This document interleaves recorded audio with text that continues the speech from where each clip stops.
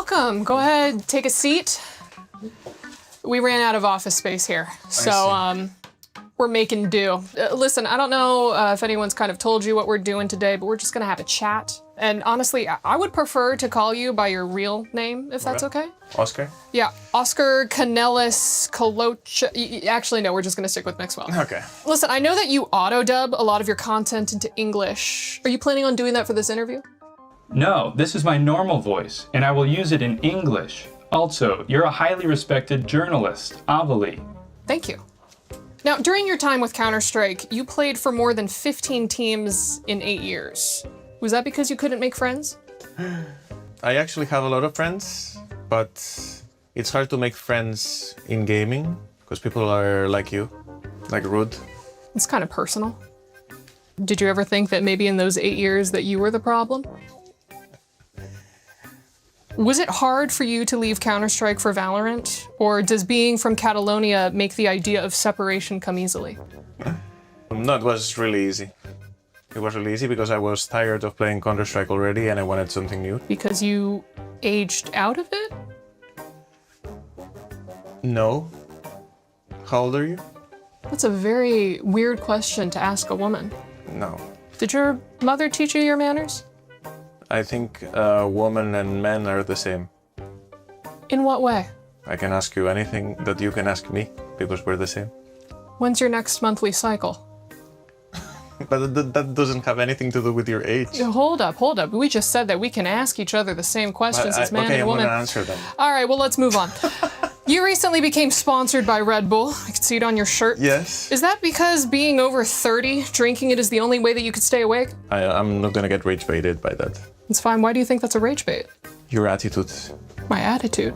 Yes. This is just the way my face looks. Now, Red Bull says that you were, quote, considered by the vast majority of fans to be one of the most charismatic professional players in the esports scene. By majority of fans, did they just mean your mom? It does mean what?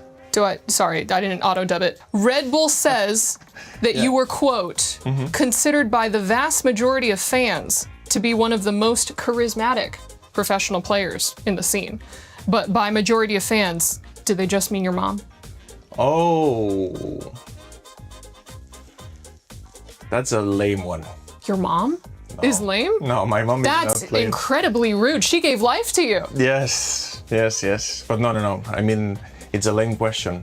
It's a very lame question. I'll be sure you can do better. I'll be sure to let our writers know. Yeah. Do it because... Look straight into the camera and tell our writer that you just don't think he's doing a very good job. You probably chat GPT the question or something. You need to, I don't know, do your research. You're the owner of Club Otakar. I'm glad that you could come to EWC, but why didn't you bring your club with you? Because we're starting. We're new. We have only a Valorant team and we need more to compete in the rankings and everything. Is that just your way of saying that you're broke? Yeah. Did you turn to team ownership in the hopes of being less unsuccessful? Less unsuccessful? Mm-hmm. I mean, can your club beat any team that is not named LK? That's a good one. That's actually a good one. You did your research there. Thank you. We can. We've done it. All right, well, let's talk a little bit more about you. Okay. Right? When you retired from gaming to go into streaming, was it tough to transition from a job playing video games all day to a job playing video games all day poorly? No, it wasn't. A challenge frightens you? No. Now, we have had our fun, but I do have one final serious question for you, if that's okay. When you eat oatmeal, do you prefer it to be lumpy or do you mix well? I don't eat oatmeal. I just eat tortilla. Tortilla? Yeah, it's like I live in California. It's like we almost invented tortillas. No, but not that kind. I lived in California as well, but you're talking about something else. I'm talking about like Taco Bell, right? No. You mix Chalupa. the eggs. No, you get this from the supermarket. It's flat, it looks like a Frisbee, you could chuck it. No. That's the Mexican tortilla, it's not the Spanish one. Who came first? Yo, I'm done? Can I leave or no? Yeah. Well, hold up, we still have a couple more. This isn't even your floor! This one? Nah, that's not it. What do I have to decide now? Maybe this. Leo, hurry up right now. You got 5 seconds till the show starts. What do you mean 5 seconds? I'm trying to decide what hat I'm wearing. What do you mean decided? Today's the decider day. All the big teams are playing. They're going to be decided today. Come on, come on, come on. We gotta go. We gotta go. Fine.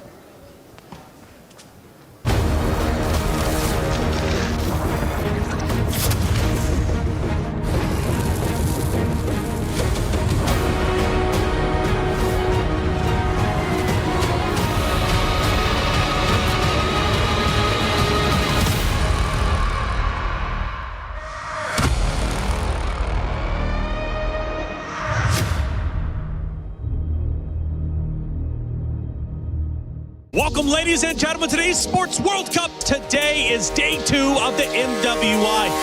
Day 2 is something else. Who'd have thunk that the ladies had it in them to bring out these kinds of moments? Genji versus Vitality. One moment stuck out. Ashley came in for a kick. It was almost perfect. And then she, weirdly enough, dashed a different direction when it was supposed to be a finish this way. Another moment, I think, that's cool is Galaxy Phoenix versus Falcons Vega Mena. It was an almost perfect Fanny entrance, but I think what made that extra cool was the counterplay, where Ling caught a mid-air Fanny with the shifting skies. It's perfect, right? Shifting skies. And then the Sora came in and served up so many kills to... So we're finally up to day 3. 4 more slots in the knockout stage. I'm definitely excited for Na'Vi versus Genji. This is a dream match. Also, I'm looking forward to Virtus Pro versus Seita, because Seita opened strong. So something tells me there's something more to this team. Day 3 is a must watch, because we're gonna be giving the final 4 slots in the knockout stage to those who earn it.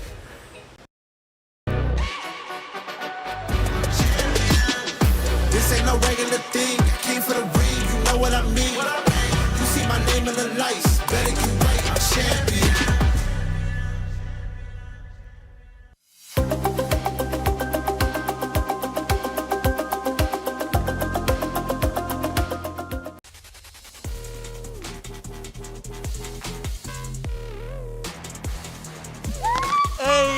Come on, brother. That's how we do. Let's go.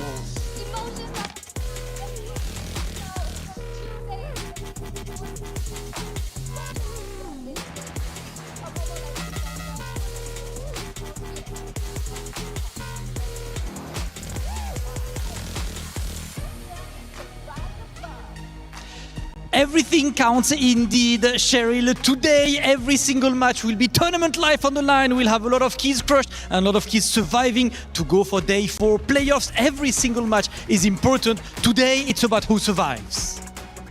The stakes have never been higher, ladies and gentlemen. Of course, you have seen the highest level of play possible here at MWI, and it's only going to get better at this point. $500,000 are up for grabs, and we are about to see eventually who walks away as our EWC26 champion. Ladies and gentlemen, let's get started with day 3 of MWI.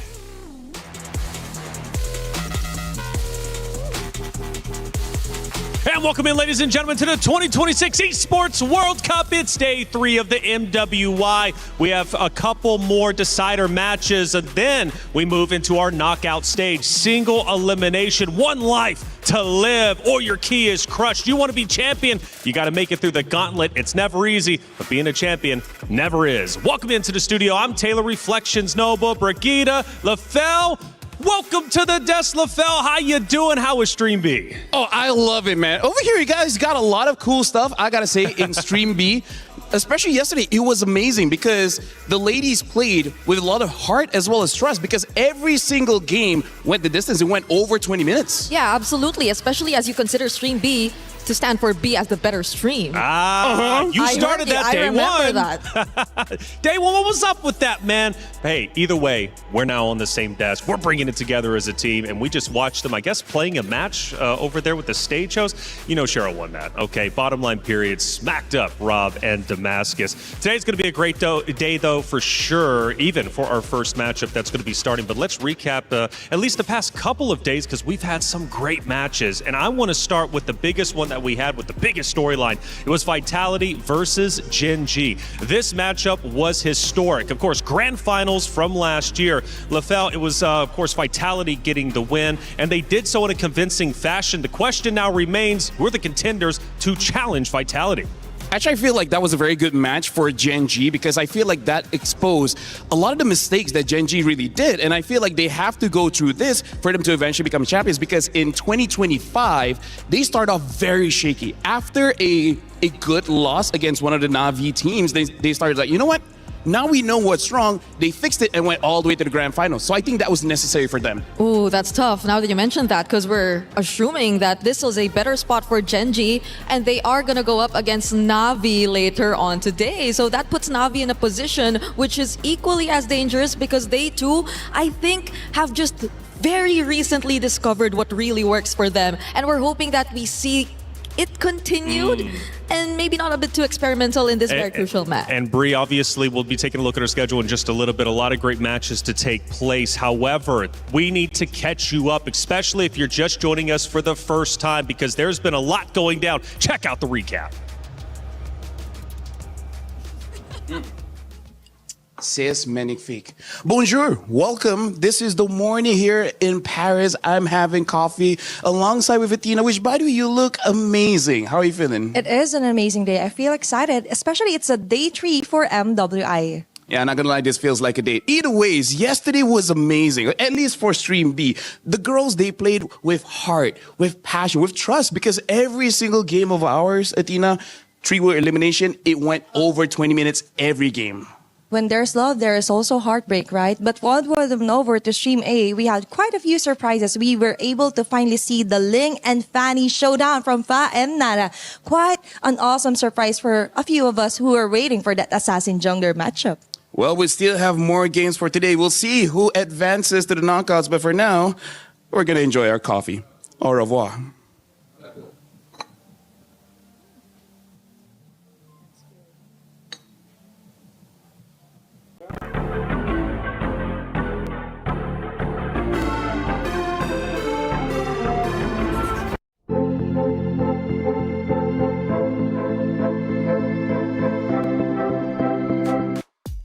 Think you had something on your lip after drinking that coffee. I'm jealous you guys got some coffee. Hopefully, I'll be able to get some in just a little bit. But the energy behind me is getting me lit up regardless. Let's take a look at our schedule. We've got a lot of great matches. Bree, you kind of alluded to it, but these are going to be the first two, and you're specifically interested in Gen G versus Na'Vi. Yep, we still have 2 decider matches, at least on Stream A, because we will have 2 other more also happening simultaneously on Stream B. But for now, it's going to be Twisted Minds alongside Falcons Vega ID and Gen G versus Na'Vi to close it out here on Stream A. Ooh, and Seda returns against VP. Team Falcons Meta versus Foot Esports. There was a lot of hype around Seda and how they were going to be developing the meta. Let's see if they can continue to live. Why do they want to? Well, because there's a lot of money on the line, right? We're talking $500,000 up for grabs, $150,000 going to first place. That money can be highly useful in whatever you would like to spend it on. $500,000, LaFell. MWI is awesome.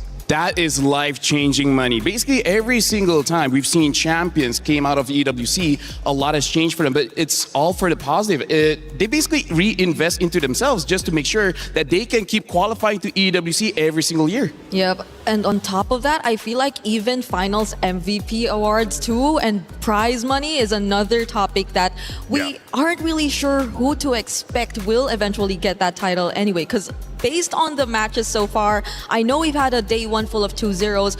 Yesterday, we had some of them too, but it was much closer than we thought, especially on Stream B, when there's tournament life that's on the line. Well, Na'Vi, they're going to be playing today, but they also had a chance to play a mini game called True or False. MWI at EWC26 is what you're watching, and now I got 2 special guests with me. I got Ira and not Ayanami. We're going to be playing a very fun game, True or False. Let's start with our first statement. Chip is Angela's adoptive sibling. 1, 2, 3. False. Ooh, you guys guessed wrong. It's actually true. Freya is known as the Battle Maiden. 1, 2, 3. False. Okay, not Ayanami. You got it right. MWI at EWC 2026 Grand Finals falls on the 19th of July. 1, 2, 3. True. It's false though. Oh my God. Brute force breastplate is made up of 4 pieces of equipment. 1, 2, 3. True. False. Ira, you are wrong. It's true. Brute force breastplate is made up of 4 pieces, and so not Ayanami is up 2-0. Jusin has the ability to summon Ember Dragonflies. 1, 2, 3. True. It's a tie, but unfortunately you're Give me both points. wrong on this one. No points Still don't have for points. Ira. We're gonna give you a real hammer, and you're gonna have to smash her down, all right? Oh, dang. That's how we do it here at MWI EWC 2026. If you guys want to see them compete, tune in to the matches. We'll see you later. Play is in our DNA. Whenever we let it out, it becomes our superpower. Now imagine an entire city being built to supercharge it. Kadir City, powered by Play. Not gonna lie, that true or false was quite fun. Even our desk was getting involved and maybe did even better than the players. I'm not so certain, to tell you the truth, but either way, they know what they're talking about, and so does our co-streamer. We got a lot of co-streams taking place, and Rain is one of them. Let's bring him in and talk to him and catch up with everything that's happening at MWI. Rain, what's going on, man? How you doing for day 3? I'm good, man. I think it's such a lovely place, France, in terms of their food, their culture here, their scenery. All good, man. Well, France might be nice in Paris especially, but how's the MWI shaking up for you? There's a lot of unexpected outcome. I never expect that there's certain team from Cambodia and also from Arab that play really good, especially in terms of using mechanical heroes like Fanny, Ling, and giving me a lot of surprise, man. Hey Rain, kapa? Everything okay dekat sana? Rasanya you are over there. Sihat Rain? Sihat, alhamdulillah. Sihat, alhamdulillah. So Rain, just gotta ask, you know, Team Ray Young, they look amazing. How was that for you? And Arya's playing for Gen G. So how you feel looking at them play for the past 2 days? For Team Ray Young, I already expect they will qualify for knockout stage. I know they are one of the best because since they also defeated Malaysian best lined up during qualifier.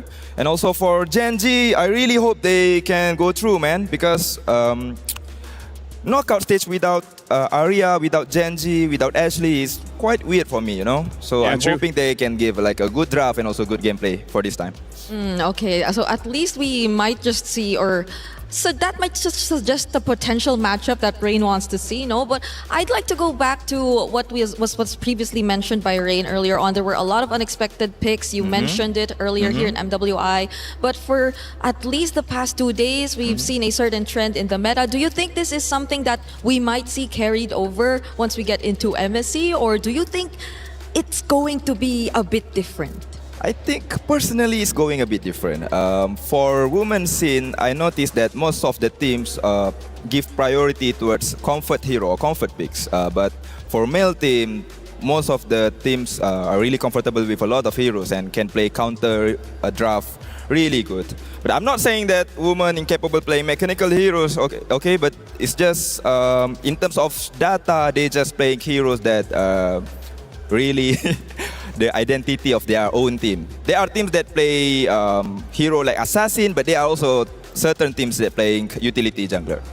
Well, Rain, it's a pleasure to have you, of course, in the venue. You're going to be watching MWI, and I'm sure we'll have a chance to catch up with you in future days. After all, after this, we still have 2 more days left for the knockout stage. Hey, if you guys didn't know, EWC has the creator program, and it's super cool, and it gives you an opportunity not only as a competitor, but a creator, or however you'd like to get involved, more in depth with EWC. This is a brand new thing. It just started this year, and it's quite special indeed. Your EWC journey starts here. Join the Esports Foundation, and hey, you get a lot of prizes as well and some merch. Who doesn't love that? They'll set you up, and that's the beautiful thing about it. You join the creator program, you get involved, scan that QR code, and they'll give you everything you need potentially in order to obviously be the best creator you can possibly be. And of course, being a part of the Esports World Cup is one of the biggest honors that you could possibly have as a competitor. Hey Rose, I hear you're catching up with some of the competitors. Who are you running into? Bonjour, everybody. Good morning. As we enter day 3 of MWI, we are here with the girls as they are arriving in the arena. And oh, the first team I am seeing is Twisted Minds. Hello, good morning. Are you ready for today? Yeah, we're ready. So, how excited are you on a scale of 1 to 10? 10. 10. Is there any words that you have to say to the viewers? Support us, guys. Period. Thank you very much. Bye. I'll see you later. And of course, we have more of the girls coming out of the buses. Let's see. Hello. Good morning. How are you? Good.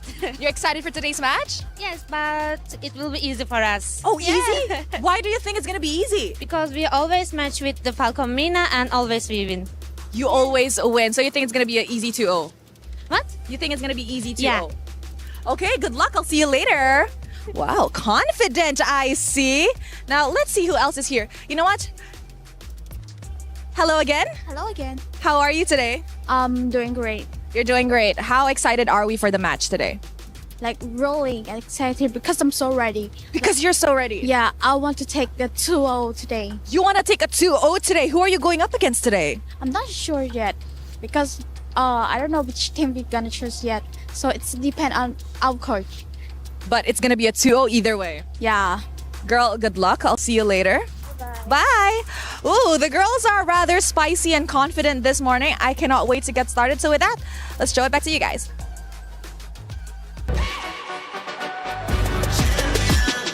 This ain't no regular thing. Came for the ring, you know what I mean. You see my name in the lights. Better get right, I'm champion.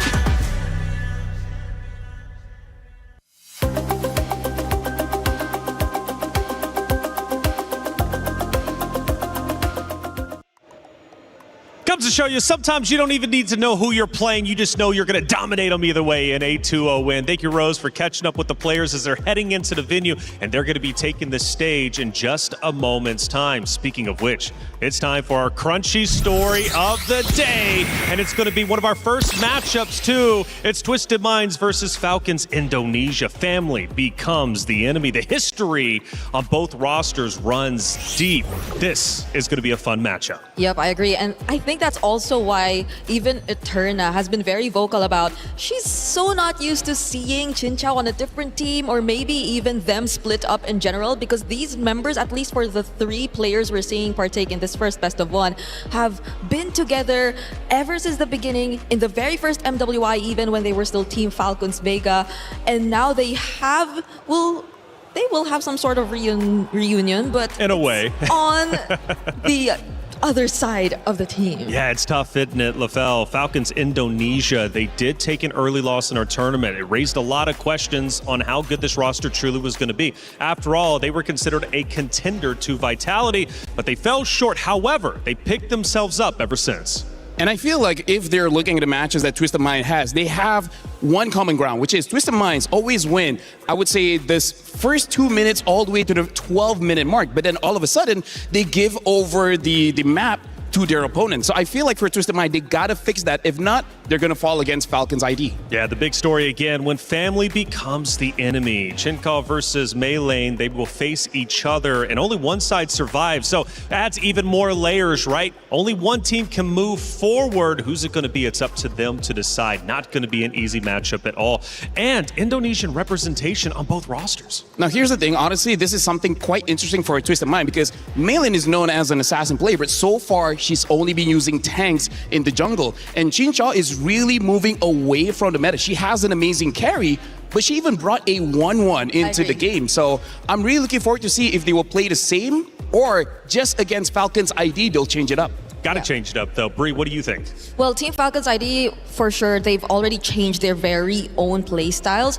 I think in the first day, we got to see them be, I think, a bit more confident with the more high skill ceiling or demanding lineups in terms of execution. But when we saw them come into their second series and simplify things a lot more, that's when execution seemed a lot better for them. That's when they were able to play the better early to mid game. And that's where maybe we see some of the contrast, because if Twisted Minds tend to be shakier towards the mid to late portions of the game, then Twisted Minds or Team Falcons ID, I think, are a team that you should watch out for when it comes to the late game when they get their snowball. And I'm going to add some more layers to that in just a second. But for all of you guys out there, hey, it's Rhino Day. Brand new interactive effect for Rhino Day is available now. Check it out and join the celebration. Get involved. Hey, we got some great stuff coming your way, especially for you MLBB players out there. And again, adding more layers. So Twisted Minds so far in the club championship race have yet to get any points. They're currently sitting at 0. This is a valuable opportunity for them to stay alive and get closer to getting the first club championship points for that roster. Now, for Falcons, obviously, back-to-back champions in the club championship race for EWC 2024 and 2025. But they're a little bit far down than they probably want to be. So for the club championship race, LaFell, this matchup matters. Oh yeah, for sure, because I really feel like for both teams here, Falcons ID as well as Twisted Minds, it's like having seen them backstage, they're really trying to balance out having enough pressure so that you're playing with focus in the game, but at the same time, not too much that you overthink it, because that is something that the players do where it gets too intense that they start to, I would say, have brain fog in the middle of the game. Yeah, fortunately though for Team Falcons, right, in terms of the club championship, they will also have Team Falcons MENA still fighting later on for another qualification match. So I think this is a day where Team Falcons fans really want to pay attention to. Absolutely. Team Falcons fan, you got to send them your energy because they're going to need to build up that spirit bomb because things start to get real. Now, I mentioned that Indonesian pride represented for both rosters. And when we specifically talk about Twisted Mind, they got Coach Nasdux, and he has the understanding of the Indo region. Do you think this is going to be a big buff for Twisted Minds? Not just that. Yes, they have a good idea of what Falcons ID want to bring up, but I got to bring up a name called Sa. She's the mid laner of Twisted Minds, and I feel like she helps the coach so much because her hero pool is so wide. I believe she has 7 to 8 heroes in the bank, so the moment the coach sees a weakness in the draft, Sa is going to be the one to exploit it. So I'm really looking forward to see what kind of hero Sa in the mid lane will be using. I agree, because it's not like she started with the more meta picks and then eventually revealed to us more of the unconventional mid lane picks. She started strong with the likes of a Kagura and a Lilia to introduce the hero pool that seemingly is a huge threat for Twisted Minds. So now that we are in that position where you really don't know what to expect from Sa and the rest of the members, I think there's a slight advantage as well on their side, aside from the Indonesian coach also being familiar with their playstyle. Because again, it's a reunion. So definitely Mei Lane, Chin Chao, they pretty much know how Violet is playing. So if Saw's so good, I believe on the opposite side for mid for Falcons will be Livy, if I'm not mistaken. So how does Livy counter Saw? How does Livy pull herself up and outperform Saw in Twisted Minds? Personally, for me, you got to ignore Sa because Sa will try to catch you, but your target should be someone else. I feel like if Livy is able to take out Chincha, that would be a great help for the team because yesterday at the second turtle, usually the gold lane don't join, but Chincha did, and she immediately almost wiped out her opponent. So you got to look for someone else. Don't look for Sa. Sa is going to be too difficult to handle. What about our jungle battle, though? You got Melon going against Zev. It's past versus present. And it is a little bit deeper than just, okay, I'm going to play my opposite jungle competitor. No, because of the history they both have, I feel they're going to give 150%. Yeah, that's the thing. That's why we're interested to see if they're sticking with the heroes that they've used in their previous matches. Because if then so, it's going to be a utility versus assassin matchup that's pretty much going to happen. Only unless the Hirara gets open, because I think it's only the Hirara that Mei Lane has considered in the jungle apart from the tanks. But that's also where we have to talk about the stats here because interestingly enough, Hirara after 2 days have only 1 victory. And funny enough, Hanabi is a marksman that rarely gets picked, but so far, at least in Stream B, only has 1 loss. Overall, I think the Hanabi is on a 40% win rate, which is not as bad as you would expect because in context of a tournament, it's really tough to like stack on those win rates in general as a hero. But I think we've seen multiple approaches to how it's being used as well. Like be it an AG Sanabi, just going up against a Harley and making sure that the Aegis keeps you alive from the deadly magic.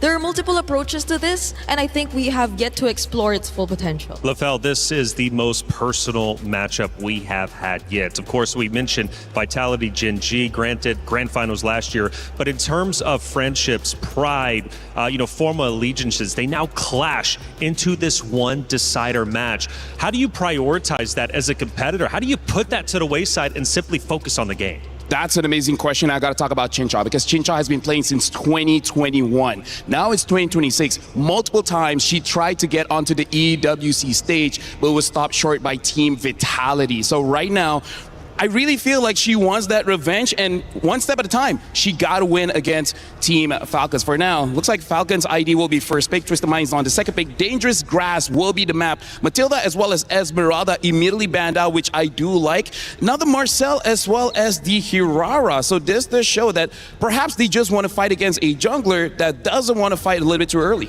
Yep, probably. Also, full respect onto Kao and the way that they're just able to complement Jin Chao in the gold lane, because the Mathilda has been working wonders for them whenever they do go and stick with utility lineups. So that might tend to alter their decisions by just a bit, but right now, as of the moment, I think there are multiple options out there that are still open for Team Falcons.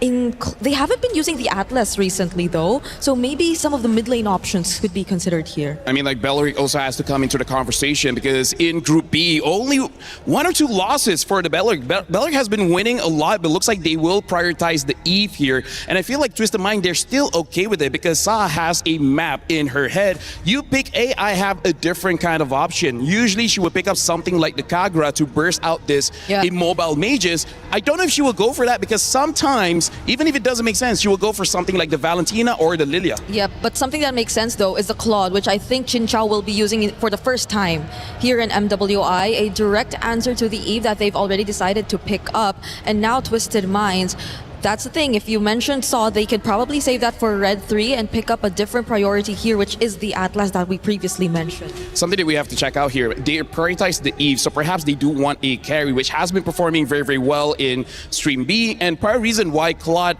hasn't been prioritized so much. Another pick later on could be something like the Hive. I would not like a Hana Beam, maybe blue 4, blue 5 is fine for now. I think they gotta pick a jungler. I mean, they did ban out the Esmeralda. I don't know if that has something to do with it, but carry, I think, definitely the better option since Twisted Minds usually does go for the utility junglers. So you're expecting the more beefy heroes to eventually come out here in the draft, but they instead prioritize the Sora first, and there you go, they lock in the carry. I feel like the Sora was to deny a potential Gort pick, and I feel like the carry was to potentially deny a Barats. And like I said, they're gonna pick up the Valentina here, gonna have a lot. But here's the thing, you don't know if it's gonna go mid or the EXP. So far in MWI, we haven't seen the Valentina go to the EXP just yet, but now they have that option. That's true. Daisy has been very flexible on the EXP lane, already using even the damage type of EXP laners or even the Soras. But now, I think it's gonna be a much better position now for the Valentina Atlas because they've already taken out the Belleric. So that's one huge answer already taken out by Twisted Minds. Yeah, so right now, honestly, Twisted Mind, they gotta respect this carry. Carry has been a monster here in MWI. We really have to see where this Valentina is going. If she's going to the EXP, I'm looking for something like a Farsa that can burst carry out very fast. If not, something like a Yuzong, something like a Benedetta, which has been going on pretty well in Stream B. I die, sure, but as long as I take you with me, I'm good with that trade. Yeah, I'm wondering if Twisted Minds are feeling that this is gonna go mid or EXP, and if they want to force it on a specific role, because they're taking their time thinking of what they want to ban here in the second phase. But they're going to focus on the jungle instead. Understandable. Twisted Minds. Yeah. Weirdly enough, I don't think they've picked up a Fanny just yet, but I think it's just one of the options here if you're talking about Mei lane. Yeah, this is the advantage and disadvantage, right? When you have a very well-known player on your team, you kind of know what are their comforts, you know their specialties here. So I'm really looking forward to what kind of jungler they're going to be picking up. I'm thinking something like the Hayabusa would work well. Something like the Lancelot has been okay. I wouldn't say it's really the best. And honestly, for this lineup, I can see a potential Suyo coming out of Twisted Minds. Oh, so this is indeed going to be slightly different from the usual playstyle that you get to see from Twisted Minds. Although, with the Claude, I think Chin Chao being able to join in the team fights will be much easier too, so there won't be much difficulty in terms of just trying to ramp up the pace and getting the gold early on, regardless of the kind of jungler they use. But this is the question. Is it going to be the EXP lane revealed to us or the mid lane, or do they just lock in their jungler immediately on? I think the strategy should be just pick up your jungler here because it's a deny as well from Falcon's ID. And then later on, you see where this Valentina fits the best. If you're going to talk about tank jungles, I don't like it just because you're going up against a carry as well as an Eve. Only the Barats is okay here. Fredrin, we've not seen a lick of Fredrin at all. Oh, a Guinevere. A Guinevere would also actually serve quite well for Twisted Minds if they want to go for the utility route. If not, I think a Suyo wouldn't be bad. Yeah, and they can link it up with the Atlas too. I think we've seen that Fatal Link Spatial Migration combo happen a couple times. But they save it for last. At least they match the Sora with an damage EXP later as well. And at least they have someone to hunt down these backline heroes from Team Falcons. Rick, this is something that we have to talk about, where the mid duo has been quite a big contention here in MWI. We were talking about how side lanes, they like to trade, but mid, it really does look like after one wave, someone has to go home. The question is who? I wonder if with this Yuzong, there might be an early rotation into the mid just to make sure they have that priority. Yeah, because we don't know what kind of roamer Team Falcons actually are going to pick up just yet. Raymond, there have been instances where they do pick up the Hylos and the Belleric. Which both been banned? But are both banned. The Hilda feels like it's not an option you could immediately go for just because you don't know what kind of jungler Twisted Minds is actually going to consider just yet. But if they really just want to take out the option of an assassin, which they don't because they go Gatot Kacha and Harley to finish up their draft. I feel like they pick up the Gato Kacha because you need a hero with Revitalize just to make sure that you don't lose out in those mid trades, which so far has been very, very important. If they want to go very aggressive in the mid, I really feel like something like a Suyo or a Guinevere would work out very, very well. Looking at the lineups here, it does seem that I would say it's a skill matchup for both side lanes, the EXP as well as the gold. So I feel like for the first 2 minutes, not much will happen. If something does happen, that means something really wrong just happened. Yeah. So what jungler are they going to consider here? Is it the Suyo or I would they prefer really Gwyn. wanna sticking with a Guinevere? Because others are like only the Akai is left at this point if you're talking utility. So if okay, they're going assassin. Yeah, I feel like the Hayabusa is also a very solid pick. Just be careful of the Gato Kacha because again, he has that Revitalize, so timing is going to be very important. I agree. This is going to wrap up our lineups. It's Harley and a Hayabusa going up against each other. A lot of iframes on the line. When family becomes the enemy, what do?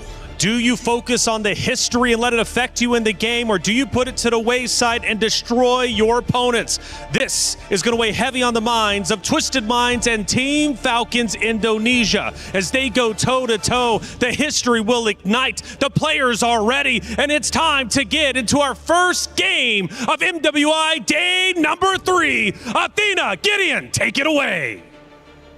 Thank you so much, Reflections. We come into our very first series of the day, and a banger series as well, with both compositions designed to attack your opponents with wombo combos, to attack that back line. It's going to be a skill matchup like LaFell said, but Athena, look at this. We're finally here. We're looking forward to seeing some flashy clashes as early as possible here for both Team Falcons and for both Twisted Minds.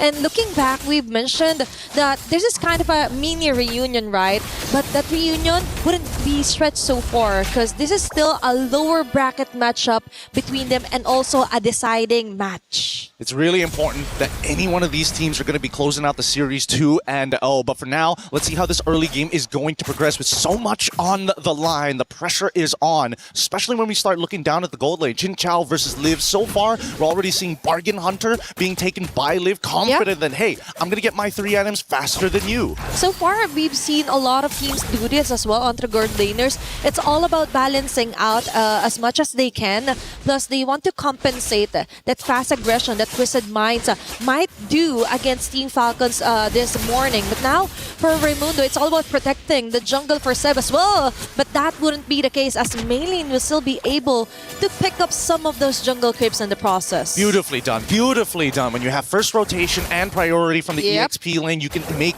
these aggressive motions. With a small camp already done, Zev just hits level 4 just on time. But if you look on the opposite side, Maylin just has a lot more EXP and gold to work with in her own jungle. So we need to see the response from Falcons, because it looks like it's on towards Daisy's side. Okay, there's kind of a bit of a reaction here for Sev and Valet, but it looks like for Twisted, they're just waiting for an objective to actually spawn out, and it's all about maintaining the tempo, not yet really the diving in here for Twisted Minds, but still, it's a Raimundo and Sev in the vicinity of the neutral objective. Let's see what Sa is going to take.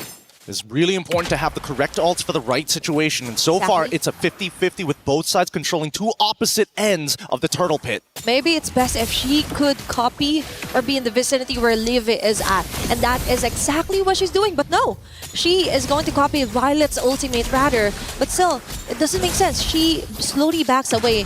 Maybe it's all because Melee is still not ready yet. Falcons here still focusing onto the turtle. Seb will be securing that one. The box is here, and it's going to be a takedown immediately onto Livy. Free hit here for Twisted Minds. Follow up instead here for Falcons, and they get a double kill as early as possible here for Violet, and not stopping there, forcing out the flickers, immediately taking down the jungler. That's too much of an advantage here for Falcons. Zero hesitation from the side of Falcons. Zero hesitation from Violet. A really good way to zone out Maylin, who can close that distance and hop into the pit if she finds the angle. So far, Falcons have controlled this very, very well. They've already forced out a bunch of battle spells from the side of the Twisted Minds. And at this point, Daisy just trying her best as Zev is getting chucked down. Okay, that's a hefty amount of damage that Daisy is inflicted on, and Violet yet again with a kill. That is immediate.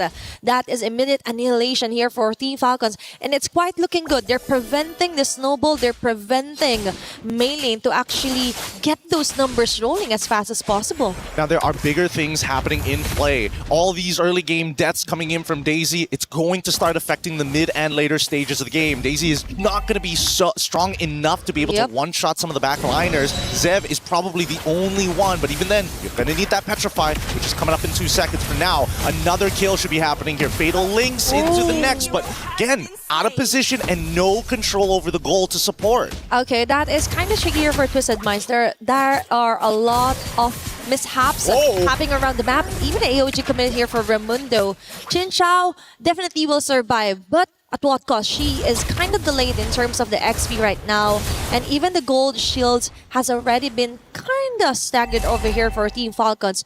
Now, we also have to take notice that Twisted Minds really doesn't have the capability to assert their dominance yet, all because of what Daisy has gone through in terms of the aggression here for Raimundo and as well as Violet.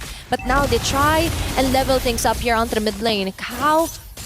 Okay, just on standby, reserving the frigid breath if ever, and Team Falcons yet again starts off with immediately getting a neutral objective yet again. Now, finally, Black Dragon form early as they're going to make the attempt on towards the turtle, and now RWM! Okay, neither can trust this one. It's still Seb securing the neutral objective, jumping in onto the backlines with Violet and Raimundo. What a double initiation onto the members, and the jungler yet again caught in the crossfire. Even with Shadow Kill, I think that might be it. It is early double kill yet again for Violet. Daisy trying to run away. After the Guardian will miss out. Daisy trying to run as fast as she can, but the Void Crystal and Void Blast will be enough to ensure a kill for Falcon. Good flicker coming in from Livy, just a little bit off, just a little bit more damage to secure it, and Livy is willing to sacrifice her defensive tools for this upcoming fight. Keep in mind, in 84 seconds, the next neutral objective will spawn, and we have yet to see a single tower be destroyed 5 minutes into this game. I think Falcons, at this point,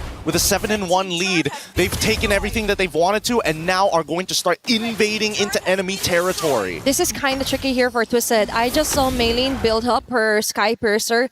So if ever that she's already confident onto a jungler, now she's also going to have a harder time to ensure those skills, because for Team Falcons, it's all about the discipline and grouping up together. They are built for that, especially with the box that Vivi can create with her real-world manipulation. Look at how crazy this goal difference is. 1.8k for an EXP laner of Violet's caliber. 5-0-0, having the perfect game and making sure that they are blunting the tip of the spear that Twisted Minds needs to be able to get into that back line and threaten Liv and threaten Zev. At this point, I think that Twisted Minds, either they figure out a way how they want to progress this fight, or they anticipate Raimundo catches. Oh, yet again, what a great catch here for Raimundo, forcing out a shadow here. It's all about surviving the next few clashes that Falcons is attempting to do. Cow with a frigid breath. There's going to be a copy though, or the Amira. Oh, but instead it's Daisy falling down immediately. Front runners are being melted down here from Twisted Minds, and that's the thing. We were expecting Daisy to have fun. We were expecting her to get access to the back laners for Falcons, but instead, it's Falcons getting easy access to her. Oh! Besides here for Violet, it's Sad trying to run away with a copied version, and instead, it's a turret being taken down. It's Falcons getting most of those advantages. They know. Oh, and Jin Chao gets caught by this. Unfortunately, not enough damage. Really good timing from Jin Chao. So far, out of all the members of Twisted Minds, it seems that Daisy is the most jumpy in these types of situations. Everybody else is just a little bit calmer. I think that's stuck in one more auto attack after that cloud shift. She can almost guarantee herself a double kill underneath that tier 2. But for now, Twisted Minds, they've made 2 back-to-back mistakes here, and so far the pressure is surmounting as Falcons now creating a mountain of gold. 5.9k hovering around that area as Jin Chao cannot deal with just the raw economy of Zev. If earlier it was just a mountain, now it's the Mount Everest they're up against here on the Falcons. You beat a takedown, and all of that fell onto the hands of Zev. That's a 107 onto Hardy. Meanwhile, on the top lane, it's Liv and Raimundo versus 2 members. AOG here just to save her, ensuring a kill as well. Killing spree is early for Liv with the free hits. Main lane may not be safe anymore. It's Raimundo following up with the taunts. There's going to be the fatal links committed here by Cow, but no, it's Twisted Minds failing to do a trade against Falcons, plus a quick transition and conversion of a kill onto a turret as well. Outplayed by just 2 members, a 3v2 scenario, and somehow it is still in Liv's favor. Getting hit by the Petrify, getting hit by the full combo coming in from Daisy, but not enough to trigger the Sha residue to guarantee the kill. Either ways, Twisted Minds are in very dangerous territory. If we were talking about, well, I would say it's more of a K2 situation rather than a Mount Everest. Once we get to 10k, that's when it's Mount Everest. People are gonna die going on the way to the peak. And that's the thing. Daisy is dying out here, all because of that early double or back-to-back takedowns onto her onto the early phasing of our game. Now, I do believe that even though they got this skills or skits that they could contest this Lord, it will be better if they just leave things be and prevent the next casualty from happening. But Zev won't relax at all. Cow on the other hand with a clutch frigid breath. BMI, Zev is attempting to isolate the members of our Twisted Minds. A chase down in a Petrify play out to Zev. She will be able to escape. Okay, there's going to be a deadly magic here. She's out. Okay, she's trying to run away. Zev's out. Violet's gonna cover as well. Oh, wow! It's the escape of a lifetime. The magic trick works, and now the whole team is out of position as they're looking to crack open inhibitors. That worked wonders here for Zev. And that is how you caught their attention here. What a great move here. Very seamless transition for Violet as well. And all of that, they just wasted a lot of time here against Twisted Minds. So much because of that. And now we are here at the peak of Mount Everest. You better bring your oxygen tanks because not everybody can breathe this high up with that much gold in the bank. 11k lead so far, or a minimum of 10. We know what that means. The GG angle is here, and I think that Twisted Minds, I see Jin Zhao only getting the golden staff right now. We're currently at 23.9k. I'm going to assume that it's only 2 items complete as they engage with a cloud shift. Okay, that's a very nice combination here for Violet and the rest of the gang. Leafy with an RWM to ensure things will be inside the box. Live with a double kill as well. Members of Twisted falling hand by hand here. And that's going to be a 4 women down. Eventually a wipeout and a game 1 win for Team Falcons. Beautifully done by the Falcons. They knew exactly what they wanted to do. First turtle, if we punish this Yuzong, we get it, and we can go even further. We're going to double down on the Yuzong, and once Yuzong's completely out of relevancy, we move down and slow down the Claude. That is how you slowly choke out your opponents. Tilt the balance onto the side lanes where it matters the most, right? In terms of early farming up, compromising the whole rotation here for Twisted Minds. They were actually dependent on what Daisy could do, actually for Kao as well. But without those two, definitely an easy kill here for Falcons. Capitalism wins again. That 10k gold lead is just too much. But we're going to be throwing it back to the studio to break this down for you guys. We got another matchup here, and hopefully that match point isn't enough to break their confidence. Back to you, Reflections. Is in our DNA. Whenever we let it out, it becomes our superpower. Now imagine an entire city being built to supercharge it. Kadir City, powered by play.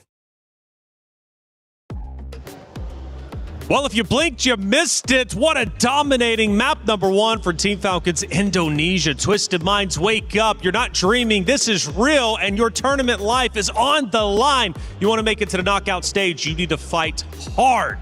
Coming the next 2 maps. My goodness, let's talk about it and break it down, because Team Falcons Indonesia doing everything, it seems, and Maylane was getting punished. Yeah, I gotta say, looking at that game, they understood that, all right, Maylane this time is on a damage dealer. We got to get to her as fast as possible.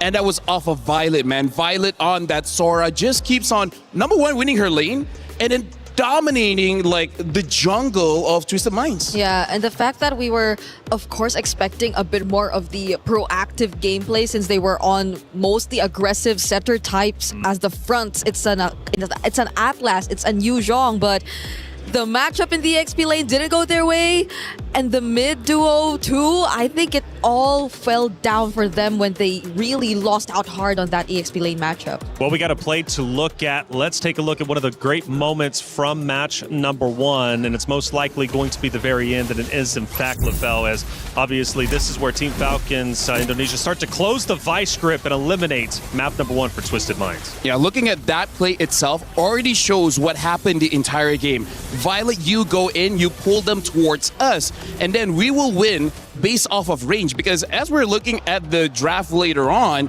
having Valentina is great, but she doesn't have the same range as the Eve. So every single time they're fighting, Falcons will hit first, and then Twisted Mind is just trying to get close enough to deal damage, but you don't get close enough. Yeah, on paper, the Valentina stealing away the Sora's ult should do a lot for the team, but at the same time, you're not really able to use it to an advantage. You see multiple instances wherein they're just using it defensively rather than them actually being aggressive enough with the Valentina gameplay, and they could not reach the targets. They could really not find a way around this lineup from Team Falcons ID. Was I seeing that? Was it 16-1 in overall kills? Yeah. That's nuts to me. I mean, like, you think about it, that just wasn't, where was Twisted Minds? Seriously, what did they need to do coming in to map number 2? Because I think we talked about the hero selection, and it almost seemed like that they were trying to force a little bit too much. Well, hey, we'll talk about that in just a second. I mentioned, though, the implications. You got Twisted Minds, you've got Team Falcons. Both are playing for the club championships. Trev, how's things shaking up? Yesterday in MWI, 4 keys got crushed, but the rest of the competition remains poised to try and take the club championship trophy. Team Vitality, the frontrunners in this competition, are still looking likely to take the 1,000 points and the title of MWI champion home. They faced off yesterday against Gen G, which was a rematch of the grand finals of 2025, and swept them clean down to the lower bracket. Today, Genji will face off against Na'Vi, who have been looking incredible in the club championship after a big win in Fatal Fury last week. Virtus.pro still hanging on to their last life, and the same can be said for the two Falcons team. After heavy investment, it doesn't seem to be playing out the way that they wanted. Stay tuned for more in the club championship. There. For every click, every clutch, every respawn. We were there for the years of grind. And we're here. Now. The proud founding partner of EWC. Powering the biggest event in gaming. Shoulder to shoulder with the world's best. Making history. Greatness deserves a stage. Lenovo Legion. Reach your impossible.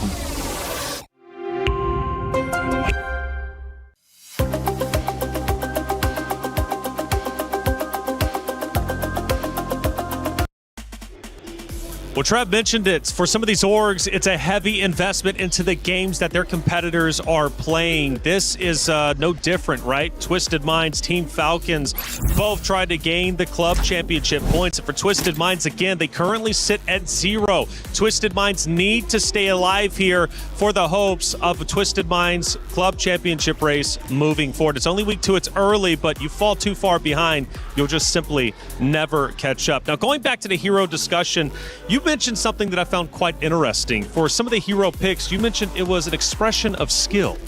Yes, honestly, coming in from both teams, this is one of those high-risk, high-rewards kind of draft where if you die 2 times, that's it. That's the end of the game, because this is a very punishing meta now that the jungle gives more gold. Because what happened in that game was Falcons ID won so much that Twisted Minds could not farm up so that they didn't have the item. So it was like trying to chop down a tree with nail clippers. You will never have enough damage to do anything against Falcons ID. That will take some time if you do it with nail clippers. But that's, I think, also on top of the fact that we felt a bit more of an adjustment from Twisted Minds, because we're more used to seeing them play the utility type of approach. But I think Falcons ID just did their homework so well too. The Mathilda ban hurt them so much in a sense that it kind of made them hesitant to just prioritize their utility jungler overall. And at the same time, them picking it for last, resorting to an assassin, and having to also pay attention to Chin Chao, I think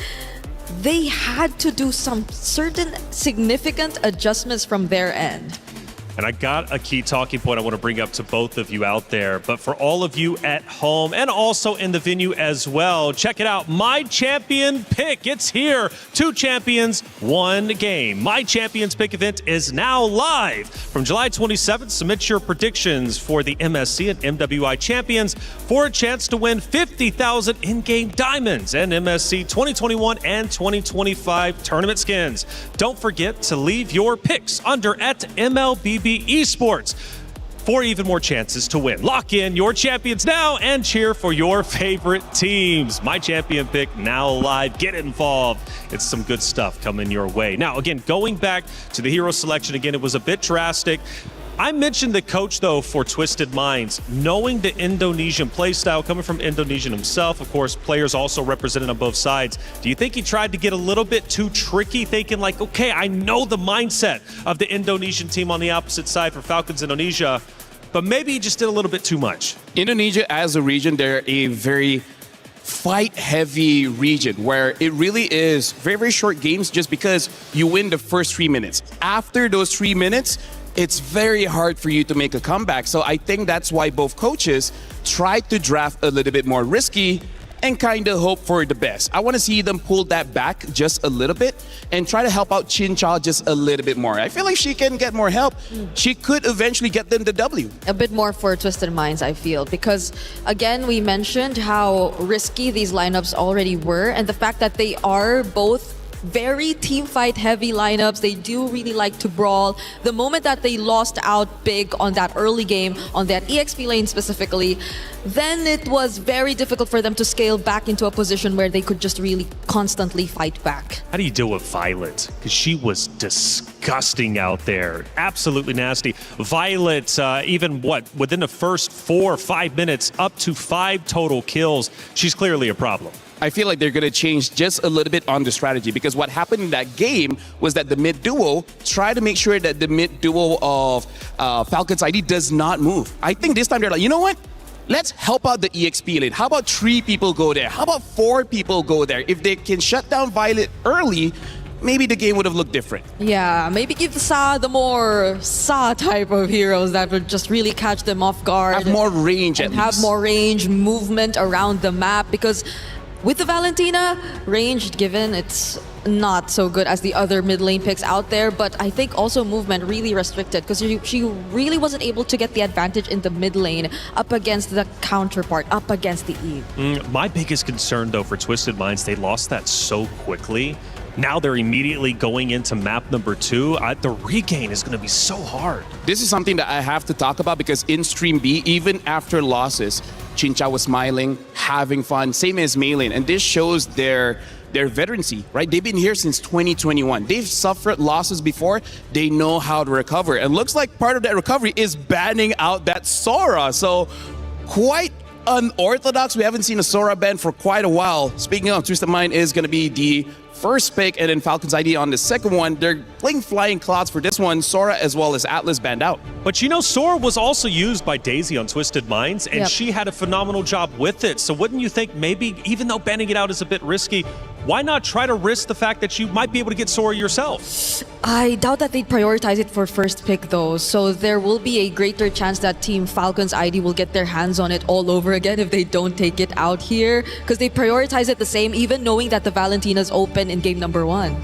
The other possible answer might be this time, maybe Daisy has to go for a tank, like a proper tank, so that you can actually have an assassin in the jungle. Because again, the EXP needed farm, right? The mid needed farm, jungle needed farm, gold needed farm. So losing 1,000 gold kind of feels like losing 10,000 gold. And because they went with an Atlas, which is a setter type, which is more like a bruiser rather than someone who could...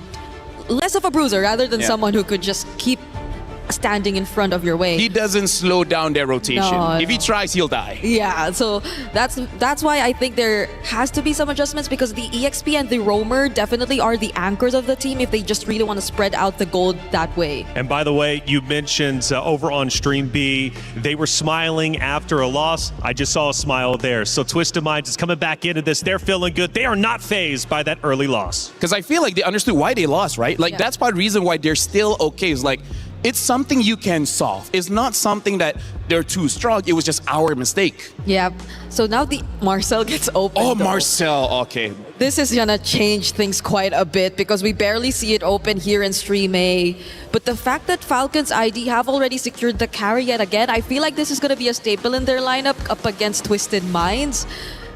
And now you might want to think twice about what the option in the jungle is going to be again. Brigitte, I really feel like carry is going to be a big priority in MWI, maybe even MSC, because carry counters so many meta picks right now in the EXP as well in the jungle, where before this, we hoped for Gord to be that tank killer.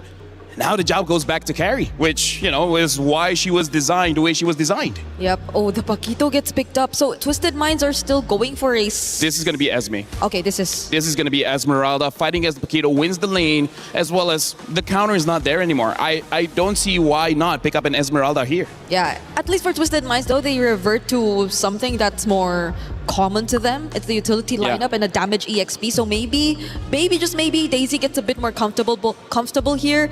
But again, the presence and possibility of a direct counter to her lane. That's what we have to watch out for here in Red 3. Does Falcon's ID do finally pick it up? Or do they just really want to play confident and show us something else? Yeah, I feel like the correct answer is going to be Esmeralda, but hey, like you said, maybe they want to go for a very different direction because maybe they want to pick up the jungler now before it gets banned out. So yes, they do pick up the Esmeralda. So now let's talk about what Twisted Minds really need. They have burst, they have crowd control, now they need consistent amount of damage. Something that Chinchao used before was the 1-1, but I do not think that will be a very good pick here. Yeah, I think on paper you would want to go for the Claude since you already have to answer the Eve, not directly winning against the carry, but that's pretty much a given considering the way the meta works right now. And you need a bit more of shred and DPS, as you mentioned, because you have an Esmeralda on the other side. Yeah, and now look at this. They're batting out the shred. They're batting out the Gord. So this Esmeralda will eventually become a very big problem because even though the Claude builds Demon Hunter Sword, it's going to take some time for you to take out the shields of Esmeralda, especially because you have a Paquito, you have an Akai. They're going to give shields over to this. In fact, even a Marcel, right? Every member of Twisted Mind has a shield that Esmeralda can absorb. So the likes of a Claude might not have enough damage to even break the shield. How deep can Sa's hero pool go too? Because we've seen like attempts to even use a Lunox to answer against these kinds of tanky heroes, but does she have it in her pool and will she be comfortable enough to play it? Arguably so though, I think she will have enough space. She's paired up with a Marcel. They also have the Akai on their side. She will have the Brilliance to temporarily keep herself safe. But range might be another issue for Twisted Minds if they do decide to go for the Lunox route. I've seen a Lunox in Group B, but that's from Foot Esports playing it in the gold lane. Sorry, not Foot. MIB are lost. Oh, yeah. Yeah, so now, are they going to fully commit on banning out catch heroes like the Cho as well? Oh. The Kimi gets banned. I was thinking of the Kimi as well. Not an amazing pick against the Eve, but if you commit to maybe second item Sky Piercer after 3 stacks, you should have enough damage to deal with the Esmeralda. But I wonder if the Kaja was banned out here because we're already assuming it's an Akai jungle. Part of the strength of Kaja. Remember how game number 1, Falcons completely control the jungle? Yeah. Kaja is amazing at that. You know, the passive as well as the basic attack can steal many camps away. Oh, yeah. And again, there's a carry. Cho is a good partner with carry, same as Kalia, same as Kaja. Anyone that can catch, carry's happy with them. That's true. That's why they probably took a bunch of the pick-off-centric roamers out. They don't reveal to us the roamer just yet, though. They go ahead with the Harley. That's a lot of magic damage we're starting to see from Falcon's ID. I feel like Harry will have enough burst, actually, and ironically enough, to deal with Esme. But again, it's so risky. But that's the problem right now. Every single pick for Twisted Mind is pretty risky, so they still go with the Claude. They're going to try to roll with this again. The mid is going to be the most important one. You need some kind of burst so that your early game is not as difficult compared to game number 1. Because again, this is tournament life.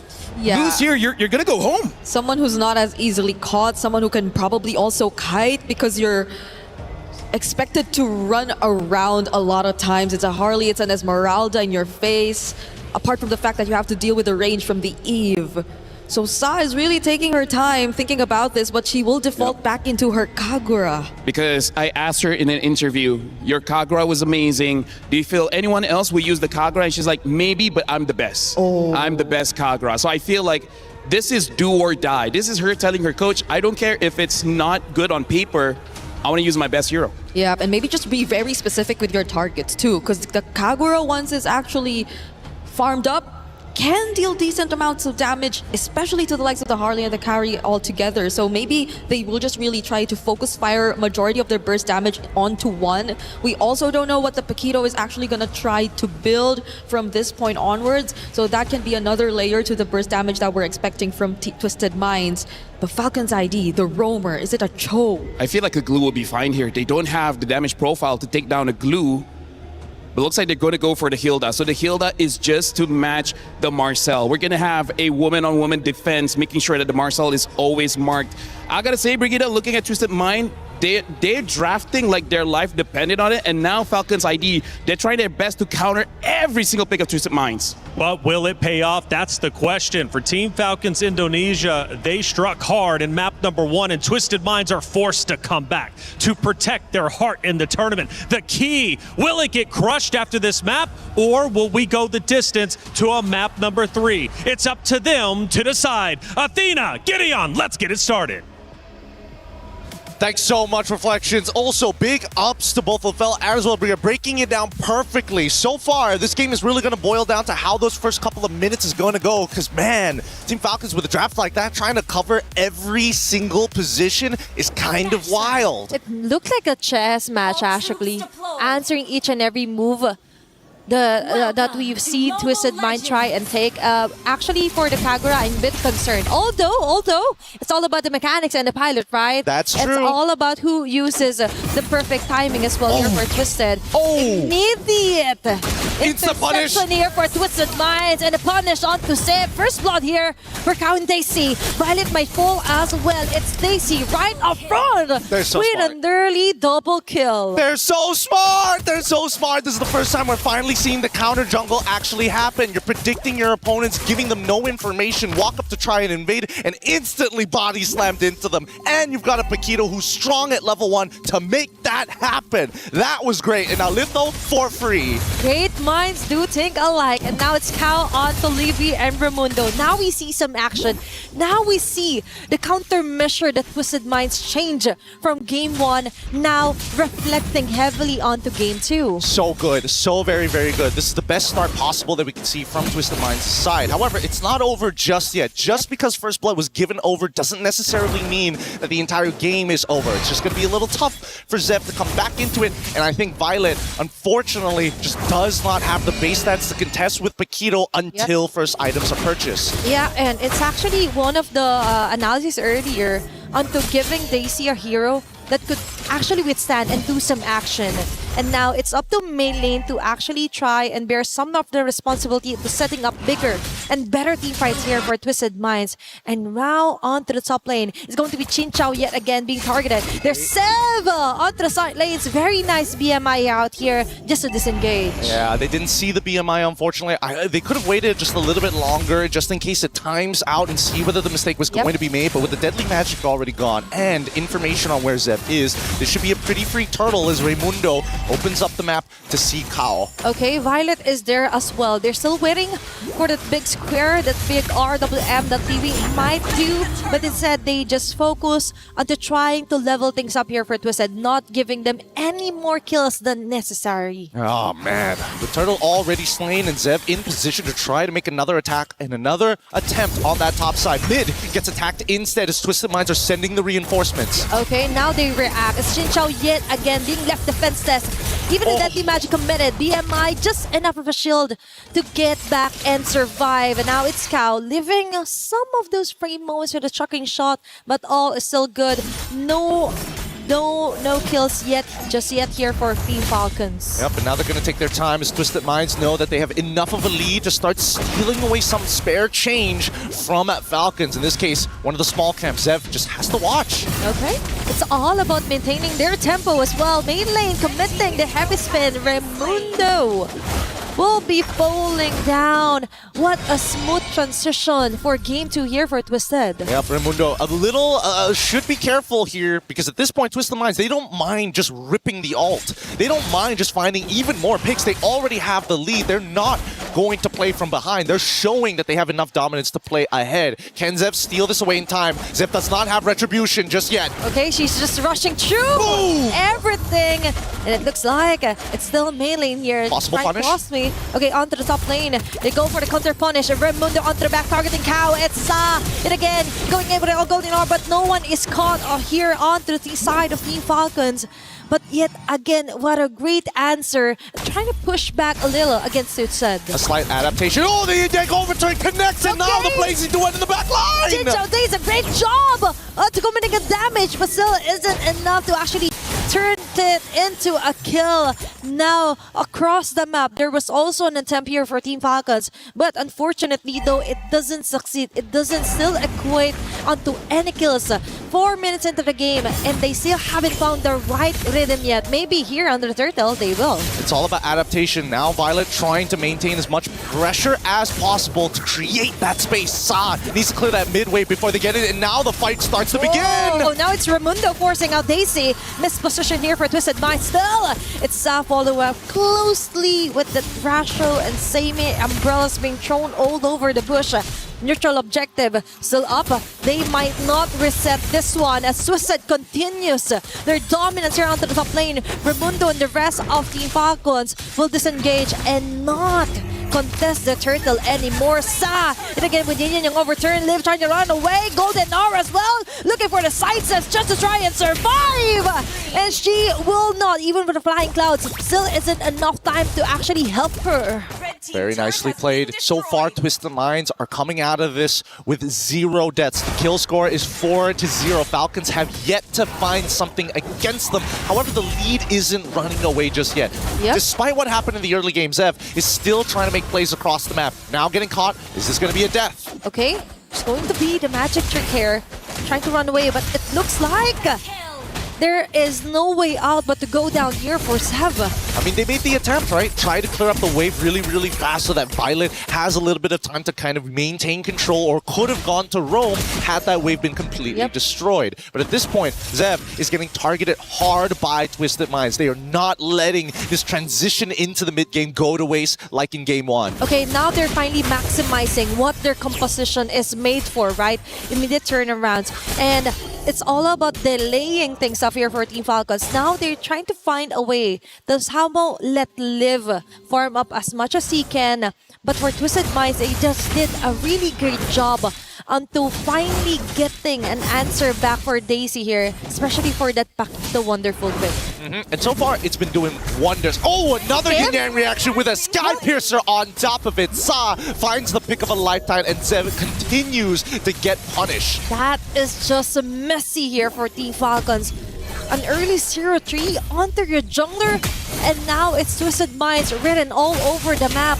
Even Liv will have a hard time trying to find the right lanes to stay and farm up as much as he can. Yeah, the worst possible outcomes have already come true. Jin Chao just needs to scale because Sa and Daisy are strong enough to take out Zev and Liv if they are exposed to the enemy. Now, Twisted Minds gonna take their time with this. I think they want to extend this lead even further. They didn't bother invading the orange buff, but they just want the turtle first. It seems like they're not going to overextend. They're playing it by the book. Very textbook plays. Okay, it's all about maintaining composure here also for Twisted Minds. And we do like that they don't do this flashy, unnecessary movements across the map unless it's really necessary. All about clearing up the lanes, not letting any lane turret being destroyed here for Team Falcons. And Daisy, she is confident enough that she could hold over on the 2 members, even forcing out some of the poker tricks here for Seva. And for Twisted Minds, if ever they committed, they were ready for any rumble. They were ready for battle immediately.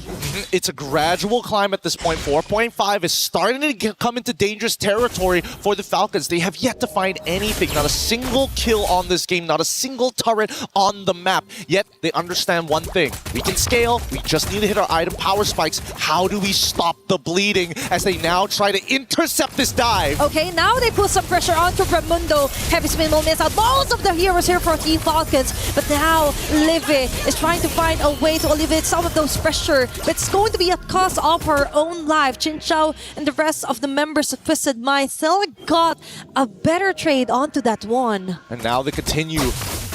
They try to press the advantage here. Falcons tried. They finally get a kill back. Unfortunately for Livy, it did cost her absolutely everything. Last tier 1 turret here on the bottom side finally destroyed. Mid needs to be cracked wide open before Twisted Minds can accelerate this game any further. They're just limited by the structures that Falcon continuously tried to defend. And also because of Twisted Minds, the change and the momentum they're facing as well. And Sa finally getting her hands on the hero she's most comfortable with, right? She's doing a great job onto checking each and every bush, preventing what happened onto game number 1 with Sev just targeting all over again onto their core damage dealers. Vision is everything here for Twisted Minds. It is, and right now Daisy holding a very powerful position, but Violet's going to expose it first. I see a Genius Wand being purchased. Pretty greedy here, considering everything that's already happened in the early stages of the game.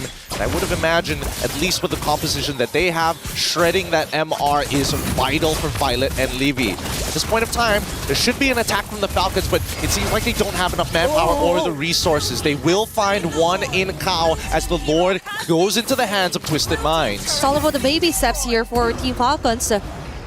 Taking those small steps might matter later on as long as they don't get full-on annihilated here by Twisted Minds. And somehow, Sev is still doing a great job onto somehow balancing out the longer lanes here against Twisted Minds. and preventing that macro falling onto the hands here for Chinchao and the rest of the gang. Lord will be marching onto the top lane. Twisted Mind trying to find another person to actually take down here, but for Falcons, it's all about clearing up, making it safer, and being inflicted a lot of damage here, but still will survive. Still survives, and now we see the Falcons again maintaining these waves really well.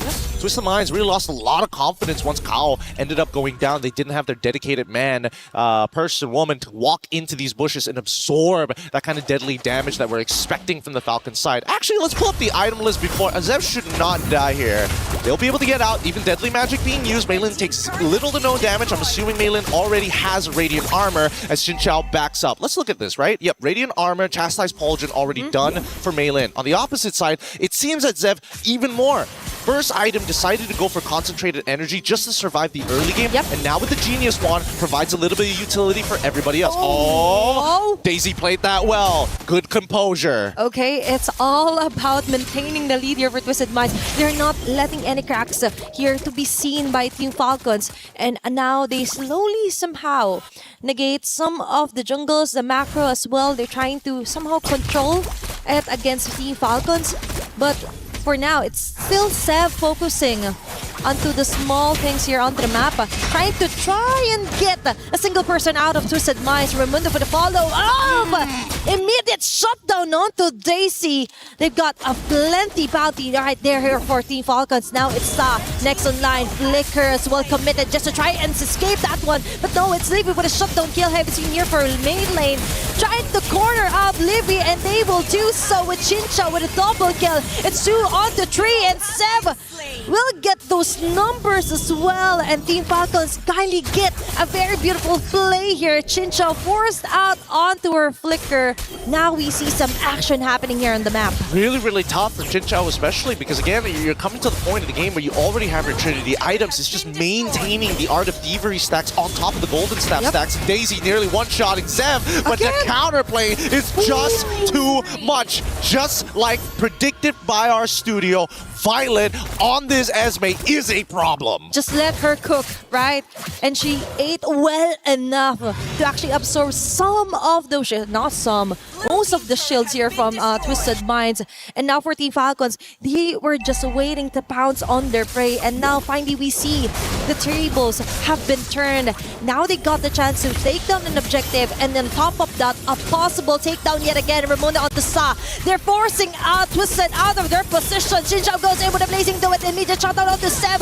And they go in and take the Lord as well in the process.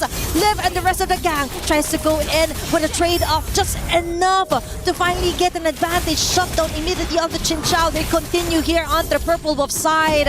And it looks like for Twisted Mind, they got a Lord, but at the sacrifice of 2 members. Yeah, not 100% sure how that was going to start playing out here. Fortunately, if Chinchao survived, I think there was definitely an opportunity for Twisted Minds to take this back. But look at the gold lead, despite getting the Lord, despite doing everything correctly, minimizing the damage, Falcons still walk away positive despite that. That was a very smart move actually here for Team Falcons, just waiting. And then Raimundo focusing solely on Tusa, preventing the burst from ever happening. She was just so far. And even though Chinchao was has managed to actually reach Sev and the rest, but one thing is for sure, the rest of the gang, they were willing to take the risk and they took it. That is a high reward play here for Team Falcons. And now it's Violet being targeted. Even if Rattery was committed on her, but they were not successful. That is huge info here for Team Falcons. Just not, unfortunately, just needed a couple more attacks coming in from Chinchao, which is the main win condition so far for Twisted Minds. If you look at the items, and already max builds are starting to come. One last item to complete the full set. A Winter Crown coming in from Chinchao. We're expecting Twisted Minds for the upcoming fight to try to get Falcons to gather together to get a maximized Blazing Duet, and hopefully that's going to be enough to bait out everything from the Falcons. That's the thing. Now we have to solely focus onto when and where Chinchao could possibly come from, because she is the most crucial piece alongside with Saa, and Raimundo is just doing a great job onto spotting out those two critical members here for Twisted Minds. And looking at the Dabitot ranking, she is the key to all the fights that Twisted Minds would be able to win onto this clash. They're really struggling. Again, only Chin Chao can technically do relevant damage to this Esme, but now they're trying to defend themselves as the conceal comes out. All this for a tier 2. You can see how the tables have shifted from a dominating early game from the side of Twisted Minds into the mid game, where Falcons use their experience to hold on to the economy and stop the bleeding. This is a really great showing of veterancy, not only by the Falcons, but creative adaptive plays from Twisted Minds, because now they've hit the second roadblock. The first one was preset from game number 1. Coming into this one, we need to see them do it on the fly without the help of their coach. It's all about maintaining the pressure to stop the bleeding, right? And that is exactly what Falcons did. They didn't let it really roll over here onto Twisted Minds. Instead, they still continued onto their day jobs, which is to farm up Sev as much as they can. Let Liv take most of the farms as well when it comes to the minion waves, and now they focus onto getting Daisy out of position. That was a really close call here for Sev. Now they come back. There's a positive position here for Team Falcons, and they could attempt another gank if ever, but Twisted Minds, they're just not letting things go walk by. This is so good. Falcons know how to get the attention of Twisted. They show that Harley in the mid lane. Twisted continue to respond to it. They gotta play this slow, and now Raimundo might just be in some trouble. Okay, she's getting a lot of attention here for Twisted Minds. Immortality being popped off. Kao eliminating Sev at the most crucial timing. Living with real world manipulation is Chin Chao with a Winter Crown play here. Beautiful blazing duet, but Liv is still alive and will be able to take down the burst damager here for Twisted Minds. Stacy, on the other hand, will get the trade off, but now it's main lane locking in closely here on the members of Team Falcons, and Violet is the only woman remaining, and Twisted Minds one onto the clash and will be able to secure a Lord. One simple mistake. Liv just needed to buffer the flicker as soon as that heavy spin connected the very first time before she gets pinned against that wall. You gotta be a little fast on that one, and Liv right now needs to do so much work, because for the rest of the team to peel for her, they have to put their bodies on the line. Liv tried to be the peeler with the RWM, and guess what? Chin Chao already one step ahead with the Winter Crown. And now they're looking to somehow compromise some of the jungles here for Team Falcons. What you mentioned, that was beautifully played out here also for Twisted Minds. Very smart targeting for Mei lane, and Kao directly assassinating Sev started everything, and it all fell onto the hands of Twisted Minds. Now the Lord will be marching onto the bottom side. Now this is where it's going to get a little difficult here, because Twisted Minds don't exactly have the greatest ways to zone their players off without having to commit really big ultimates. And in this case, it's that heavy spin, unless we see Daisy flicker, which isn't up for another 36 seconds. Yep. But they're making it worth it, right? For Raimundo. Oh my god. She is just suffering, bro. She's just suffering onto what Chin Chao and Kao is doing. It's Daisy yet again finding Sev across the map, across the jungle, and now they're left to defend. It's only going to be 4 members here onto the top lane, and main lane and the Ross will be slowly disengaging.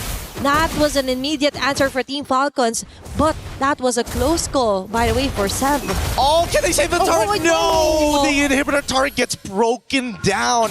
Even if it survives at 1 HP, at least it would have prevented the ever-constant flowing wave from Twisted Minds' side, and a long wave, the long lane of which Falcons must consistently deal with. Look, Lord is spawning 75 seconds away on the bottom side. It's so far away to deal with, and they really need Violet to open up that map, because nobody else can do it, not even Raimundo anymore. She isn't, right? She is not really enjoying her time right now, because for Team Falcons, that's halfway across the map, and you wouldn't want to waste a time for Violet to just clear off the waves. You want her to be present when it comes to crucial team fights. Now we see her purchasing the Winter Crown as well. Wait, we're seeing a movement from Twisted Minds. It looks like they want to invade on the top side to maybe try and go for an intercept onto Violet, but they've already spotted this out, right? Raimundo, great positioning here to give the information necessary. Falcons ready for the counterattack. Okay, Raimundo still is baiting herself here.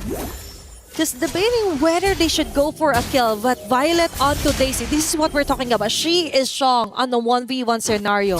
But if there were multiple members, that is a different case. So Team Falcons needs to be really careful onto sending Violet alone across the map. Falcons, again, that counterattack, had it happened at the 40-second mark of when the Lord was going to spawn, they probably would have their ults back up for when the Lord actually spawned to fight once more. But it's just too risky. It's 15-13 so far, and Twisted Minds, both sides are all at max build, with Twisted Minds with a little bit more economy to start item swapping in the middle of these fights. We'll see whether that's going to matter in just a little bit, because you can tell Falcons, they're the ones who have to press the charges. Twisted Minds, they can just wait. Look at that top wave. It's building up fast. Yep, they have the luxury to take things slow when it comes to this Lord take. And as we mentioned, it's always going to be a -1 here for Team Falcons just because of that base art being destroyed here for Twisted Minds. And now they commit. They saw that there are not a lot of members here for Team Falcons to try and contest this one out. It's Liv trying to fall back here with a free hit. And Violet with the Falling Storm will be able to hit Sa. But the process is going to be taking too long here for Team Falcons, but immediately get in with the kill. What a way to get off the Lord and get another kill. Xin Chao with their multi-target rope and a double kill here for the carry. Falcons have done it. They were able to get a Lord, a kill as well, and now they slowly make their way through the map. Genuinely beautifully played by Falcon's side. I thought maybe for sure that this was going to be a Lord for the side of Twisted Minds, but the target priority from Falcons in the middle of the scrum was just too much to deal with. And now, with the immortalities, they're looking for the end game as Daisy. They're going to have to recall. Yeah, it looks like they've accepted what's about to happen. And look at Levy, so far behind with the RWM ready to punish. Okay, they know it's going to be a jump here for Daisy. She's taking the risk. We'll be able to eliminate Raimundo, but the Lord is still full of HP. It's in Team Falcons focus fire onto the base and winning over this match onto a 2-0 sweep. From deadpan silence to all smiles on the side of the Falcons. What a difficult battle this had to be for the Twisted Minds. They were the ones who were leading the charge. They were the ones who were setting the tempo, but it was Falcons' experience and most importantly, their patience that got them through these hurdles. Definitely, now they rise as legends.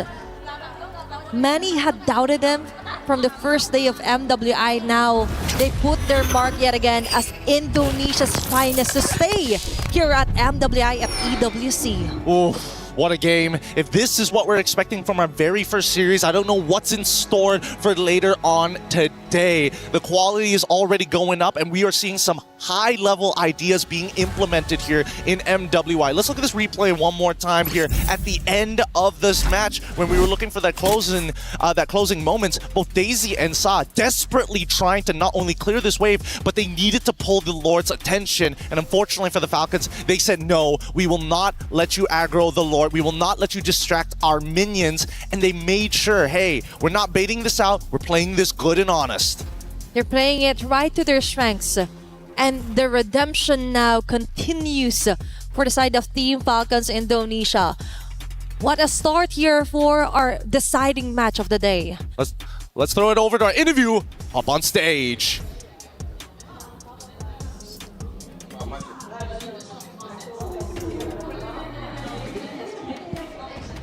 From your former teammates? Well, this is my first time to holding the key, so I'm so excited. But then I feel bad for my teammate also because Ika is from Indonesia also, but she tried her best already. Yes, Xin Chao, you did your best. Thank you so much for your valiant effort. Your journey ends here. Thank you. And of course, anything you would like to say to all of the Indonesian fans who are supporting you back home? I know for the first day, it's a little bit bad for us, for our perform, but I think from yesterday until today, we bounced back, and then I think maybe we can rematch with Vitality. Yes, and with this win, congratulations, you have made it to the knockout stage and extending your tournament life. Falcons Indonesia.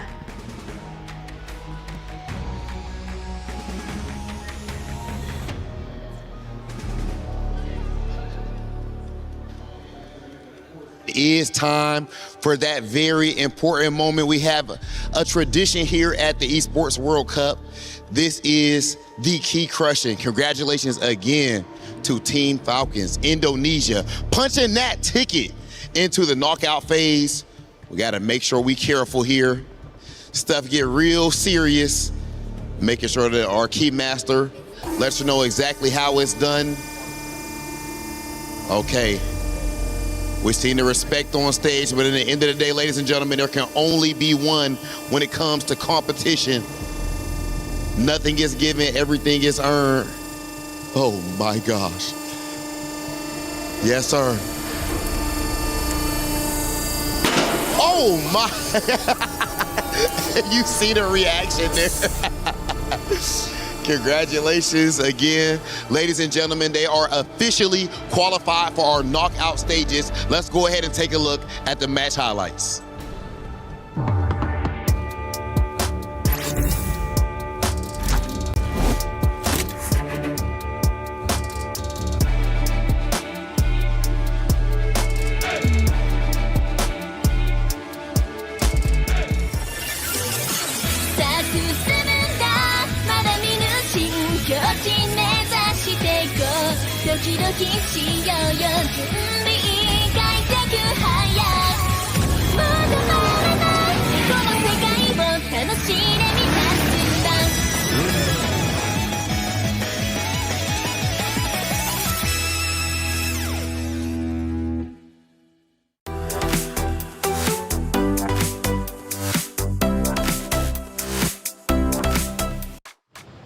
Well, the first key on day 3 has been crushed, and let me tell you, that key put up a fight. It was loud indeed, but at the end of the day, it's the reality of EWC. Twisted Minds, unfortunately, will not be progressing to the knockout stage, but for Team Falcons Indonesia, a clean sweep of 2-0 puts them in an excellent spot.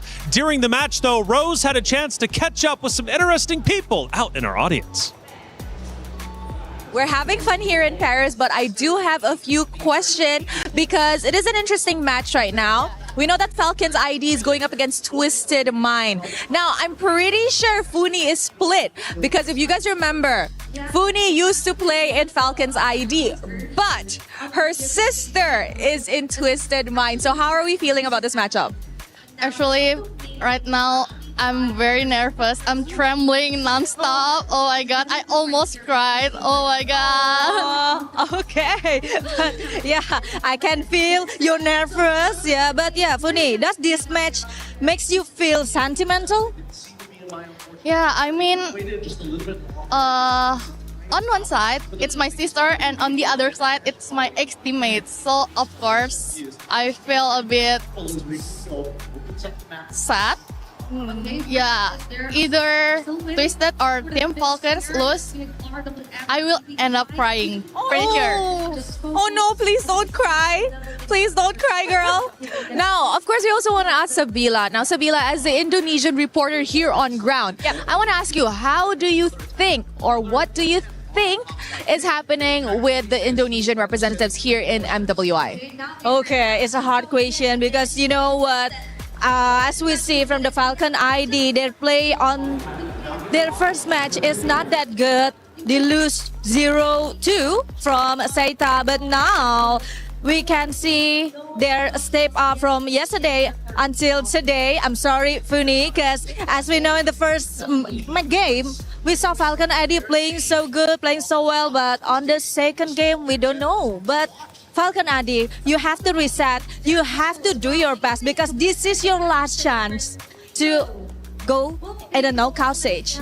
You know what? I feel the Indo pride really strong right here. Sabila, I know you have a question for Funi, right? Yes, Funi. Is there anything you want to say to Chinchao, your sister? Good luck. I love you. Whatever happens, either you're winning or you're losing, you're still the best gold laner for me. Oh, she's tearing up. Oh my God, so sentimental. Thank you so much, girl. Sabila, anything for the Indonesian viewers? Of course. Can I say in Bahasa, right? Yeah, go ahead. Alright. Teman-teman semua, satukan dukungan kalian untuk tim ataupun player Indonesia yang sedang berjuang di MWI at EWC26. Thank you very much, girls. That's it from us, and we'll see you guys next time. Play is in our DNA. Whenever we let it out, it becomes our superpower. Now imagine an entire city being built to supercharge it. Kadir City, powered by play. Thank you, Rose and Sevilla, for catching up with some of the players out there in the audience. Funi, what a tough spot to be in. The tears were flowing. My heart breaks. The story that she has being out in the audience, having to watch those two teams. What's the story behind that? It's so tough to be in her spot because, again, as previously mentioned by her, on one side, it's her sister who's fighting. That's why you see her tearing up just a little bit when she had to give her final message. But on the other side, she had former teammates. So she's very much familiar with the competitive scene. She's been playing in Indonesia for a while now. She knows for a fact how competitive it can be and how much of an achievement it is to be here in MWI at EWC. So I can only imagine how she feels for her sister because she's already made it to this point where you only need to win one series to make it to knockouts, but you have to witness her lose it out in such an unfortunate manner after dominating the game for so long. That's why we framed it family versus the enemy. It's tough. It is for some of these matchups. I mean, it goes deep, especially with the history between certain rosters and teams, and maybe even some people on our desk with some upcoming matchups. Let's talk about some actions throughout, though. Game number 2. Man, it was tough to watch. It really was, because Twisted Minds, at least at the start, we're at the 4-minute mark, LaFell, and I felt like Twisted Minds were off to an excellent start. It was perfect. And honestly, Taylor, that's why it hurts. Imagine playing perfectly for 19 minutes. And then the moment that counts, the final action when Sa, as the Kagura, she missed her ult. She could not kill the opponent's carry. That's at the point of the game, you're like, I made a mistake. We cut our losses. Let's live to fight another day. But the mistake was they committed. They're like, no, we have to win now. They all died. And that was the end of the game. That's how crucial one mistake is at 20 minutes. Absolutely brutal. We take a look at our second moment, and I believe we get deeper into game number 2. And this is where things might start shaping up for Falcons Indonesia at the 12-minute mark. Now, Bree, from this point in time, it's still relatively even. I believe Twisted Mind still has maybe a little bit of a lead, but you can tell Falcons Indonesia are creeping up. Yep, this is a moment where Chintrao was actually still able to find the way around the objectives, but it was where also Falcons ID were gradually being more confident in just trying to fight back against these objectives as well. And that's when I think they've also acknowledged themselves that we're a scaling lineup. And for the longest time, indeed, Twisted Minds have dominated it because they've done it through sheer burst damage. But it also can arrive to a point where they too can rely on their sustain. They also can rely on their raw damage in order to fight back. And that's where I think we got to see them on a much more equal footing, where decisions really made a huge difference in the latter portions of the game. And LaFell, we take a look at our third moment of the game. We get deeper in, and I think this is when you really start to notice and showcase Falcons Indonesia could pull this off. And this is where the mistakes really start to show. If there were 5 women there, they could have protected their base. They could have extended this and then maybe end in the next fight. But the fact that they committed earlier on, at that point, once they die, I think every player from Twisted Mind, they knew it was over.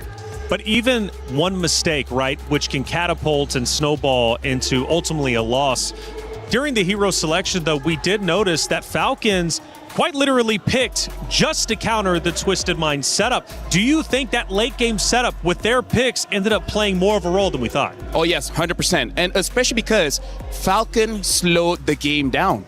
Because Twisted Mind, they had a good advantage to just end the game early, but Falcon denied that. Eventually, Falcons got the items needed to finally fight back against Twisted Mind. So yes, Twisted Mind made a mistake, but we gotta give credit where credit is due. Falcons slowed it down so much, they came back. They did not be as reactive to what Twisted Minds were already doing across the map, and that's despite the Paquito leading up or actually having such a great time, even despite the matchup against an Esmeralda. That's why it also feels so frustrating for Daisy, because I believe it was unfavorable setup for her. She had a but perfect game. It was a perfect game for her nonetheless. Yeah, well, I got to say, it is heartbreaking for Twisted Minds, but that's how these tournaments go.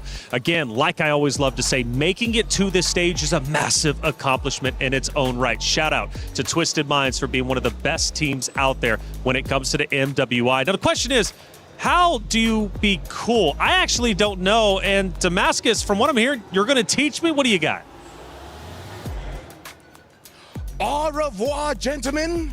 I heard that today you guys have been a banger, so I'm gonna teach you how to be cool in MLBB. So make sure you guys get this correct. Y'all ready? Y'all ready? How you feeling? I'm feeling phenomenal. I don't care how you're feeling. All right. This is the first question. Vengeance. What's a vengeance? A vengeance? Revenge? No, it's when you get killed at the beginning and then you just kill them back. No. Bro, what are you talking about? No, it's a skill. It's a skill. You know. Oh, like a flicker.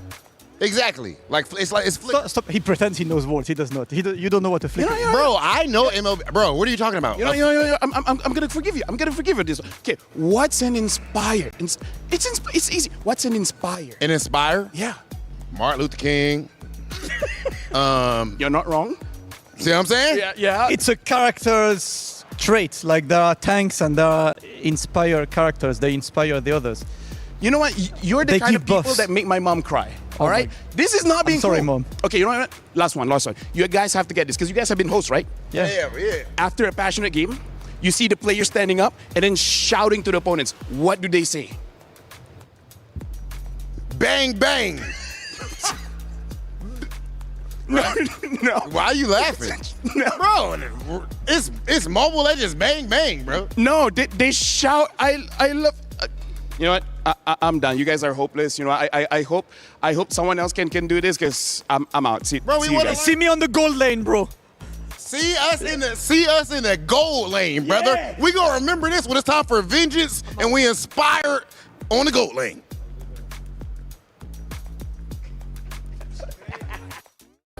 Play is in our DNA.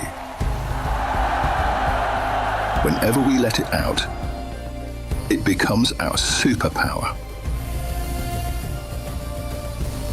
Now imagine an entire city being built to supercharge it. Kadir City, powered by play. LaFell, I'm not going to lie. At one point, I got pretty scared. I thought you were going to take them both down. Dude, they were hopeless, man. I tried my best. Hearts out to them. You know what? Briggs, maybe you have more patience. Maybe you could have made them more cool. I don't know how else to explain vengeance and inspire, though. Like, I think you're the best teacher to do that. Well, you tried. I tried. But honestly, they're very, very cool guys. You know, hopefully we get to hang out, but just not play MLBB. Give them a second chance, if you will. I have faith in them. I think they can learn how to be cool. Hey, Muton's got a special message. Let's listen in.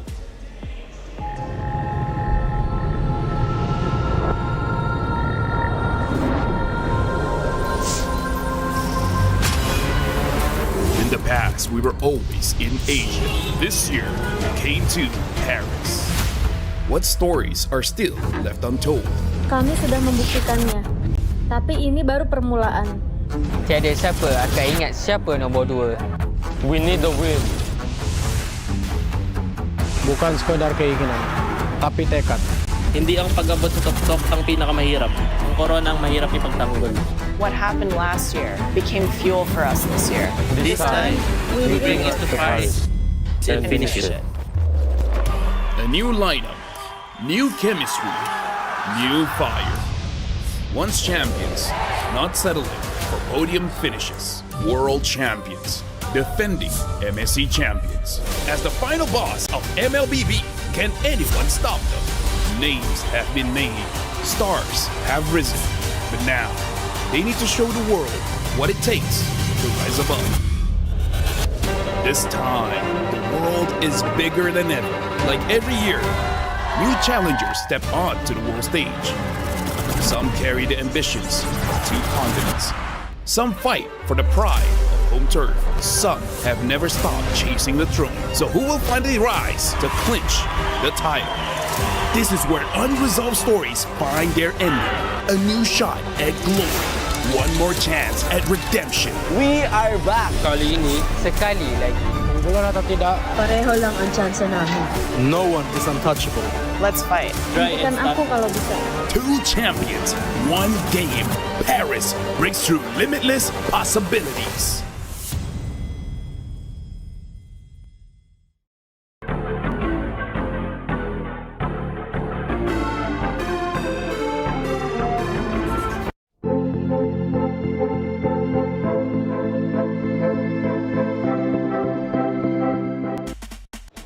I don't know about you, but I'm pumped up not only for MWI, but MSC as well, taking place here in Paris, France at the Esports World Cup. LaFell, it's MLBB for like 3 of the 7 weeks. Oh, dude, I love MLBB. That's why I've been here for like 9 years now. I didn't know until someone asked me. I was like, I've been here for 9 years, bro. Yeah, I didn't even realize that it's been here for 10 years 10 already. years. Because just yesterday we celebrated their 10th anniversary. Yeah, she just hit 30.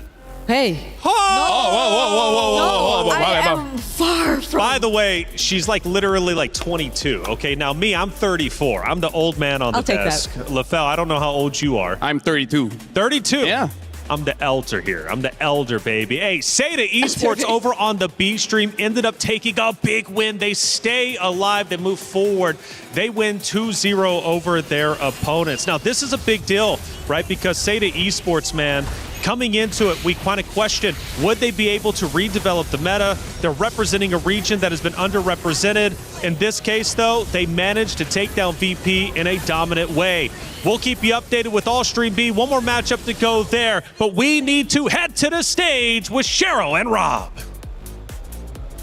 Ladies and gentlemen, it is time for a true clash of titans. On one side, you have Team Gen G, who is last year's second place finisher at MWI. On the other, you have Team Navi, which of course was the champions in 2024 for MWI. Two amazing teams, two titans, but at the end, only one is gonna qualify to the knockout stage. That's right. Now Gen G is hungry for that do-over opportunity, so they are going to do everything they can to secure this win. Whereas Navi PH is on their journey to redemption. But who stands in their way? Gen G, the very team that sent them home last year. Two powerhouses that is seen here on stage, but only one ticket to the knockouts. Let's do it. Thank you, Cheryl in Hollywood. Rob TV, let's get it going. It's Gen G versus Navi, our second elimination match to move into the knockout stage.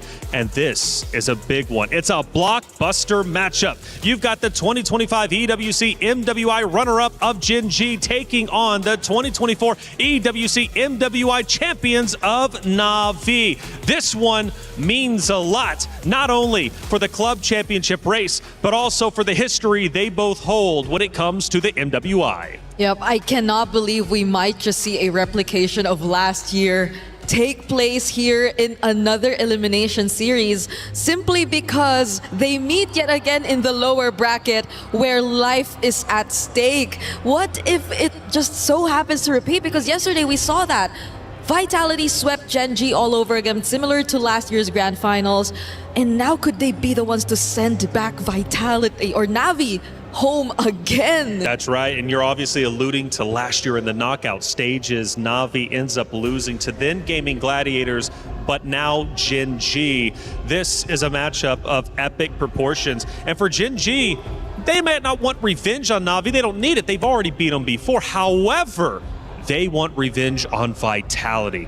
They want the championship. They fell just short last year. They want the main stage. But did they show enough yesterday to prove that they could beat this Navi roster? I gotta say, I'm pretty nervous for this one. I'm guessing Brigida as well.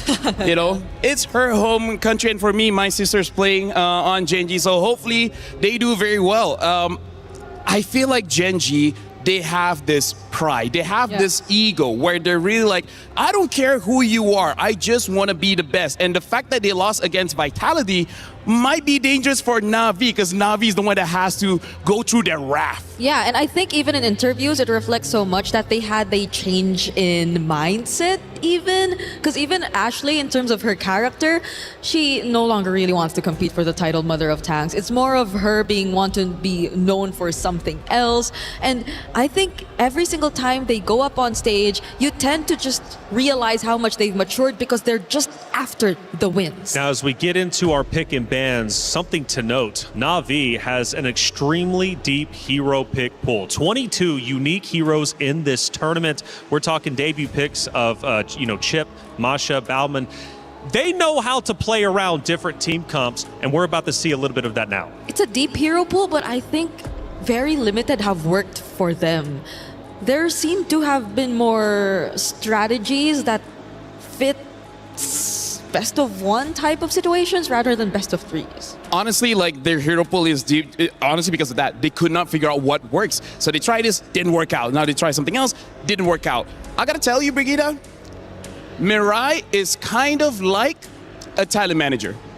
Right? Because we want to get into the studio, right? Imagine if we didn't have our tags, right? She has to be the one showing her tags so that we can all go in. A lot of teams have defeated Na'Vi by taking Mirai out first. So without her, no one from Na'Vi could advance forward. So I wonder if Gen G will use this information to take her out. I believe that's one of the reasons why they pick up the Belleric first. Because with the Belleric, Na'Vi won their very first game yesterday. And now, I gotta say, Bricks, this is already an anti-tank meta, anti-tank lineup coming in from Gen G. Bring out the Lilia as well as the carry. Yep, and it's great ways to punish. If ever Na'Vi do overextend or put themselves in positions that are not favorable for them, but could they be playing it differently this time? It's a Freya XP and a Granger that might just want to be a bit more safe because you have distance, you have range, but the Granger isn't the most meta of gold laners currently.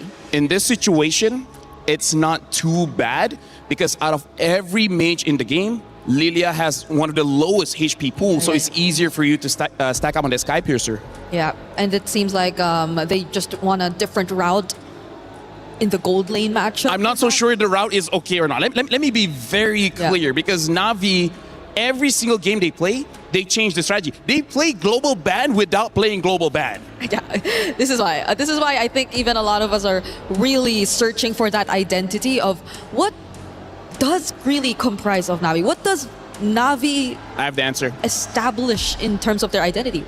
Honestly, their identity is number one, help out the mid duo first. That's step number one. They need to survive. Mirai is such a playmaker. And then number two, get not Ayanami on a hero like a Masha, like a Benedetta, like an Esmeralda, someone that can dive all the way deep into enemy territories and take down their damage dealer. She might die. Honestly, she might die. Okay. But the team is okay with that. So it's more of a glass cannon situation for Kamikaze all the way. All right. Because I think a lot of times too, whenever we see Na'Vi on the defense, it's not like their gold laner or mid laner really goes down. It's just that they're forced to play from behind because their frontliners are always being punished or taken out every single time, which in this scenario hopefully is not just Mirai, because Keishi did pick up the Baksha anyway. Yep, let's look at the bans here, by the way. Gen G already banned out 2 EXP laners, ban out the Paquito as well as the Phoveus, and then 2 roamers here with the Atlas as well as the Matilda. Na'Vi finish out their bans, Marcel, Hirara, Esmeralda, Akai, as well as the Sora. So they're really targeting Arya as well as potentially a tank jungle from Rui, bringing in that Akai. I think that's a very good idea, kind of forcing out Gen G to use a damage dealer in the jungle, which I gotta tell you, it doesn't look like a very good assassin jungle matchup here. If they have a Bellman, Gen G might survive this draft. Yeah. And at least so far, Genji and their mid duo have been also picking up some of the more unconventional mid duos, I'd say, because yesterday I think we already got to see the Selena from them as well.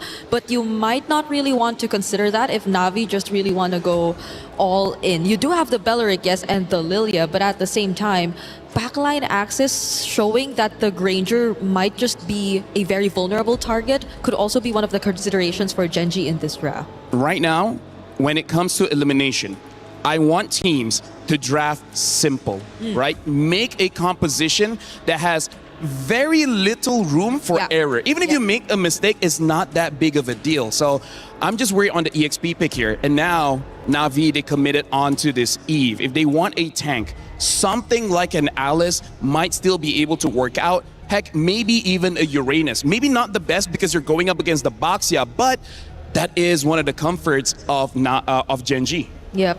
So the Alice and potentially an Assassin, which is still open to this point, but you already have to go up against an Eve. Maybe the Suyo would be tough to play in this game. But very tough. Even the likes of the Frederick, I think we already have to put that away now. So that's good. Honestly, a Bellman is probably one of the better picks. It's just that, have they practiced it, right? Have they practiced it or not? Navi did yesterday. And they won. Yeah. They won. They won. They were able to shred all the tanks. Their Bowman looked amazing. Now, 4 seconds in, this is going to be the final pick here. Guinevere as well as Ling. Now, this is very unorthodox here. Ling, I think it's okay. We did say backline, yes, But if Navi picks up a catch-type roamer, it's gonna be tough. I'm looking at picks like the Cho here. I have not seen a lot of Chos here in MWI. No, there's still a Cho, there's still a Kaja even, if they really want to go hard on lockdown. But is this a Guinevere EXP? This should be the EXP, right? The Belleric is going to go in Rome, so...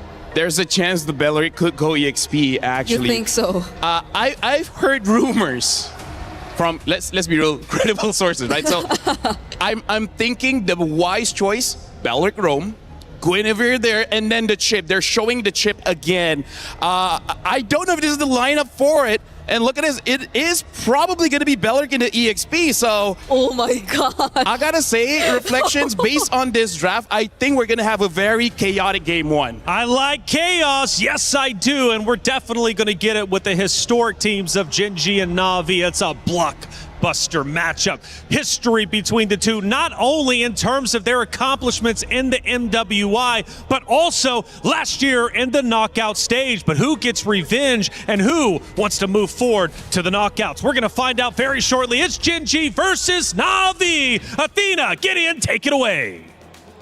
Thank you so much. Once again, we come into our second best of three here today. And this one's going to be a little spicy. We got Ling already showing back up here on day 3 of MWI. But this is going to be a make it or break it for either one of these teams. Momentum starts here. First team to get that match point so far, based on how the MWI schedule has been going. The sweeps are prominent. For Genji so far, we've seen them kind of react onto the draft, but a very credible source out there for Lafel with Arya using the Belleric onto the XP. Something quite refreshing, although it's not really on the standard that we've seen here so far for MWI. But the thing is, they're up against a Freya onto the XP plus a chip tempo changer here for Navi PH. Yeah, the tempo changer and the tempo breakers are going to be really, really important in this game. Arya, as much as, the Wrath of the Dryads is used as an initiation tool, might just be used as a replacement to deal with the shortcut from Chip. And now, I think I'm most worried about, it's going to be that Granger, right? Because Granger, the only situation that they want to have is, yes, I am winning from the get-go in lane, and then once I get out of the lane, I can clean it up easy when Ayanami does a majority of that work. Not only does Ayanami need to win this lane, but as you can see, patrolling along enemy territory just to give that info back. It's all about Ayanami's move for this game to actually kind of compensate onto what others will be missing out on. You've mentioned the vision. Whoa. Looking closer. Actually, looking closer to this, the pathing coming in from Ruyi is very interesting. Starting on the bottom side, small camps, taking another small camp, and then instantly going to purple buff before coming back to orange. Oh, and it will be... Ashley's fine, right? She always had her spatial migration. Also, still had that flicker as well, expecting nothing. And now look at this. They invade once more, and they see 0. All they see is one small camp, and Ling is nowhere to be found and already at level 4. And that's the thing. That is how you somehow improvise a plan if you're the Ling, right? Because it's always going to be you invaded all over again. But the thing is that the neutral objective will be safely secured here by Navi PH. They didn't want to go for the contestation. They don't want to put anybody's lives at stake here. As long as nobody dies, it's totally fine. But the invade from Kenshi, as the small camps are the first to actually spawn. Look at the opposite side of the map. This is a set play from Gen G so that they can set up and not let Rui get disturbed. But now Navi, they figured it out, and now they've adapted. One camp down unless Retribution is used here by Rui. Oh, that's a Retri activated here for Keishi. We're trying to run away, but as you've mentioned, it's all about navigating the jungle safely for now, right? For Gen G. It's preventing Mirai from finding the right target, which is actually Rui. And right on cue, it's going to be shortcut activated. And as I mentioned, it's going to be forcing out the Tempest of Blades here for Rui. Tempest of Blades right there. Going in. Is going to be Rain with the RWM, not Ayanami, going wild. There are not a lot of kills. Actually, 0 kills at all from that initiation. It's just a purple buff being contested. And that's bad enough, especially when you're on a Ling. Ruyi will have a little bit of downtime and doesn't necessarily have enough energy to go back and forth between lanes to search out for these finishing kills. However, not Ayanami has done a very good job at relaying the information. A great play from Navi PH, finding the little pockets of space in enemy territory, figuring out what Gen G were trying to do with the jungle path. Plus, it's a good idea also to kind of brute force her way, especially Ashley didn't get her ulti at time, right? When the purple buff was kind of contested. Now we see some reactions all over the map here, some visions for Mirai as well. Looking forward to more clashes now that the shortcut has been activated here. Plus, another neutral objective we're keeping our eyes out on. Now, the scary thing right now is the fact that Ashley can only do so much against that shortcut in comparison to Arya on this Belleric. So Arya somehow not only has to clear the lane a little bit faster than Ayanami, but may have to sacrifice her lane a little bit more during these neutral objective fights. Okay, it's all about getting the better trade if ever. It's now Mirai again with Ton onto Ashley as well. RWM, perfect timing here for Rian's first blood. Not Ayanami jumping on the line of fire here for Rui and Ashley. She's keeping her at bay. And a fresh objective take here for Keishi. Ashley left defenseless even with the spatial migration. She will go down, girl. Missed opportunity with the Wrath of the Dryads. Could have knocked up 2, and now it's going to be an ever slow bleed here. This is the traditional tank v assassin matchup. It becomes oppressive, and Gen G knew that the early game was going to be a little rough. It is. So now they follow suit onto somehow managing some of the lanes here onto the map. But for Navi PH, they know they just have to interrupt, continuously interrupt Ropey in the process, even forcing out the Tempest of Blade just to try and survive. Rian getting the numbers rolling for her. Granger is looking quite good here.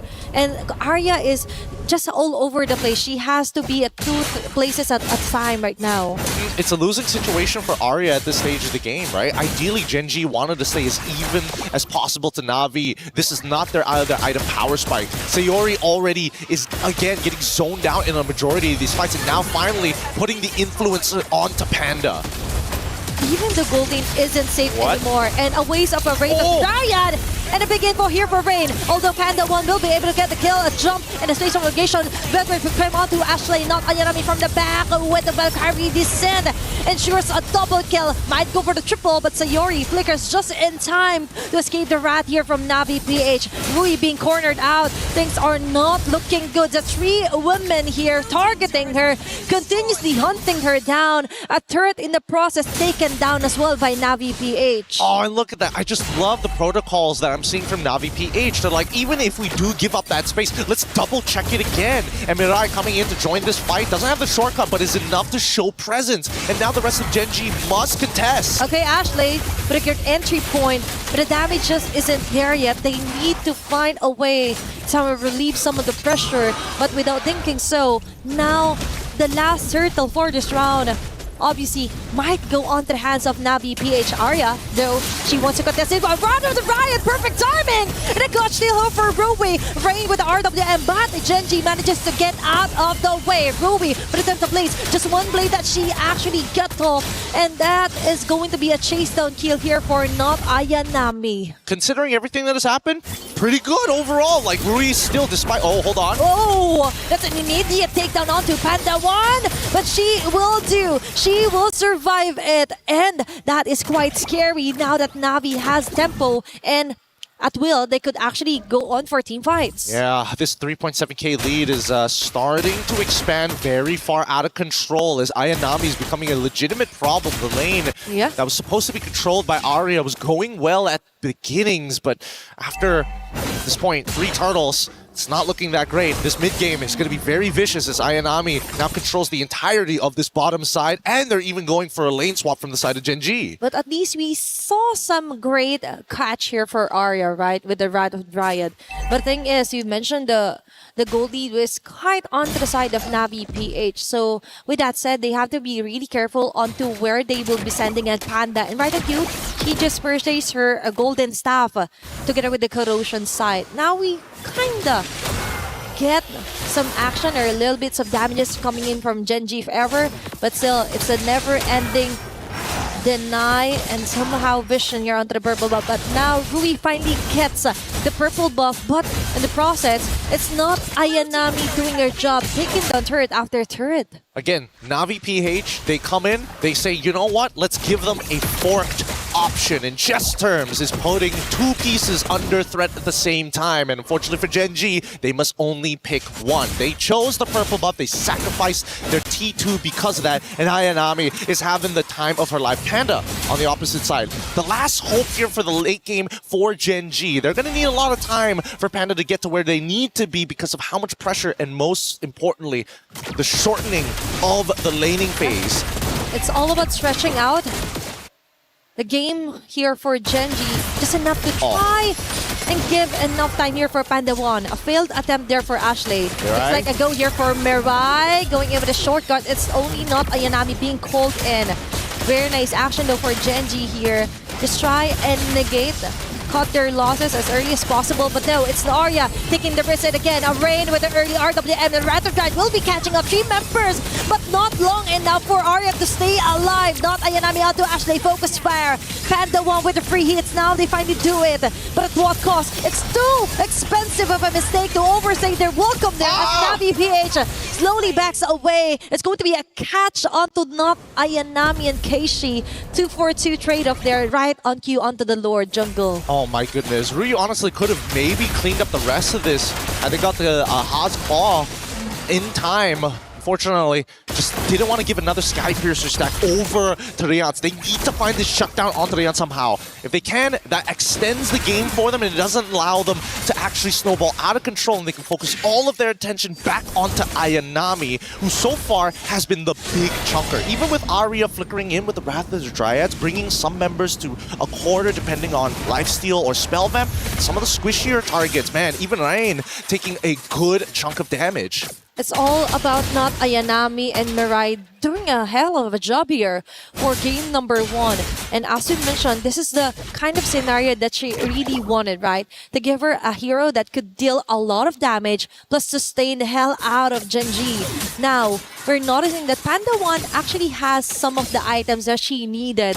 Now, it's all about positioning. And the position here on the Lord is actually more so onto the side of Navi PH, but for Gen G, they're not letting go of this long push onto the mid lane.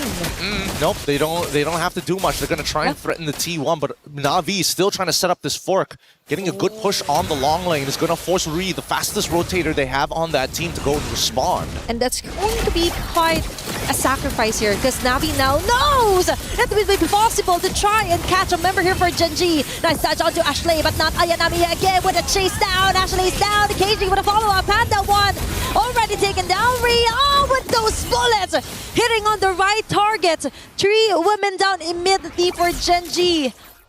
And that was so worth it on the side of Navi PH and not yet finished. Sayori will fall down as well. It's only Rui left here to try and get the Lord, but no, it's too risky as Mirai will also call for backups. What a way to assert their dominance here for Navi. I don't know if the secondary motion was necessary, but I think that at the end of the day, they're trading ults for ults, and honestly, the fact that Genji is losing some of these fatter ults is way better for Navi because they're not going to quote-unquote need the shortcut in enemy territory unless they are at all full fighting strength. And since all of them basically control the entire map, trying to go for that shortcut underneath towers at this stage by inhibitors is not going to be as worth it. I think Navi understand this. They're going to go into their siege tactics. They're going to use Rain. They're going to use the RWM to control everything. Yeah, it's all about reserving the right skill sets and combos here for Navi PH. Looking at the items are quite looking good, and a huge chunk of it is onto the hands of Rian and not Ayanami. Yeah, and the worst part, Ayanami, with these 3 items already looking to get some anti-heal on top of that, like the sustain is looking super good. It is. Fortunately, if they keep on chunking Ashley out, they're not going to have a secondary anti-heal user other than Sayori. And even then, Sayori can't deal with Ayanami alone. She can find the right angles as of the moment because Mirai and Keishi could actually pin her out of the crowd. Aurora WM red again for Rain. A perfect opportunity for them to annihilate members here for Genji. There's going to be an answer back here for Sayori. Double kill for Rian, making it a triple. Now they're chasing at Sayori. And Rian with a maniac. What a way to open up the base here for Genji. Yep, now looking to close out this game. They've got a mid-wave to work with, and Panda, the only one alive. Unfortunately for Panda, she can't use any AoE other than the spinning light wheels. She will try, but the Lord-empowered minions are just too much, with Rian zoning her out single-handedly. With each Rhapsody, this game closes out 17-5 in favor of Navi PH. A shot at Navi's redemption. That is exactly what they have in mind, what they have in store. And they finally did it here onto their first game on a very crucial deciding matchup. Really, really difficult to deal with overall, man. I mean, when you're playing Ling into these types of tanks, it's you're hoping to stay even, if not get a little bit ahead of this Boxia. But these set plays coming in from Navi, the fact that they understood that the importance is not about how many camps that this Ling steals, it's about that purple buff from early to mid. It's all about limiting the lifeline here, right, for Genji. And they hella check out all the objectives here for Navi PH. Yeah, but that being said, a lot to think about. But we're going to go on a short break, and when we come back, more Mobile Legends action.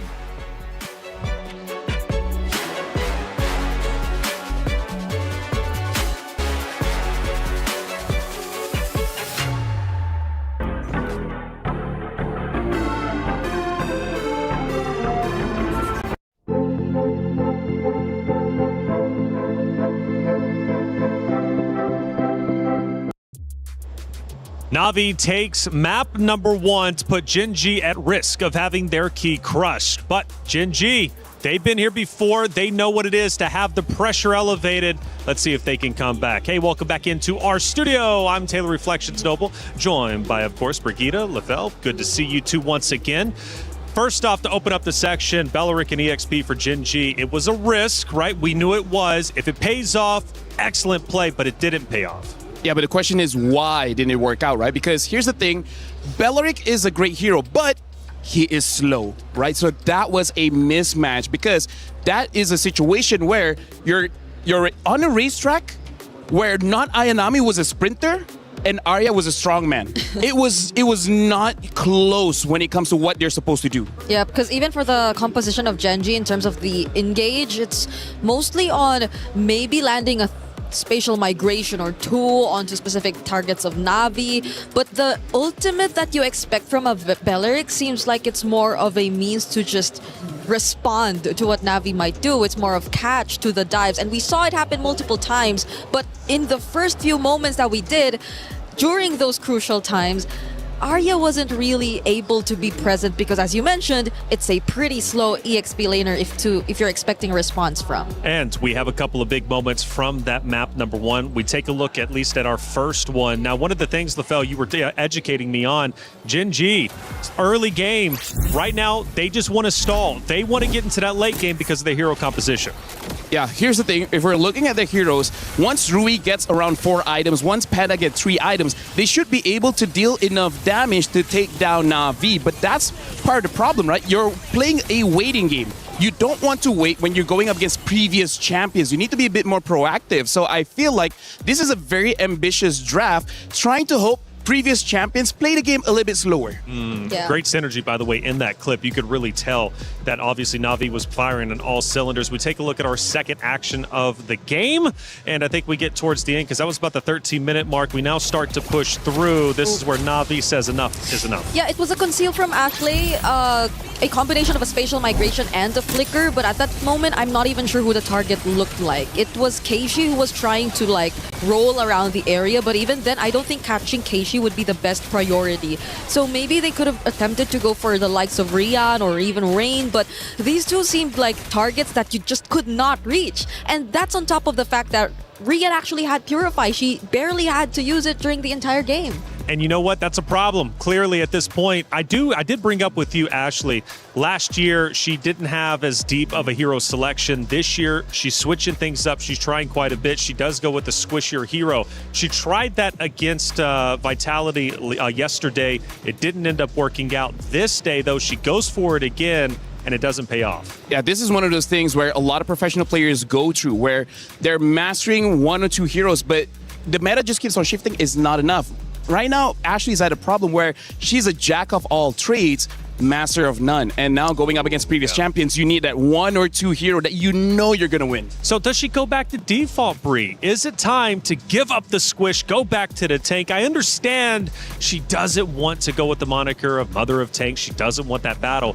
But if it worked before, it didn't get a championship, but it at least got them to grand finals. Yeah, but what does work for them? Because their only wins have been on a Minotaur. The moments she tried a Cho or a Selena, more single target type of roamers, it didn't really work out. So is it really the tanky tank that maybe they have to default back to? I feel like if they want to play a safer game, then maybe they can try to opt for that. Because if we're keeping things simple, then that might just be the way to go. Yeah. Hey, check it out. Esports World Cup is a lot. We're talking 7 weeks, 24 different games, and you all need to keep up with the EWC app.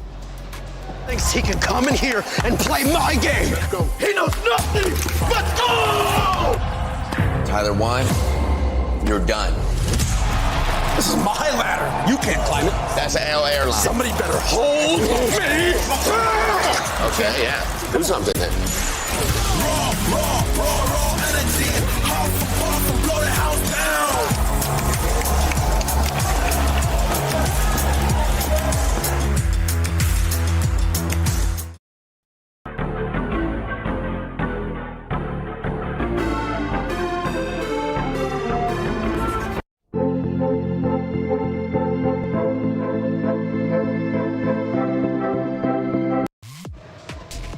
Leaving off into the EWC app, we were discussing Ashley on the tank, going with more of the squishier heroes. I question, of course, should she go back to default? Bree, you gave your answer. Lefel, you also want to give your own.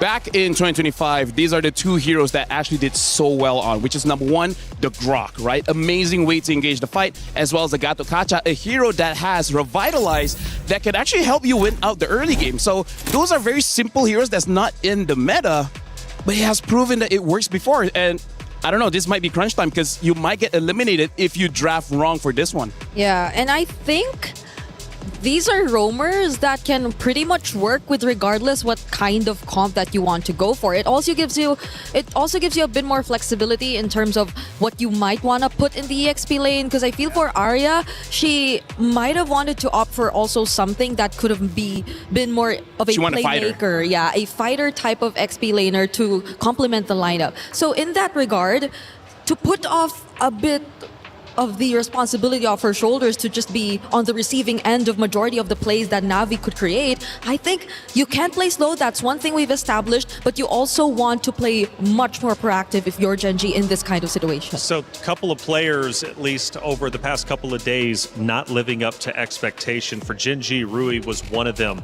After map 1, how did Rui look? Here's the thing, Rui is an excellent assassin player, but the problem is, looking at how she's playing in MWI currently, sometimes she does too much. The thing about assassin players, you need this sixth sense to know when you can go in and when you don't. Sometimes you want to help your team out, but sometimes you gotta be selfish. I think she doesn't know where that line is right now, when you have to be selfish and when you can be selfless. Yeah, there seems to be more waiting involved in terms of like the calls, when are you going to go in, like who gets to start things first. But occasionally as an assassin, I feel like you can do a lot more on your own, a lot more plays that don't have to really go through some of your other members if you just really want to like consistently find the trades, if you just want to be fast in terms of the farm. But let's see if they actually try to address that issue heading into game number 2. They're going to have to. I mean, you got 5 players, and sometimes you need a dedicated IGL or a vocal figurehead to let you know when it's time to get aggressive or pull back. And in this case, Rui could clearly benefit from that. Who is the IGL for Gen G, and who should be the shot caller and truly be leading the charge here? Because Ashley gets a lot of attention, but who else could be vocal? Usually it's Arya, because Arya, she is honestly she did the job of Ashley before. She's a roamer, and even on the national team when playing SEA Games, she got the gold medal as a roamer, as a tank main. So part of the reason why she used Bellic on the EXP. So if Ashley is not having a good time, the weight goes over to Arya's shoulders as the one making the calls, making the decisions. Yep. We saw that in game number 1 too. I think there were a couple instances where Arya just decided to go in, try to find a setup with a flicker, Wrath of Dryad on the Belleric, but the question remains of whether or not Gen G were already equipped enough to actually deal the damage or even have the right amount of ability to just follow up and be there in that moment as well. What does it mean for Navi right now? They're up 1-0. They're about to potentially defeat the very team that knocked them out of MWI last year. Navi hasn't been in the winner's circle since 2024. To now be at the precipice of righting their wrongs, defeating their boogeyman, they got to lock in. I think it means a lot for them because based on what they've been able to show us in the first 2 days, you could say have not been meeting as much expectations. They have been playing a relatively slower game to what you expect from former champions of the first ever MWI, and they had some changes, yes, but I don't think we're able to see the full potential of these roster changes just yet. I'm gonna dive just a bit more deeper, and I feel like this means so much more specifically to not Ayanami, right? She's been in this roster for the longest time. Back in 24, honestly, she was one of my MVP candidates for that tournament, MWI. And here, starting off this year, she had a very bad start, right? Yeah. She played the tank in the EXP.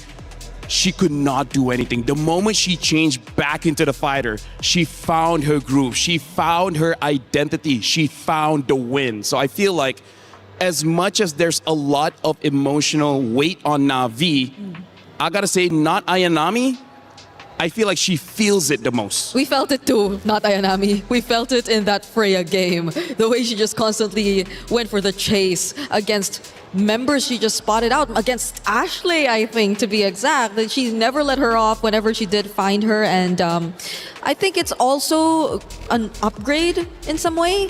The way you see that she's not just really dying, even though she just constantly commits to the chase. On the side station for Stream B, it's currently underway. Another elimination match. In fact, these are going to be the last 2 played out before we head out into our knockout stage. It's Team Falcons Mena going against Foot Esports. Team Falcons Mena take map number 1 in sensational fashion. They also look to move forward, which is a big deal for the Falcons roster, Falcons organization in general. They could have 2 Falcons teams for MLBB for the MWI representing for the club championship race and knockouts. And honestly, that's pretty big because we had an interview where we start off the day where Foot basically said, we always fight against Falcons, and then we always win. And this time, Falcons, when it really needs to lock in, they finally defeated Foot. Well, at least for one game. Even in the player arrivals, right? I think that was something one of the members from Foot Esports actually mentioned, that, yeah, she's feeling good about today. She's looking at a 2-0, but it seems like it's not as easy as they thought. They have to push it for a game number 3. And I want to go back to the Gen.G Na'Vi conversation because, LaFell, there was something you brought up yesterday to me when we were discussing NA teams in general. It seems like they've got to go through the gauntlet every single event just to make it to the next stage. Honestly, it's a mystery. If it happens for 1 year, fine. It's been like for 5 years now. That's insane. Doesn't matter if it's the open qualifiers, if it's the female qualifiers, every single group that they're in, there has to be champions. There has to be former champions. There's always the favorites. I have no idea what luck that they have for 5 years straight. They're always grouped up with champions. I don't know what's going on. For this year, though. I swear it's not planned. Yeah, for this year, though, shout-outs to Mirko. Shout-outs to Mirko.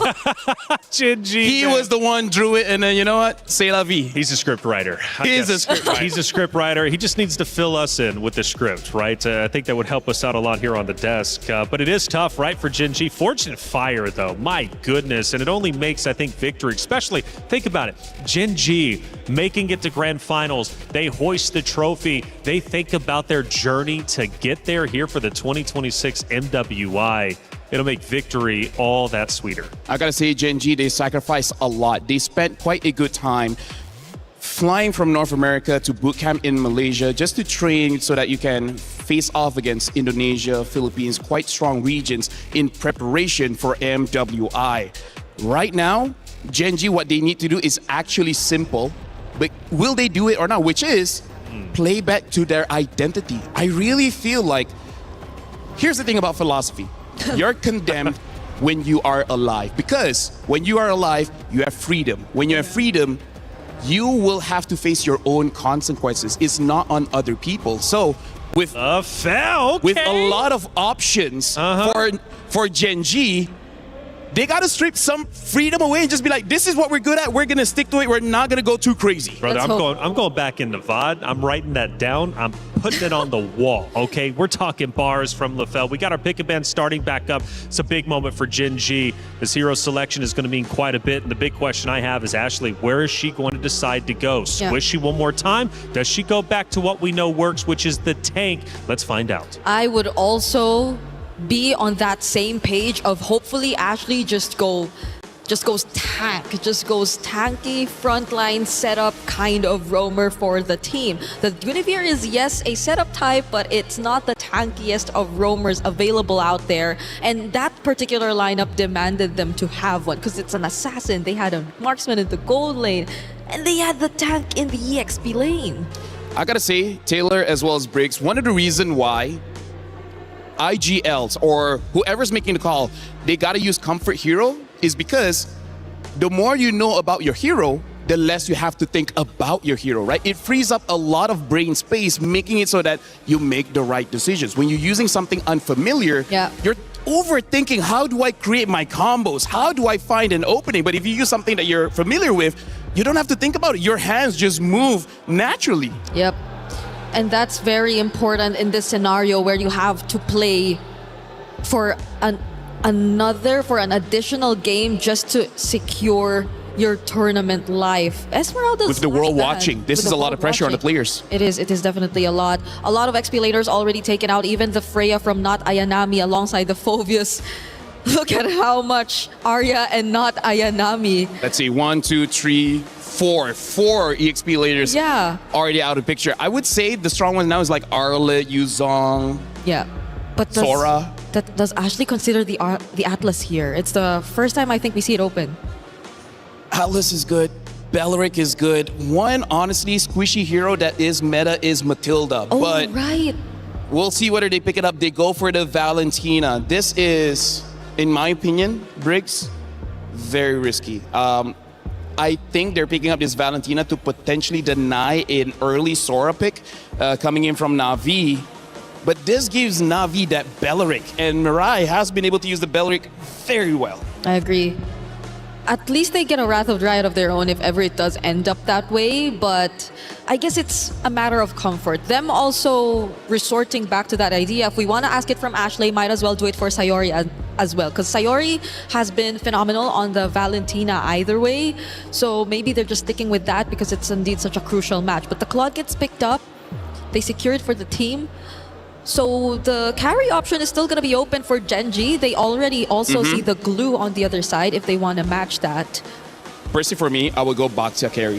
Yeah. I feel like that's a good steal from Na'Vi and already a good matchup against Claude as well as Blue. Yeah, Baxia carry. I think keep it simple. Maybe Rui on the Assassins is something we do want to see. But if they're still trying to figure out how the playstyle will be between an Assassin jungler and a utility type, then maybe it's best to just resort to the utility. Because honestly, if you have Valentina, you're kind of showing that you want to fight very early, right? Yep. Valentina has a lot of bursts. What she doesn't have is that range. So you need gap closers. But instead, they want to go with comfort. They're picking up the Minotaur. As you say, they only really won with that one, and now showing the Uranus as well. Keeping the jungle as well as the gold lane open, I think actually might be pretty scary because we could potentially see a carry ban, but maybe Panda will go back to her signature on the qualifiers to get here into the MWI, which is that Harif. Yeah. Even recently, she's also been playing a bit more of the Granger. So we're not entirely sure if that's going to be the option, but I might want a bit more damage to come 100%. in from Genji because it's really just mostly the Valentina at this point. And again, the carry is likely to be taken out by Na'Vi from this point onwards. This is one of those games, because there's a glue, it's not bad for a Lancelot. Because even if the glue was able to get on top of you, you have many dashes, you'll be fine either way. Because now that Arya is using a tank in the EXP, it means there's going to be a damage dealer. The real question is what? And I want an assassin that can fight at level 4, not at level 15. Yeah, and I don't know if they're considering it, but I've seen like MWI teams play a Hanabi into the glue too. It works because It works, just right? extra bounce. Yeah. And hey, you can't. Stream B, we only have one loss. Okay. I don't know about Stream A, but Stream B, we only have one loss. So it's a viable pick. Carry gets banned out here because Briggs, the only problem I have is they don't have the damage profile for the glue. That's it. This glue can make or break Genji here. And now even the Bruno gets banned out. So they're really, what they're showing here, Claude wants to win the lane. They want to make sure that all the counters are out of the picture. You still have one, actually you have two, which is the Leslie as well as the Clint. Yeah. Which, because they have a Minotaur, maybe not be a bad idea. Yeah, maybe not, but it's just the spread of damage I feel that could be a problem. Nice ban. That was a perfect ban. Oof. So much XP laner is taken out. But I feel like a CC is going to come for Na'Vi. She did use it recently. She did use it, yes. Yeah, she can. And it was also against the Uranus, if I'm not mistaken. I could be wrong, but she definitely has a CC in her pocket. Yeah, because she has a lot of like XP laners brought out. The Masha, but that was last paired with a chip, so maybe not, because you see the glue instead this time. So it's up to not Ayanami as well as their mid laner Rain to pick up their heroes at this point. Honestly, if they want, Izushi would be not bad. There you go. Izushi is picked up. It's a good counter towards the Minotaur as well as the Uranus. And it's an okay ult for the Valentina to steal, but not the most game-changing. It's not. So the question remains, do they want to go Leslie Clint and more linear type of damage for EXP or for gold lane here and Panda? Or do they consider some of the more unorthodox? Because this Uranus Minotaur, just by looking at them, feels like you're meant to be safe, right? Genji has a lineup that says we will live forever. Yeah. Right? It will take us 1 week to die. Yeah. Right? They have a lot of heal. They're going to build Flask of the Oasis. If they haven't Hanabi, actually it makes a lot of sense. It makes a lot of sense, right? Makes a lot of sense. But the same as the Clint, same as the Leslie, heck, maybe even the Moskov. So they pick up a Suyo here. And now they pick up a Harif. So right now, Briggs, this is 100% comfort. Yep. This is less about the strategy and more about trust. Yep, we're not even looking at hero synergy anymore, I guess. It's just really them individually doing their thing and being comfortable in the heroes that they use. So it's just the EXP lane for not Ayanami that we're looking at. Majority have been taken out. CC is still there.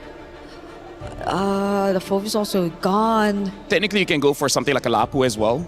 There are a few options. I feel like CC is the most right, but if you want to dive, there's still the Lapu. Maybe not the usual because there's a Valentina, but... I think she would be brave enough to try, honestly. So they pick up an Alice. So it's going to be a dead lane in the EXP, but during the team fights, look at all the AoE coming in from Na'Vi. Na'Vi is looking pretty good.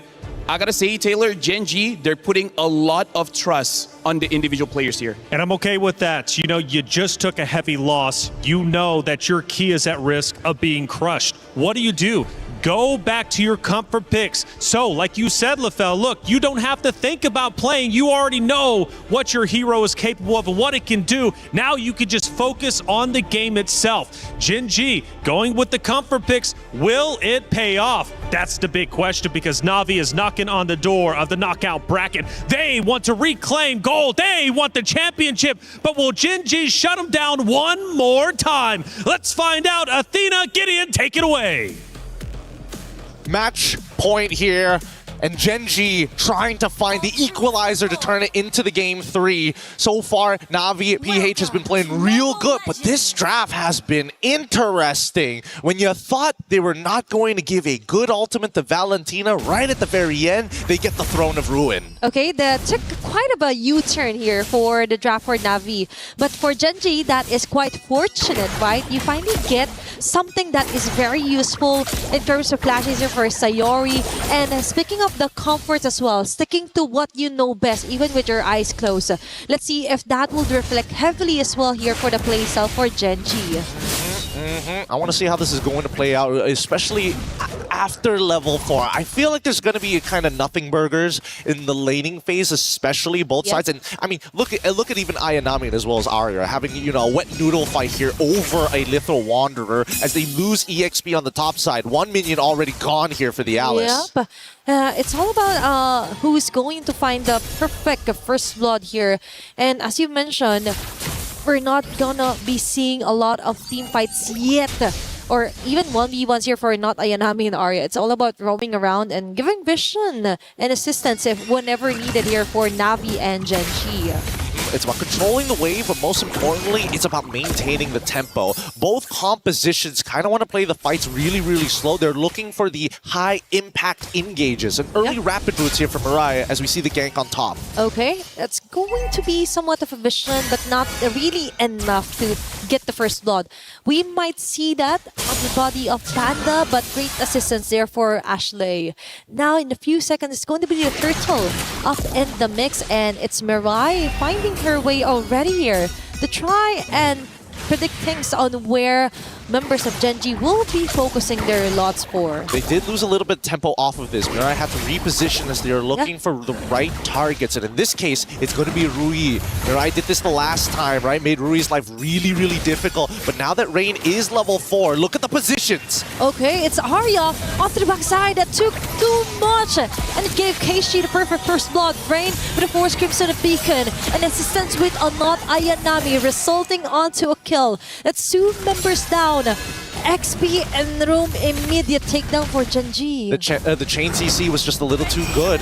Arya couldn't even get her ult off in time. And now you see Rain down on the bottom side, getting hit by the gank. Okay, Rui, go for the follow-up. Rian dashes out right in time. Now it's 4 members chasing them down. It's Rui being cornered out. What a commitment here for Na'Vi. And even with a slam down spread and a grab, it all interconnects and results onto a kill for Na'Vi. They weren't able to find the trade. This is great for Mirai. Again, the battle spell difference creating this tempo, and now the dive. Okay, they're forcing out a way to shut down Panda 1 as fast as they can. It's Mirai. Even tanking up most of the turret damages. Oh boy, the shield from downtown right at max distance as well, and Sayori finally gets the Throne of Ruin as Arya looks to maintain control over that top side, but there's an interception about to happen. Keishi could punish this, and that concentration isn't going to be enough. Look, the anti-heal, Arya cannot tank the damage. Oh my gosh. This is kind of heartbreaking, especially for Arya. To be punished like this onto the early parts of the game. Could you imagine that? She still survived though. She played it as well as she possibly could. Waited till the very last second, waited for Ayanami to try and commit to the Throne Ruin before committing to her mobility skill, knowing that at any point Keishi could try to go for another shield unity. Either way is played perfectly well despite the scenario. It's all about surviving first. Then we see a plan formulating for Genji. And as you've mentioned, it's all about the mechanics too on what Arya could maximize with a hero such as Uranus. This is quite different with what we're used to seeing for her. But let's see, for now, for Navi PH, also taking their time before the turtle responds, and Arya just goes in with a cut, same as not Ayanami. Now, they slowly make their way downwards towards where the turtle will be respawning. Look at this. The rest of Genji now looking to kind of set this up, but Rui has been completely zoned off as Mirai. Nobody can really stop Mirai from zoning him out. And once he gets his ult on him, even worse. And now I think that Genji just has to back away. Okay, there's going to be another turn of ruin here for not Ayanami. Two members caught in the crossfire. Ashley falling down. Immediate response onto Arya. She will go down. Double kill for not Ayanami and a turtle for Navi. This is starting to look a little unwinnable here. Mirai gets to do literally anything she wants. Walk in, pull out a target, still not die, tank the damage and still be relevant. She's everywhere all at once. She's super glue at this point. She is a great provider as well. Like if Navi PH points to anyone, Mirai could get that. Mirai will give that to them. And even onto their own purple buffs for Genji, they're not even able to even get that. They're gonna have to pray here a little bit. But Navi makes the mistake, and unfortunately, it's just too tough. Rui even has to commit the retribution as well. They're unable to peel it off. I think that at this point, Ruyin as well as Sayori need to kind of work together to give that opportunity to kind of set the pace, right? Make sure that Mirai is CC'd enough so that Rui can actually get in on these fights to get the damage down. But still, it's such a big floodgate to get over. Okay, it's all about changing or spicing things up here for Genji. Because remember, it's still the early game-ish here for both Navi and Genji. Although technically speaking, there is a lot of advantages. 6 minutes in, turret destroyed, multiple objectives secured, plus the jungle camp being invaded is just too much for Genji to handle. Although there's still a sliver of HP, as you mentioned, in the body of Sayori and Rui going hand in hand. But that is if they're not continuously being hunted down by Mirai or even not Ayanami. Yeah, they're gonna get dived under this tier 1. Whatever happens, will happen. And it's Ashley moving forward. Not Ayanami again! With a perfect flicker, Sword of Ruin, and Mirai from the back. Just soaking up loads of damage that Genji is trying to show over here onto Navi. Padawan was able to let her Zaman Force build in, but not enough to equate onto a kill. It's still Navi getting a great team fight center here against Genji. The mechanics are starting to deteriorate. Sayori, unfortunately, just didn't flicker forward. Used the Throne of Ruins. I guess they gave up on the fight before they made the call, and now the Zaman Force out onto not Ayanami. Okay, she will technically still survive, but no, it's going to be a chase down here for Sayori. A quick start here, and trying to group things up, freshen things up here for Genji. A start is still a start, but now that they finally get a purple bomb, it is the turtle that's going to be traded for here for Navi and Arya. Arya wants to buy some enough time, but no. It's Navi just securing the objective clean and square. Yeah, they just have to scale Panda up. Everybody else has lost their relevance in this game. They are giving their bodies up, and luckily, I think that unless they find a huge shutdown, and even then, it's on right now, the majority of the lead is actually onto Kenshi and Mirai. Yes, Mirai will give you just a little bit of oh wait, actually Mirai is overscaling here, making a little too much money, in a matter of fact. Now the lowest gold overall is going to be Rain, so no more passive gold for Mirai. No, because Mirai actually noticed, hey, I could be anywhere and everywhere. That's actually 100% KP for her, a 205. Like imagine that. She's doing the right marks on the right targets as well. Compromising so much of Rui's jungle. Like onto the level comparisons here, Rui is also being kind of locked down here against Keishi. And now we see a more proactive play with the conceal even under the shirt. They're going a bit too greedy here for Navi, but Rain as well, committing even a Crimson Beacon just to try and make things harder here for Rui with the dash blade surge. There's going to be another dash out, trying to survive. Not Ayanami, the rest of the gang will just focus their marks here onto Sayori and Ashley. They'll take whatever they can and they will get it onto the hands of Sayori. Oh, they can't cleanly walk away. They can't really open up the map, especially with this glue. They've lost pretty much every potential out here. This is just a slow and painful death from this point onwards. And Mirai can use the ult again if she wanted to, but really there's no need to. The discipline coming out from Navi PH right now is looking great. Earlier in the draft, we were kind of concerned that they didn't ban out the Harriet. They kind of took a U-turn onto picking up the Alice as well.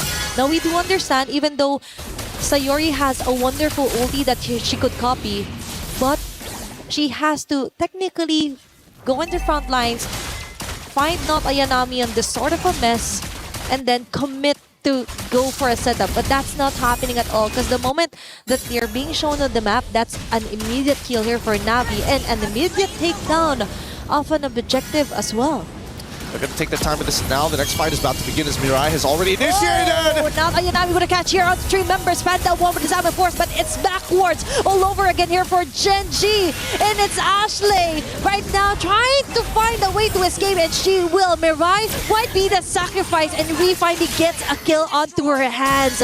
Now that was a quite bit of a messy impact here for Navi PH, and Gen G got 1 out of the 5. At least they were able to get 1, and honestly, that's a pretty big win for Gen G at the very least. At this stage of the game, 10 minutes and we still have some Holy Shieldings to work with. So at least for Gen G, if they can just minimize the damage and protect this long lane, they might have a chance. Okay, it's all about Arya right now, doing a lot of the heavy lifting here against Navi PH. The Holy Shield just might pop off. It's going to be a risk here for Gen G. And right on cue, they were able to melt down the Lord, but a costly advantage here for Navi PH. Oh, no, it's not over just yet. There's still the second wave of Lord and Power minions, and you can see Mirai on Patrick's skin showing off why she is not just glue, but super glue here as they conceal and force the play underneath their turrets. Okay, that is quite scary for Patrick going in with the conceal play as well.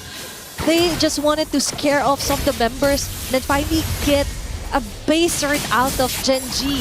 Now Sayori is forced to somehow copy the Crimson Beacon for extra survivability if ever Navi decides to jump in onto the clash. And honestly, I think that Gen G could have taken advantage of the fact that they were going for the conceal, right? Because they should be aware that the battle spells of both Mirai as well as Ayanami were still on cooldown. So there was technically no way for them to catch them off guard. Yeah. Everything would have been telegraphed from the Throne of Ruins, or just Clue being, concealed and walking up to you. Now, with the Radiant Armor already purchased on top of everything that they have, right?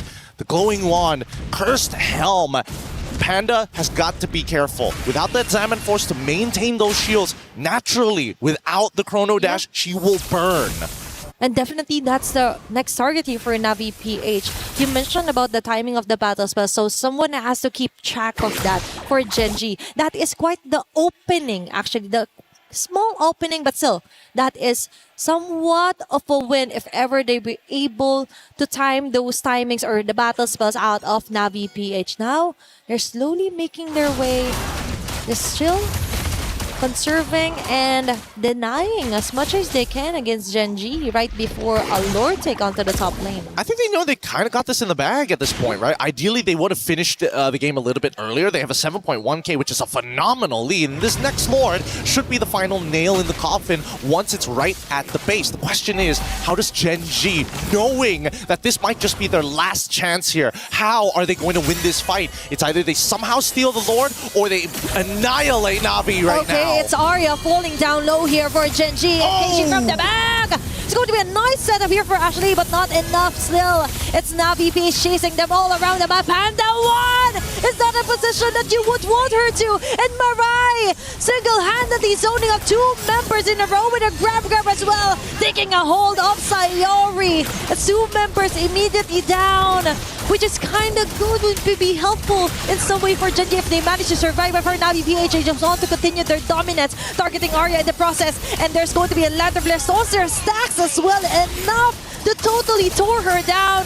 Rui and Ashley are left to defend for their base, but I think this might be it as Navi PH goes in for the kill, goes in for the wipeout, and eventually taking the win against Gen G. Spirit's broken here, but it's going to be Navi who moves on to that next stage. A beautiful game, so tactical, so slow, but most importantly, no way for the enemy team to breathe. Congratulations to Navi. We're going to be soon having a talk with one of these players up on the stage, and I gotta know what is going on through their minds, especially after a well, I wouldn't say the worst, but for some, a very dangerous day one, and just the upward trajectory from day two onwards. Imagine starting off your day on the verge of elimination, right?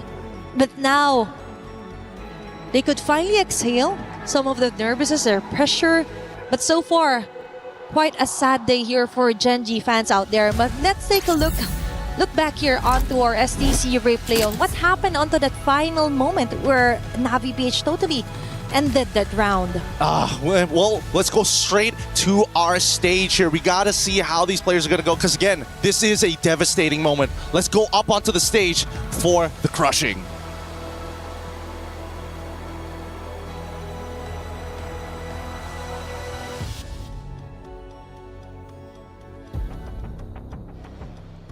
Now, Ashley, hand on over your tournament key over to Navi.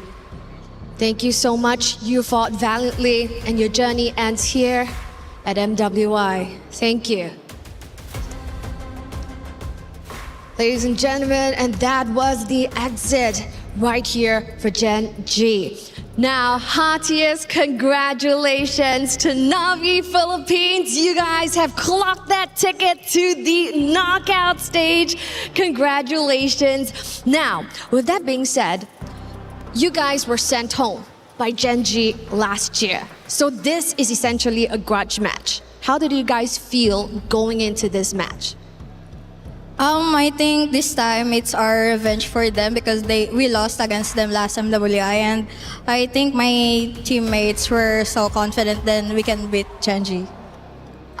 Rightfully so. Not just one game, but 2 games. You guys were chasing them down. You were hungry and out for blood. Now, of course, the day is still young because we still have another elimination match coming up for the knockout stage. And you might potentially see Geltec or Team Ray Young. Who do you think you might be meeting there? For me, any of the teams. Yeah. Any of the teams? But which one would you be more ready for? Or excited about? I mean what? Which team would you be more excited? Any teams, pero maybe Malaysia. Team Ray. Oh, why?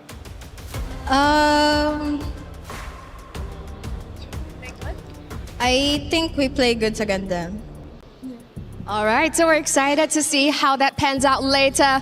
But take your walk of victory and please claim your prize of this key that's about to be crushed. Take your walk of victory. Last year's runner-up key is about to be crushed as Navi took the run back and ran away with it. It is time for another key crushing moment as the dreams of the NA region are getting shattered and evaporated. As always, you know the drill. Or can I call this a drill if it's not a crushing moment itself? It is time for the key to be set and to be absolutely destroyed. Unfortunate for last year's runner-up, but Gen G out of the tournament in the hands of Navi. It is time to go for the security check as always, as the key is now ready to be absolutely punched up. 1 key less in this tournament as we're getting close to our knockout rounds. Ooh, this actually sends shreds left, right and center. Another team out of the tournament, and of course once again congratulations to Team Navi. You guys will be back later in the tournament. We wish you the best of luck. And of course, after a brilliant victory, it's time for you guys to celebrate, take a rest, and be back after with hopefully another shattered key between your hands. Without further ado, let's take a look at the highlights.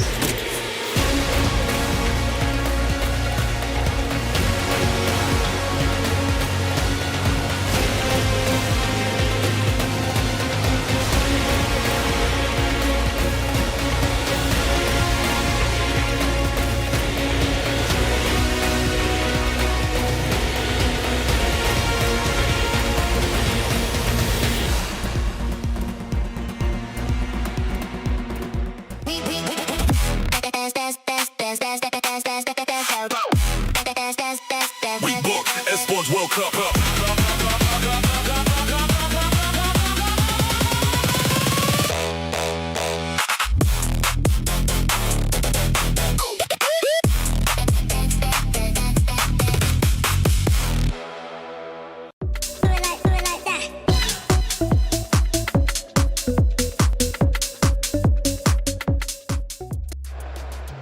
The hope of NA has fallen. Gen G, unfortunately, will no longer have a chance to go back into grand finals and reclaim what they narrowly lost last year to Vitality, which opens up a spot in grand finals. Who's it going to be?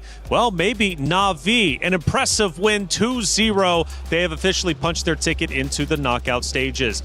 We talked about the hero selection. Gen G going with their comfort picks. I get the idea. Unfortunately, it did not work out, but what a titan that has just fallen. Yeah, I gotta say, so we will be talking about a game, but talk about is there's a possibility of a 24 champion against a 25 champion in grand finals. Now that is crazy. But talking about that game just now, we discussed how the previous series, that one mistake at the late game cost you the game. Unfortunately for Gen G, that one mistake in the early game where Arya was just in too deep in Na'Vi territory, and Na'Vi having that Boxia denied Uranus of that heal. That was the mistake that gave everything to Na'Vi. Yeah, it's understandable. You expect the Uranus to just be very aggressive in the lane, potentially go for those early cuts, but it's different. Now you look at Na'Vi and their lineup, they're also very tanky dudes who are just prepared to fight you on in the early stages of the game. And it just snowballed into more and more kills to the most unfortunate targets. I think Rui followed next after that kill onto Arya. So these two anchors already falling down meant a lot for Gen G. It was Na'Vi taking the win. Let's take a look at their path to victory through our first moments. And we're deep into the game at this point now, 10 minutes in. You can already see a goal disparity between the two. Na'Vi at this point already has a severe lead. I would say this is actually very impressive by Gen G. I honestly thought they would have been wiped out, but somehow, some way, they were able to kite long enough that they're able to kill Mirai. And honestly, I think at that point, they're like, hey, maybe we can win this, but 7,000 gold is just too hard to keep up. Yeah, Gen G had multiple instances wherein they just really worked together to keep each other safe. It's surprising,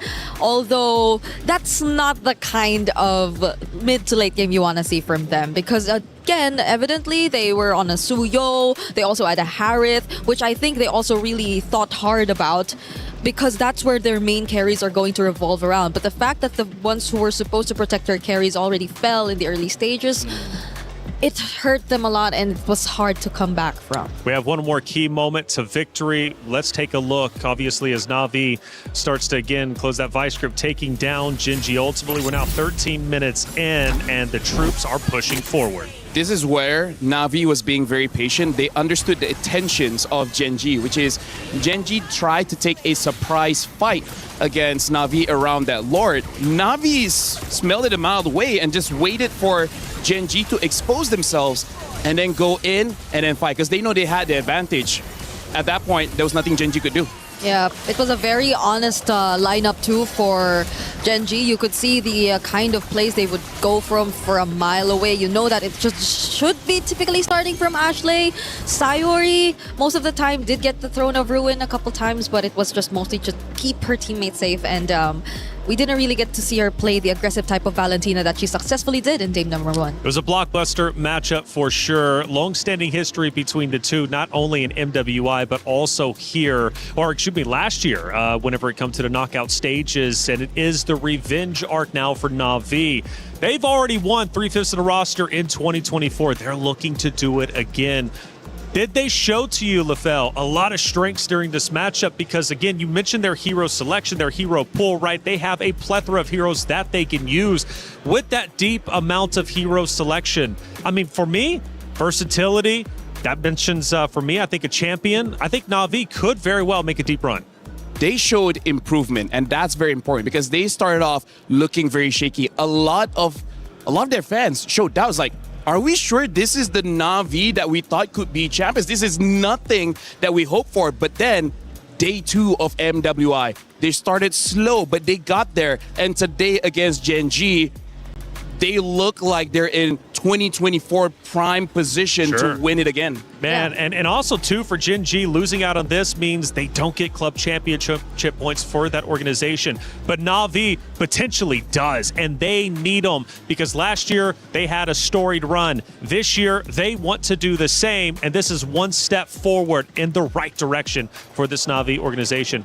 If you had to give an MVP to one of the Na'Vi members from those 2 maps, easy. Who would you give it to? Easy, not Ayanami. Game 1 on that Freya, always give pressure towards the damage dealers. And then on that Alice, how many of those setups was like highlight-worthy, TikTok-worthy highlights? Those were amazing engages by not Ayanami. Plus the game-deciding play also, which happened in the first few minutes of the game, was all because of not Ayanami. It happened in her lane. It happened towards her counterpart, which was Arya. So I think it's very well-deserved of her to get the MVP of the series, if ever we did have any. Not Ayanami getting a lot of attention, not only in our content pieces, but also out there on the stage. And now things start to get real. Up until this point, it's been double elimination. But now we're moving into the knockout stages. What does that mean?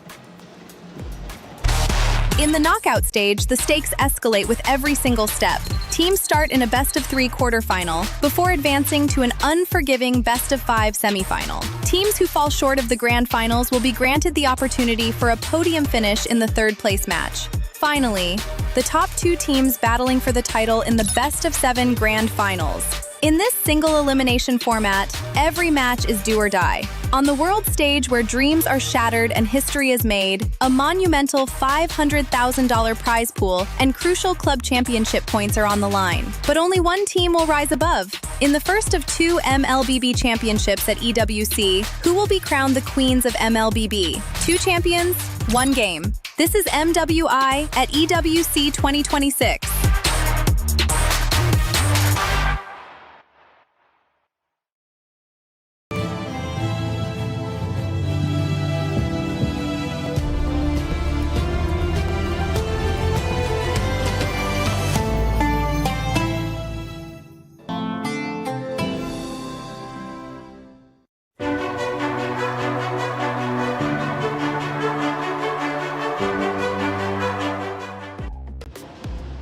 Again, Na'Vi getting a big win over Gen G. For Stream B, that match also comes to a conclusion. It was Team Falcons Mena going against Foot Esports. Team Falcons Mena with a 2-0 win. Again, massive for the Falcons organization who went back-to-back in the club championship. Now they've got 2 teams represented, and they're trying to catch up the first place, which is tied with 3 teams, one of those being 100 Thieves.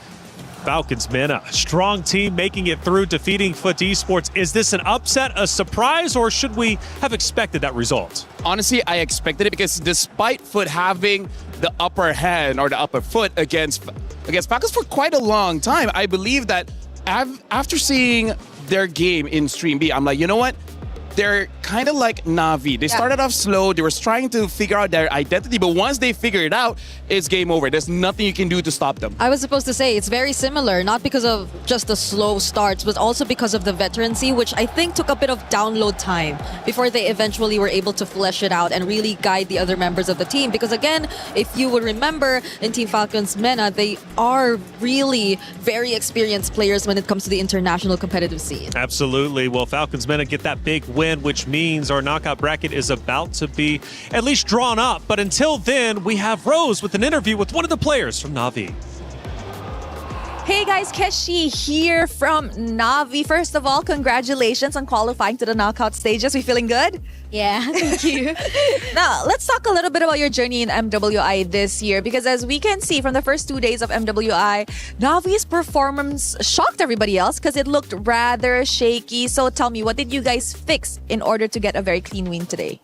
I think we just adjusted our communication because the first 2 days it was not clear, and I think it's because of pressure.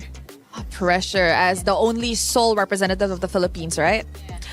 Okay, now I gotta ask you, would you consider this a statement match? Because we know, first of all, there is history. Genji ended your journey in the last year, MWI. And second, a lot of people started doubting you guys as the title contenders. So what do you think?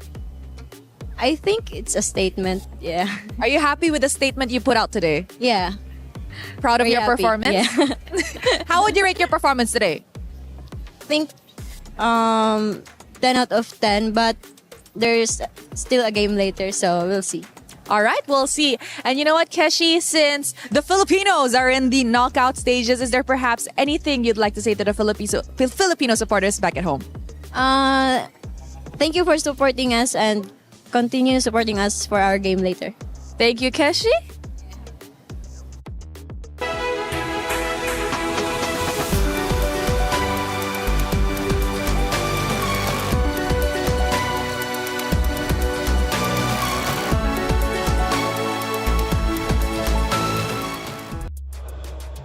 Thank you, Rose, as always, for that interview. Keshi from Na'Vi in good spirits, and rightly so, after a big win against last year's runner-up of Genji. But their work isn't done just yet.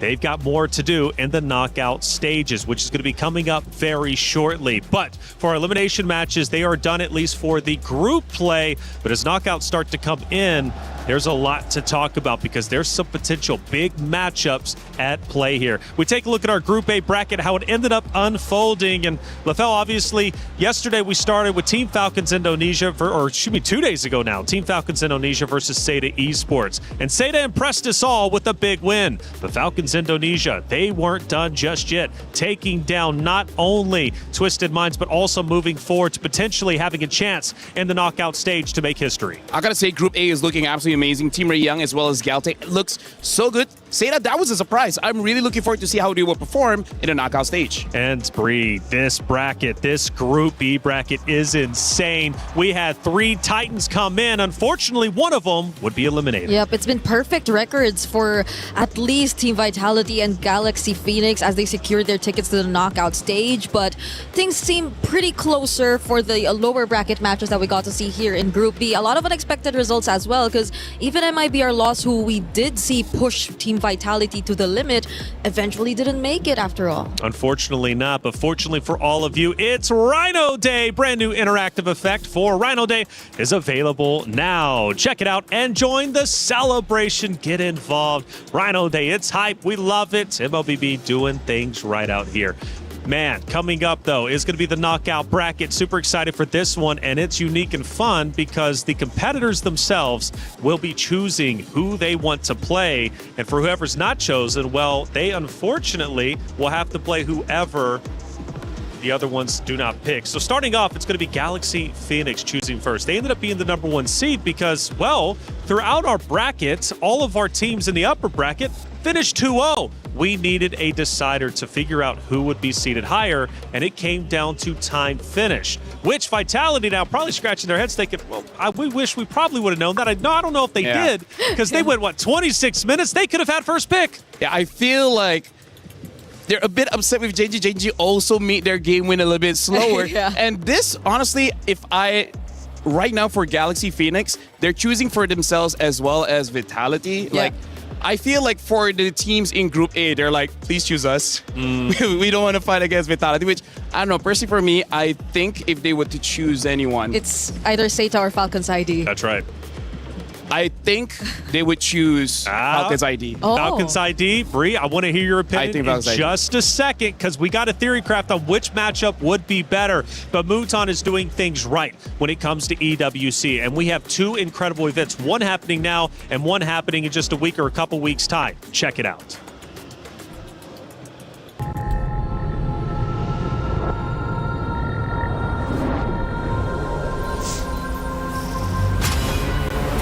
In the past, we were always in Asia. This year, we came to Paris. What stories are still left untold? Kami sudah membuktikannya.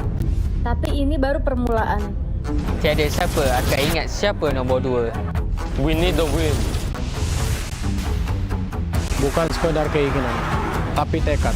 Hindi ang pag-abot sa top ang pinakamahirap. Ang korona ang mahirap ipagtanggol. What happened last year became fuel for us this year. This time, we bring it to the prize and finish it. A new lineup, new chemistry, new fire. Once champions, not settling for podium finishes. World champions, defending MSC champions. As the final boss of MLBB, can anyone stop them? Names have been named, stars have risen, but now they need to show the world what it takes to rise above.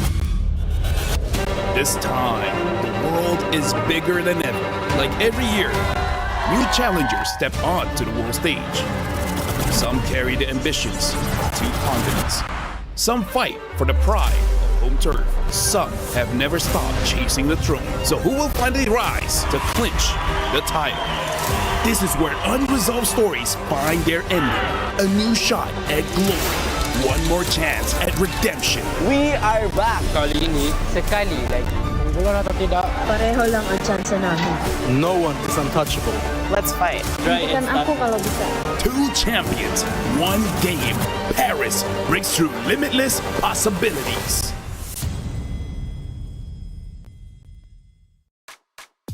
It's MLBB for the next 3 weeks, and we love it, and I know you at home love it as well. MWI, we're moving on. Groups are done, and now it's all about the knockout stage. Single elimination, and I'm ready to theory craft. You kind of highlighted it, brought it up a little bit. Let's revisit it. Now, for the seeding, based upon timing, because they all had the same 2-0 record, Galaxy Phoenix will be the #1 seed. Team Vitality will follow. Geltec Cyber Team just behind them, and then Team Ray Young will be number 4, which means Galaxy Phoenix is going to have the first choice, and they have a choice either between Falcons Indonesia or Seda Esports. Now, the scary thing is, the one not chosen by Galaxy Phoenix has to play Vitality. Actually, now that I think about it, it's better for them to go up against Seda because Falcons ID, Vitality, they're from the same region. They have a lot of information with each other. So I feel like the smart move would just let them play because you would get so much information out of that. Oh, that's true. And I believe it could be somewhat of a double-edged sword if you have very limited information about Seda overall.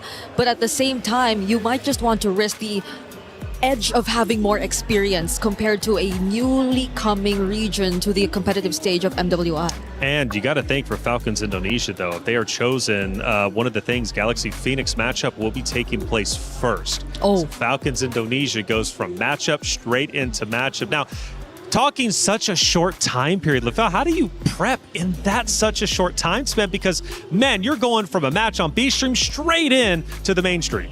Honestly, it's quite weird, but some players actually prefer it just for one simple fact, which is you got your warm-up. Because some players, if they play and then 2 hours, 3 hours of doing nothing, they just start to slow down. So some players is like, yes, we are good now, let's just go now. And instead of thinking about what your opponent is doing, just focus on what you're doing. And then after game 1, hopefully your coach can figure out what to do game number 2. Yeah, at first it does not seem as favorable. It comes along with being in the lower bracket and having to survive through all those elimination matches. But at the same time, especially if it happens in the same day, might as well just keep the ball rolling because you've already started playing anyway.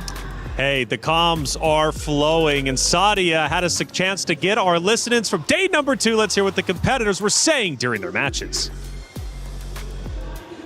Hey guys, Sayori here from Gen G, and she looks rather upset after the loss up against Navi. So let's talk a little bit about the game first of all. I know you guys came in rather confident, especially because you guys were the one that sent Navi home last year. What happened? What fell short in today's match? Honestly, we did come in confident. We knew that we could beat Navi, but I think just in game, I think how we usually play just didn't go into the game, and maybe communication was off and our play style, because this was not how we usually play, and we know that we're way better. So yeah. I It was understand. just very disappointing that we did lose. Yeah. I understand. Losing is never easy. So I want to ask you, throughout your journey in MWI this year, and you know what, throughout your journey, throughout all MWIs over the years, what is the biggest key lessons that you always take home with you? Honestly, I think the biggest key lesson is that, honestly, like,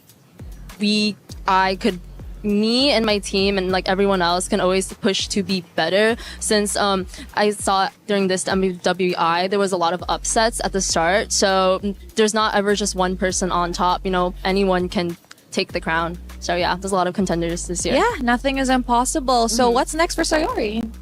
Honestly, I'm not really sure.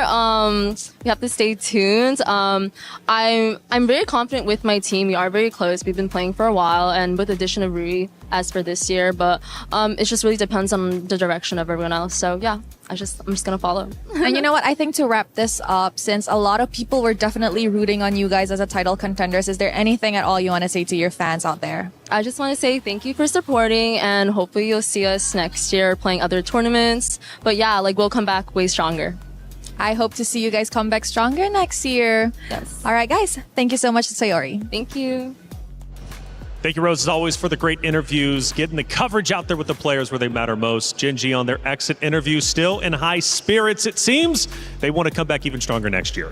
Yeah, I always feel sad when I see teams have to exit without them playing their best game, or without them being able to play the kind of play style that you know they're used to playing. And it's unfortunate it happened to Gen G, but I'm glad to hear that they're just looking to come back stronger the next time we see them. Yeah, we don't want to lose them, right? We definitely want to see them come back. NA needs a solid representation, and Gen G is that good representation. Hey, like I said, throughout day 2, there was a lot of great comms, and Sadia had a chance to listen in.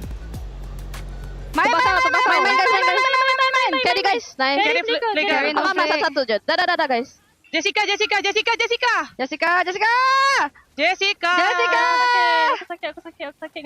go guys. Dah enggak usah.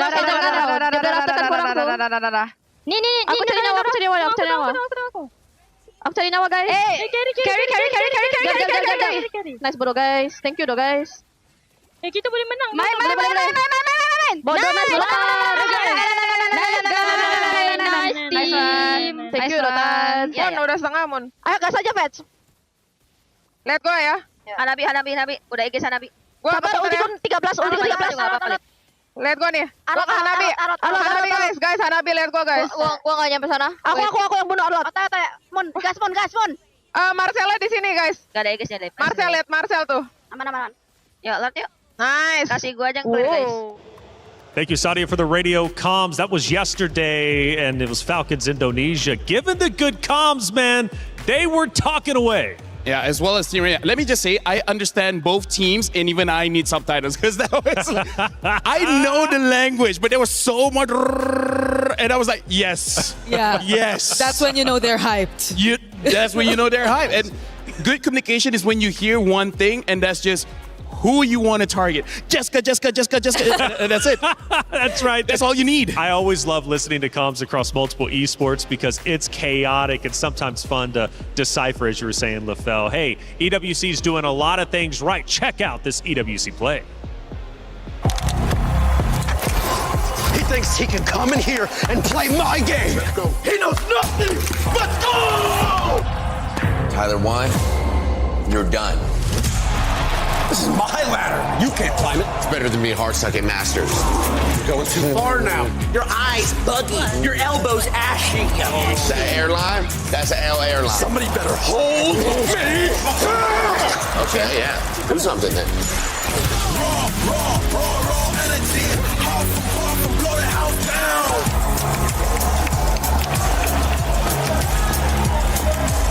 You look nervous. You look short. Everything's good? Fight.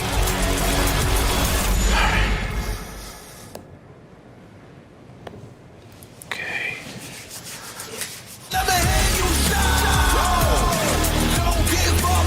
Do you really need the wraps? Yeah, that feels like overkill to me. Body was built to move. Not trapped at a desk in one singular posture for 12 hours a day. It's time your chair evolved. This is Secret Lab Titan Evo. Ergonomically engineered for you. Gamers, hybrid workers, artists. Backing your every move. The knockout stage draft is just minutes away from taking place, where the opponents get to choose their opponents. It's going to be a lot of fun, and the stare downs are going to be entertaining for sure. Still, though, we need to discuss the other side of the bracket. We talked about Galaxy Phoenix, whether they play against Falcon Indonesia or Seda Esports. They have that choice. The other gets to play Vitality. But on the other hand, Geltec Cyber Team comes in. They were the number 3 seed, but because of where they were in the groups, they get the first pick. Falcons Mina or Na'Vi. Those are the two choices. I know, Bree, you look like you're in pain. I'm going to give you a second to maybe think it out a little bit. How about you go first? For me, it's easy. So how about you go first? I am having a hard time. I can For see you, that. It's easy. I am having a hard time. Like, I do not know if I want Na'Vi to be up against Geltec or if I want them to go up against Team Ray. Oh, okay, that's actually a good point, Right? because honestly, for Geltec, I know the best choice for them is Falcons Mena Vega, because their playstyle of KOE playing those assassins is better against Falcons, where they sometimes put yourself in a situation where you can punish. Compared to Na'Vi, Na'Vi doesn't really make a mistake that gives the map to the opponent. So if I was Geltec, I know who I want to go up against. Yeah, but that's not good for Na'Vi either. It is what is it, you know? Yeah, because they're going up against Team Ray if ever that does happen. And Team Ray were the recent, or not them, but their region has been recent champions of SEA Games as well. They've been performing really well. And it's just like a rivalry between MY, PH, ID all over again. Who would Team Ray Young want to play, though? Like, if they obviously don't have a choice here, but if one had to be thrown their way, would it be Falcons Mina? Would it be Na'Vi? I'm going to be honest with you. Both of them just come off a hot win. Na'Vi just looked incredibly strong, taking down Gen G. I don't want to play Na'Vi under any circumstance. Although I do have to say, Team Ray Young, I would say their strategy for this MWI is quite flexible against both, because one of the underrated players coming in from Team Ray Young is Miko, their mid laner, where she is very good at winning the lanes, but also punishing the jungler. So if they're going up against Na'Vi, Na'Vi goes with a tank jungle, I feel like she can punish that. And then if they're going up against, again, either tank or assassin, I feel like they got the answer for both, because G-Boy likes to fight against assassins. So it's kind of interesting at the mid duo, they can deal with both. It's going to be interesting to see Geltec and Na'Vi up against each other, though, if ever that does happen, because they've been the more unorthodox teams, you know? Like, Kyoe on the likes of an Aulus even. That was cool. That was cool. They were able to win with that. But Na'Vi, though, when I say that they've also been unorthodox, it's not the same when you look at Geltec, who've been able to make it work. So I guess that's the only maybe problem that can happen if they do go up against each other. I do have to say, though, Geltec on that game with the Aulus, yeah, it was a 24-minute game, and they won 5 minutes of that game. And if I'm not mistaken, they got a triple kill early. That's why they won the first 2 minutes. Yeah. And then lost for 19 minutes and only won the last 3 minutes. So it's a good pick, but they lost for a long time. Okay, so you're never really sure, but regardless, I think them picking their matchups will all be equally as interesting. And they do get that choice, which is super unique, by the way, in like the format tournaments. You got to think about it. You're walking up there, you're looking at your opponents. You've got 2 keys to select. Which one do you want to crush the most? Because it is single elimination. Oh, yeah. I feel like for all the teams, they want to crush Vitality and Na'Vi if possible. Of course. Of course. But honestly, like, we got to go back to Rose's interview with Sayuri. Even Sayuri said for this MWI, a lot of upsets happened in day number 1. So even if you think you made the right choice by choosing your opponents, that might not be true, right? Because everyone here is stepping up. Everyone has their own identity. So you might make a mistake and you would never know until the game ends. Yeah, honestly, if I was a player, I'm not even sure if I'd rather do this or just have... I would just let my coach decide. Randomly decided as well, yeah. Because, when we did do the draw. Well, not us, Mirko. Mirko did the draw. You were already put up in this certain setup. You had to see like a group of death emerge eventually, but at the same time, you just had to adapt and adjust to what was already presented to you. But this is something you can make your own choice with. So whatever happens, if it doesn't go your way, who else to blame? That's right. And see, I was about to bring that up, Bree, and that's such a good point because it's scary. When last week I was on this very stage watching a different title and a player from Na'Vi chose their opponent, he wanted the smoke, but he got it in the form of a loss, right? So you never know. You might be picking your opponent thinking you're picking the right choice because you can beat them only for you to lose. And like Bree said, you can only blame yourself. Well, enough deliberation. We now need to see action. The opponents are on stage ready to pick who they want to play in the knockout stage. Stage host, take it away. Ladies and gentlemen, it is time for the EWC knockout reveal. We have our teams ready for the knockout stages, and we need to see exactly who is going to be facing who. Damascus, how does this work? Very simple. Whoever made it out on the upper bracket will have a chance at picking their opponent, but that's only since everyone is tied. And as Taylor explained earlier, the ones who had the fastest game time. Which means that on one side you have Galaxy Phoenix making it out on the upper side on Group B, who will be able to choose from the people who made it out of Group A lower, which is Falcons Indonesia or Seda. And then on the other side, it is Geltec Cyber Team that will be able to choose between Na'Vi and Falcons MENA. 2 Falcons still in there, but the question is, who are we picking? Okay, that got me hyped up. Explanations, everybody, ladies and gentlemen, we actually understand how it goes. We need to bring out our 2 representatives. Please bring forward our players.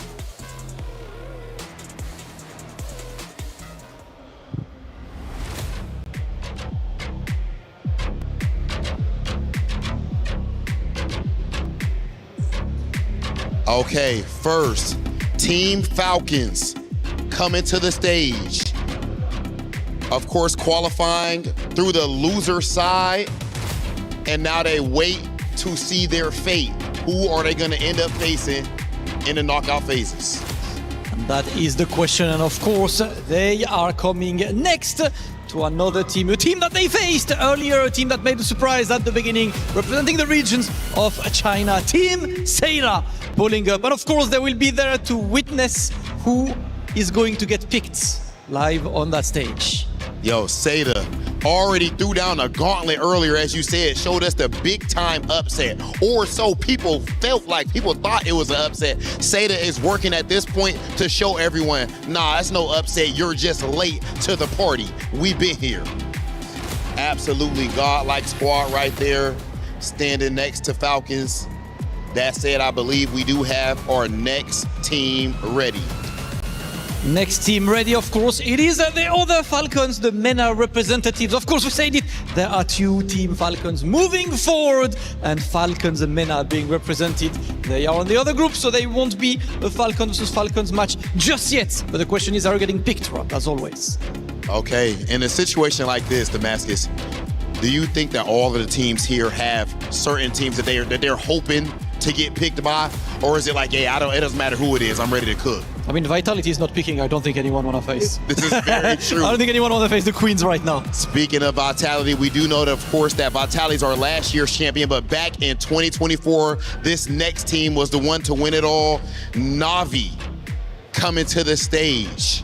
Na'Vi, a tough out for anyone, but will one of these teams be bold enough to make them their choice? Of course, and without further ado, we are ready to welcome the team captain for Galaxy Phoenix, who will get to choose between Falcons Indonesia and Seda. This is the big choice, Rob. Remember, it is single elimination after this, so you only have one chance. Whoever you pick is potentially going to be your final opponent. Okay, yeah, I'm ready to see it. This where that drama at right here, Damascus, okay? Making that choice, technically, picking a certain team could be taken, that team could take it as disrespect, brother. It can make it a little bit personal. You had the chance to fight against someone else, but you chose me. And it looks like we will be making our choice right now, I believe. All right, it is time Okay. Get a pick. Is it Seda? Is it Team Falcons? We take a moment to think. And actually, no thinking. It looks like the pick immediately is Seda, picked by Galaxy Phoenix, which means Vitality inherits Falcon Indonesia. Cheryl, what do the players have to say? What an unexpected matchup. This means that there will be an Indonesia versus Indonesia in the quarterfinals. So, please tell us, why did Galaxy Phoenix pick Seda, even though Seda actually won Team Falcons Indonesia? Maybe I like them. Oh, you got your eyes on them. Now, how is China feeling about this matchup? 现在你们感想如何？这次的比赛？我们现在的感想就是非常开心。然后，因为我觉得对我们来说，比比赛输赢更重要的是享受比赛本身。 They're very happy about this pick, but win or lose, they are very happy to be here for the competition, to experience as an experience. So yes, this is your first matchup for the quarterfinals of the knockout stage. We have Galaxy Phoenix going up with Seda. Oh, that's a banger.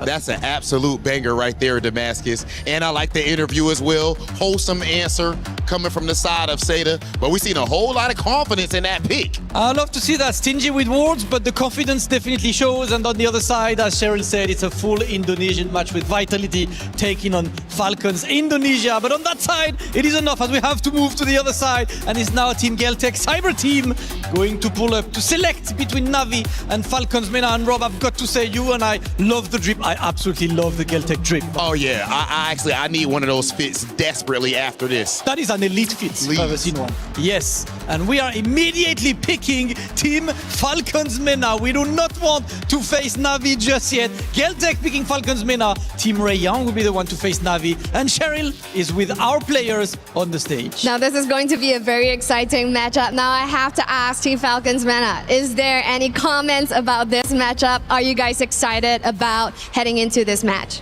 Yeah, of course we are excited and good luck for you guys. Anything you want to say to them? Nana. Nana, okay. Fist bump, and we will lay it all over at the Land of Dawn. Fist bump. And let's go. Our next team for the knockout stage of quarterfinals. We have a Geltech Cyber Team going up against Team Falcons Mena.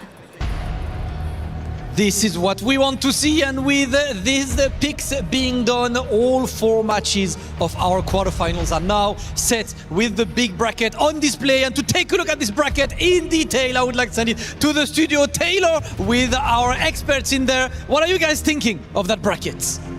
Ooh, it's looking spicy. Hollywood Rob TV, Damascus Cheryl, thank you so much for settling the score with the competitors. Now we know what our knockout stage looks like officially. And it's a spicy one for sure. Let's start with the first matchup. Galaxy Phoenix versus Seda. It's going to be coming up first. What do we think about the opponents? Well, first of all, called it. Yeah. Second of all, it's like, wow, we're so surprised this happened. But yeah, I really feel like this is good on both ends because Seda also showed quite a lot, and I believe Galaxy Phoenix have gotten enough information to know what kind of draft they want to use against Seda, but also because they force Vitality as well as Falcons ID to fight against each other, they need all that information to know potentially when they mid what they're gonna do.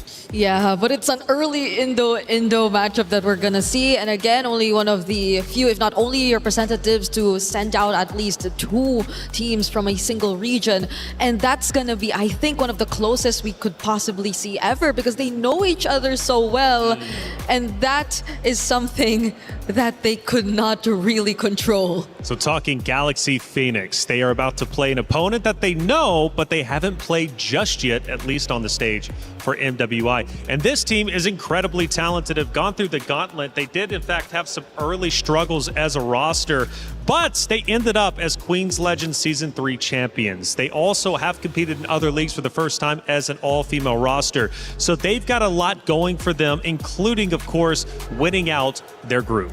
I gotta say, Galaxy Phoenix, it's like they're masters of rock, paper, scissors because their jungler is able to play tanks, able to play assassins. So when they know who they're going up against, they're able to change either rock, paper, or scissors, and it's on to the opponents if they can fight back on their lineup. Yeah, they have so much heroes too that not necessarily are out of the meta. So I think that's one really good strength that you can look at when you talk about Galaxy Phoenix is the fact that they have such great mastery over the heroes that are actually relevant in our current time. But strength versus strength in this matchup, because let's not forget, Seda Esports was developed specifically for the MWI stage, which means they've done their research. So when you talk about a deep hero pool for the side of Galaxy Phoenix, Seda equally also has the same.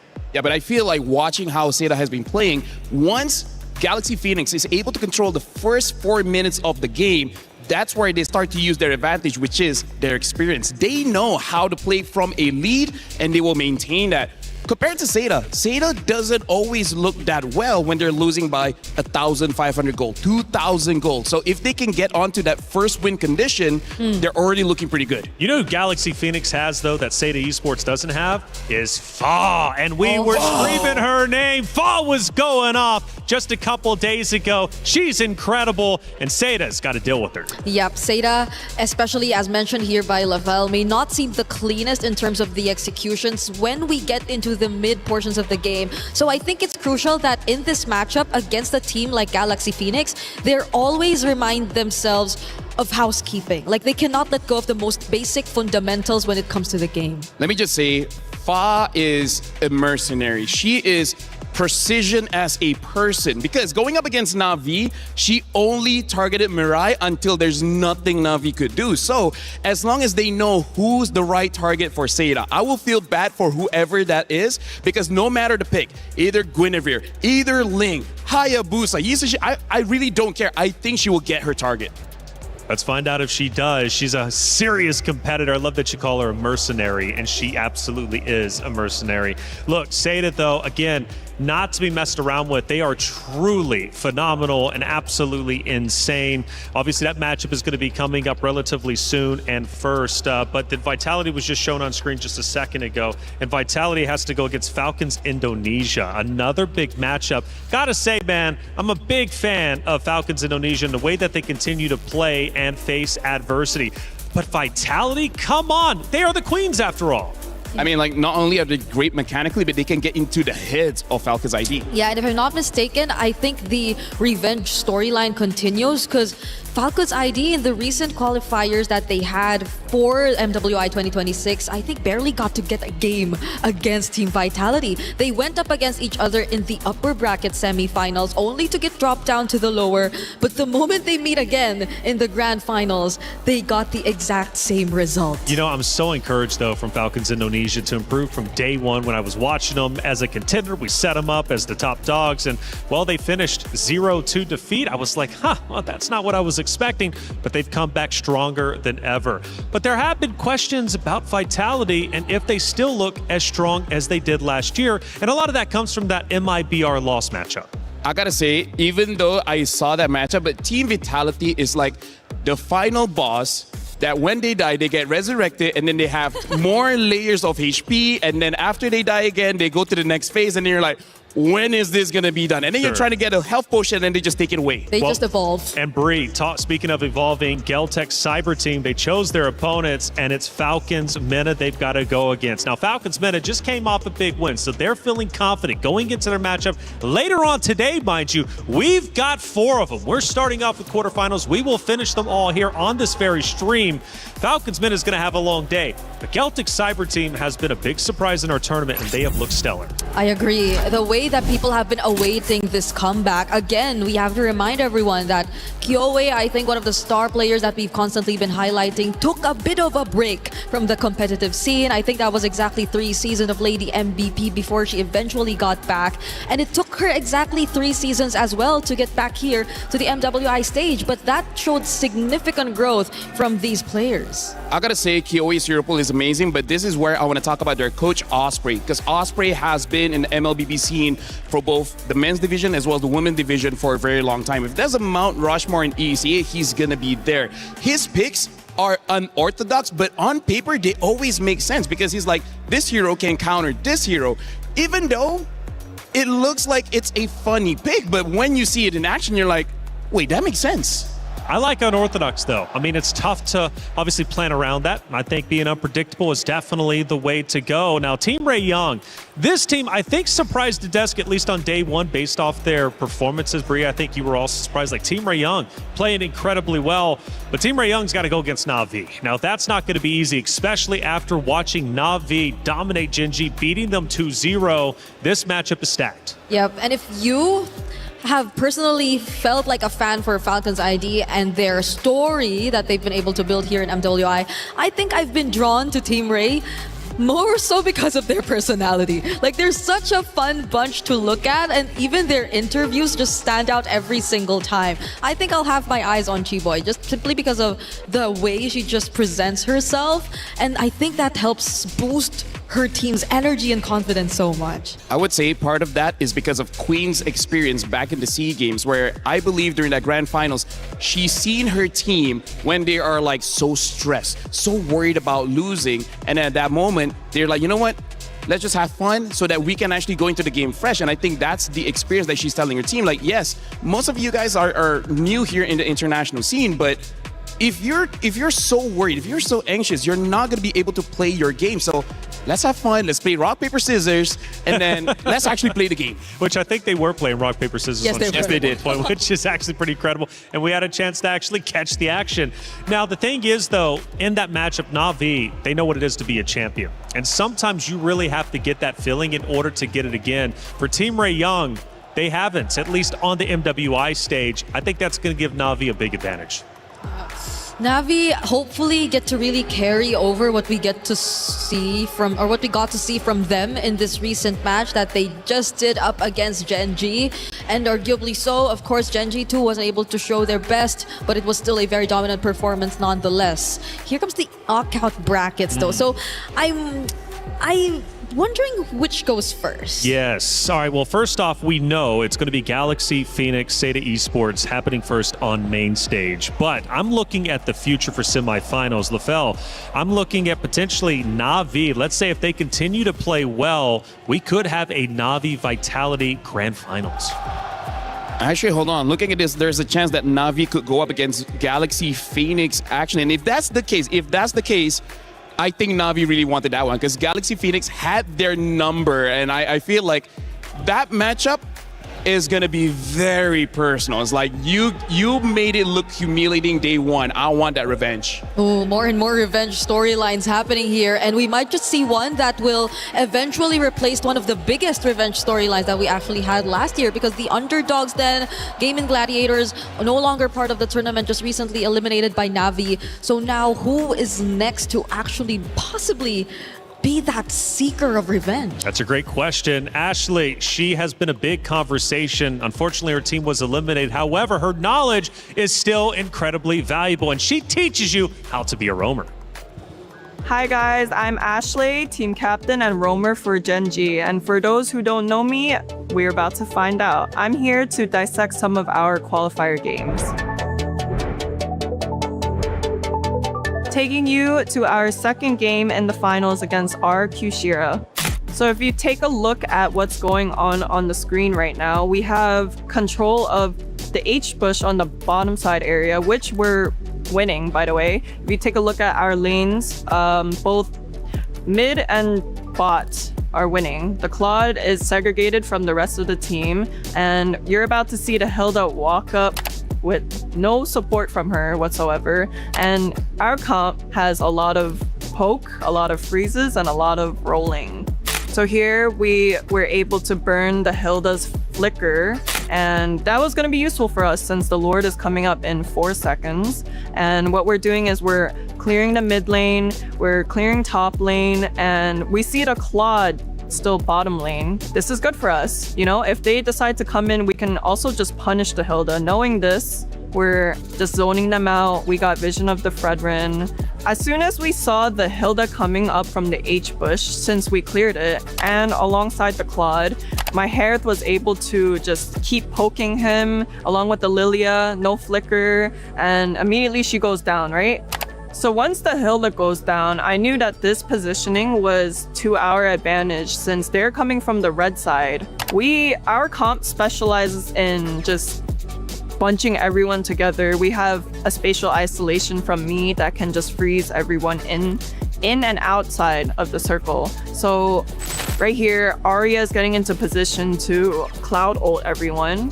She's literally screaming, let me ult, and I'm like, okay, this is perfect. I make a spatial isolation to predict the Eve's ult since we're already in a box. I knew Eve was gonna ult from the back line, and since I had my teammates frozen and them frozen, I went to just go be annoying to make a separation from the front line and the back line, which was favorable for us, and that is how we dominated this game. But you know the funny thing about that game is like, it's more or less me saying that they messed up. It wasn't even that we were doing the right thing. That wraps up our dissection for my games, and if you guys would like to see some more gameplay, please tune in to our MWI matches. Play is in our DNA.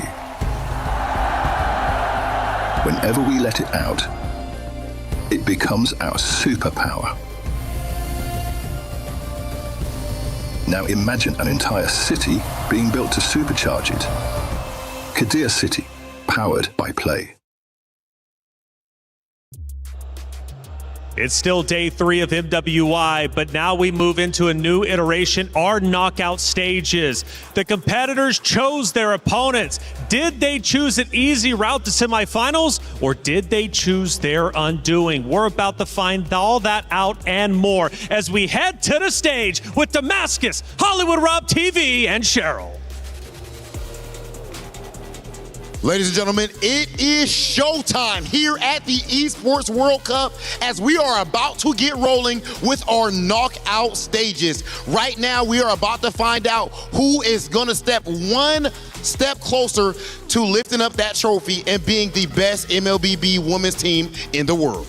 Yes, sir, Rob, it's time to be excited because it is the knockout stage right now. Every single match means tournament life on the line. So without further ado, let's welcome our first team onto the stage. They made their way through the upper bracket. Make some noise for Team Galaxy Phoenix!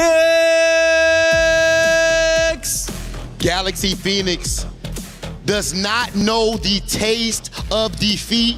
This team has come here in their first international event, but yet they have not just looked like contenders, they have played like one of the favorites, of course, fighting out of Cambodia, and they are trying to make history here at MWI.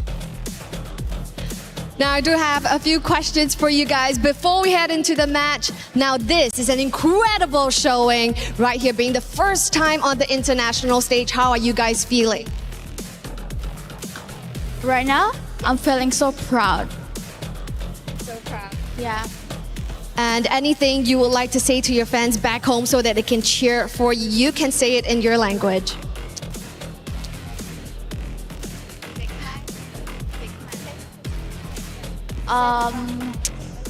There's nothing else. Like I don't have nothing. Like I don't have a lot to say, but I'll try to fight for the nation. National pride is on the line. Is there anything you would like to say to your opponents before we head on over to the battle station? I just want to say that good luck with your match. All right, good luck, and we will have another exciting match, so please head on over to your battle stations. Thank you. Okay, ladies and gentlemen, now please welcome to the stage their opponents, Saito! The team representing China, the new project, they entered the stage in an incredible way by the big upset, sending Falcons Indonesia straight to the lower bracket, fell to Team Ray Young, and then redeemed themselves against Virtus Pro. This team has been ridiculous, and when they win, it's always a 2-0. China's proud representative stepping up to the stage. 恭喜中国来到 knockout stage， 有什么想要对你的对手说的呢？ Is there anything you guys would like to say to your opponents? 我没有什么想对对手说的，我想跟我的队友说，我永远爱我的队友，我们是最强的队伍。They said that they have nothing to say to the opponents, but she just want to say something to her teammates, and that is, they're the best and they can do it. All right, so thank you, and please head on over to your battle stations.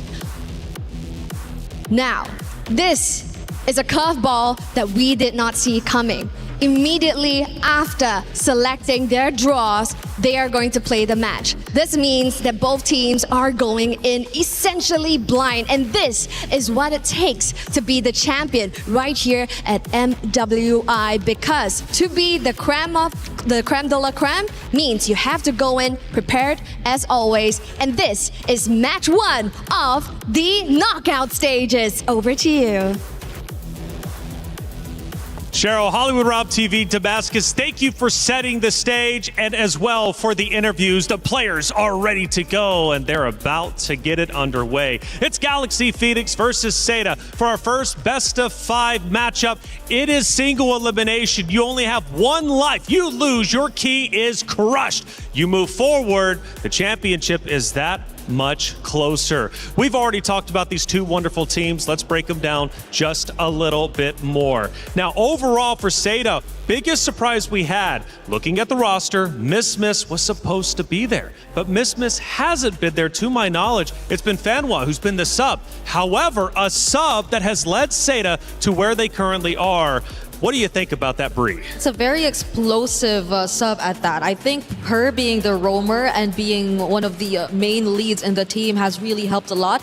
The way that they've actually been confident enough to even debut the likes of a Tigreal in their first series and be able to do so in a very dominant fashion, that means they're very versatile in terms of their gameplay, because even when you think that they are actually more on the unorthodox end of their picks, they actually can show you some of the more meta ones as well. They also have a really decent usage and mastery of the Belleric, as seen in their recent qualification match, in order to make it here to the knockout stage. I do wonder though, now that you're in the knockout stage, is the wild card play to bring Miss back in? We don't know why, of course, Miss was benched. Maybe it was a strategy play, maybe something else was going on, but it has led to a pretty fun conversation.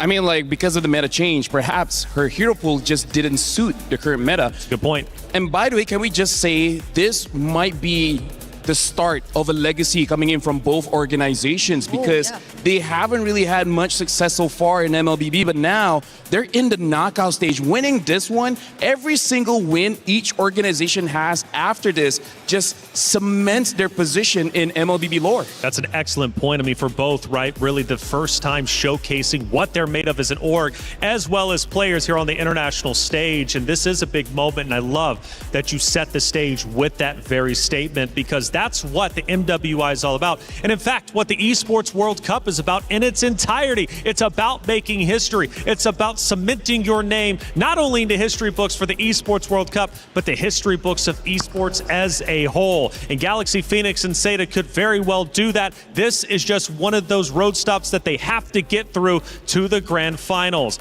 Now, for Galaxy Phoenix, again, with those early struggles, one of the first things that I noticed is they've been working on their play style for years. Going into this matchup, that play style being worked on for years is going to pay dividends. I gotta say, looking at their games, they have a very unique way where their jungler as well as the roamer is the one moving the map, where everyone else is just focusing on getting enough money to actually get the items and then eventually help everyone out. So they have a way of play that the speed is just something that people cannot get used to. Yeah, you get to take so much of the opponent's attention with just these movements from their XP and their jungle. Whereas I think their gold lane has been very stable for the entire tournament. It's only been the claw that Winnie's ever used throughout all of their matches, and you really don't get to pay as much attention to it. It's just a very stable lane. She just really pretty much gets the job done, but majority of the action just comes from the other sides and the way that they move around the map. Going to the EXP lane now from gold, Jessica for Seda has been on fire this event, opposite of that of Ling.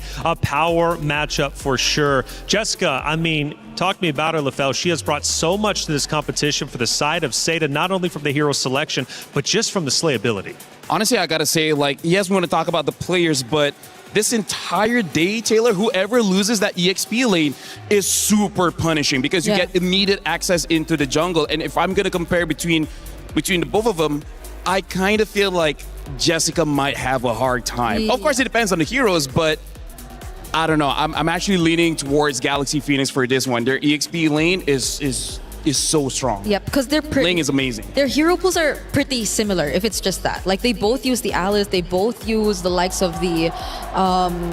No, it's actually just the Alice, I think, that they use both. It's their shared hero pool. But other than that, we see more flexibility from Ling in terms of how they're able to utilize it. Because if there's one observation we got to see from Jessica yesterday when they lost, it's the fact that she probably does shine a bit more on playmaking or heroes that just play for the team. There tend to be more miscalculations whenever you give her those less flashy kinds of EXP lanes. It's 5 players per team. All of them have to work together to win. But Fa is an absolute powerhouse. We mentioned her earlier. And from what I'm hearing, Lefelt, she might be just one of the strongest junglers in our entire MWI event. Honestly, I'm willing to put money on that one because honestly, Fa is an absolute mercenary. It's one thing when you're good at one hero.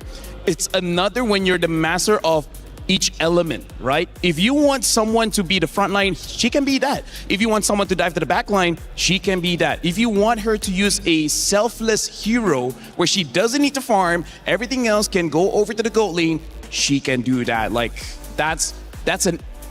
I would say that's one of the kind of players that each organization after MWI might start emailing her. It's like, hey, are you willing to relocate? That's true, that's true. It's also because she's just very firm on these heroes that either the Guinevere, either the Ling, whichever she uses, it just feels like the mastery is on point because I think we've observed that, especially from teams like, let's say, Twisted Minds earlier on. When you try to change a bit of what you're used to seeing in the jungle, then the dimensions of your gameplay, there are a lot of things that tend to shift. But when it comes to Galaxy Phoenix, it's just really them dictating majority of it through the EXP and the jungle. One thing I do have to say before the draft starts, something about Galaxy Phoenix, they make it look easy. Yeah. And that's pure talent. It's not, well, actually, it's incredibly hard to make it look easy, funny enough. You would think going in there and just making it look easy is easy. It's not. It's one of the most difficult things to do. And Guy, speaking of difficulties, Guy from Seda,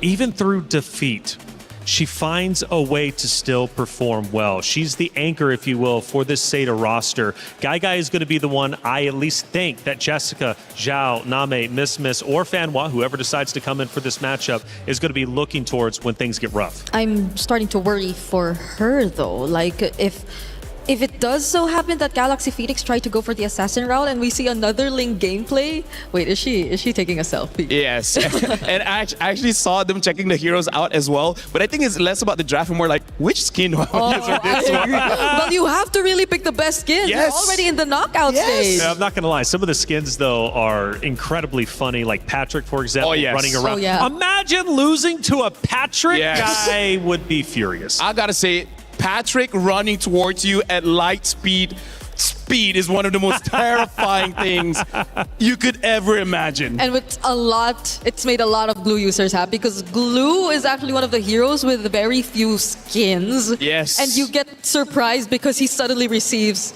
a Patrick skin. Yeah, I can't remember if it was Vivian, I think, from Vitality uses Patrick's skin, which is like she already talks her trash and she's beating you with the Patrick. Just so disrespectful on so many different Only levels. in MLBB can you see Sasuke being afraid of Patrick.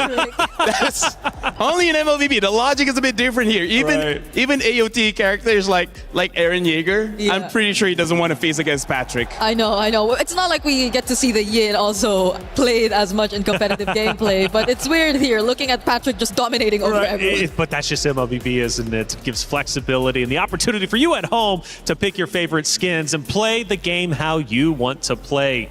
Regional pride was mentioned during the interview with Cheryl and the Galaxy Phoenix ladies. Regional pride so incredibly important here. And, one of the players from Galaxy Phoenix saying during that interview, like, I'm just so proud to represent my nation, to be on this stage. I know it's not enough for her. She wants to be a champion, obviously, but making it to the knockout stages, representing your nation, Lefel, that is such a big accomplishment. Because if you ask any player here, their motivation for playing, their motivation to become champions, there's many different layers. You have layers on, they want to change their family situation back at home.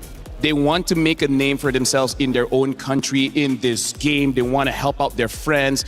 In fact, some people here, they're not here for themselves, they're here for other people. So no matter who you talk to, there's many different motivations and every single one of them is valid. And that's why when we see losses, all of those hopes get crushed. But that's the reality of becoming a champion. You don't win by necessarily making a lot of friends. You get to win by crushing someone else's dreams. And at the same time, they had to crush the dreams of, I think, also one of the longest running representatives, if it's regional pride that we're talking about, because we're seeing a different lineup fielded here as representatives of Cambodia, and they definitely want to be exceeding whatever they were previously able to achieve.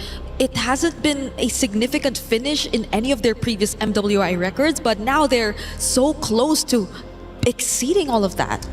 Building a home, helping your family out, $500,000 goes a long way, and $150,000 for first place. That's what is up for grabs. We start our first matchup, our first pick and ban between Galaxy Phoenix and Seda Esports. Yeah, right now, honestly, this is a very interesting start here, break, where Seda is first pick and yet they're banning out the Marcel. Yeah. That's kind of not a great ban because you would want your opponents, Galaxy Phoenix, to ban that out. And now this is already a very big tell. They're banning out this carry. So expect a lot of front lines. I really feel like they're already building the draft just so that Link can have a good time in lane. Oh, but Seda too. This is a smart ban. Yeah, 100% smart ban. Respecting so much of what Galaxy Phoenix have already previously shown us too, I think the Guinevere is just a bit too flexible of a jungler to hand over to GXP at this point.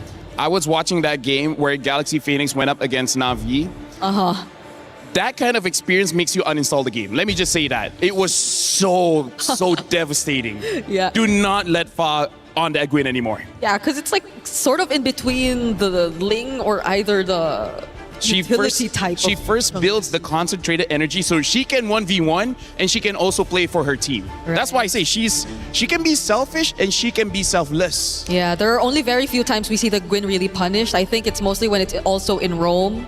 Just earlier we got to see that also. But even the Valier being banned out, I know that Sophia has been very deep too in terms of her hero pool. I think she's the only one to play the Farsa in this tournament, if I'm not mistaken. I mean, here's the thing.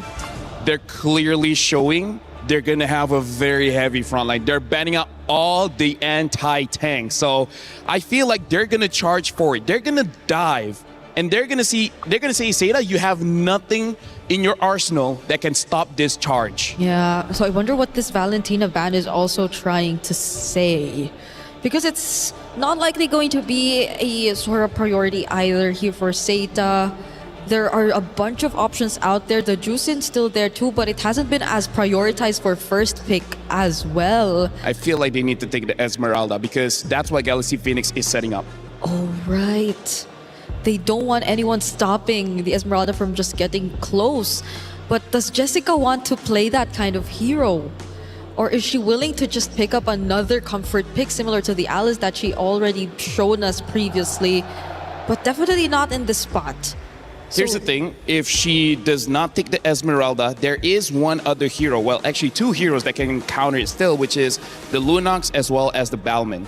But also both are very niche heroes, and instead they go for the Harara. But I feel like Galaxy Phoenix, they are okay with this. You know, the Harara has been a safe pick for Seda Esports since day number one, and I feel like that's one that they're trying to force super heavy, especially given the new meta coming in, the buff. Jessica on Harara, she can pop off with this. It's a matter of how they're going to be able to counter on the side of Galaxy Phoenix. Yep.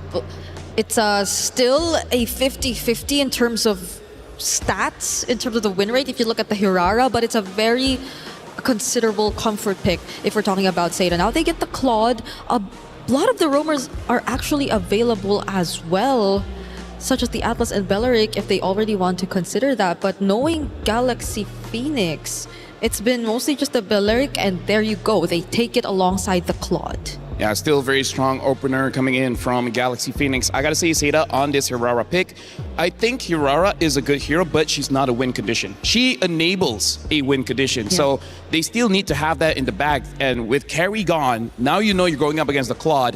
What is gonna be the pickup? I'm thinking if we're talking about meta, it should be something like a Moskov, but Moskov is a mid-range marksman, which is not great against the Bellary, so they do pick up the Bruno as well as the Esmeralda. So now it's on Galaxy Phoenix, and they pick up the Boxia, and again, carry ban, Valier ban, Eve ban. This is their strategy from the very beginning. It's such a dive comp that they're really trying to go for. They're just going to go all in and force out the fights, which I feel is very uncomfortable for Guy. Now that she's on the Bruno, I guess you would also want to consider maybe a potential pairing that could help her. The Mathilda is also there. They have the Esmeralda on their side, which I don't think will be much of a problem. But does it get through the second banning phase? My theory is Seda is thinking whether they want to fight fire with fire. But for now, Galaxy Phoenix, their fire looks a bit hotter here, especially because there's very little that Seda has that can directly counter what Galaxy Phoenix has been showing. Yeah, and if they even do consider going for a utility roam, then most of the front lines are just going to fall on the Esmeralda, on Jessica all over again, and not to mention the fact that they're on a Hirara jungle. So that means they will, or GXP would have much easier access to just constantly go for the chase because they will lack crowd control. So would they really want to consider that, or maybe opt for a roamer that also has additional layers of catch and crowd control to respond against GXP? I gotta say, they at least need some form of knock-up. Yeah. If not, that Blazing Duet will just rip over your team, and that's something that they definitely don't want. One of the popular choices in MLBB is definitely the Cho, but so far at MWI, no Chos have been picked up so far. The other choice is Minotaur, but again, is not having an amazing showing here. I think Fanhua does play the Cho. It just hasn't been as successful previously, but again, into the Baksha, into the Claude, I think it will be a pretty decent option. It's not like you get to pair it with immediate burst, but you don't know what the mid lane pick is for Seda anyway. There might just be a chance you still get to see them pick up a burst mage. Here's the thing, Galaxy Phoenix can pick up something like a Kimi and just force out the early game because we see Farsa as well as Selena and the Valentina being banned. All three early game mages have been taken off the table. Kimi is still there. If they want scale, they have the Zetian still available, but actually no, it's still a pretty good pick, but instead they pick up the Gord. Haven't seen the Gord for a while here. So now Seda, if they want to go loco, they could go for something like an Estes and just go for an Ube strat. But you know, there's a Boxia there, so you're kind of already countered in that sense. Yeah, the Mathildas, the Estes, they are again considerable options, but the lack of crowd control might be a bit of a problem here for Seda because there's nothing that's just gonna lock down and hold down GXP once they just keep trying. Atlas is still there, so that should be the pick, no? Oh, right. Right, Atlas is still there. So it should be the Atlas. They go for a Tigreal. I was thinking for a Tigreal for some reason, but I don't think that's the pick. Lilia is picked up so that she can fight the tanks. This Tigreal is, I would say, must be some kind of comfort because wow wow wee wow. Wow wow wee wow. Wow wow wee wow. We're just waiting for the XP lane, I guess. There is an Alice still. I think it's okay, but I think they might be better with damage, maybe like a Lapu, maybe like a Bennett. Paquito is still up also. But the Esmeralda, a bit of damage, yeah, I'd agree. Okay, they lock in the Sora. And the Sora is amazing going up against Lilia. Lilia does not have a lot of HP. He can burst her down. Galaxy Phoenix versus Seda Esports. It's our first knockout rounds match. It means so much. Single elimination, you lose, your key is crushed. You will no longer have the chance of glory to earn the trophy over on that very stage. Of course, though, if you win, it's only a couple more series before you lift the trophy yourself and earn $150,000 for first place. It's Galaxy Phoenix versus Seda Esports to start our knockout round. Athena, Gideon, take it away. Thank you so much, Reflections. Man, this draft has been a little interesting as we come on into the series. This is going to be an interesting one. We're expecting some big team fights, but also some of these picks have been also really looking for the finer details, right? Looking for ways for maybe Sora to not only punish this Lilia, but more importantly, can also stop the Tigreal if necessary. They got so many different tools to utilize. The question is whether or not the laning phase is going to be okay. Let's see if that will reflect onto rotation here for GXP. You know what? You're right. They are kind of doing the research here onto what fit or works best for Sera. Remember from their first ever matchup against Falcons ID, they actually used this Hirara. And then for the second game, they locked in the 2-0 with the Tigreal. Fantastic job, by the way, by Fanwa. So let's see if Galaxy Phoenix has something in store for that duo as well. Now, considering that we are also looking in the Bruno for Gygax, which is somewhat new today for today's meta. We have seen a couple of teams actually, banning it out, but this might be first blood here as Fanwa forced to flicker away, losing an important battle spell prior to the very first turtle of this game. But coming back to the marksmans here, it's interesting because even Winnie recognizes, Gygai is currently on a lane bully. Not only do I need to get the hybrid defense, oh my goodness, but also the tenacity. Even so finding first blood is already great here. Okay, that's a great start. So Sarita is actually starting off things with another rolling around kill here for Joe. And for GXP, it's all about the timings as well. Remember for the Balearic, there are certain conditions that has to be met before you actually go in with the Wrath of Dryad. And all of that will be possible as well if Ling is able to back up right before a turtle take. And which in this case is going to be cornered or circled around by Zeta Division. And Joe is still keeps on farming and relaxes their stance. No asserted dominance yet or no clashes being initiated yet here for Galaxy Phoenix. And it's very understandable. After finding that first blood, they know for a fact that Fa is unfortunately not at level 4 at the right time. So this is pretty uncontestable, assuming Soul was able to find just a couple more camps to get to level 5. Even so, we're already seeing the first few movements and Cloud Chip's out. Okay, Ling is risking it all. It's Fanboy yet again being targeted, and this time it's Galaxy Phoenix taking in the kill. Joe with a counter setup kill here, but Ling waiting to take it down. Meanwhile, that's too messy. Jessica was beautiful somewhere onto the back lanes. They just have different targets here for Zeta. Sophia, beautiful three-point shot with a Mystic Projectile over the wall to not only make Fa's job easier, but now this is a winning position. They just need to deal with Jessica. Okay, now they're hovering over here onto the turtle. It's Fanwa again with the position. She doesn't have her ultimate yet, so it's going to be GXP cornering most of the members here for Zeta, and Jessica with a jump will hit no one, but instead it's Ling hitting in the face here for Joe with a double kill, plus a perfect Mystic Gush to top things off here for GXP. They might as well just grab the turtle while they're at it. Yeah, you can tell that GXP is kind of nervous, and even Zeta, both of them are playing very anxious this game. The turtle contest was also a little weird. It was a little 50-50, and honestly, I think it's technically in Zoe's favor in the earlier stages of the game, having so many abilities and high base damages, out base damaging, unfortunately, the Baxia. It's 600 to 800, and now we're going to see Name in trouble. Okay, that's a forced Black Shoes onto Name.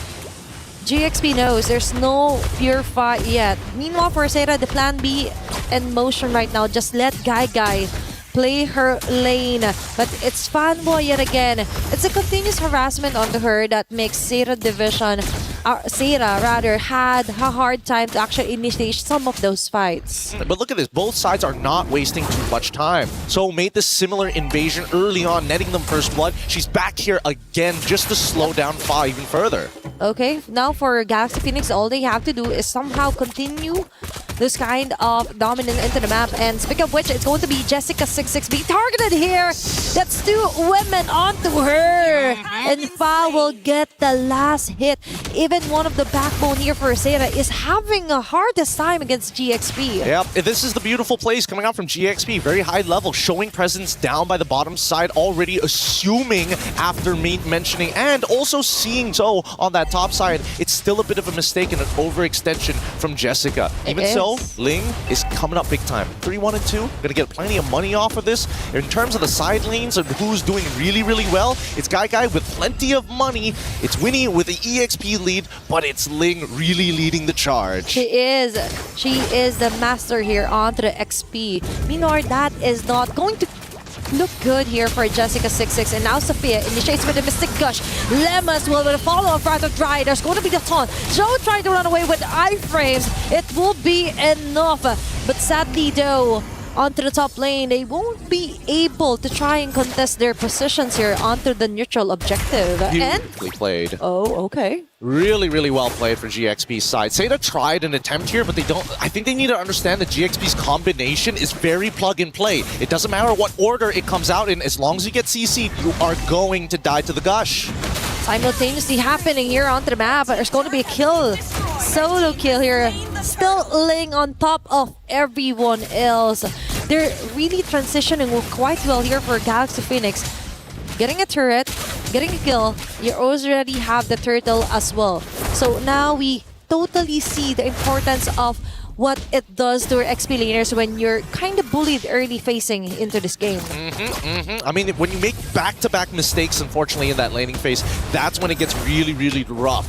Especially when you go over to these neutral objectives and not find some kind of gold back for all of your contributions. Even so, GXP not going to completely let them go. Look at that, 1.6 to 700. But if we look at Guy's side, Guy, unfortunately, only 71. Not enough of a lead to become lethal just yet. Yep, and that full responsibility of the damage will fall onto her shoulders later on. But it's also Galaxy Phoenix to actually try and corner her out. They're trying to choke out most of the damage or impending damage as Sarah could actually go in against Galaxy Phoenix. But for now, Silpha on to Fanwa. We haven't seen a great implosion play yet because she is just continuously being harassed here by GXP. She's actually getting targeted quite a lot by the poking damage. Oh, wait, Conceal coming through, targeting towards Ling. Probably not going to be a good idea, but here comes the cavalry as Fa going to initiate. Okay, it's Sophia yet again. A very great Mystic Projectile plus a follow-up Mystic Gush.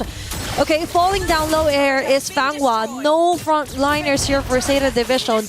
Both are kept busy here by GXP. Meal for Joe going in for another plan in action, which is to somehow push off some of the lanes against GXP. Overall, it's still a winning matchup here, but GXP, they got to be careful. Seda, they already found their set play as they look for the second kill. Okay, Flicker was exhausted here by Sophia, but still, for Seda Division, that might have been quite an opening or a small window that they could totally maximize before they try and contest this big objective. But it looks like Ling already has it covered. It's Fanwa yet again that she sees Jessica from the back.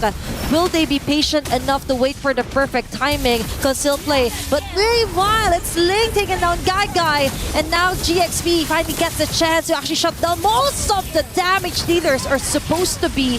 It's going to be 3 members down. Chase down onto Jessica26. You know, it's Fa and Ling jumping onto Name. During the triple kill. Will he go for the Maniac? Yeah, indeed. That's going to be a Maniac kill for Ling.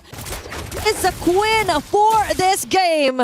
This is starting to get out of control as GXP have found their stride, and unfortunately for Seda, communication is breaking down. Lilia did not have enough mana to have a sustained fight. The fact that you already saw Ling walking up into your backline should be the signal to back off. With that being said, the economy lead is going to be clear, 4.4k, and Seda unfortunately can't make any invades happen to equal it out. Just when he thought that Guy will be one of the last resort for Seda, she's also been targeted here for GXP, and you're right about that. You have to be more aware on where Ling, even Lama, is actually going around here onto the map of Seda Division, Seda rather, and it's kind of bit sad to see that 9 minutes in the game, jungle's already been compromised, and now Joe has to resort to somehow just clearing off the bits of the waves onto the sides just so she could slowly build up her stacks. Well, I mean, honestly, I think Name should have just said, guys, we need to, it's either we delay this or I recall back and get my mana, because unfortunately, even if she does decide to use the Black Shoes, it's too late to get all of that health and mana back, but now Rapid Dryads into combo. Okay, that is just too much of a burst here for Galaxy Phoenix. Now they go in far onto Fun One. Name tried to run away away. There's no black shoes at all to save her. And the transfer back onto the damage onto Kai. She will be backing away. But Galaxy Phoenix got most of those kills. The Shui women down. Plus, they might even get a T2 onto the mid lane. Oh man, they've set this up perfectly. They can guarantee an inhibitor here. They broke the Holy Shielding, and now they're going to go for a little bit more.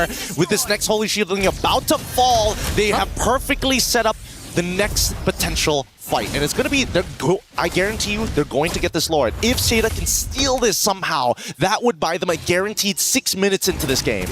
They've waited for this moment. For Galaxy Phoenix, it took years for them to actually perfect, to actually try and get the super team that they wanted, to put their faces, their team, in the MWI map. And there they have it.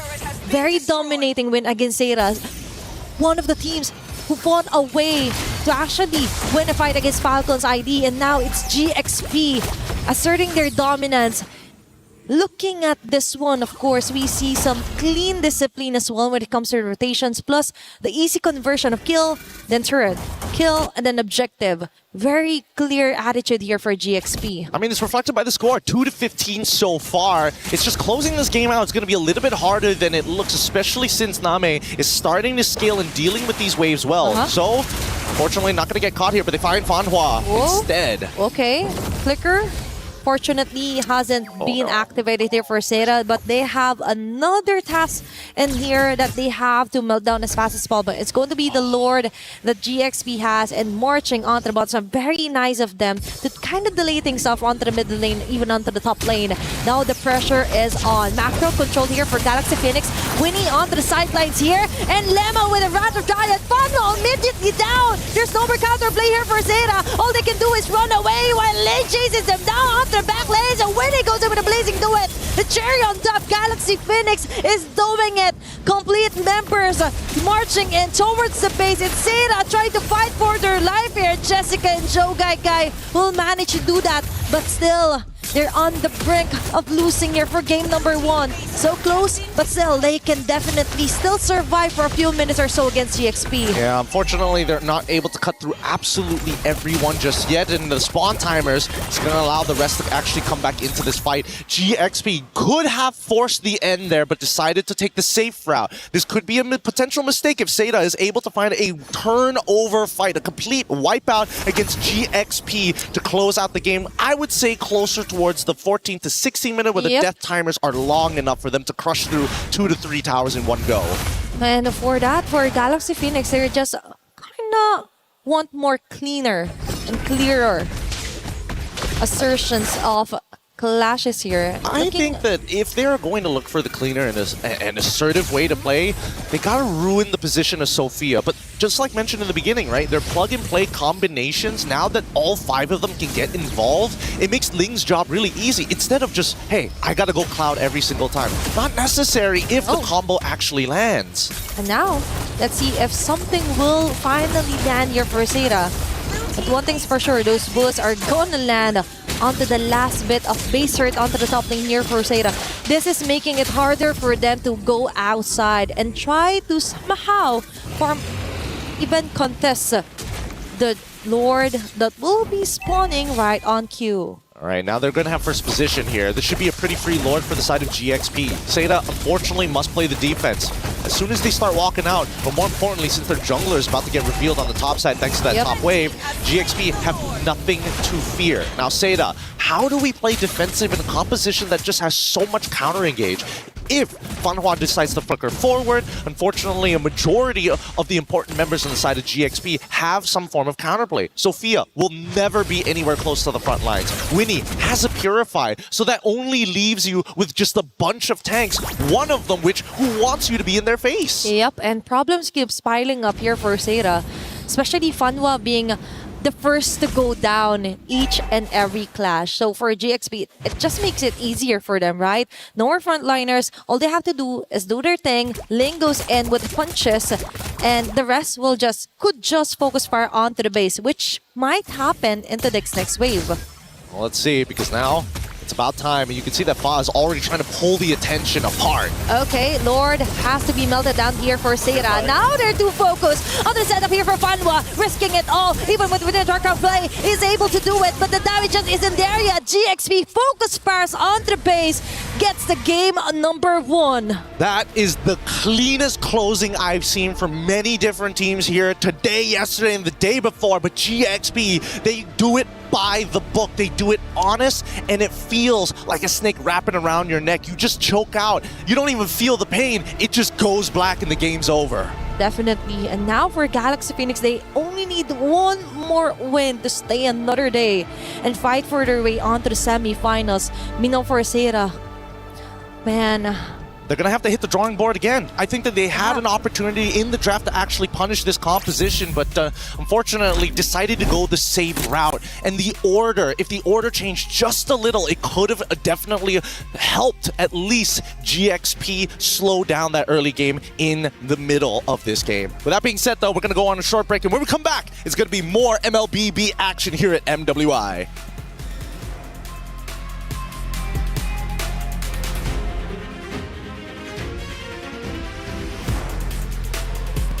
A quick round indeed. We might get a 3-0. I'm kind of feeling it, but then again, Seda Esports has been known to come back and fight viciously in the future rounds after taking a loss. Hey, welcome back into our studio. I'm Taylor Reflections, Noble, Lefel, Brigida. Let's break it down, because from what I'm seeing and from what I'm hearing, Lefel, it's Sora Day. I don't know, man. Starting the very first game of today, the EXP lane has been, I would say, the make it and break it for a lot of these teams. I mean, like, let's talk about this. Ling on the story with only one damage item. Just one. Just one, and she got a maniac. She won a 1v1 against Gagai, against Jessica. Whoever's in front of Ling, they die. Yeah, I even thought it might have just been a Series 1 thing, because these were two Sora specialists. That was Team Falcon's ID and Twisted Minds, but it just really keeps happening over and over again. And that's on top of the fact that there was barely anyone to stop her from just going in. I notice it's all smiles on the side of Galaxy Phoenix. For the side of Seda, as we look in, it almost looks like misery and disappointment from that game number 1. Nothing seemed to have went well for them. Nothing went right. They did have a moment in time towards the very end before the final push onto the base where they managed to at least stop Galaxy Phoenix at the 1-yard line. However, it only extended the time just a little bit longer. Can I just say, like, I feel like going up against Galaxy Phoenix is like going through despair, because I don't want to jinx it. I really feel like they can go all the way. I feel like GXP can go to the grand finals because as of right now, like I said, not only do they win, they make it look very easy. Especially, I like how Gideon put it. This is a very plug-and-play kind of draft where sometimes you have a draft where you're waiting for that one person to make a play. But every single hero that they got, Gort can have a long-range stun. Yeah. The Boxer can just jump in. And even the Sora, you can either assassinate or set up for your team. But let's talk about our first action of the game. One of the winning moments, at least, coming out from the side of Galaxy Esports. We look now at the 8-minute mark. We're getting closer to the fight for the lore. But when we look at the left lane, my goodness, is there a fight developing? I believe this is the moment where we see Ling get that maniac. She started off by taking out the gold laner first, the main damage dealer. And then after getting that triple, they're like, okay, you know what? This is mine. Yeah, and that gold laner kill was so easy because Fanhua, I think, was very active on trying to find those implosion plays, those setup plays. And she does find them. She does get 2 or 3 members every single time, but then what's next? They don't get to actually provide the follow-up. Ling has been always attempting to isolate the backlines. And we take a look at our second one. Great breakdown. Let's break down another.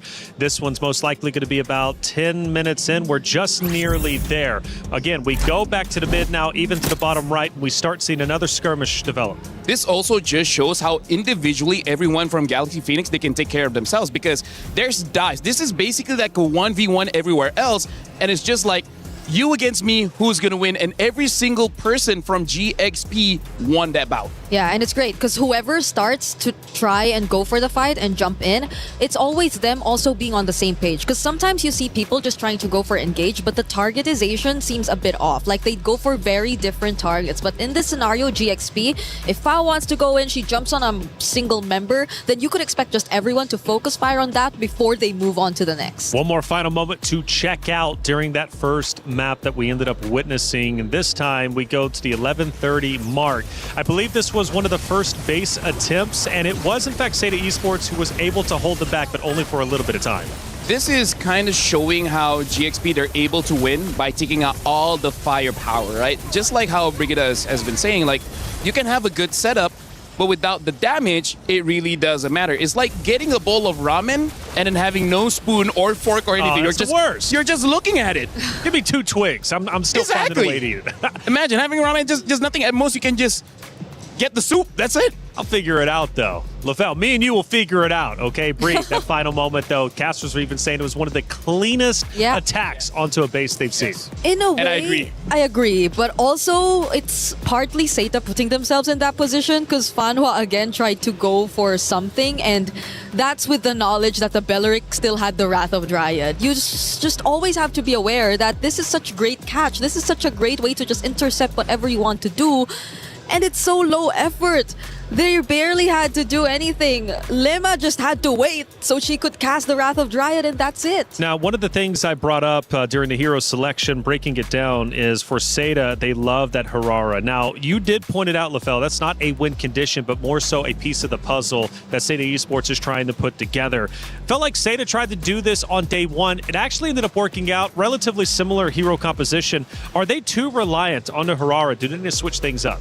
This is also why GXP is so strong because, like I said, they're the masters of rock, paper, scissors. They know the Harara is going to get picked, right? Instead of batting it out, they allow Seda to just take it so that they can have a draft that makes it so that Harara could not do anything. They ban out the carry, they ban out the Valir, they ban out all the anti-tank heroes so that they can have all the tank heroes so that Harara come in and is like, okay, can you kill me? You cannot, then you will die. Yeah, because we've been saying that you need to set up for the Hirara to be successful. It's not like the Hirara is just the one making things happen. So there are certain conditions that have to be met, and in this case, they did not allow any single one of them to get through. It was tough, and speaking of not getting through, Bree, I mean, Zhao was the only one with kills onto the side of Seda Esports, having two total eliminations. For Galaxy Phoenix, they had close to 20. But those all happened in the early game, and that was about it. One and the late one, when she got the clot, right? Yeah, that too, but most of it just really was when they could really take the Hirara and take advantage of how mobility is reliable, how the burst is slightly reliable, but everything else after that was just countered out here. It was tough. It really was tough to watch, to say the least. Seda Esports, I know, has so much more potential than what they just showed. I know for a fact they can play better than that. But speaking of playing better than that, what's the game plan? You lost that so quickly, it's even hard to get upset about it. Granted, we did see the player emotions, LaFell, and they were clearly feeling that loss. Because I really feel like they understood that there was not much that they can do in that game.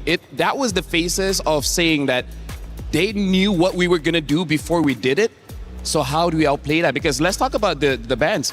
Guinevere, one of Fa's best hero, got banned, and she still had the Boxia. She will still have the Ling. If you have 5 bans for Fa, she still have a signature hero. That's why I say it feels like despair. Yeah, but I'm pretty sure they still have so much to pull out, and they're not even pushed to the limit. Like every single draft feels like they've just been expecting everything to come out, and they eventually get a hold of what they want. You know, coming into this again, and I keep bringing it up because I think it's such a cool story, Seda Esports was built for the MWI stage, but that means their hero pool as well.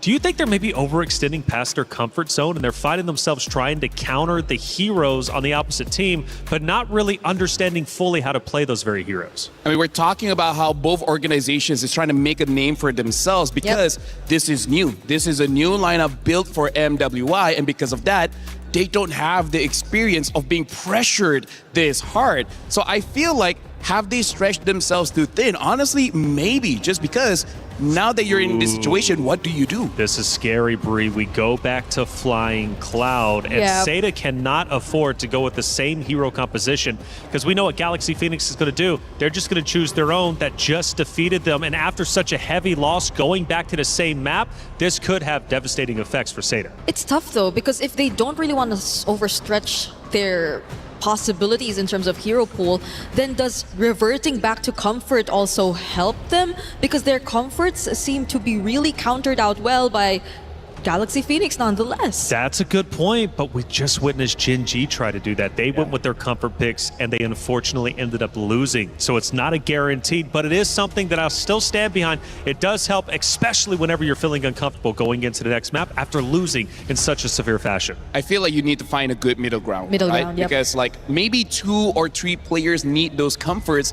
The other ones need to be a win condition, right? They need to be meta here, because right now for Galaxy Phoenix, they kind of know the comforts of Seda, and they're just taking it all out. And this time, look at the difference here. They're not betting out anti-tanks. Now they're betting out burst heroes. So maybe they just want to show off more heroes. Just be like, hey, we got more in the tank. Hey, what if it's an assassin game this time for Galaxy think it might Phoenix, be. right? Because if they don't want these annoying XP laners to just come in, well, the carry makes you think twice just a little bit, because there is also a chance they took it out. But these are mind games. Like, Seda are probably not sure what the game plan is for Galaxy Phoenix at this point, just given the first 3 bans that they decided to show us. I feel like Belleric is a pretty safe pick, because, again, that's one of the heroes that Lima really likes to play. Other than that, everyone else has been so good. Belleric has been picked up, so now for Seda, the problem is they don't have a carry to really fight against this Belleric, so I don't know.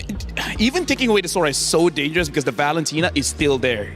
I agree. At this point, they just want to snatch away the Lilia, so they have to deal with less problems if a Belleric Lilia combination shows up again. But that's not the only thing you can expect from Galaxy Phoenix, because if they go all in on the more tanky heroes, then they might just also opt for the likes of a Jusin, because it's also still open, so they have more ways of responding to it.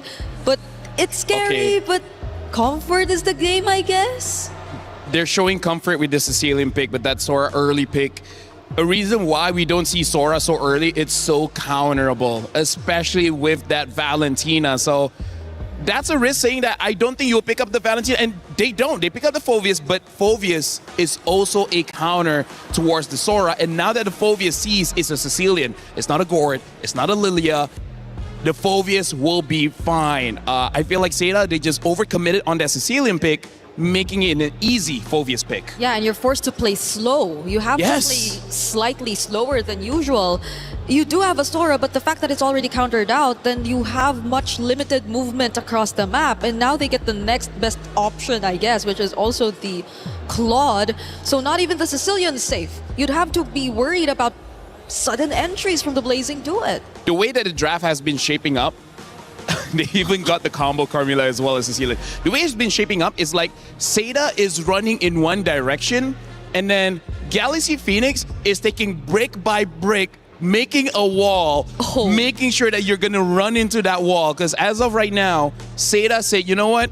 We are going for comfort. We're going for wombo combos. So just hoping for a very big team fight win, but that's one of Galaxy Phoenix's specialty, especially with that Belleric. I don't know if that's the best way to draft for this one. I hope Seda at least find some way to play opposite side of the map, because if they're just going really heavy on team fights and you're already forced to play slow, then that just really lessens your chances of being able to catch up to Galaxy Phoenix, because I just feel like Galaxy Phoenix are always going to step on the gas. They're not really going to allow Seda to play whatever game they want.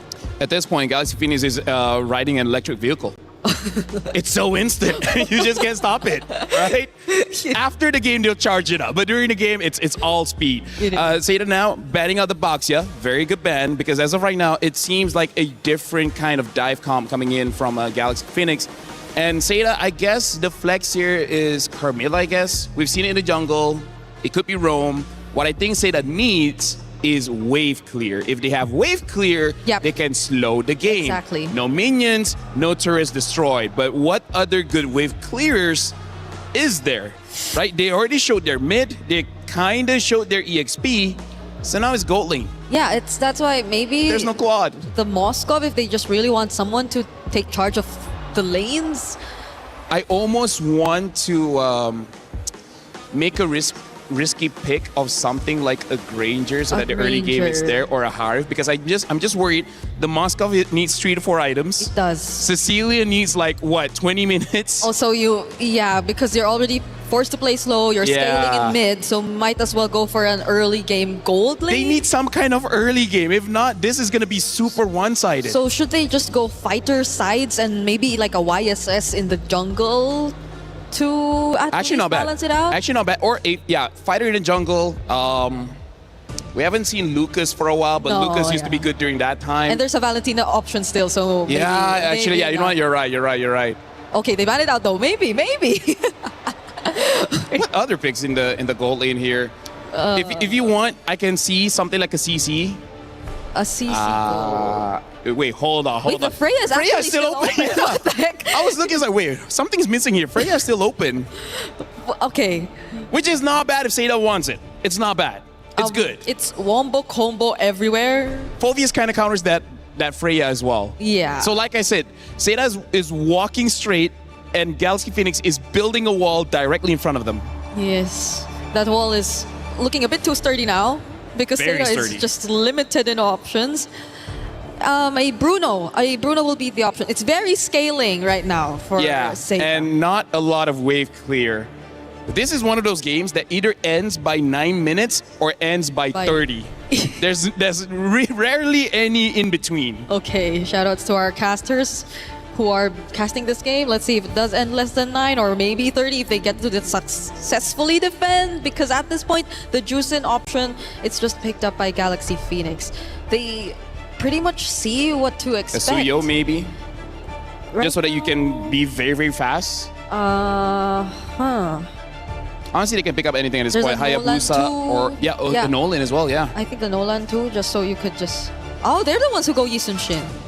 So just in case if the game does extend long enough, they do have a double marksman. Honestly, this is a very good respect coming in from Galaxy Phoenix. They see that Seda is investing everything into the late game so that they just get 2 late game heroes. Honestly, that's a lot of respect coming in from Galaxy Phoenix. Yeah, they were able to sense it from a mile away, but Seda are still looking for their jungler. Well, we did float the idea of a Carmilla maybe being flexed, but maybe it's more of a roam pick if you're looking at the current setup for Seda, not unless they just really want to go full support and put all of their eggs in one basket and revolve around the Bruno Sicilian late game and go utility in the jungle. Or wow. Okay. I feel like I want to ask the opinions of Gideon here, because Export makes sense against the Phoveus as well as the Belleric.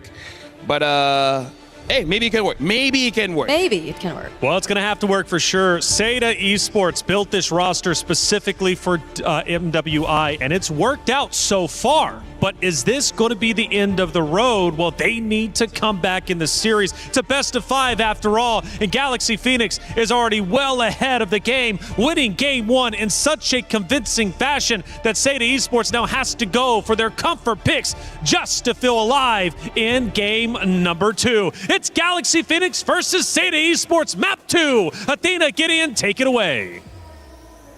Thank you so much, Reflections. And yes, LaFell, I will explain it in just a bit here, because this is going to be an intense game. Not only were both sides looking for comfort picks, but Seda really going above and beyond in the second half of the draft to shake things up for the mid-trios. And I think that's where this game is going to come down to, because level 1 is not in their favor when it comes down to the wave clear. Now, they both lost a concussive blast really, really quick. But that first motion gives Name the advantage that they were looking for and avoid the worst part of the early game, which was level 1. That is just the thing. They just want it to be in their favor when or where they want to decide to engage, right? And for Seda, with the export being shown as well here, Gideon, we have to dive deeper. But before that, for Kwanwa as well, going in with the Revitalize. Now they slowly disengage from that independent team fight. Now, here's the thing. When you have your mid-trios battling it out, it's really a 3v3. However, if you notice GXP's lineup, only Lima, unfortunately, is the tankiest person on their squad. Sophia's not going to walk up too far without Lima, and Fa doesn't want to get close at all. Now, here at level 2, this is where Sophia can get really, really aggressive, but Seda want to punish this. They are taxing the HP pool and also using the waltz so that Fanhua can get really aggressive and still walk out of safety. Plus, the additional shield is really helpful for them when it comes to clutch moments, right? And it's all about surviving, not only here on MWI, but surviving the game first. Okay, one game at a time here for Seira. And now we also have to somehow look at a closer look on how will Jessica fare well against the Phobius of Ling later on. Now she got this huge advantage with the setups with the Cloud 4 and current term, plus now she actually has damage that she could inflict upon GXP whenever needed. And right on cue, it's not going to be, or it's might be going to be onto the objective here, which is a turtle that spawned right on cue.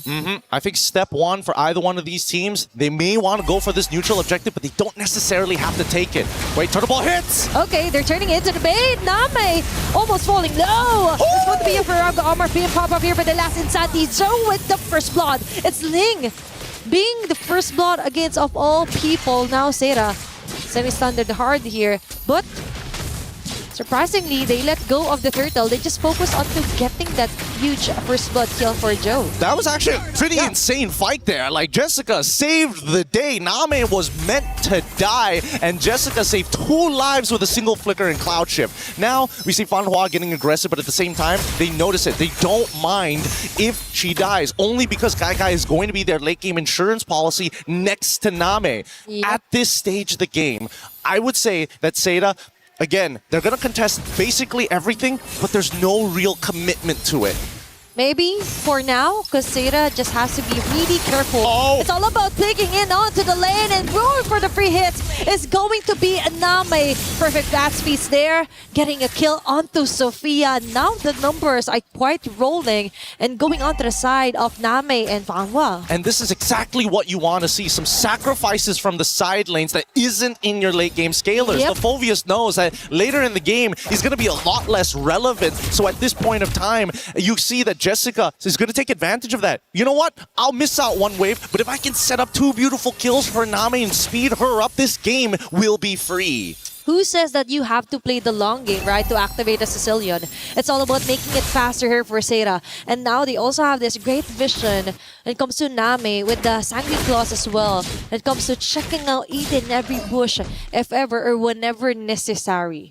Now, right now, what's really uncomfortable is that both Jessica and Ling are really good at this Sora. They should understand the mechanics well. But unfortunately for Ling, they need to make sure that Jessica doesn't really get out of this lane. Ling needs to keep Jessica here for as long as possible and tax her life total every single time she walks up to that wave. Oh, but that's the thing. Sometimes Jessica just totally lets go and doesn't even put so much attention onto Ling. She just wants to be there when it fight actually occurs here for Seira. And that might actually happen in the next few seconds or so. It's Spa getting an advantage here with a pixel bush. But there's the Sanguine Claws that we're talking about. Great advantage here for Name. This position here for GXP. They're trying to dance around this neutral objective, and Jessica26 is ready to rumble whenever ready. Foundry Chakra activated as well. It's going to be the blast here for Jessica26, targeting Fa of all people. And Joe freely gets the turtle in hand. The bat flaps will be able to land in on those targets. Bat speeds activated as well, where Name and Guy will join in the fights, but a little bit too late because Seira already got objective and a kill, but GXP got a trade in return. Now, already with the Clock of Destiny finish here, I think it's really unlucky because Fanhua just could not find a really good angle to get that Cursed Blood onto multiple targets, and the counter engage from GXP was just a little too good.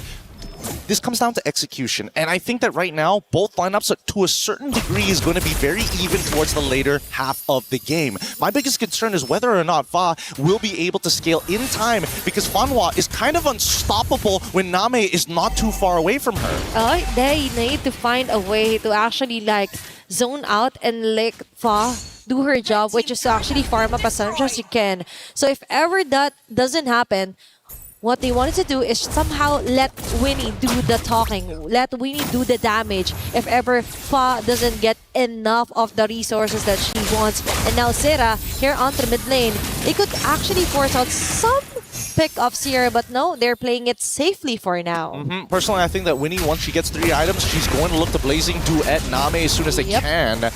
And for the meantime, Seda, again, they're not looking to kind of accelerate this game, as you can tell. They're looking to just, hey, match them, match that energy. Don't let the EXP go to waste. Don't let the gold go to waste. It's all about conserving their energy as well, because whatever happens, all they needed is just to wait for enough stacks here for Nami to totally turn the slaps into 1 or 2 hits at most here against GXP. Plus, even though there's a threat of the Claude, Fanwa could actually bypass all frontliners here for GXP just to try and delay things up here. And Sophia might have enough stacks here for the Soul Snare. Land of Flare activated there. Name!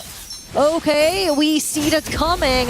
That is quite an advantage here for GXP. They could just try and reach her from the back, which is exactly what Ling is trying to do. No more flickers, but now they have to play it safe. They're slowly back away. Now they get a great vantage point, and they actually turn the tides into their favor and getting Ling in return. Beautiful, beautiful setup coming in from Seda. They got GXP again in a 4v5 scenario that they cannot win from. And until we see GXP fight as 5, these fights, even a man advantage, is all Seda needs.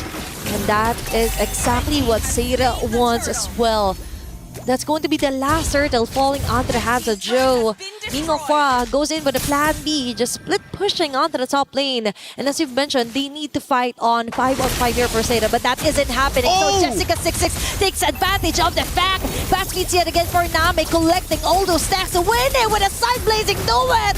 She might actually fall, but no. Luckily, she will be able to get back just in time.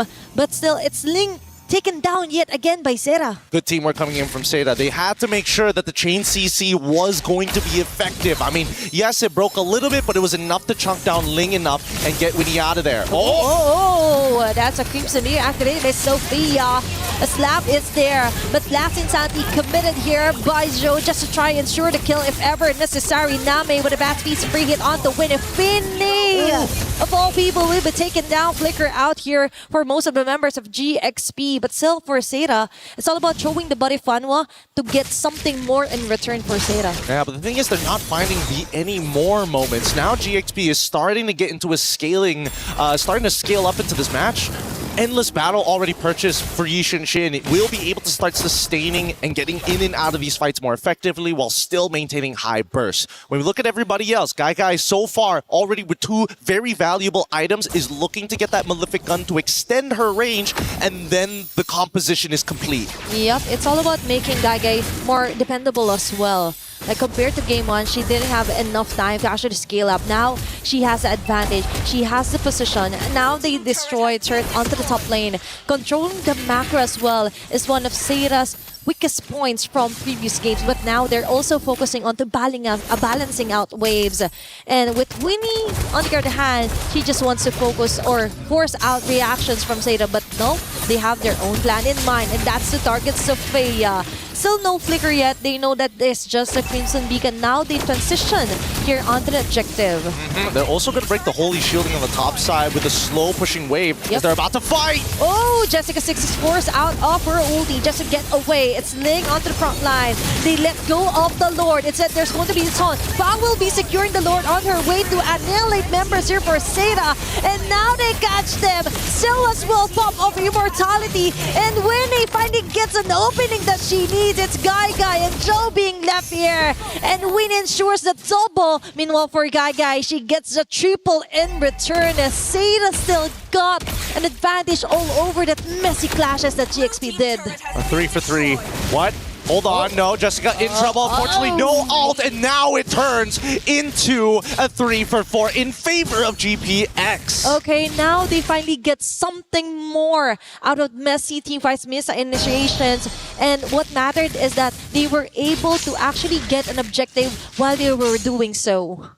They're going to keep on doing this, right? I mean, just look at the way that they're playing it, right? I think that the mistake here is the fact that Ling didn't immediately flicker onto Gai and trigger that passive. They needed that mini stun to happen to allow a cleaner way for Winnie to get in and apply that damage. Not to mention, got to stack it up. So again, communication starting to break down here, but it's not over just yet as they're about to dive. Okay, they're approaching Fanwa with a Dark Right Inferno pursuit, but Jessica26 goes in with a counterplay, but not enough to do so damage. But still, that is a kill here for Seda. Gai onto the front. They were able to take down Link in the process. That's a 1-for-1, but Winnie just doesn't want that to be a tie. Ensures a turret destroy onto the top lane. They're really good at their macro tank side here for GXP. It's actually really insane how good they are at making these macro decisions, right? They're not wasting any time, and Winnie knows that Zoe's got nothing on her as long as she has BMI. The only problem is Gai, because every one of those auto attacks, while Claude needs to get like 14 in to get that big damage, and oh, hold on. Okay, it's still Jessica26 trying to somehow set up a play. Being forced out of their positions here is GXP, but still, Flicker activated for Sofia just to try and survive. I think at this point, Seda getting a little nervous here. Ice Queen's wand being purchased from Zoe. Now they can play the traditional front to back. The composition is already complete. They just have to fight 5v5, and it's the onus is on GXP to kind of break those boundaries. It might be a little bit hard, right? Because that Curse of Blood, it's just too dangerous. If any of the squishier targets like Winnie or Fa get caught by it together, I think that's game over. That is super risky here for GXP, and that's why they're really being careful where and when the target. It's being caught in a crossbar here for the members of Jessica26 and Seda. Actually wants to get a kill. Even the flicker for Name, but that is going to be an easy kill here for Fa. He definitely knows there's no more escape here for Name. Beautiful, beautifully played by Fa. Looked for the flank angle, was really, really patient. Unfortunately, Ling might have died there, but they were still going to risk it, especially if they find that shutdown onto Name. The slower Name scales, the better it is for GXP. Yep, with Galaxy Phoenix now, they're focusing their attention on controlling out the wave and position when it comes to taking out the Lord. It's going to be a free Lord here for Galaxy Phoenix, and a great zone out by Lemma and Sofia against Seda. It's looking really, really good here. But unfortunately for Seda, despite the score being 8-11, the Lord is in the hands of GXP with a 1k lead, looking to explode it into a 5. However, now that bottom side, no holy shielding both top and a bottom, it kind of doesn't matter. I feel like GXP has kind of conditioned Seda a little bit. And yes, look at that mid lane. Oh, what the? Bon just lost her ult. Okay. Kind of a whoopsie here for Seda, but still, it's Jessica26 with a great initiation. But sadly, though, members here from GXP will be taking the 1-by-1. It's still Gai coming up on top. As you've mentioned, it's all about the free hits here from Gai. She is the woman that GXP has to hunt for. I mean, they could have gotten a lot more there, but then again, maybe it's a blessing in disguise. I'm pretty sure GXP saw the random Curse of Blood being thrown out and thought, we could force this, but they forgot about Jessica. That Cloud Shift works just as good as the main initiation tool. Okay, now for Seda, they just have to be really careful onto controlling the wave as well. They have very good initiations, to be honest. All throughout their games, they're really dominant when it comes to clashes. They really know how to play the micro really well. But the problem is that most of the time, even not so in super long games, 15 minutes is considered mid-game, right? And they're already gotten their base turrets already destroyed, but most of the opponents that they play against, and that is somehow frustrating if you're Seda, because you also have to double down onto watching out the long lanes here, but Lema instantly being bursted down. Okay, Fa was actually waiting for members here for Seda to actually exhaust all their ultimates. Last inside the committed as well. It's Winnie being caught. Oh my gosh, they stayed a bit too long there against Seda. They just didn't make a decision. GXP needed to start moving to that direction. They cannot just let it go. They could have just sacrificed the waves just to make sure that the rest of GXP can get out. And now their cores are in trouble, and Lima might be the next to fall. Okay, even with the random die, I think that won't be enough to survive.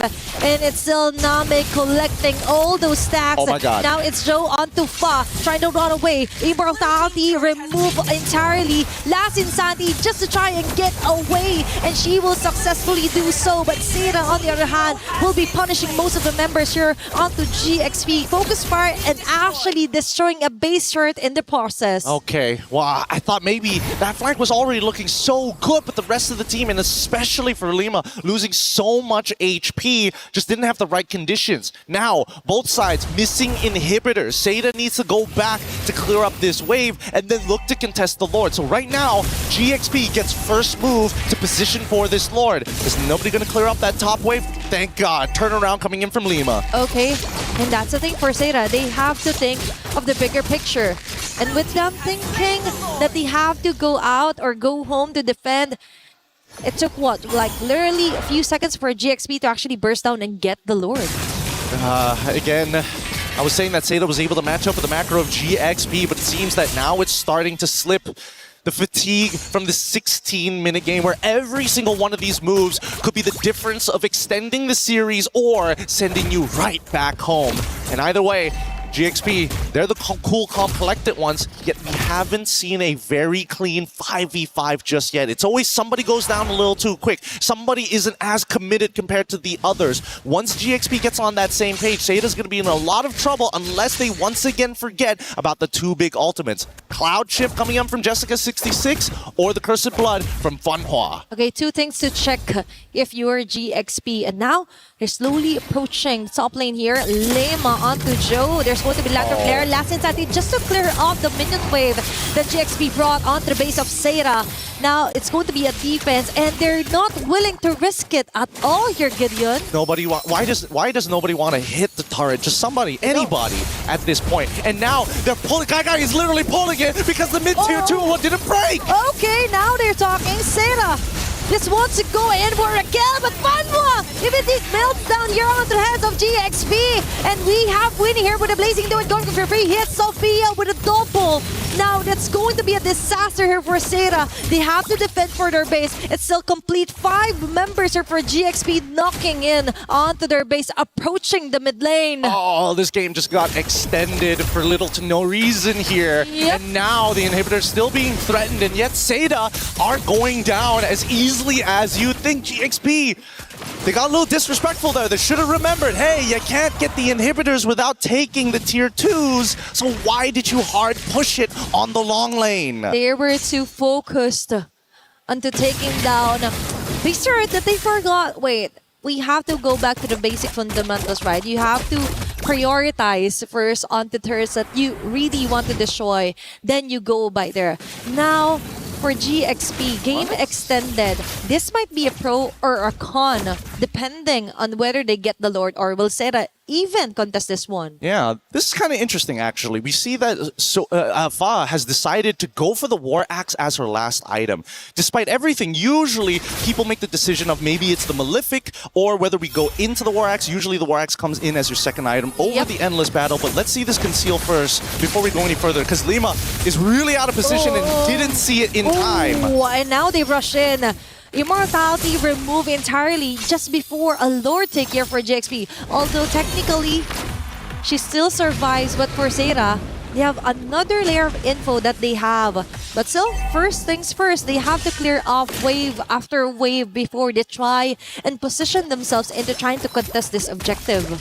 I love the fact that Seda are using these small little tricks. When you conceal, stick by walls because it's just harder to notice something changing when it is a fixed position. But even so, they're still contesting for this mid spot here. Okay, it's Fanhua being covered here by GXP. Waltz in towards Name, and now they try and dance around this Lord. 9 minutes into the game, this might be the ending Lord that GXP needs. And oh no, Jessica6 is forced out of her ultimate. Wait, what? Oh, the back lane is Fa getting the Lord, and when he goes in with an entry point of Blazing Do it. Jessica66 might fall down. Yes, indeed. And Ling on their hands out here. And Guy gets in with the multiple balls ahead. Getting for the free hits. Seda is doing it. They want to survive, but wait, there's more. They have to go back. They have to defend their base. And it's Winnie on their back. That's 4 women across the map trying to find a way to go home safely to defend against GXP. This might be the first time that both Seda and GXP have been put in this position. This is the sloppiest we've seen. So nasty as they 5v5 around this Lord Pit. A steal from Fa, but yet we are seeing that Seda are coming out of on top in a lot of these scenarios. Both the XP's down and one chance to survive. Okay, they still have the capability to extend this game. And an immediate shutdown onto Fa and Joe and the rest of the Gandes might just have it. They have it, what it takes just to try and survive for long. It's Sophia being targeted by 2 members. Even with the Lander Flare, I think that won't be enough because they are locking their sights onto her. And Guy still alive, still deathless by the way, onto this 21-minute game time. And there's a chance at the end of the game right here, right now. They got to deal with these waves. Let it push in just a little bit closer. They have to stop it right here at the inhibitor. If they don't commit to it, they're going to get cloud shifted. Okay, if they play it just right, they might be able to equalize this matchup.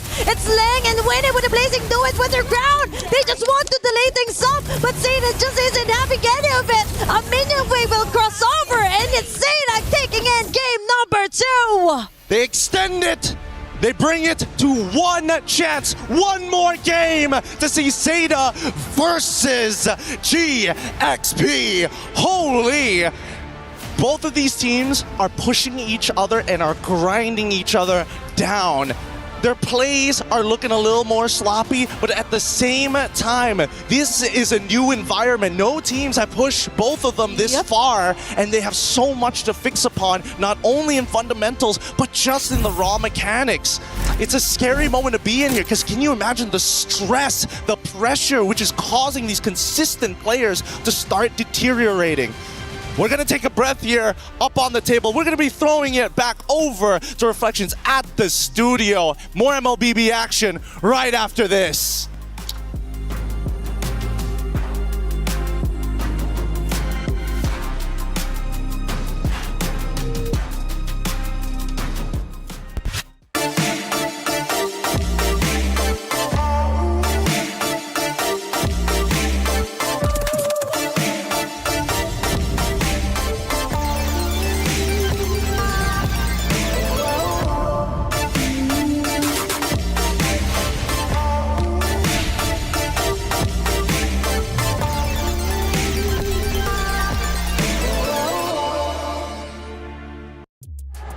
What an unbelievable game with incredible results. It went back and forth for a full 20-plus minutes. In the end, it's Seda tying up the series 1-1.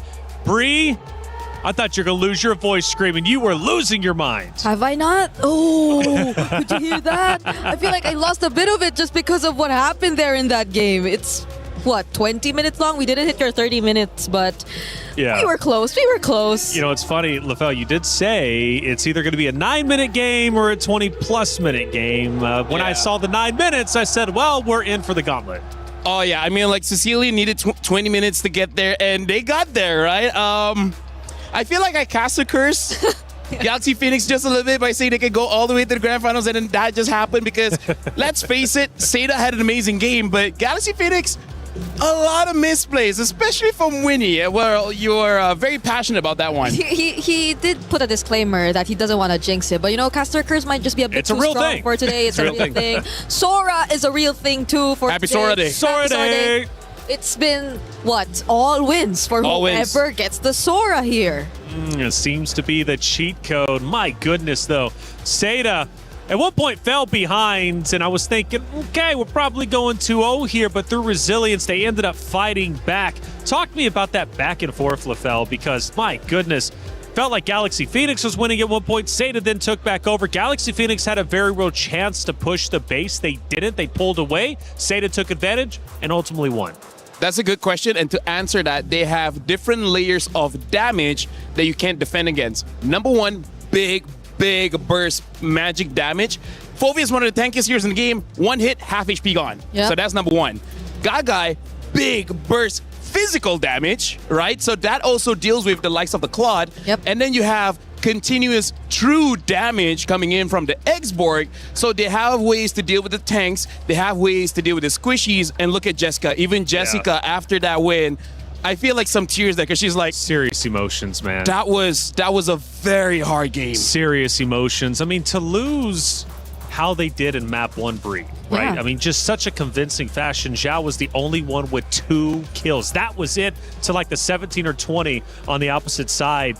Unbelievable results. Let's take a look at a couple of actions. And usually I set them up and I kind of have a feeling where they're at. I'm not going to have any idea who's winning in this moment. We take a look at it, and it could very well be Galaxy Phoenix leading the way here. So it is a little bit later on. We're now down to the 12 minute marks, and it is in fact going to be Galaxy Phoenix leading, but just slightly. Yeah, and it's where I think you start to feel the scaling come in. I know it's just a 12-minute mark, but Lemma and Ling were starting to feel it.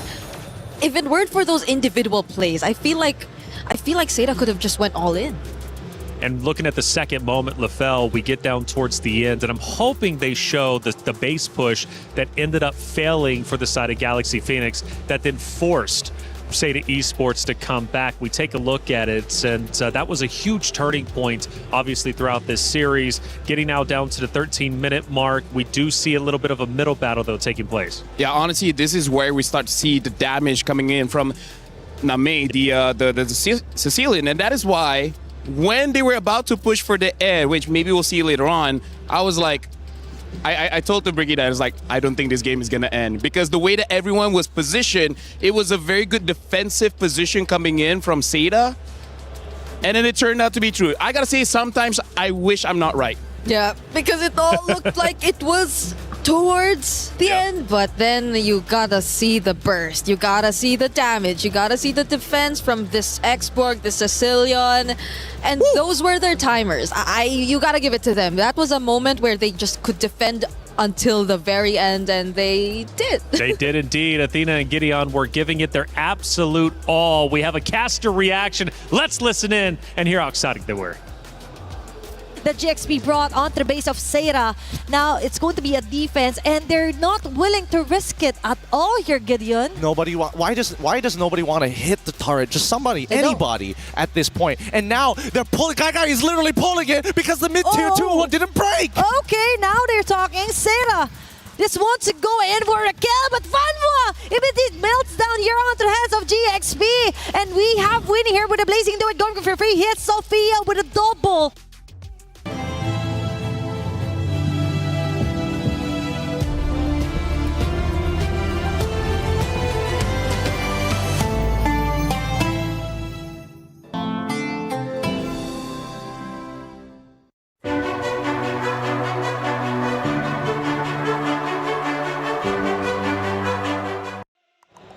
It was Inception for a moment. We're watching the casters react while watching the casters react to the caster react. And Athena, man, she was definitely caught off guard by that one. But you know what? They give it their all. Gideon, let me just say, same. Me and Briggs, like, if there was cams on us, we'd also be like, we're very passionate folks. You know, we love MLBB. Yeah, we love MLBB. And he's put a caster curse in game for 3 times straight in just a single minute. I don't know how that was possible, but everything just went the opposite way of whatever we he need said. an analyst cam, though, on you, especially when you start losing your mind. I didn't know what was going on. I actually went to LaFell. I was like, what is happening? Like, what? Honestly, it looked like she was having a seizure. She never does that. You've never been this passionate. I was screaming, yes. Yes. Galaxy Phoenix, she's backing them up, man, and she was excited to see them come back until it wasn't a comeback. Seda Esports, man, 1-1, all tied up. My goodness, do they look unstoppable. But I have to say, after what we saw from Jessica and her emotions, we might really have to give it to them because they risked it. They risked it so much to go for a Sicilian Carmilla lineup to end or to get in that game. So, like, they went in with, I think, one of the strategies they've been trying to keep, but they were just forced to bring it out because they just desperately wanted to stay alive in this tournament. Look at that damage as well. Gagai did 123,000 damage, while Namei did 105,000 damage. Sophia, funny enough, also did 105,000 damage, so that is quite a lot. But this just shows, as strong as the Sicilian was, a lot was on Gagai on that Bruno. So, and by the way, clever pick for that X-board, because I did not notice there was not a lot of bursts from Galaxy Phoenix to destroy the Faraga armor. So I didn't notice that. So honestly, brilliant drafting coming in from Seda. Yeah, because it seems like you're just so tempted to go for the Jusin. Everyone just seemed like they had to go melee and close towards the opponent so you could just freely use your lantern flares. But we're looking at Ling and Jessica. So much highlight on the EXP lane, at least for today. Whoever gets the Sora has a huge advantage. But in this particular game though, Ling, I think a lot of times Ling was just doing what the Phoveus would definitely do, but Jessica, for some way, found her way around it. If we're looking at the goal distribution, it tells the story of the game here, because we see coming in from Jessica, she took no gold from the jungle crease, meaning that she's always around the map, around the river, as well as the lane. Whereas you see Ling have to take some jungle crease, meaning to say that she was losing, right? She needed money somewhere, and one of the options there was the jungle.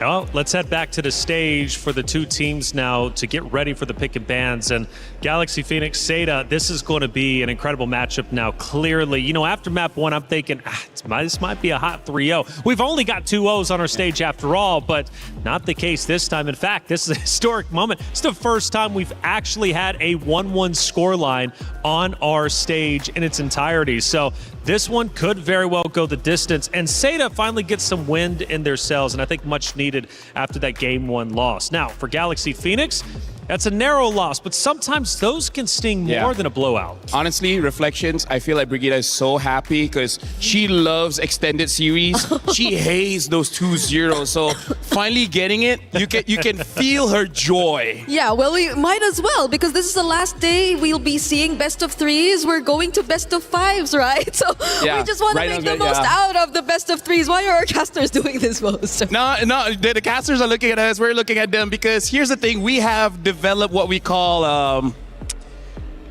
what do you call it? What do you call it? Give me some philosophy. You've been studying biology, philosophy biology, or anything, physics. Physics. We are in a different reality than most people, that we live amongst ourselves. So we share pain, we share joy. I'm looking at Gideon and I'm like, we've been at this together for most of our lives. He loves me, I love him. Oh my. And the world? Yes, we're both married, so it's okay. We can share. Yeah. All right. Well, hey, it's getting deep out here, guys. I don't know if you can feel it or not. We can say that because he can't fight back, so that helps. Find a platform platform to sit on. It's getting deep out here. Galaxy Phoenix, Seda Esports, all tied up 1-1. As you mentioned, it is a best of 3, so it comes down to this final one. Remember, guys, single elimination in our knockout rounds, okay? So if Seda wins this, Galaxy Phoenix are gone, and vice versa, right? So it's tournament life on the line when it matters most. And for Galaxy Phoenix specifically, to win that map 1 in such a convincing fashion allows Seda Esports back into the series. If they were to then lose this best of 3, have their key crushed, that map 2 is going to haunt their dreams until next year. Bree, I gotta ask. What? Seda won because of a cheese pick, a cheese strat. Yeah. Right? The Sicilian, the Carmilla, the X-Borg. Do you think they can do that again? Because for some teams, you had a winning strategy. Sometimes you just want to go for it again, even if it is not the same circumstances. Now you be the analyst. Okay, for GXP though, I think they'll be more careful of how balanced their composition is definitely this time, because the lack of burst earlier definitely hurt them.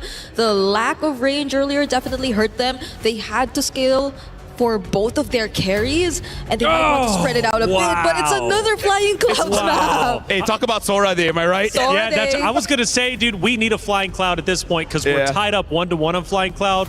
We need a tiebreaker. We're going to get exactly that. I'm excited for this one, man. 3 Flying Clouds to determine who moves forward and who goes home. You know, Gideon's favorite hero is Sora. Really? But the one above that is Uranus. Oh. He can't get over that hero. If he can pick it up, he would pick it up. He doesn't care if he has to use Uranus mid lane. He would. Like, he has a shirt saying, I love Uranus. Really? I don't dare lie to you, Briggs. Okay. But I agree with you. For this one, GXP, there needs a little bit more balance. I'm almost even thinking maybe the Yusenshin is too much respect, thinking that, we're going to fight late game to late game, but a Cecilia on late game, I mean, like, that's not okay. Because either way, if they did hand over the Yi Sun-shin and they had a Sicilian and a Claude in their lineup, then just go full out on early game. Then just make sure that you snowball out of their minds just so enough that they couldn't really catch up. Because in a way, they just allowed the Expo to also somehow balance out Seita's lineup a bit more. They allowed for the Carmilla to get a bit of help, for the combo with the Waltz to actually be a problem. So this time heading into this draft, hopefully they both were able to reset and that they get to bring out their fullest potential. Full out. I'm thinking just go Assassins then. Let's get a repeat of that Honestly, one matchup that we had here on Group A. Like, that was incredible. Almost 40 plus eliminations on both sides. It did not disappoint.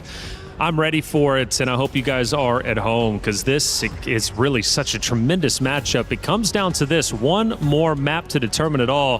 For Galaxy Phoenix, their first international LAN, and they are performing sensationally. Now, on the opposite side, for Seita, a team built specifically for MWI. They've had shaky moments, yes, but they continue to persevere and make it through against all odds.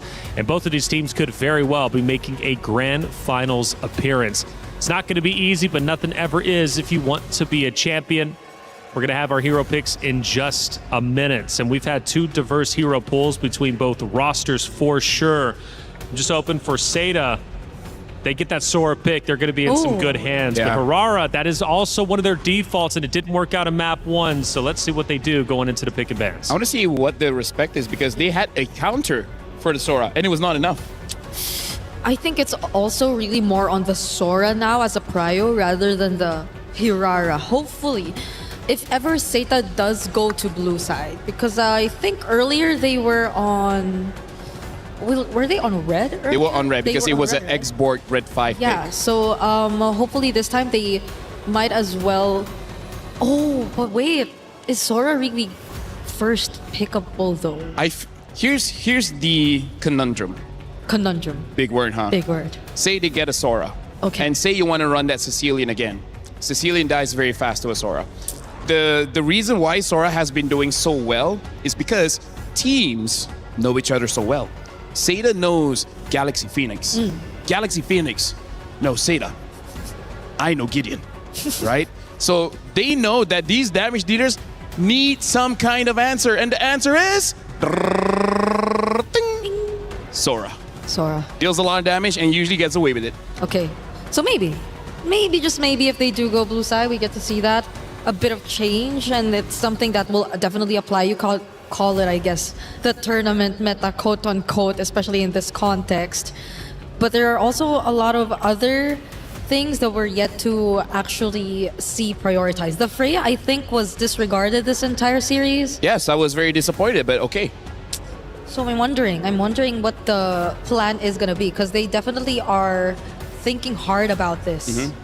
The other word for tournament meta is pocket meta, which means it's just a meta for this current situation. So I feel like for Galaxy Phoenix, I think just go back to one of the strategies that they have used to win, because at this point, again, like, I feel like they're playing Galaxy bad, not even global bad, right? It's like, we've used this once. Galaxy bad. So never again. Except the Claude, though. They never changed the Claude. Do you feel like they should finally change the Claude? Maybe not. There were a few times Winnie was in a position that a Claude should not be in. Yeah. But it's also maybe stemming from the understanding that once you push the waves against Team Seita, you just get such a huge advantage, because that seemed to be one of their biggest problems too in the previous game, in all their previous series. Yeah, the wave management is something that's lacking a bit. Actually, maybe that's also why they banned out the Moskov. They want to ban out hero that can protect the waves. Because, at this point, Seita, I feel like that game number 2, they won, but it was kind of a nightmare as well. Always have to go back to base, make sure the minions don't end the game. It happened like, 6 times minions almost ended the game. Yeah, and Well, I don't know if it's a good thing. They're not as reactive. Like, they're not just quick to decide They to trust send their someone base. back. They trust their minions. They trust their minions. They trust their They got base. King Bob on their side. Yeah, but at the same time, is it really the right decision at times? Because, well, it does reward them. Sometimes they kite them long enough that even GXP are not able to recall, to reset, but at most, it really puts their base HP down to a very dangerous level. Well, going back, why didn't, I mean, realistically, Galaxy Phoenix, like, close the door on Seda during that one base push? Because even the casters were like, this was your opportunity to push forward. Why did they break away? They were spread out. Yeah, so step one, take out the Sicilian. The Sicilian clears the way very fast. They don't have that guy, right? Ophovius doesn't dive. Winnie could have, but Winnie could not. Right? So that's just...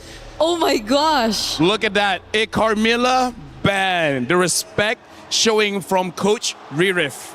Right? Carry ban as well as the Carmilla ban. By the way, ladies and gentlemen, we just jump into the draft here. Seda is going to be blue side first pick. GXP on the second pick. Red side Flying Clouds again. Sora is nowhere seen on the ban list here. Marcel Herrera as well as Guinevere banned out by Seda. One more ban for GXP. Yeah, the Claude is also still going to be likely an option for a GXP later on, not unless Seda actually deny it this time, but I don't think they might want to go that route. The Belleric is also still up for Seda. Since the Carmel is already gone, might as well revert back to one of their picks that really worked the most. So not unless Galaxy Phoenix actually take it out here, but there are a lot that you might want to consider for the ban. Going for the Valir. I'm smelling an Akai later on. The Baksha Akai are actually still up. Actually, yes, Yeah. Baxia. Never mind, Baxia. Baxia is a better pick here. Yeah. So Seda, it's up to them now. The Balearic is up again, open. If they're already expecting the Baksha to come through anyway. Or do they deny the Claude? Just honestly thinking the Baxia away would not be a bad idea, but That it does too. seem that they want to play something more chaotic in the jungle, right? Something that can potentially counter whatever GXP has, especially with that Valir ban. You kind of know that Galaxy Phoenix will have a tank. So they're probably thinking like, save the jungle pick to be one of those heroes that can deal with the tank. But instead, there you go. They're like, you know what? We're going to take the Baxia away. So maybe Galaxy Phoenix does have to take the Akai. If they are forced to take the Akai... I mean, they can take it later. Or, you know, Barat's Matilda, if they have that. Matilda is actually open. Up, Sora. So, Uh-oh. do they win? Uh-oh, that's based off of history, I would think so. What's the pick? I mean, Jessica going Baxia is quite interesting. I mean, she's gone Herrera, she's gone Sora, now Baxia. What's the game plan, you think, for her specifically? Number one, I feel like to take away from GXP because I think they completely understand that's what they want because the bans are kind of honest here, Brigida. Yeah. So at least they get to deny more of what was similar to GXP's Game 1 draft because that was just really them rampaging through the Land of Dawn, just making sure that they were all over Seda's map. So they do secure the Sora Belleric though, so I'm thinking the matchup. I kind of want Valentina. It's just that we don't know if Jessica can use a Valentina against the Sora. Yeah, maybe more on... Okay, so this time Seda gets the Claude. That's another thing. So does Galaxy Phoenix take the Bruno? I'm not sure if the Bruno is the next option. But the Eve makes you a bit iffy about the Harith, yes. If they want the Akai, they got to take it now. If not, it's going to get back. A Ling! Honestly, quite early. For now, I think it's a Lingable game. But there's some EXPs, there's some roamers that will make Ling's life a little bit difficult. One of them is the Phobia, so they take that out. Yeah, it's a very aggressive start for Galaxy Phoenix to go for the Ling and the Sora together. Well, they do get to take out some of the counters, however, but... By the way, for Seda specifically, this is the first time they've ran Baxia, Claude, and Eve. Those three have not been used in the previous two maps that we have seen just before on Flying Clouds. So they're going for something totally different and fresh. Oh, they banned out the Bruno, yeah. Hey, even they're like, hey, I know how strong a Bruno is going up against a Claude. There's still counters, there's still the Leslie, there's still the Clint. Wait. Oh yeah, the carry is banned. Yes. Thank you for interrupting. Anyways, I'm just kidding. It looks like Seda, they're just going for the default, what's the best hero in the meta right now, right? So they've done the cheese, and they think that Galaxy Phoenix might be expecting that, so we go the other way around and go for the most obvious ones. Unless somehow the last two picks really turn the entire draft around. Yeah. Like, I don't know, a Kufra maybe? Huh. I mean, you guys have seen it once. Yeah. Yeah. And against a Ling, maybe, but I don't think it's going to complement the draft as much. Like, you don't really get to see really pick-off-centric heroes just yet for Zeta. There's a lot of damage you could expect from the Claude, but that's going to come in later on. Just stopping the Ling, if that's going to be the mindset for Zeta, maybe, but let's see for now. Galaxy Phoenix have to yet pick up their mid lane as well as their gold lane. This is the first time they're not going to be on a Claude. Moskov is not bad, also an option. But if they just want a direct counter, having a burst heavy hero like Clint or Leslie would help. But if that's the option, maybe they'll pick it up later. For now, Brick, I gotta say, in MWI, there's not a lot of lockdown heroes to really deal with picks like the Ling. So maybe they just go for pure tankiness, right? Something like the Rizzler might be okay. And then in terms of the roam, the Atlas is still open. Oh yeah, honestly.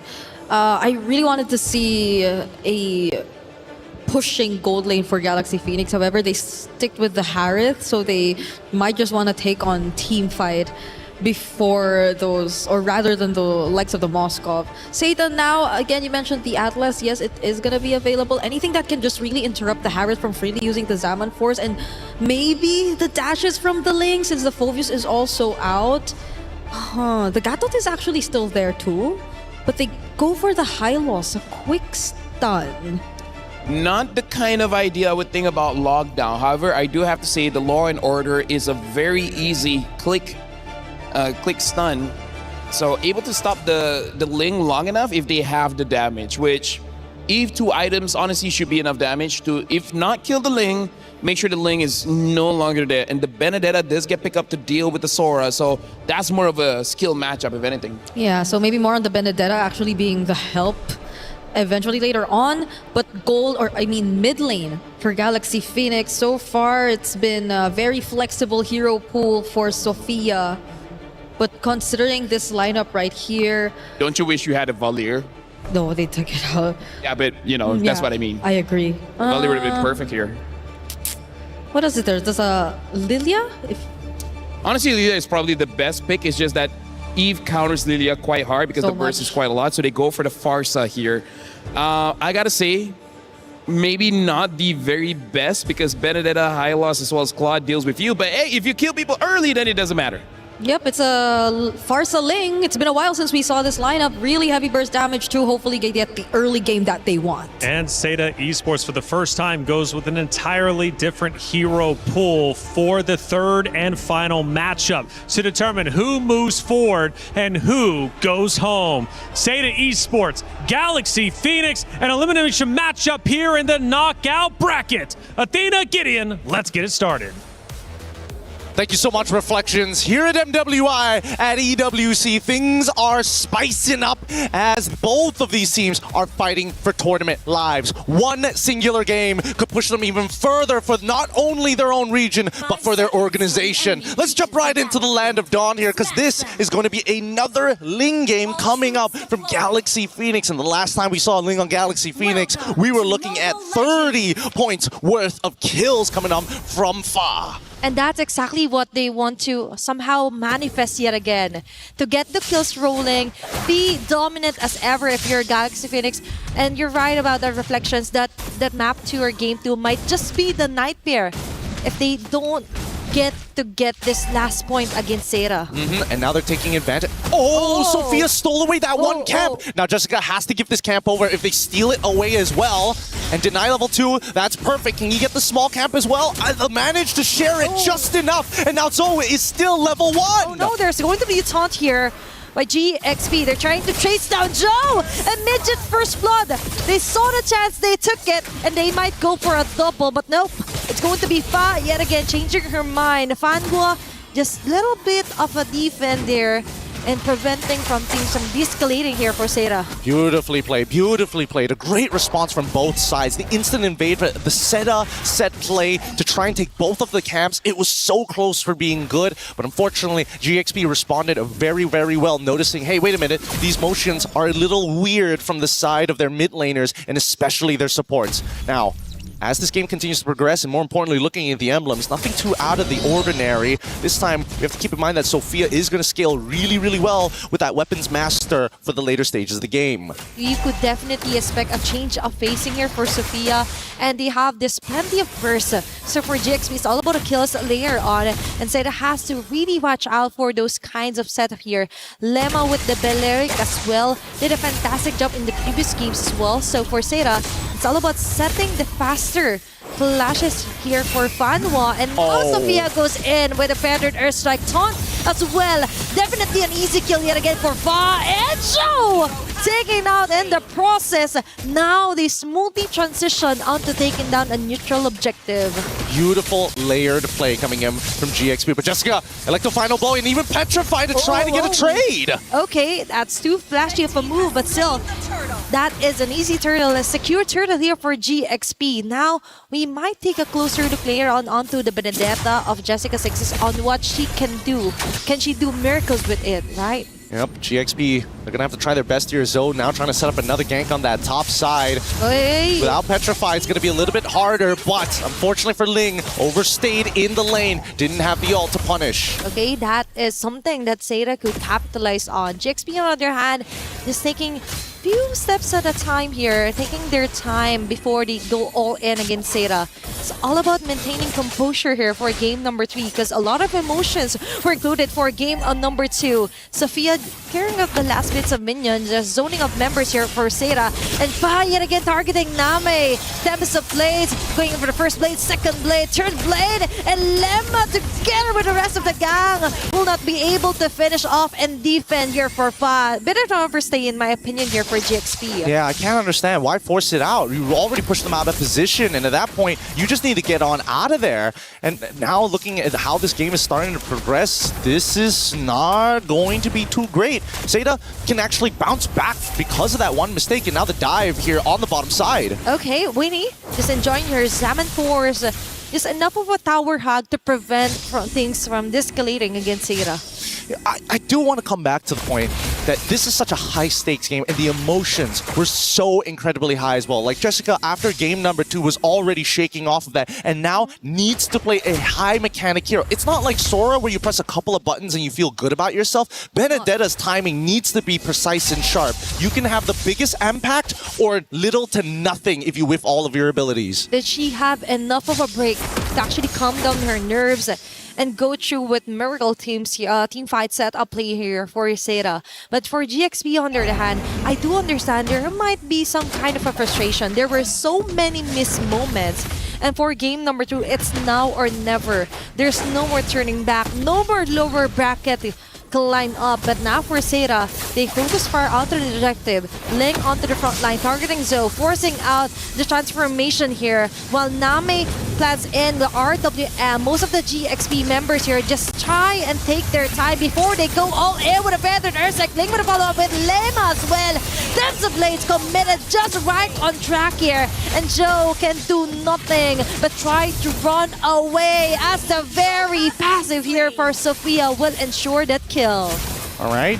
Pretty interesting. There was a couple of moments there that I was thinking whether Ling wants to weave in some auto attacks onto the Hylos to build up some charge. Maybe could have turned that around a little bit sooner, but even so, they can't win this per se. They don't have Retribution. Jessica on the chase against Fa might actually get him, but there's no Petrify. Okay, she's risking the risk to get it off, but Electofindable, she has to run away, but Satido! She runs into Winnie with the rest of the gang giving off their all. It's an immediate alternative and an intervention here for GXP. I think GXP is starting to lose composure here, right? The strength of their bond is that they've got the mechanics, but they don't seem to be talking to each other as much as they need to be. We need to see that teamwork actually come through to get these clean styles of play that we expect from them. Seda, on the other hand, now, despite it being a 2.5k, Seda still has a great opportunity of actually turning this around. Jessica has done good work. And even though Zoe has died 3 times, it was at somebody else's expense. Sometimes even Fa made a mistake in even dying. On that top side, at least the waves are being cleared up, but GXP now want to take the initiative. They don't want to be passive. It's all about the skills right now for Seda. And definitely, it's evident that Jessica has that. But now it's all about maintaining and trying to take control of the situation. Plus, also not letting GXP corner them out with the macro yet again. And now it's all about balancing out the waves. And Winnie is winning on the Gold Day matchup. That's 4 members of GXP targeting Fanwa alone. Girls Pathway just to try and disengage. Now she comes back. There will be quite a stun here, but Ling and the others will just slowly retreat back. Unfortunately, Ling doesn't have her flicker up just yet. I think there was a moment where they were thinking, if maybe I get the dash down, I could maybe flick onto like Name or maybe even Gai and try to trigger something, but didn't have the battle spell, don't have access to it. Fanwa does lose not only her ult, but also the Revitalize, which is pretty important because in the next 20 seconds, the next turtle is going to spawn, and she's going to have to wait another 23 seconds or so to get it back up in the middle of that fight. So unless GXP recognize that timing, they could maybe try and force this, but Zeta want to take first position. Okay, it's all about them trying to capitalize on what Joe can do here with the backshot, right? They have this beautiful setup. They just can't seem to do it right for now. But for GXP, that is somehow... Let's see, if they were able to somehow compose themselves, there were a kind of a bit of a messy initiations from Lemma. And speak of which, she's going to spot on Fanwa here. It's going in.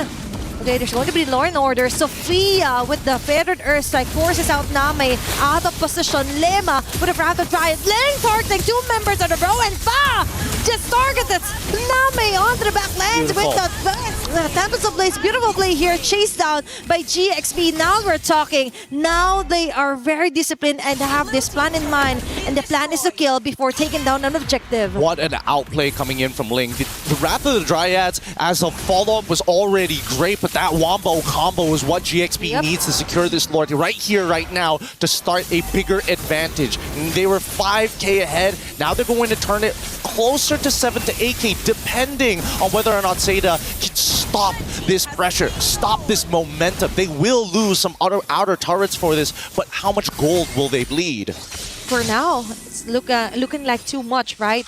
But for Zeta, they have this Benedetta that could be one of the somehow tricky part here for Zeta that could actually reach the backlines. But the problem is that they also have to ensure that someone is ready and willing enough to somehow clear off the last bits of the lane. Yeah, what a build. Hyper burst build. Haven't seen this in a while, in a long while, as a matter of fact. Heptacy's on top of the endless battle, making sure that if Jessica does find that backline access and able to close the distance, they might be able to one-shot target. But the ones closing the distance are GXP!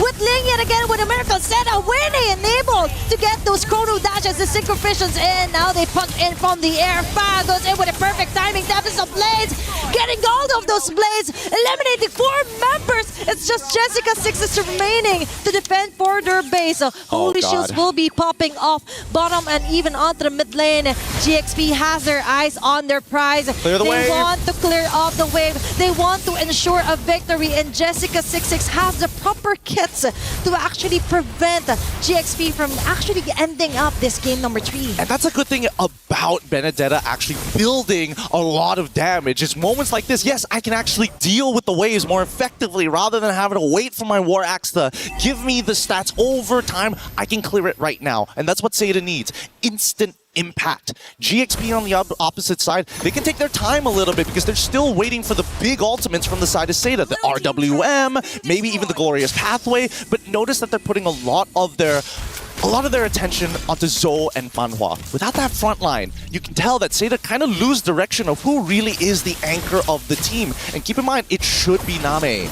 And so far, Name is having a really hard time landing those beautiful blocks where she could catch most of the members for GXP. Sophia is actually doing a stellar job. In contrast with her feathered earth strikes, really right on cue, hitting the right marks, plus an additional finishing move from Fa, right? All she needs to do is come at the later time, finish off, get those kills running, and for GXP, it's kind of going more smoothly compared to what happened onto game number 2.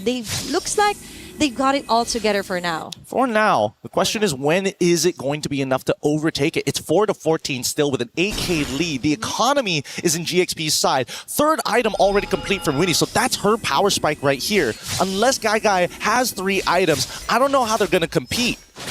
Let's see.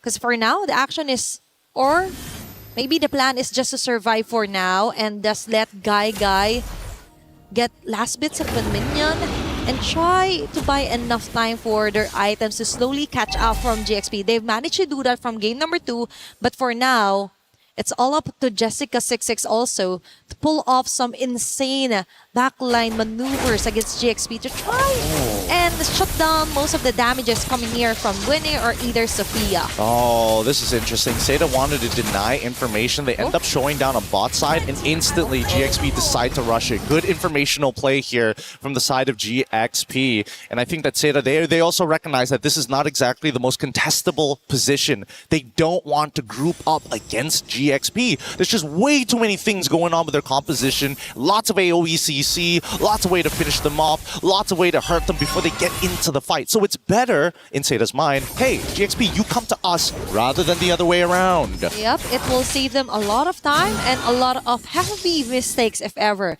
Because if they force out and they make a slight mistake, that might be the end of it, right? A 12-minute game time, almost 9K gold lead. Jessica26 being spotted here by Sophia. Now she's forced to back away. With the dashes, it will be enough. But for GXP, this game is just starting to get even better. Now Fanwa, half an HP left as well. There's going to be the stuns here from Sophia and Ling as well. The Lord will be melted down, but this ensures a quick entry point onto the mid lane by Galaxy Phoenix. Good play coming in from Jessica, trying her best attempt onto Winnie, but Winnie one step ahead, already buffering in, taking advantage of the new patch and its control system as now the next fight occurs. Okay, they managed to actually go out of the range of the crossfire here for Guy, and now they go in. It's Ling yet again finding the right angles. Now they're risking it all with the RWM, but Fa with a Tempest of Blade will be able to finish off 2 members, making it 3, a triple kill for Fa! 4 of them already low, put down to 20 or 10%, and yet Fa somehow taking turret aggro manages to survive through all the pain. It's not over just yet. Another feathered airstrike as this is the endgame scenario. It looks like Galaxy Phoenix is willing to risk it all, years in the making, and they want to take this game. But Jessica26 and together with Joe, they want to extend this one. But Fa and the others just want today this game to end it to their favor, and they will successfully do so. It's Galaxy Phoenix taking on the win. Oh, Galaxy Phoenix 2-1, what a game! We finally get to see the full extent of this team when they're behind, when they're ahead. But with competitors, always comes the crushing defeat. And it hurts my heart seeing Seda, who put so much on the line here today. Blood, sweat, and tears, and yet it still wasn't enough. These last moments, they realized really quickly they staggered us too much. The death timers are too long. The impending doom is near. And my God, are we going to have some great competitors for our upcoming battles. But I can't wait to see these two teams maybe showing up next year once again to bring up their regions. Definitely a very nice and a very proudest moment here for Chinese MLBB to be put onto the map for MWI. All right, let's throw it up to the stage here to see the crushing.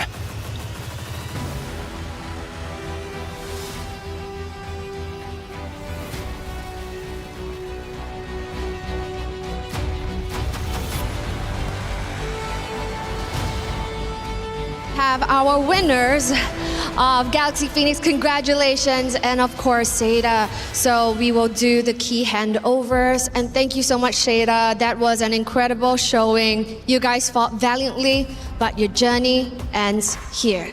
Thank you, Seda. So now, congratulations to Galaxy Phoenix. You guys have risen to the occasion and of course extending that tournament life. How does it feel holding that key of Seda in your hands right now? We feel so excited and happy. Earlier on in the interview, before the match started, you guys said that you're proud to be here and proud to represent Cambodia. And I think, and I'm sure that they're all very proud back home. Is there anything you would love to say to all of the fans out there? You can say it in Khmer as well. លទ្ធផលមួយនេះខ្ញុំនឹងសន្យាថាខ្ញុំនឹងយកឈានទៅដល់អាចនិយាយបានថា Grand Final ជូនទៅអ្នកទាំងអស់គ្នានៅក្នុងប្រទេសកម្ពុជា One step closer to the finals, and this is Galaxy Phoenix. Now the next one, the potential matchup will be against Team Ray Young or Navi Philippines. Who do you think you might meet? I think is Navi. You think you might meet Navi? Yes. All right. So hopefully in the matchup later, you might actually see them. Congratulations once more to Galaxy Phoenix, the best showing so far right here. And of course, take your walk of victory.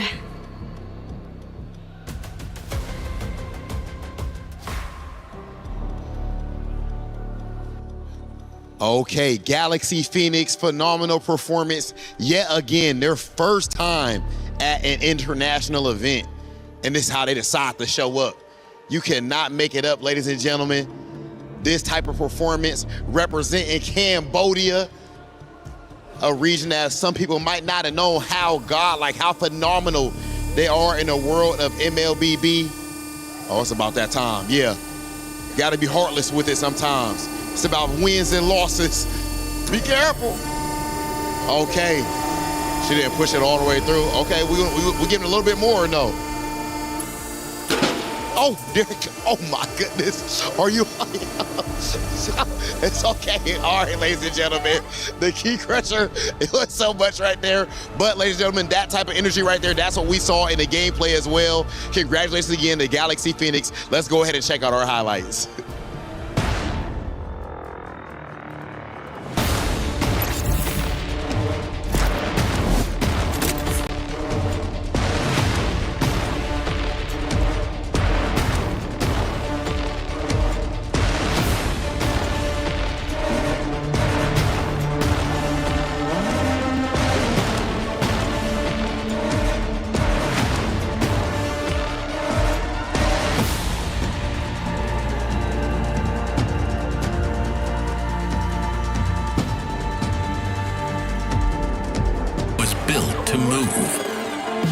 Not trapped at a desk in one singular posture for 12 hours a day.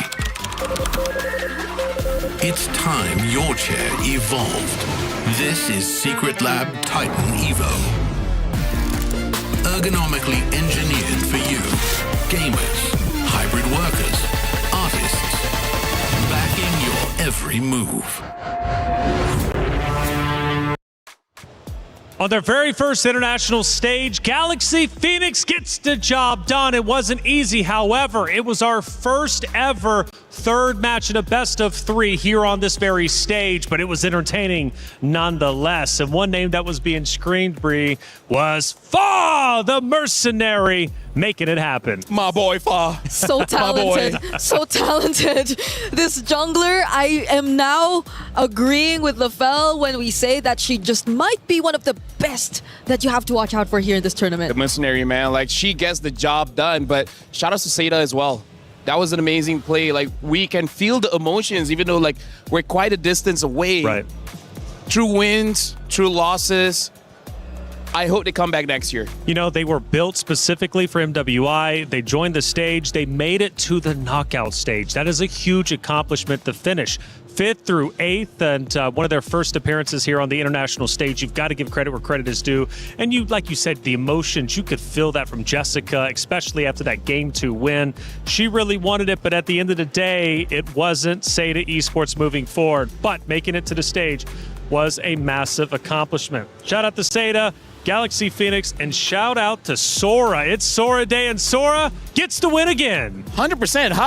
How crazy that is this? What, almost 5 hours? I know. Of our show, and every single time Sora sees the Land of Dawn, he wins. And how many flying clouds have we had? That's three here in the series. All three. Crazy. More than the Esmeralda even, right? You were expecting, like, because of the adjustments, the Esmeralda to be the XP laner that's really gonna shine. I mean, she did a couple times, but today, why has it been always Sora?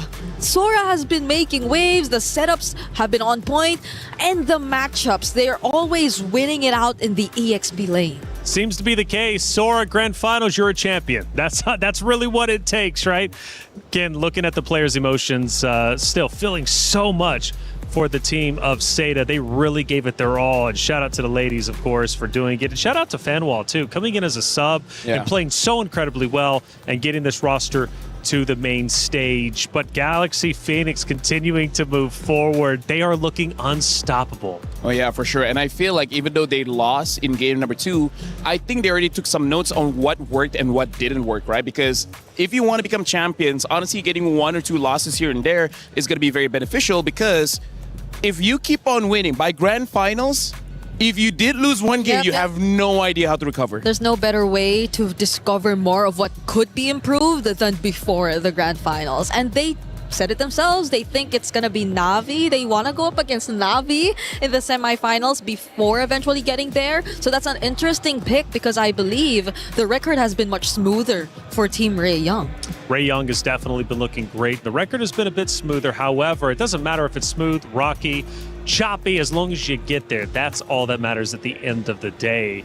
For Galaxy Phoenix, yes, they drop a map, but they still ended up crushing the key of Seda Esports. They will move forward, but the question is, who is going to be their opponent? Well, we'll have to answer that in just a little bit. To recap this match even further, let's take a look at one of our first moments of the game, at least that we wanted to break down, because there was plenty of them, and a lot of moments making you two go absolutely insane. This is our first one, 9-minute mark. Bree, what are we looking at? Okay, this was a moment where I feel like you get to see how willing they are to just go in for the dives, and that setup you see from a Sora all over again. Just imagine that delayed Wrath of Dryad into the setup that was actually going to be the main center of attraction for this sequence. It's just so great to think how GXP mastered the way that they tend to pull out their team fights. Hey, big moves from them. Second moments. Actually, we're going to go, I think, favorite moment for us anyways. We get to watch the commentators once again reacting to that map number 3. Let's see how crazy they were getting. Hey, they managed to actually go out of the ring of the crossfire here for Guy, and now they go in. It's Ling yet again, finding the right angles. Name risking it all with the RWM, but Fa with a Tempest of Blade will be able to finish off 2 members, making it 3, a triple kill for Fa. 4 of them already low, put down to 20 or 10%, and yet Fa somehow taking turret aggro manages to survive through all the pain. It's not over just yet. Another feathered airstrike, as this is the end game scenario.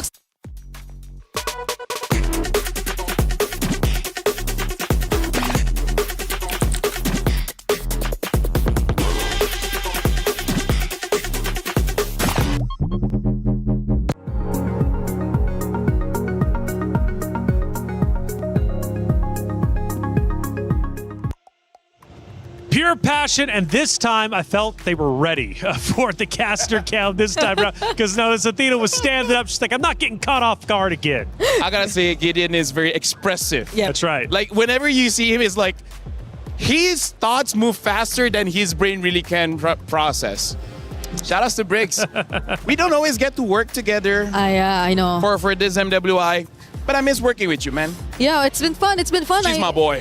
We've been screaming. You see us, you hear us. You guys have been going crazy. You guys have been I think it's not just Gideon who's very expressive. That's right. Yes. That's right. Off cam, we are as expressive as Gideon. Absolutely. And speaking of expressive, Rose ended up grabbing a couple of our players for the post-match interview. Let's listen in. Hey guys, Fanwa here from Aseta. Although a reverse sweep was not granted, we'd still like to have a little chat with her regarding her journey in the MWI. Now, Fanwa, we know that this is the furthest your region has gone in an international tournament. An amazing one, if you ask me, and you guys look extremely strong. But I gotta ask you personally, how has your experience been like this MWI? As you know, our team is first time come up to the international stage, and for our whole team, I think we didn't imagine we can go so far as to get this time. But I'm looking forward maybe next year or next year we can get a better result. Oh, this result to me is amazing. Honestly, I counted on you guys as the underdogs because from match 1 up until now, you guys always had such a great fighting spirit. Now, I gotta ask you, what more can we expect from your region, China, in the upcoming tournaments? I'm expecting like our regions, no matter which is like women MLBB or like men's the game. I expect our score maybe next year will be better and better. Yeah, we just keep on improving. Now, Fanhua, is there any message that you have to give to the Chinese fans watching back at home? Thank you guys for all the support, and I believe next year we'll do better. Jayo, good luck, Fanhua, and I hope to see you again next year. That's it from us.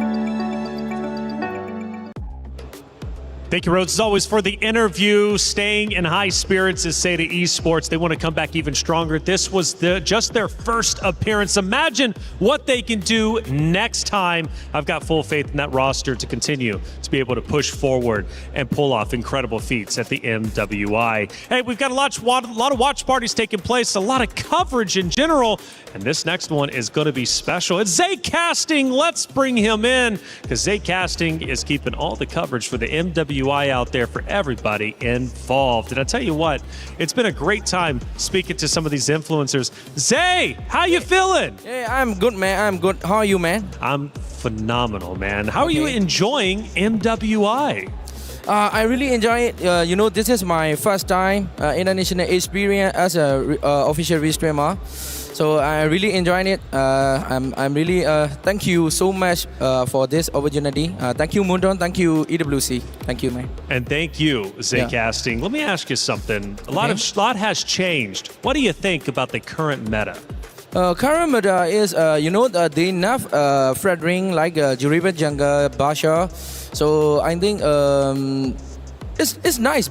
I like this meta. They can use like Link.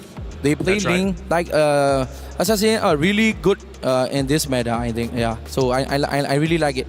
And Sora also apparently has been tearing it up. Hey, Zay Casting, thank you so much for all your coverage and everything you do. The MWI will continue, but like I said, shout out to you, Zay, for being who you are as an incredible influencer, and thank you for the coverage and the watch party. Hey, check it out. My Champion Pick is now live. 2 champions, 1 game. My Champions Pick is now live from July 27th. You could submit your predictions for the MSC and MWI champions for a chance to win 50,000 in-game diamonds and MSC 2021 through 2025 tournament skins. Don't forget to leave your picks under @MLBB Esports post for even more chances to win. Lock in your champions now and cheer for your favorite teams. My Champion Pick live now. Get involved. I'm hearing Rose is also set up with yet another interview. Rose, who did you get?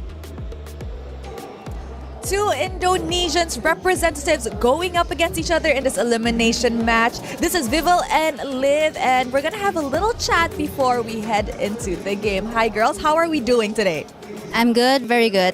Yeah, I'm great too. How did you girls react when you found out it was gonna be an Indo-Indo match just now? I'm in shock, really in shock. Actually, it's as expected. Okay, now since an Indo-Indo match is happening very early on, is there anything that we should expect from the game? Is it going to be fun? Is it going to be long? What do you think is going to happen, Vival? I don't think there will be anything special. I think it's going to be pretty much the same showdown like previously, like in Battle of Gamehurst and like the previous meetings that we had. What about for the sides of Falcons ID? Aren't you guys scared? Because you guys played a game today. Are you scared that they will read your strats and everything? Maybe there will be a new draft, but then I'm hoping for a rematch. But I think it's going to be in grand final. But then we come out like now today. But then we'll see on the Land of Dawn. We'll see in the Land of Dawn. It is a very early matchup. So now the question lies on, what do you think the score will be? Let's start with Liv. I'm hoping for 2-1. 2-1. Okay. 2-1. I'm also hoping for that because since we are Indo and Indo are facing each other right now, we want to make this a very fun game for y'all. And yeah. Okay. I think it will be a fun game. Definitely one to watch. So any message to each other? Let's have a good match. Yep. Good luck, have fun. Good luck, have fun. Very friendly fire over here. Nothing too extreme. Good luck, girls, on this match. And that's it from us. Throwing it back to you guys at the studio.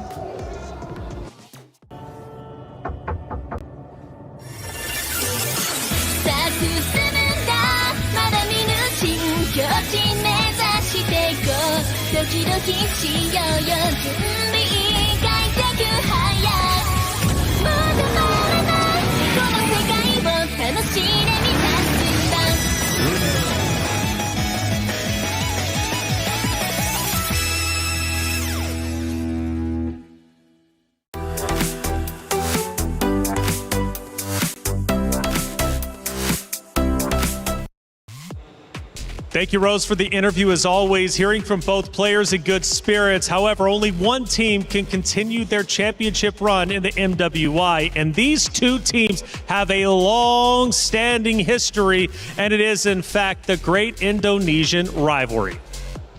First of all, we saw that interview and they were, talking very nicely to each other. Why are we like that, Brig? And when I say we, I mean all of us talents. We are very aggressive against each other, but honestly, one of the things that we heard during the interview where Vival said, I hope it's a 2-1, because I feel like in her hearts of hearts, she's like, not going to be a 2-1, this is going to be a 2-0. Well, I understand why the record has been that way. Very one-sided. For the recent qualifiers. And even if you talk about the rivalry way back, even when they had different names and were under different banners, it seems like that has been the story for them. That's why it's a revenge match again and again for now Team Falcons ID, because they're always yet to get that win against Vitality. It's going to be tough either way you look at it. Falcons Indonesia is going to have to fight hard, but Vitality, they want the championship again. Let's send it to the stage to get the match started. Damascus, Hollywood Rob TV. Cheryl, take it away. And it is time to continue with our knockout stage of the event. We just saw Galaxy Phoenix put on an absolute masterclass, and now we have to see if the ball is going to keep on rolling in that same direction. Damascus, who are we bringing to the stage first? Hey, listen, Rob, technically they need no introduction, but we need to make some noise, of course, for the Queen. And I see the Vitality fans. Les fans de Vita, je vous vois. Est-ce que vous êtes prêts, s'il vous plaît? Un max de bruit pour Vitality! Team Vitality, simply put, the best in the world. They barely lose games, let alone matches. Last year, they won MWI without losing a single game. That is the definition of excellence. That is the definition of professionalism and, of course, of perfection. These are the reigning queens of MLBB, and now we have to see if anyone can overthrow their reign. Now, City, anything you would like to say to the most familiar of foes, your opponent team? Let's both do our best and keep the streaks like before. Exciting. Head on over to your battle station. Keep the streaks like before, évidemment. Du côté de Vita, elles veulent continuer la win streak. Elles ont gagné l'an dernier. Elles cherchent à gagner. But big opponents after that. We've talked about the rivalry. Who are they facing, Rob? Ladies and gentlemen, coming next to the stage, put your hands together for Team Falcon! The Indonesian division of Team Falcons. We got two Falcons still there, and Falcons ID are back, led by Violet. They opened in a difficult match, losing to Seda, but then the redemption was absolutely perfect, destroying both Aurora and then Twisted Minds, and they inherited Vitality because they were not picked by Galaxy earlier. It is time for them to showcase if they can take down the Queens. And now, anything you would like to say to our defending champion? I hope we can have a good match and we can 2-1 you guys. Oh, Okay, let's see. Please head on over to your battle stations. Now, friends, this is a one and done. No more extra chances, no more extra lives. On one hand, our defending champions, Team Vitality, has been having perfect streaks so far. Whereas over on the other hand, Team Falcons has been fighting from day one. One is well rested, one is relentless. But there's a bigger picture at stake. Organizations, club championship points. Can Team Falcons score one for the team? Or will Team Vitality take this win? This is the battle of the familiar foe. Ale, let's go! Cheryl, Hollywood Rob, TV, and Damascus, thank you for setting the stage, and the stage is about to ignite. You have an Indonesian rivalry between two great titans, Team Vitality versus Falcons Indonesia. This is going to be a matchup, potentially an upset, depending on how it ends up unfolding. Now, these guys, these ladies, they have history for the longest time, and it dates back, I'm talking many days. In fact, I'm thinking 719 days in total. Last time they met was or at least for MWI, was at the EWC26 championship. Now, we all know Na'Vi got the victory there, right? It was not Vitality. But either way, for Vitality, they beat Falcons Indonesia.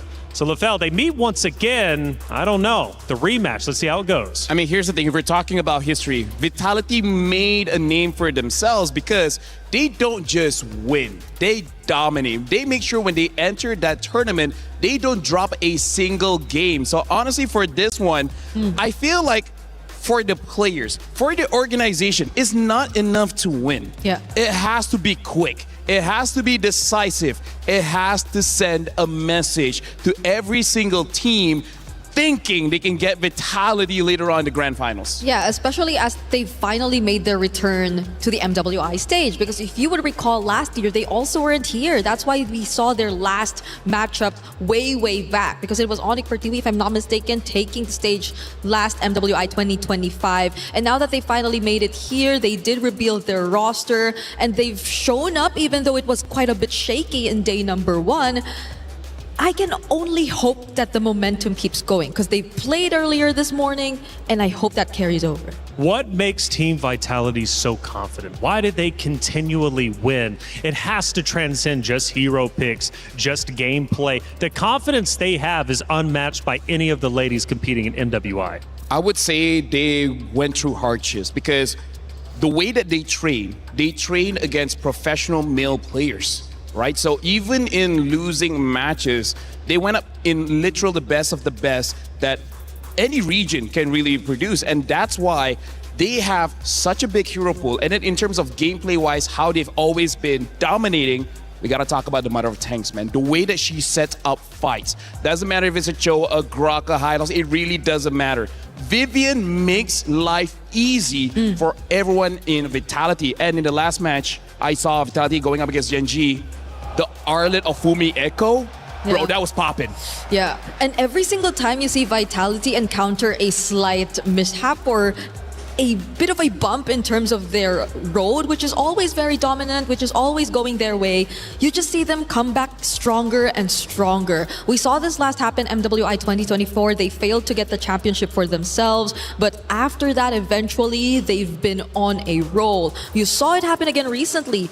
When they played for Indonesia in the recent SEA Games, they failed to win that championship, but now they've been on a roll once again, winning the Battle of Gamers. They did not need to qualify through that. They were already directly invited, and even now, with such a strong start, they're on the road to replicating a flawless record yet again, dropping 0 games if they keep this going. And I love that you brought the Battle of the Gamers up. You know, that was season 2. They both met, and Vitality swept Falcons. You know, they swept them in a best-of-7 series. That is quite significant. Technically, this is a revenge from that very qualifier. We go into our pick and bans. This is where the story starts to get told. Falcons Indonesia needs to counter Team Vitality because we know when Team Vitality gets rolling, it is so hard to stop them, if not impossible.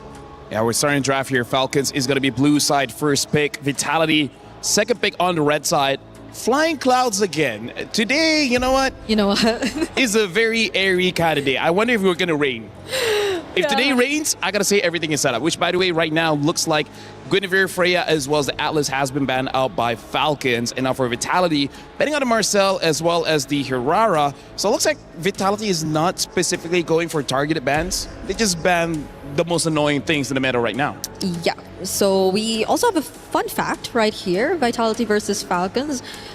Oh, so this was what Reflections was talking about. It was 719 days ago when they last prevailed in the 2024 Grand Finals. It was a 3-1, at least back then, because recently this year, it's always been very one-sided. They've always swept Team Falcons ID whenever they do meet in a match. But Eve's the last ban, though.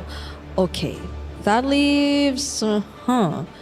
Paquito is up if that's something that they want to consider. But again, we've seen Esmeralda, and it looks like they're going to pick up the carry, which again, I feel like is a very strong pick right now. It just counters so many things. I think Vitality should not rush for the Sora for now, because they're the kind of team that kind of wants to challenge that. Because I feel like if they stop a dominating hero, it sends a message to the other teams and be like, what's next? Yeah, you know what? After seeing even the Selena in Sydney's hands yesterday, I might as well just would rather see them flex it a bit more, because now they prioritize the Akai and Paquito.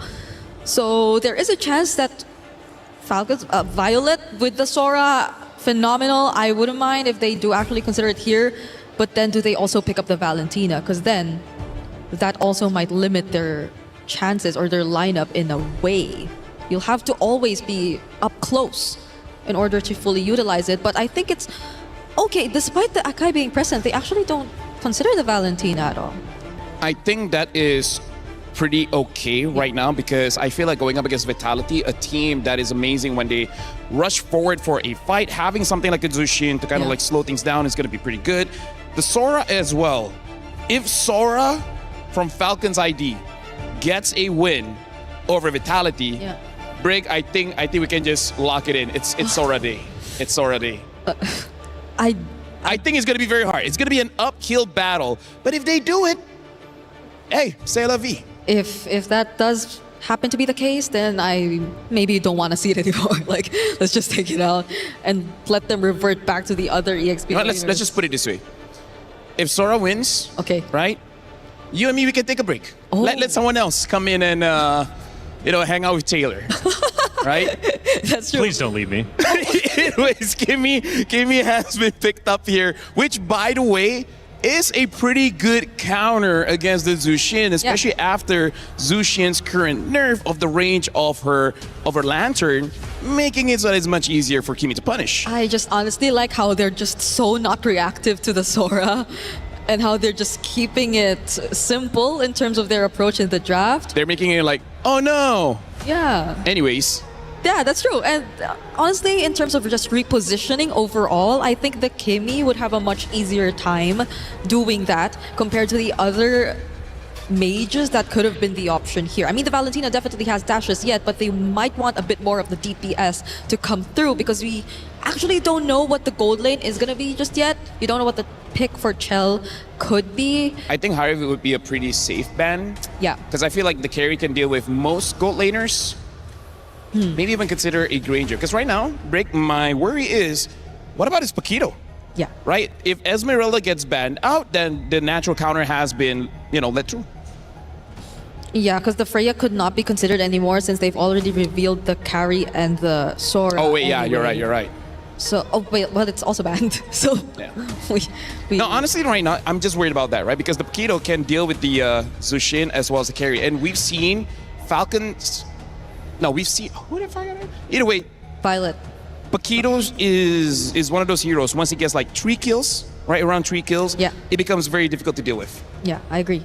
So at this point, we also don't really know what the mid duo is gonna look like for either sides, because we already see the mages. The glue is still open if that's something that Falcons wants to get. Because right now, let's recap about Vitality and their strategy going into this game. It looks like they're trying to force Falcons ID on some kind of damage jungler, because in terms of the tanks, I would say Balman is still up, and Balman is not great right now just because going up against Paquito, a lot of CC, going up against Akai, a lot of CC, going up against Kimi, a lot of CC. So right now, Vitality, they're really attacking the junglers. At this point, I really don't know what's good for Falcon's ID. If it's someone with some slight escape mechanic, the Suyo Harley can be considered here, especially as you see how vulnerable the mid lane actually is. So you might just want to force out those random escape tools every now and then with those surprise angles if you go for the Harley. Objectives, I think, are, however you look at it, going to be a problem though for Team Falcon's ID. Yeah, having the Akai as well as the Paquito, it kind of covers two problems, right? Around the turtle itself, the Akai is going to be great, and then the Paquito can deal with the mid laner, he can deal with the jungler, so yeah, I feel like they're opening the only viable option is a Fredrin, but Fredrin after the nerf, you can really feel the big difference. He's not as tanky as before. Eventually, he'll kind of be, you know, where he needs to be, but that's not why you pick up a Fredrin. You want Fredrin for that instant result. Yeah, I mean, if you pair it with a carry, maybe there can be some ways around it. And then you can opt for a more tanky roam just to compensate for the front lines, because I think the Sora is more of a setup rather than a front line. If I'm a jungler, I hate going up against this trio, man. Yeah. The Belleric, the Akai, the Paquito. At this point, I'm like, hey, can I don't know, use a Hanzo or something? Oh, wait. They've used it before. It did not look great. It did not. They've used it before. I know. That's why I brought it up. Nolan may be okay, but less about those objectives and hyper farm, try to get a 2-level lead against the Akai, and then try to deal with the Kimi or whatever gold laner they eventually get. So there are a couple options out there for Sev. There's a Suyo, Harley, Nolan, maybe a different assassin too if you would consider, but it's just tough. At most maybe a Haya. I mean, like, look at this. They're all tanky, right? Like I said, they're gonna pick up the Nolan because they're trying to hyper farm. That's the only damaged jungler that I feel like you can hyper farm against an Akai, because the nerf makes it so that Akai clears very, very late, and then just ignore 2 turtles. Yeah. Ignore 2 turtles, get all the farm, and I hope you have enough damage. With this, Falcon's ID might be okay with letting the Hearth through, but does Vitality really pick that up? There are other options if they don't want to go that route, because that's also going to be primarily magic damage. I guess Bruno is not bad if they want to, you know, use something that Zeta has used and proven in the game. And we got to talk about Shell as well. Shell can basically use anything.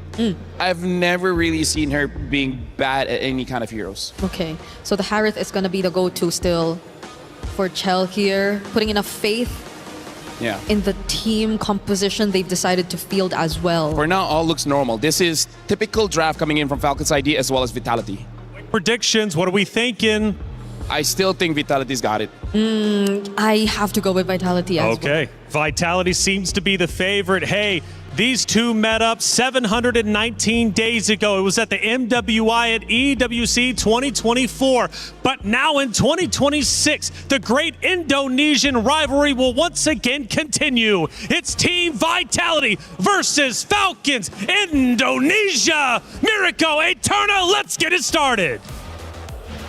And here we go, ladies and gentlemen. Game number 1 in this ID versus ID matchup. We're heading straight into the Land of Dawn. And the big question is whether or not Team Falcons ID will be able to claim their revenge up against their bitter rivals, Team Vitality, the defending champions. And it's really cool to see as we get into the Land of Dawn. Hold on from Yeko, taking a bit of punishment early on. Great hold on that bush from both Sev and Violet, really learning from the pattern of Vitality in the last few matches we've seen from them. But it's just really cool to see Eterna. The last 2 years, it's been home court advantage for Falcons ID in Saudi Arabia. And now we see home court advantage for Vitality. And I gotta say, it's so surprising, it's so breathtaking as well, because I think last time around, back last year, Vitality was the one that was really under pressure from everyone that was in the venue. And this time around, they've actually rocked up with drums. So even additional support, it's amazing to see. But let's get straight into the game right now. We're seeing an array of different picks. And it's interesting to see that the Nolan actually shows up here. And I feel like it will be quite difficult for the Nolan here come the early game. and the earlier or the later stages of the game, especially with how much CC there is on Team Vitality. Yeah, we've been seeing a lot more of this. Nolan just farming out the Storm, clearing it out, trying to get the prio. Bottom lane though, Liv doing a good job in this matchup. You'd expect for a win for the carry. Sev down below with a fracture of the Purify, not enough to get Chell out. First blood to Sev. Caster Curse. Caster Curse. Caster Curse. Yep. But I love it. I love it. I love that Falcons are going to be able to get that a little bit ahead. And it looks like they're going to be able to chunk some gold out of that turret as well. So it will help Liv in that particular matchup. The carry will be a monster come the later stages of the game, especially when she gets her items up. You know, this is something very, very interesting as well. Just looking at the matchup, Falcons ID, it's been so weird their run, yeah? They start off losing to Seda in a crazy underdog win. An early upset to the tournament, but then they climbed up and now they're just gonna go straight into playing strong side for the carry. They know they have no shot at the neutral objective. And the back's gonna be the all-in from Violet over to Zinni. Flicker around the safety. Violet chases her down below. Chell's able to survive. Vivol on the turtle, picks up the retreat on it, securing it. Violet gets away with the flicker, and it will just be a 2-0 start, but a neutral objective to Vitality. And I think that's something that we can expect, right? I mean, Falcons came in here, guns blazing, utilizing a Nolan in the jungle. Meanwhile, Vitality took a slower route. They picked up the Akai once again. I think it's one of the comfort heroes that Vivol has utilized over the course of the years, especially last year. And that's something quite notable. And they're just utilizing it to get a little bit more pressure around the neutral objectives, and they've done exactly that. However, it looks like Falcons now are the ones holding on to the gold lead. It's a 1K now for them so far. And it looks like Team Vitality, though, are looking to find something else of their own. They're going in for the invade onto the enemy jungle. Yeah, one thing that they can do, but unfortunately for them, the Nolan can clear really quickly. Seb trying to cut them down. Vivian holding this position. Raimundo with a taunt unbreakable, forces the heavy spin out. The traction post locks Violet down.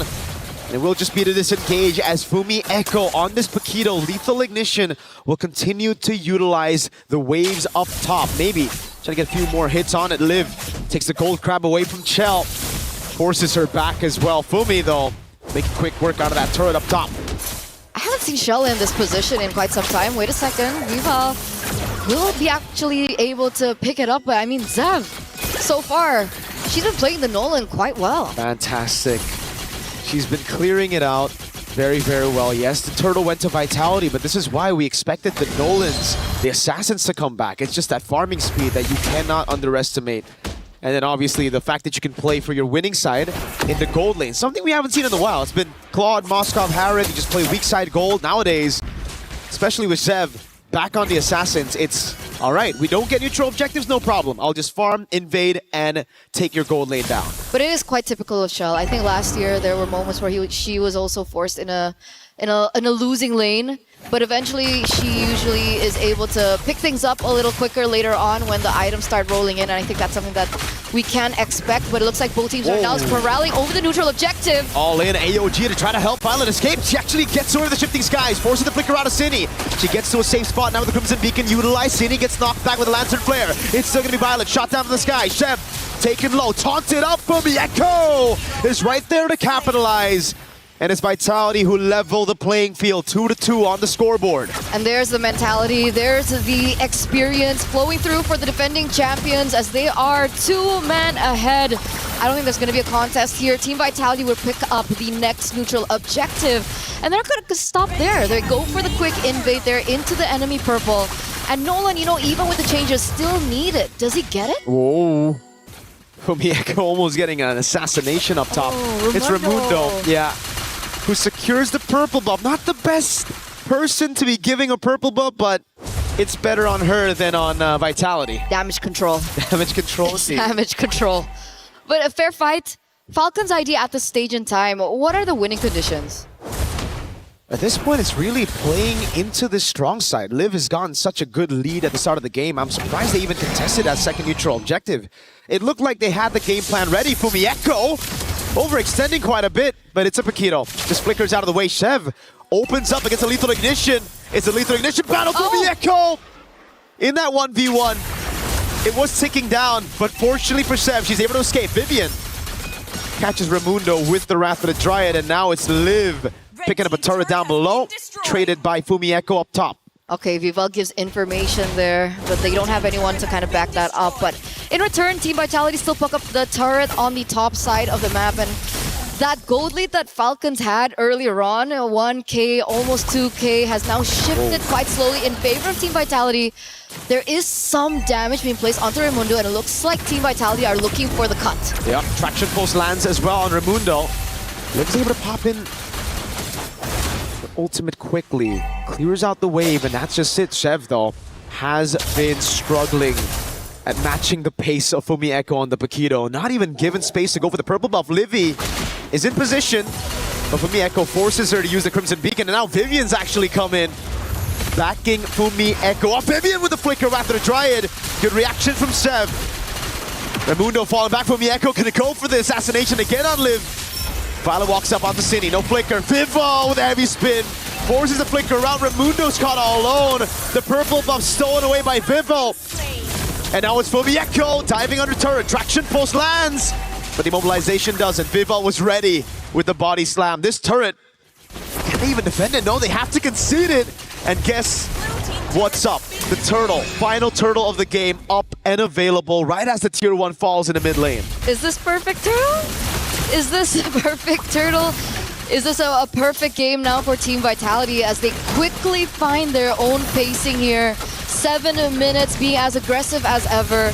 The side lanes are definitely in danger for Team Falcons to whoever, right? At the stage of time, look at that Fumieko! Oh, with the lethal ignition, it's ticking down Livy! Crimson Beacon and the regen both baited before a big fight. And guess what? The Paquito can make her way up top. Tini gets away from Sev in the mid lane. It's a free turret for Chell down below. And this is what makes Vitality special. At MWI, they're just so clean. At damage control, that's one when they start losing in the early game, but then at converting on objectives after every small victory they get.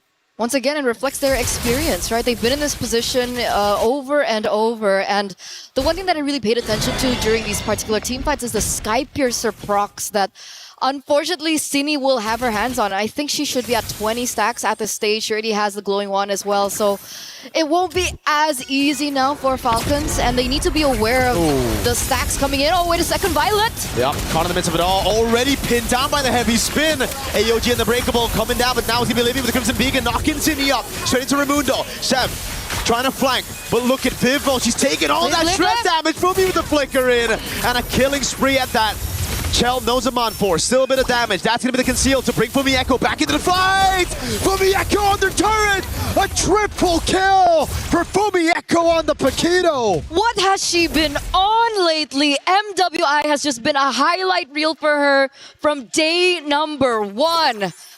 At some point, she was the weakest link of Team Vitality. This year, she steps it up and sets a statement. And it looks like Violet is looking for something of her own. Yeah, can't do much though. It's a heavy spin, rooted in place by Vivian. And yeah, I agree with you. You know, earlier we've had a talk about jungle or XP. You know what? I might have to go back to XP now that Fumieko is pulling this off. 5-0-2 on the Paquito. Vivo's just doing her job on the Akai, right? 007. Just enabling the rest of the team, enabling the damage dealers. Fumieko's, oh god. Sev! 2 jabs, a knockout, sending Sev straight back home. Oh god. Usually it's the person walking into the bush that gets cooked. I don't know. That was rough. Opposite Kumar. Ramuk? Rumak. Oh wait, no, you're right, it's Ramuk. It's Ramuk. It's Ramuk. Well, there you go. 7,000 gold lead still for Team Vitality, and I'm just still so speechless and breathless of the development of Fumieko. Yesterday when she picked up the Lapu Lapu, it was crazy. Arlot was also insane, and now she brings out the Alice and the Paquito. And now Team Vitality are knocking on the base of Team Falcons. They have a Lord on the way. It's only been 10 minutes. And I feel like Team Falcons don't have the best clear. They really don't, no. The carry is good at dealing with the Lord, but that's about it. And if she utilizes that cycle on the ultimate straight up, not going to be great for the rest of the team when it comes to the skirmishes. Vivian already flicker, the Raptor Dryad lands, but it's just onto Raimundo, who's still there. Shifting Skies on 2, but the rest of the team is able to disengage in time as Chev walks up in the back, but it's just the frontliners tanking up a storm as the Revitalize coming down, and the Shifting Skies again, this time up top for Mieko. Still trying to deal damage. Lantern Flare picking up the Panda, but Cine gets the immobilization down on Liv. Lord still up. Up top is going to be the Cannon Minion. Liv taking a ton of damage over. And they've cracked open the base already. Base turret number 1 taken down in the mid lane. They're going to try to push in these waves to get another top lane. Highest priority to get the far lane control. You always got to look at Mieko whenever she's in a 1v1. Purify can't save her. Shifting Skies on 3, but it's only Vivian that gets brought back as Chell is kiting them in the back. Tini's kiting away right now as Liv walks up and gets the double. Mieko waiting for the moment. Falcons have defended well. 1-for-2 trade, 1-for-2 trade, and they lose Cine in the process. So the stacks on the Sky Piercer are going to reduce quite a bit. They lose Vivian in the process, and they fail to take the side lane inhibitor turrets. Falcons, I would say they walk away, and they walk away clean here. Right? All they need to do now is try to find a moment where Liv can execute these team fights a lot better. I think spacing is going to be ever as important. Viva and Vivian, though, aren't going to be easy to push through. Wait a second, Shell! She gets taken out! Absolutely. Falcons know when to pounce. It's almost like they got that bird eye view of what's happening on the map. Chell took the purple buff, stayed a bit too long. Fumieko wants to go for the punish. Order with a knockout strike on Zev. Good peel though. Fumieko thrown back again. That's going to be a big shutdown for Raimundo. Violet jumping to the back, now jumping all over. It's the rest of the team trying to peel for her, but it's Violet over there with Livy to take City down. Vitality's crumpling the Lantern Flare to bring her back into Liv. All of a sudden, the game's back to level. That 8,000 gold lead now down to 2,000 as Zev will try to take the purple buff. Vivian, the mother of tanks, is able to save the purple, but that's about it. I don't know, Zev, because she made that move onto the purple buff, she needs to recall, and that delays this take for just a bit. That's true, but it does still surmount a comeback angle here for Team Falcons. The fact that they were able to get that move onto Shell, the fact that they were able to look for that opening, that was brilliant. Team Vitality, after that, they looked scrambled in that particular team fight. They lost Simi in the process, they lost a lot of members in the process, and now Team Falcons are the ones to pick up the Lord here in the 13th minute of the game.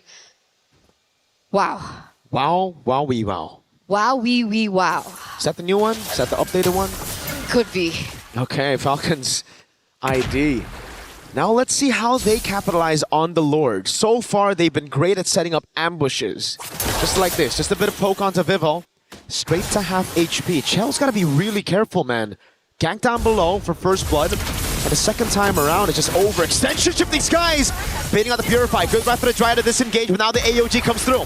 Vivian got knocked up in the Lantern Flare, but it's not enough as Fumieko makes her move into the bottom lane. Now let's see how Vitality deal with this. On the base they go. It's Fumieko taking the turret down, and it's a winning trade at the end. Falcons ID though with the Flying Clouds going in, getting the assassination with the help of Livy. So Fumieko here gets a taste of her own medicine, and then she gets ambushed. But she didn't realize, you know, I thought it was going to be a 1v1. It turns out they brought Livy with her. So a little unfair, but obviously they still got the job done. Fumieko, however, despite losing her life, was able to get that inhibitor turret in the bottom side, and that is going to work in favor of Team Vitality come the next Lord that should spawn in under 90 seconds now. The thing is, the carry has her power spike down too. Wait a second, Violet. Shifting Skies, Cine has to move away. Right for the Dryad, taunts Violet just a bit. Cine goes past the wall right now as Zev is able to cut him down. Raimundo picks up the kill. Vivian has to jump away with the flicker. Immortality already down, and now she's gonna be caught, bursted out by Liv. Vitality down just to play it safe. Falcons ID have taken control of the map. But like you mentioned, Eterna, that is true. When the Lord spawns back again, Vitality will still have that far lane control, and it's up to Falcons ID to try to send someone down below and play it quick. So the big question is, who are they going to send, right? I don't think if they... It has to be Chev. And I don't think Chev can be alone. Nope. Because 1v1 against a Paquito, we saw what happened earlier on in the top side.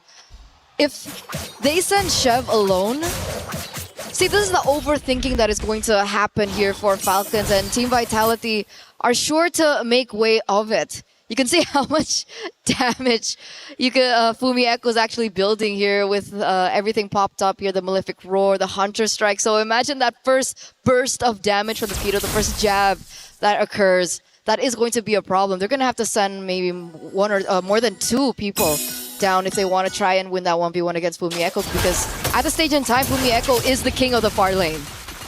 There's something that has gone downhill, though. The Sky Piercer stacks of Cine. She's just building it up very calm, very steadily, but now it's all gone. So she won't have that execution factor. Chev, this is a very scary position to be holding. Oh my god, Vivel spots her. Chev's gonna have to try to pull off a crazy run right now. She goes for the recall inside of the bush. Vivel's shaking. Goes into the bush. Chev gets read out. Now Fumi Echo with the chase. Chev gets away with the fracture, and that's about it. Great escape.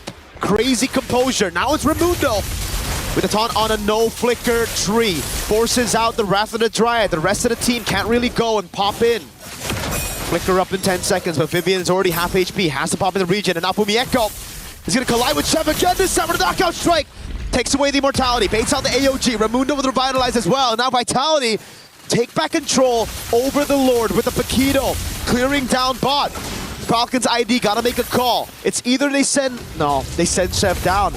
They can't contest this neutral objective. Team Vitality, what's the call as well? Do they want to go for the burst in? Because Fumi Echo is knocking on the base, and here comes Violet. Shifting skies onto the back right now. They're still trying to gamble it despite having no jungler in the midst of this team fight. Violet buying a bit of time. Vivian getting caught already. Fumi Echo cutting the waves, proxying it all the way so that Falcons ID can't punish. Now it's a cut from Livy, it seems. But no, she just ends up going for the wave. Fumi Echo gets to the bush in time. Vitality have secured the Lord. Just like that.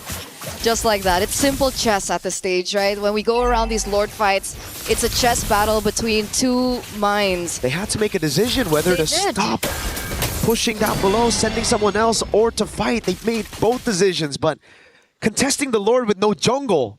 They could have collapsed bot. Exactly. Like, that could have been a decision as well, but the Lord is going to be pushing, and interestingly enough, they're actually not going to push with it, so they don't really get an advantage with the Lord thing anyway. Nope. Falcons ID did a fantastic job dealing with the waves and getting a trade off of that. Remember, it was Vivian taken out of that skirmish, so not much they can do without their main frontliner. So it's back to a stalemate. It's back to building up. And in this endgame, it's all about the far lane. Again, for Vitality, they have the advantage down below, especially with Fumi Echo on the Paquito. 1v1, it ain't gonna work. I think for Falcons ID, they just gotta gamble around neutral objective. I think that's what they're gonna do. Even then, it's hard though, because Fumi Echo just stand by, looking for that back door down below. But I think that's what they're going for. Look at that rotation coming in from Team Falcons. They're sending literally 3 of their members. I think they want to be able to protect the jungle, give them a little bit more time. I think the buff is spawning very, very soon. There's still 80 seconds left for the next neutral objective to spawn as well. So I want to know the adaptations from Team Falcons. They proved to us yesterday that they can make adaptations in the game. Now, up against the very best, will they be able to pull off something similar? That's a good question. Right now, it looks like they're on track to do it. Liv has all her items. They have enough peel for her, and it comes down to protect Liv. If Liv can live, they can win. I get it. Yeah, nice. Vitality, though, it's really all about controlling neutral objectives and breaking the box of Falcons ID, right? It's a front-to-back classic up against Vitality, want to attack from different angles. The thing is, though, Falcons ID still have that X-Factor in Chev. She can come in from behind. She can actually look for the assassination on Chell once the Zaman force is down. So it just comes down to execution at this point. It comes down to that macro decision-making as well. And so far, Vitality have looked cleaner on that department. Damage taken, though. The tree is taking a beating. Damn. Violet as well. Not surprising, yeah. Violet's taken so much with Raimundo.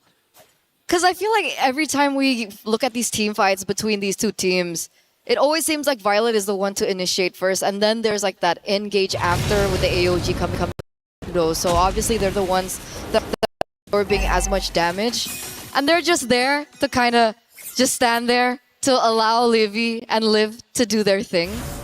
And so far in these team fights, it's kind of worked. So is it possible for them to force another 5v5? They can force a 5v5, but up top, the minions will take the base turret down, and it'll go straight to the base. Livy shows herself up top. Vitality hold the Lord on the edge of a reset.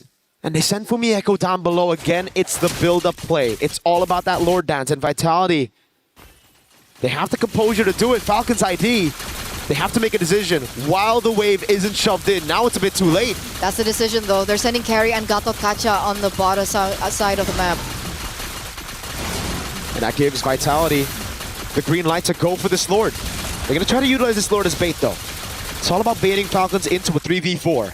Fumi Echo into the mid lane, trying to get the prio there.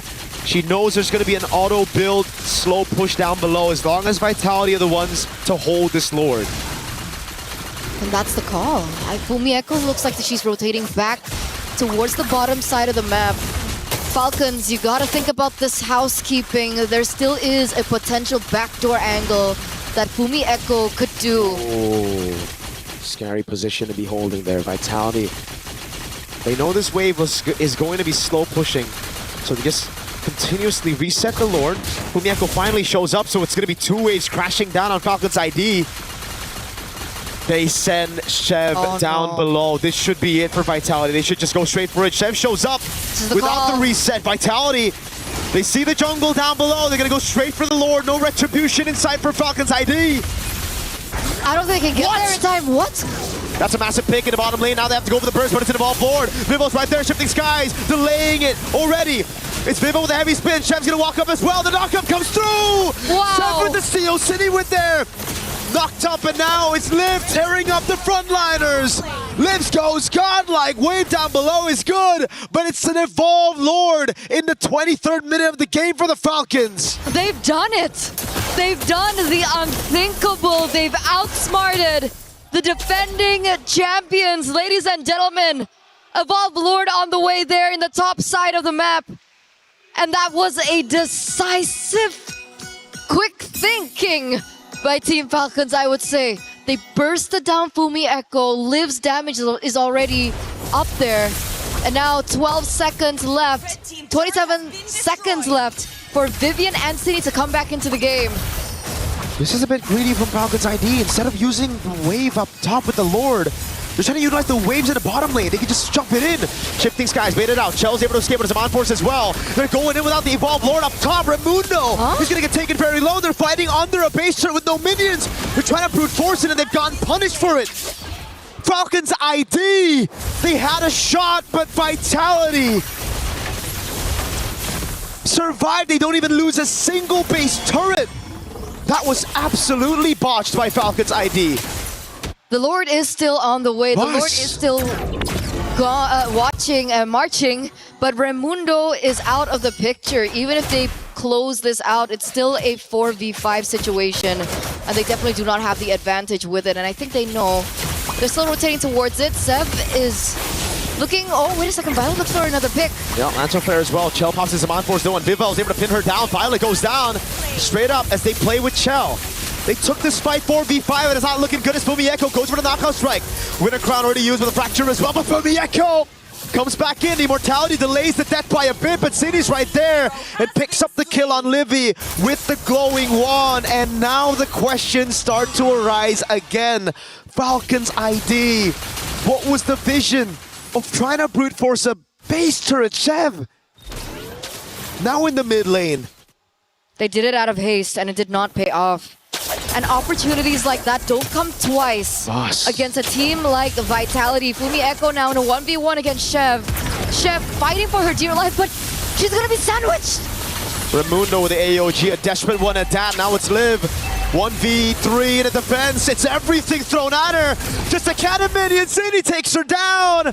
Vitality take game one after a back and forth and a confusing Falcons ID call that will certainly send everybody in backstage of the locker rooms of Falcons guessing and wondering, what the heck was that call?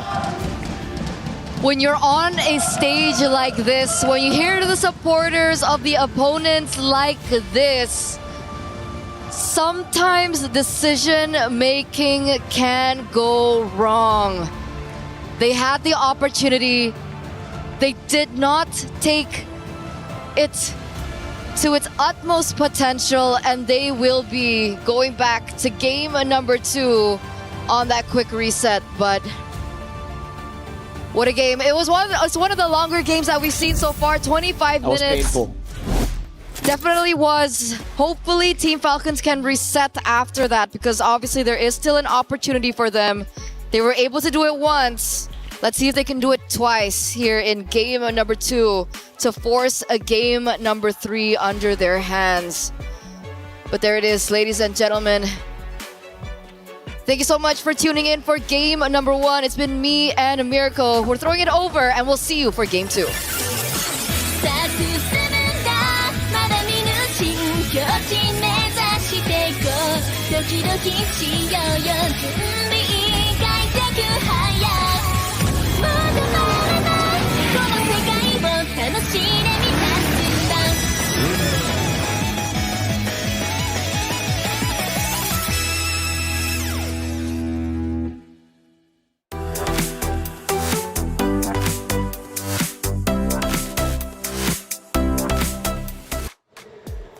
The great Indonesian rivalry is well underway. What an incredible matchup, but a matchup full of mistakes and overcommitments. But in the end, it is Vitality standing strong.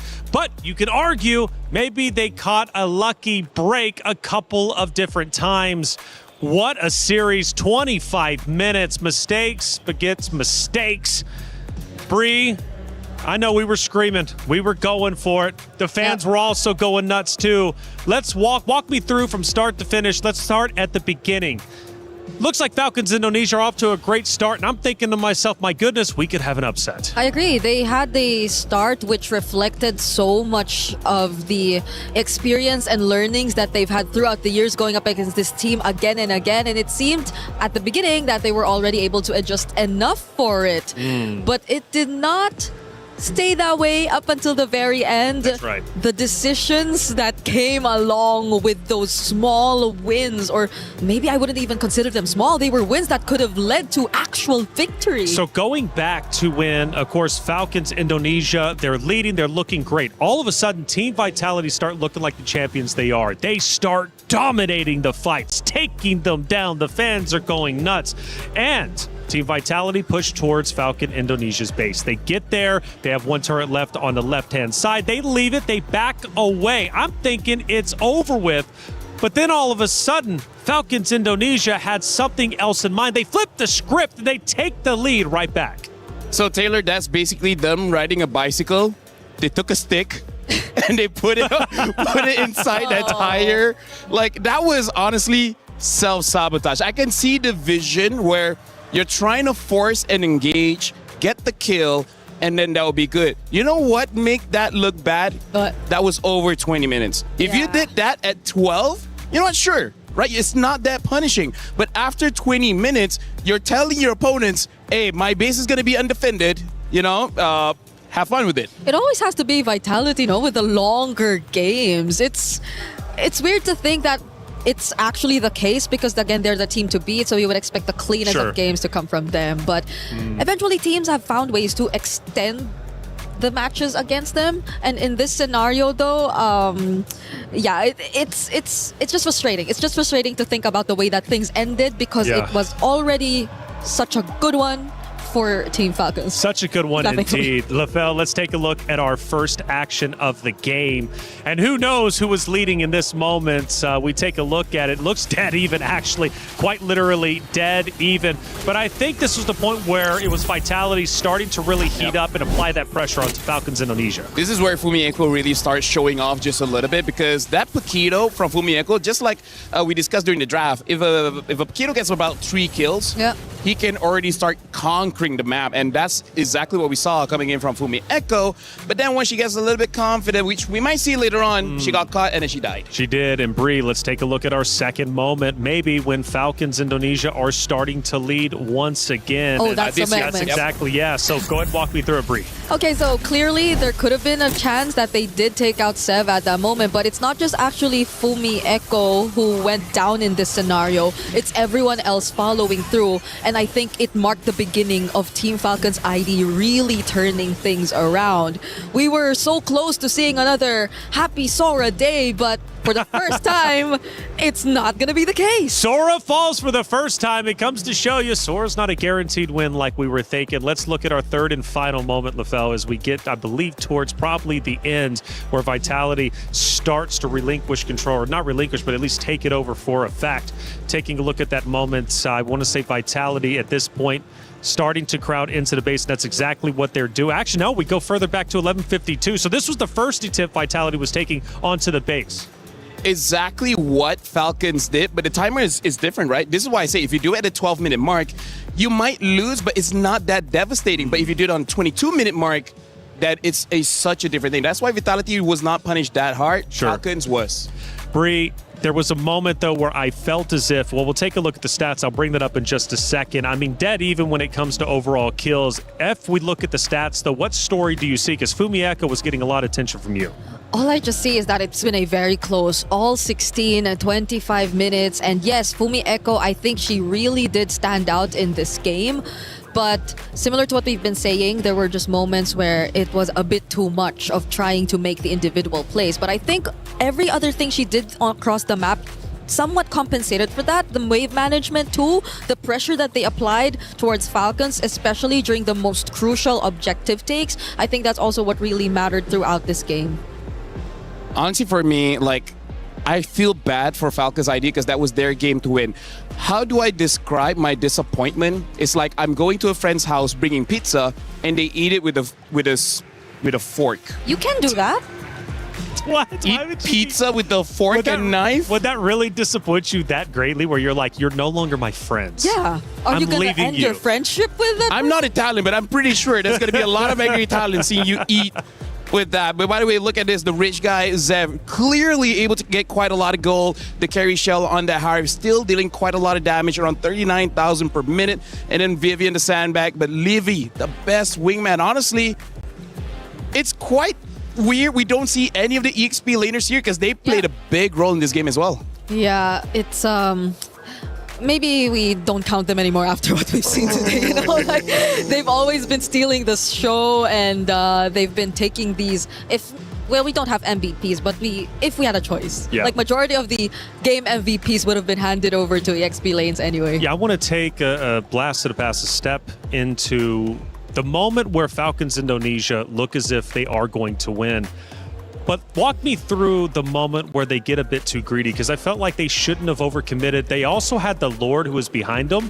Why not wait for the Lord, pump the brakes a little bit, fill it out, and then push up into the base? They knew that was the right play, but for some reason they didn't make it. Taylor, you're talking like an analyst. You talk like I'm finally made it 3 days in. Like you've casted this game for 2 years, because that's exactly right. Like they had all the opportunities to end the game, just sync up everything, and then just use everything together to end the game. They chose to go in with the disadvantage. Now that's weird, right? It's what kind of analogy do I want to go to? It's like you go into your car knowing that you have no gas, and then still you want to go for 300 kilometers ride. That doesn't make sense. You know what? That was actually much better than the fork and knife. I'll give you that one. That was a redemption arc. We need a 1 so that we can eventually hit a 10. You know, like, we need to rank it up. That's right. Now, Bree, it was wild though, because it's like Falcons Indonesia, pump the brakes. It's okay. Take your time. It had already at this point been 20 plus minutes, and you had Vitality by the throat. Vitality, in my opinion, I feel like they didn't really outright win that. You know, they got lucky for sure. They got lucky for sure, which makes the next map that exciting. However, for Falcons Indonesia, I always like to talk about the mentality. My goodness, they're going to be hurting after that one because they knew they had it. I was about to get to that because that felt like one of the hardest games to get over that kind of loss is the kind of loss that will take a bit of time to recover from. But again, they've been doing this for so long. Hopefully it doesn't get to them, because losing to Vitality, Yeah. I guess, is something they've constantly tried to get through. And that's the key point there. And it's kind of akin to what I always say about being a champion. To be a champion, it's better to feel what it means to be a champion in the past.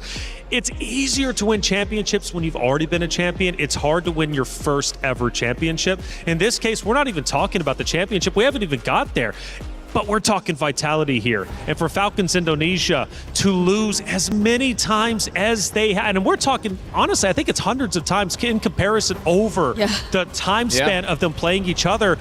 They finally got to the moment where they're like, oh my goodness, we can finally do this. And they just lost their minds. And it happens because, again, once you get over that hump, once you finally beat the boogeyman, it's like, okay, I know I can do it again, but you have to do it the first time. I gotta say, this is one of those moments where you get a bit superstitious and be like, there must be some kind of curse, man. How is it possible that you just lost that super winnable game? I agree. It's it's good to see that at least they somehow look recovered from that, based on at least their maybe body language and facial expression. Bree, the important thing is, though, is they didn't get dominated. They didn't just go in there without a fight. They genuinely could have won that. And I think for them, if I was their coach, if I was their mentor at IGL, I would say, you know what? Yes, we lost that. It's frustrating, but we could have beat them and we should have beat them. Let's repeat it and do it again. I like the carry ban, because that was a problem. Live on that carry just destroyed everyone from Vitality. So now they got to find a different answer. Yeah, Liv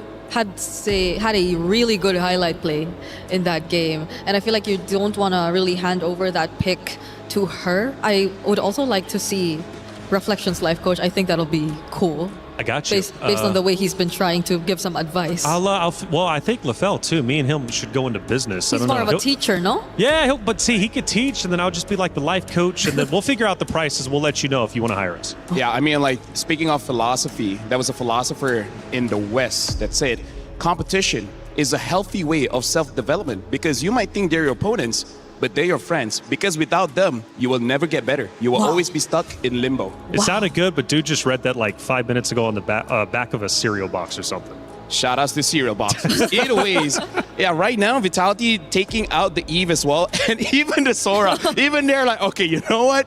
Hey. Yes, we won, but let's not take the chance. I thought we weren't expecting to see this, but it comes from the most unexpected team. Look at Coach Casey's face. Even he's like, not taking a chance, not taking a chance. So that was so close. So do we see the Marcel open? Oh yeah, that has to be banned. 100% has to be banned. 100%.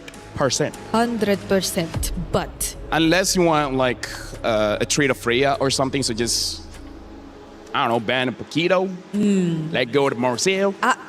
Well, yeah, they go for the Paquito, the Freya ban. All right. Marcel. So the Paquito Marcel, yes. Marcel. It's gonna be open. Vivian, does she get her hands on this hero? You know you want it, Vivian. You know you do. Everyone wants Marcel. A good photographer. Who would want that? Yeah. Shout out to all the photographers out there.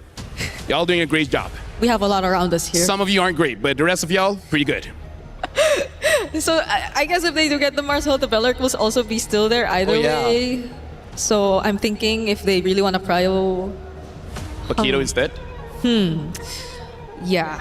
Esmeralda's still there as well. Echo was... Oh, well, okay. Esmeralda. Just get the answer. Yeah, because even going up against Marcel gives shields. Esmeralda are like shields. She's like, yes, give me all shields. Especially now that the carry is not there.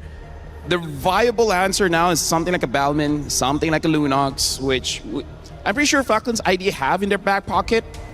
But I know, girls, your pockets are fake, so I'm not so sure if they can bring that one out. Oh, yeah. What is up with that? It depends. It depends on the style, okay? Sometimes we have functional pockets. I do have one right now. Oh, yeah, you do. Yeah, right? See, it depends on the style. So maybe also one of it would be the Claude if they just really want to... Well, I mean, the Claude Harris trade is still available anyway. So Atlas is the priority alongside the Baksha. I like the Baksha pick, a direct counter towards the Esmeralda, but also picking up the Atlas I don't know. It's like they're letting go of the Marcel. Are they too worried that the Marcel shield is going to help the Esmeralda too much? Because now there's an opportunity for Vitality to take it. And Esme Marcel, that's... the thing is, they already picked up the Atlas, so it's not like they're going to counter with an eventual Hilda or something, right? Yeah, so that's a lot of really good picks that could go over to Vitality if that were to be the case, but they just settle with a Claude for now. At least it's not going to go over to Team Falcon's ID. Liv will not get her hands on that, but is it the Roamer that they pick up here, or are they also just gonna be okay? Since they already pretty much see that it's an Atlas, they don't have to worry about the matchup. They'll just lock in another Akai for Vival. It's crazy, Brick, but I wouldn't be too upset if they pick up something like a Valir. The Valir to be able to deal with the Esmeralda as well as the Akai, because, well, now they pick up the Moskov. So before the gold laners get targeted, they banned is out. So Vitality and Falcon's ID at this moment, we've seen their game. We know that they both have what it takes, right? So going into game number 2, I feel like the draft right now doesn't scream a clear winner, right? Not from Vitality, not from Falcon's ID. If this trend continues, we might go for another extended game, something like 22 minutes and above. Ooh. Because both have shown Falcon's ID are very close to the level of Vitality. They just got to make sure when you have that lead, you need that discipline, right? You have to be, I know you're excited, adrenaline is pumping, but bring it down a bit. Yeah, and you also don't know what the mid lane option and pairing is going to be just yet. I believe there are still some very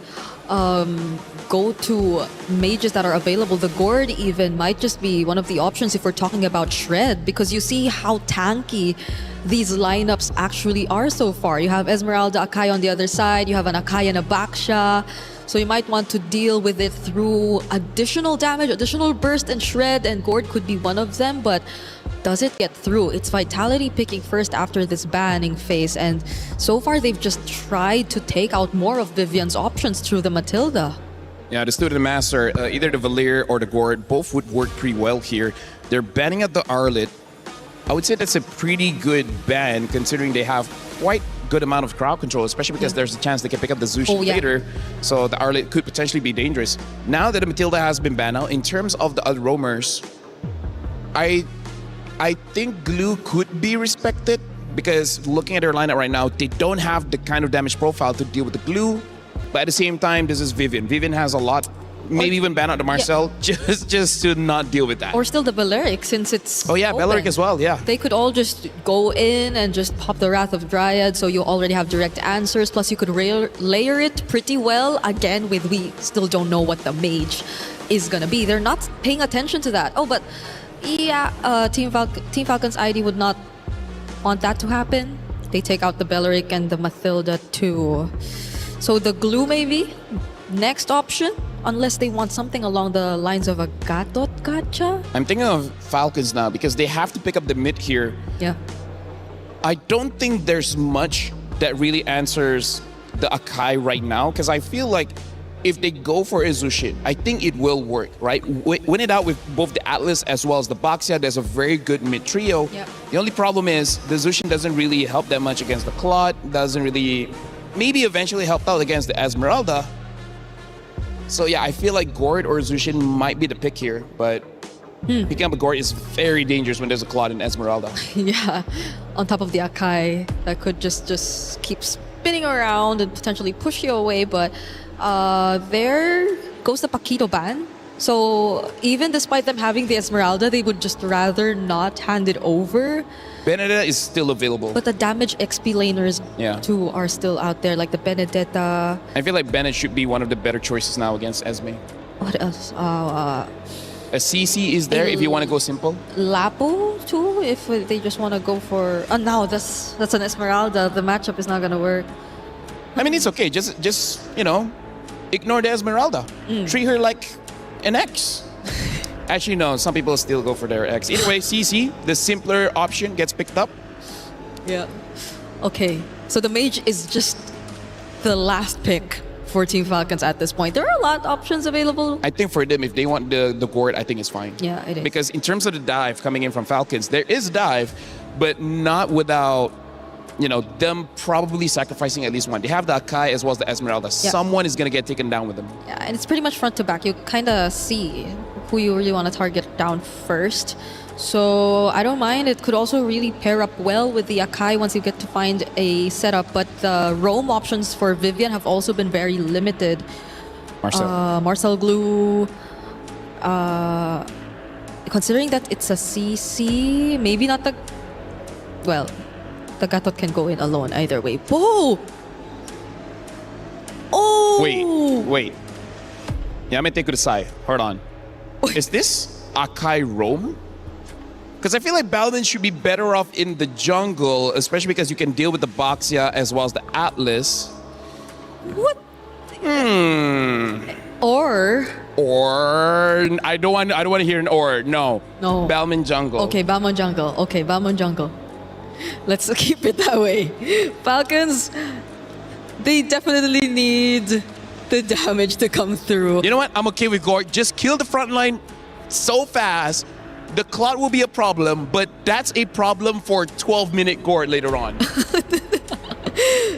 to 11-minute Gord would be somewhat okay. But if not, what, huh? There's a... Okay. Yeah, Gord.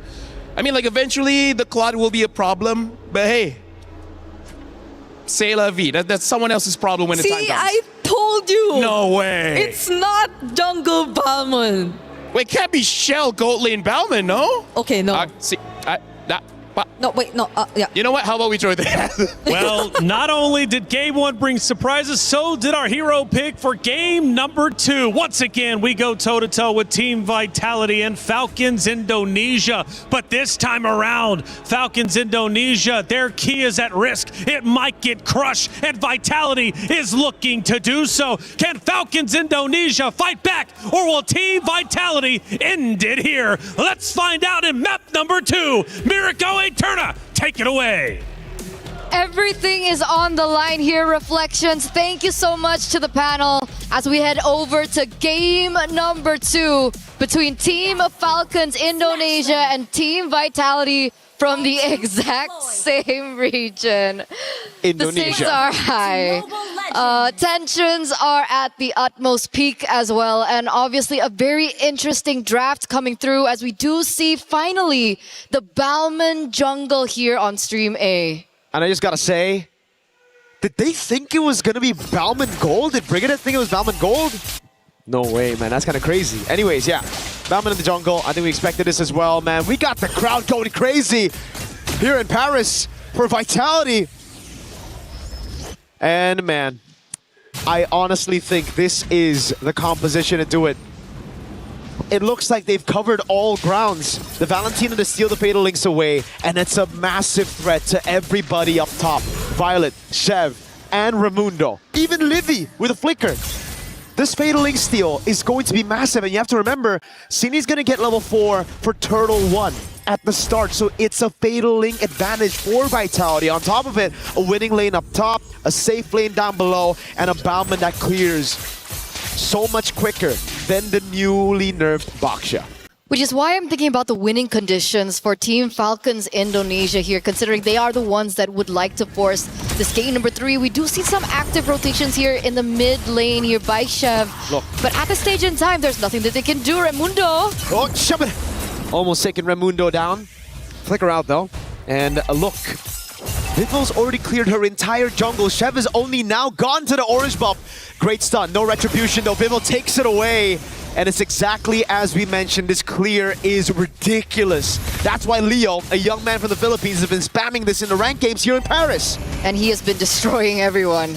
So with that being said, I guess the thing that they can fall for is the fact that they have 2 really strong backliners, right? They have Liv, they have Moskov, they have Levy as well on the board. But wait a second, we do see Cini. Mystic Gush coming down right now. Vivian's gonna get taken out. Vivian's right there, gets away, but Cini splashes her with damage. Now Fumieko in the midst of it all, trying to deal some more damage. Vivian with the flicker in. Zev gets ult just right in time. The Mystic Gush comes through as well. And they throw their lead early. Vitality going for a fight, completely disrespecting the strength of Falcon's ID. And here lies the loophole. Herein lies the moment that Team Falcons look for a moment of their own. The neutral objective falls into the hands of Team Falcons as they hold a little bit of gold.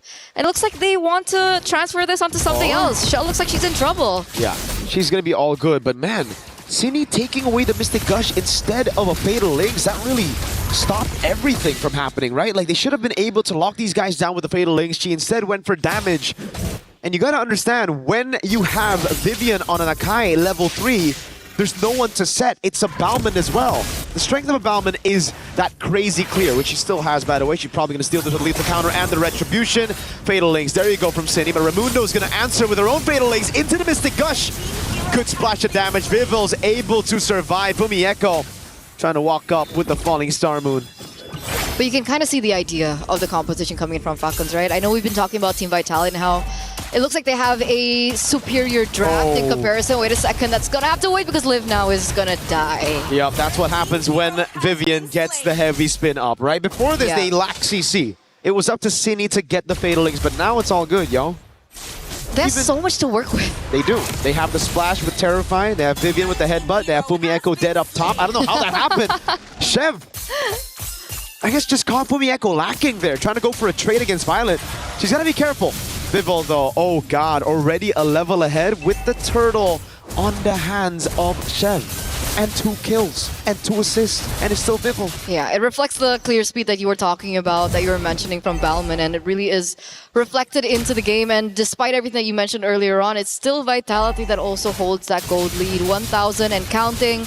The next neutral objective is going to be spawning into the game in under 10 seconds, and you can already see the setup coming through from Team Vitality.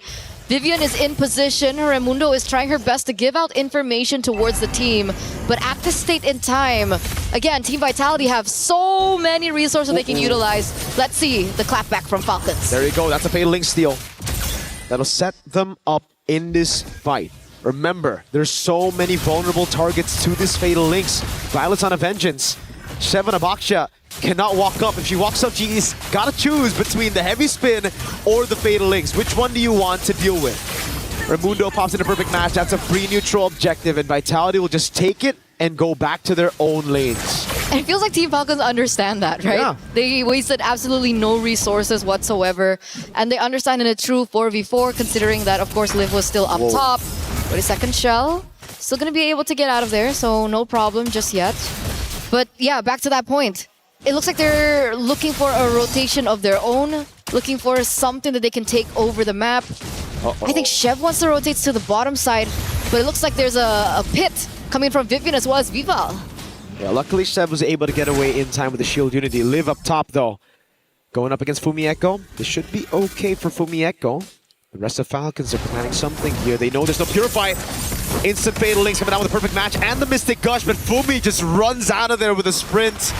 No Fatal Links to play for anymore for quite a few seconds, and it does seem like Liv is going to have to respect this. Falling Star Moon, Fumi Echo. Vivol's also coming in to invade the jungle, and Vivian's already helping out down below.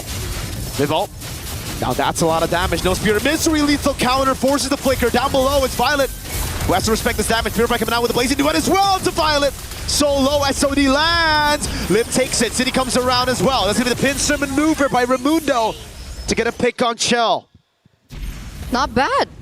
Not bad by Team Falcons, right? They looked for a pick in the top side, it didn't work out. They instead rotated towards the bottom side, being unable to pick out Fumi Echo, and they get Shell in the process. One of the winning conditions coming in from Team Vitality, and they have successfully shut her down. And look at them looking for more. Purify out already. The Fatal Links knocks her up. No respect from Cine in the bottom lane, but Vivian's coming over as well. Vivian with a lethal counter. Not enough to take Chev down, but Vivian was on the case. Now it's the jungler down right as the turtle is going to spawn. Vivol has the river movement to rotate over, and it should just be a free neutral objective.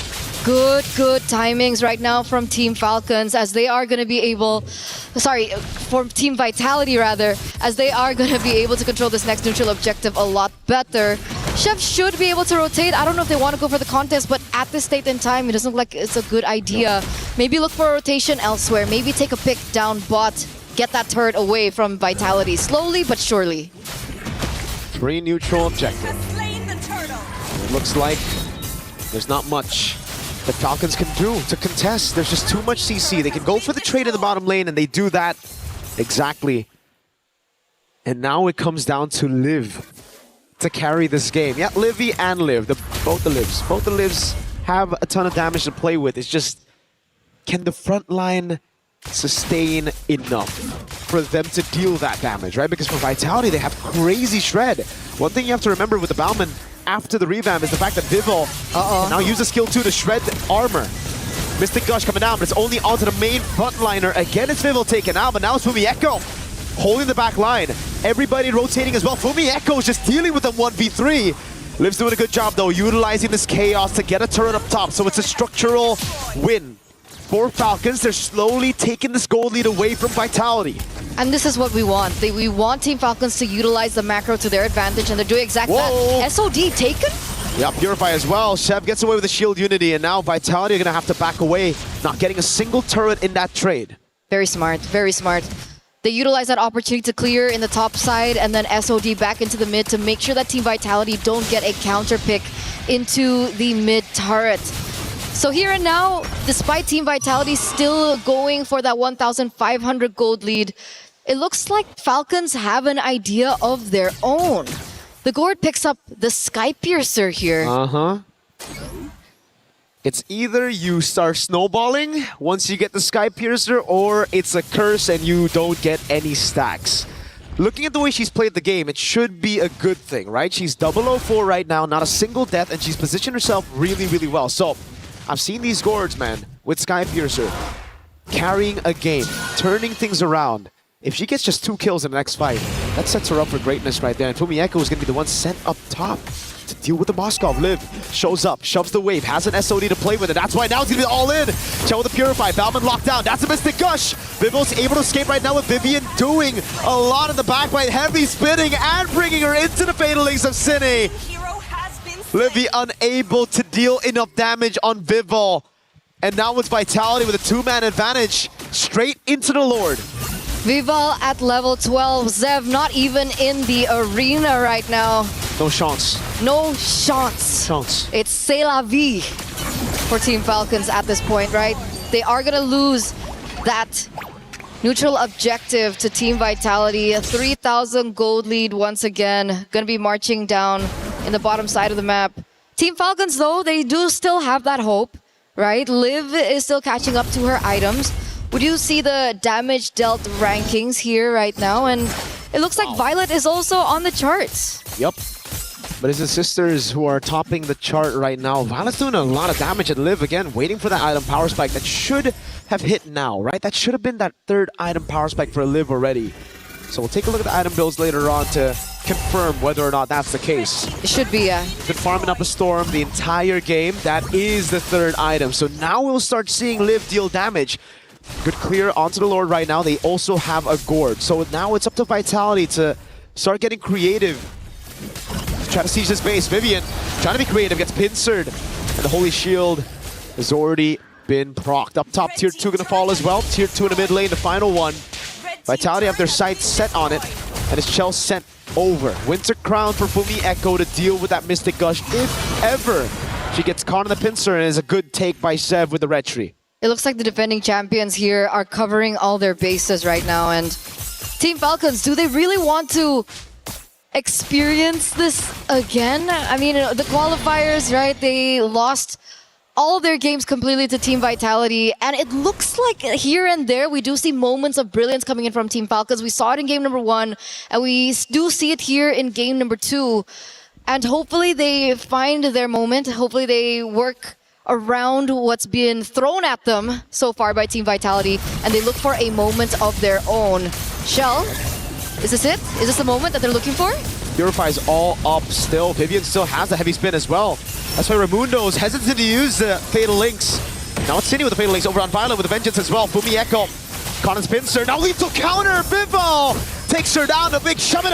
Raimundo, perfect match. Trying to escape now, but the rest of the team comes over. And it's a big headbutt. But a good disengage by Falcons ID.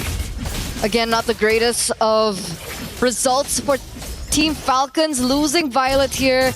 And again, more control over for Team Vitality as they are going to continue to look for more structures. You can see Pumi Echo already looking for a push and a control over the far side of the map as they are going to be once again corralling over the Lord, the second Lord of the game. As we take a look into the equipment, it looks like Liv is still working with that, right? They're staying with the Sky Piercer, going for a little bit more slow there with the Ice Queen wand.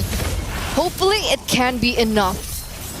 Hopefully that can be something that they fall onto, but if and only if Liv can get a pick here, because we saw that additional item coming out from Cine. That's a Divine Glaive. So on top of everything that she's been able to do so far, she's going to deal even more magic damage into the Team Falcons. Not just from Cine, but also from Chell.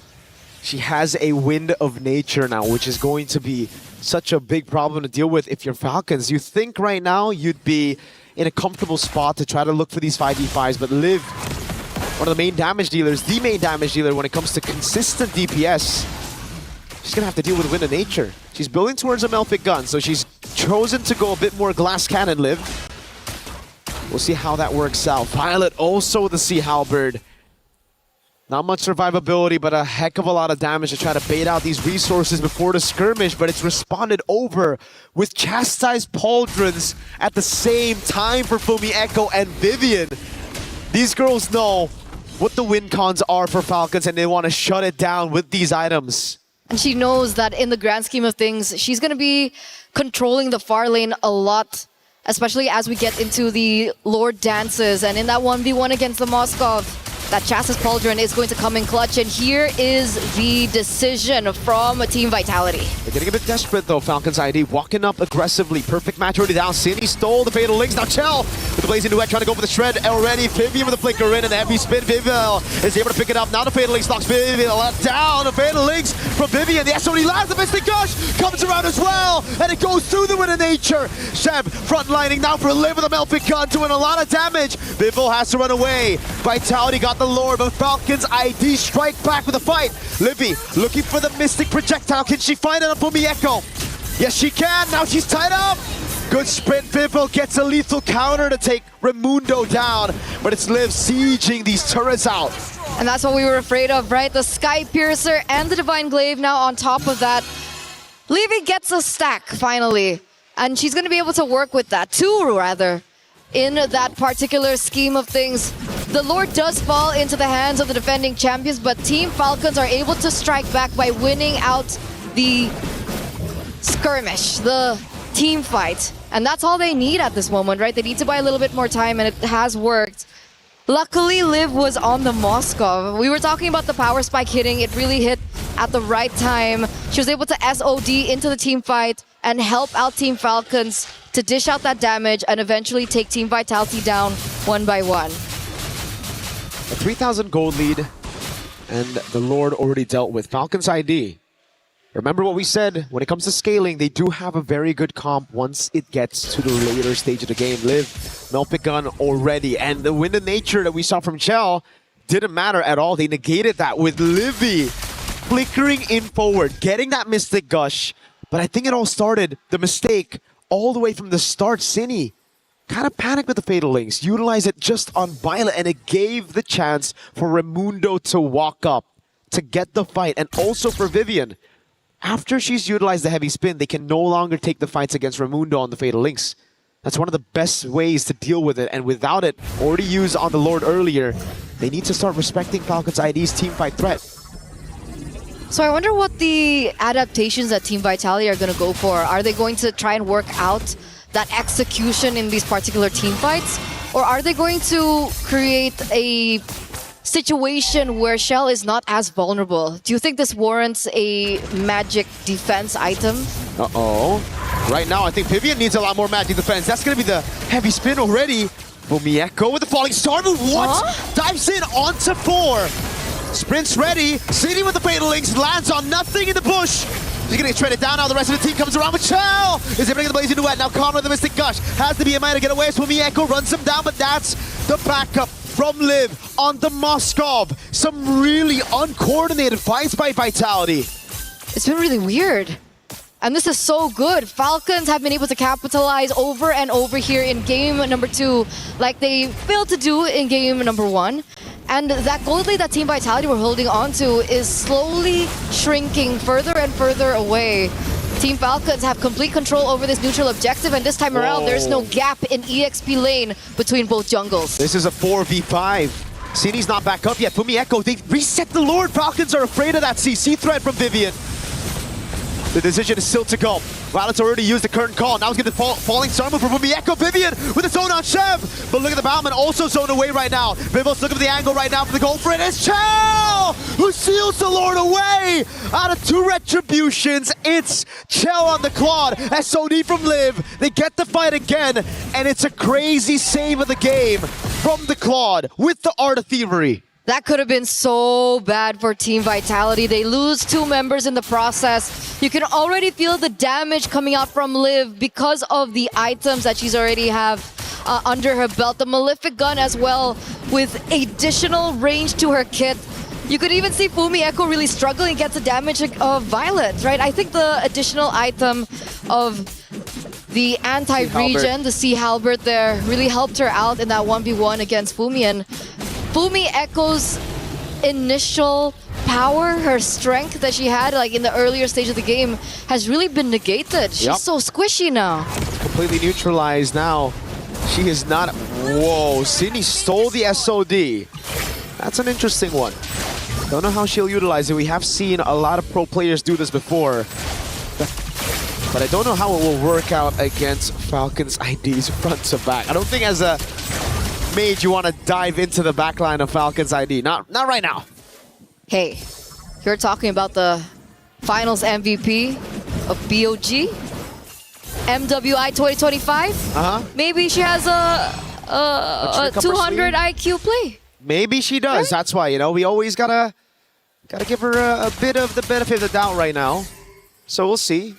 But it has been very shaky, Vitality, in the last few minutes. It's been Falcons ID who've controlled the map, who've really been forcing Vitality to make the reactive plays as they proactively regain control of the map very slowly but surely. Again, the perfect match now on Vivian, trying to bait out the heavy spin with the Mystic Projectile as well. Livy doesn't go for the Mystic Gush. It's just a heavy spin baited and there's nothing utilized. Remember, no Fatal Links, no nothing. Falcons ID again, that slow but steady control. Now Vivian gets stunned up again. Not even necessarily to go for the Mystic Gush. Vivol caught him of it all. Now Fatal Links coming out as well. Fumi Echo dives to the back line with the Falling Star Moon. It's Vivol losing immortality. She gets away in time. Chell with the Blazing Duet into the back line. Goes through it all. A shutdown from Chell. Caught again though by Violet. Pops him in the crowd. Fumi Echo and against Liv. Pops in the Falling Star Moon. And now is caught against 4 members. That's the winner crowd for Fumi Echo. Can she escape? No, she cannot. Violet gets the double. And now it's up to Vitality to defend against Falcons ID 4-man siege. This is an N angle, ladies and gentlemen. 3 members on the side of the defending champions are down. Team Falcons are going in for the engage, and look at that damage. Vivos clear out the way with the Retribution and lethal counter. Violet shuts her down, and it gives Falcon ID the advantage to go for Lord. They didn't get a base trip, but now it should just be free. Sev needs to recall though. She's a bit low, and Vivian's going to be back up in 1 second. It's so hard. These team fights are so hard now that we're entering the 21st minute of the game. Ladies and gentlemen, the power spikes have hit for both cores of Team Falcons, and you can see the damage being so difficult to control. Earlier on in that team fight, we saw that Team Vitality were looking for a way to shut Livy down. They were able to do that, but they did not recognize that Liv was also doing the damage. Meanwhile, Shell, she took one down. She couldn't take the other one down. Sydney was gone. And she's like, I'm gonna die here. What else do I do? What do Team Vitality do when they have to take care of 2 cores of Team Falcons? They gotta break that formation, but they tried it in such a weird way. The heavy spin was already baited, and again they went for a fight 4v5. Vivian was already dealt with. One of those big resources is already gone. Chell's trying to look for the angle, and Falcons ID have learned from their mistake in Game 1. That Game 1 could have very well been a Falcons ID win if they played with the Evolved Lord, and now they know what to do. They have crazy frontliners, and it's all about Livy and Liv. to try to deal enough damage. Sev walking up with the shield unity. Raimundo as well, the perfect match. Vivian finds an angle to shove them all in. The Mystic Gush already stolen away right now. That's going to be the winner crown from Livy, but in the back line is going to be Blazing Duet. Livy caught, Fireball able to get the lethal counter, but Liv's just cutting them down with the spears. City caught by the Mystic Gush. Livy still alive. Boomy Echoes right there, and it seems like Falcons ID will take us to a game 3. And we wouldn't have it any other way, ladies and gentlemen. This matchup has been nothing short of fantastic. This means that this is the first game that Team Vitality, the defending champions, have dropped this time around here at MWI after such a clean run so far over the past 3 days. Back in their qualifiers, Team Falcons were unable to get a single game. And here we are. And it's getting hotter and hotter here in the venue with both the Falcons fans and Vitality fans in the building, screaming out, chanting their team names as we get into game 3. So without further ado, we've tuned into game 1, we've tuned into game number 2, and we're gonna throw it over before we get into the third game. It's been me, Mirko. We'll see you after.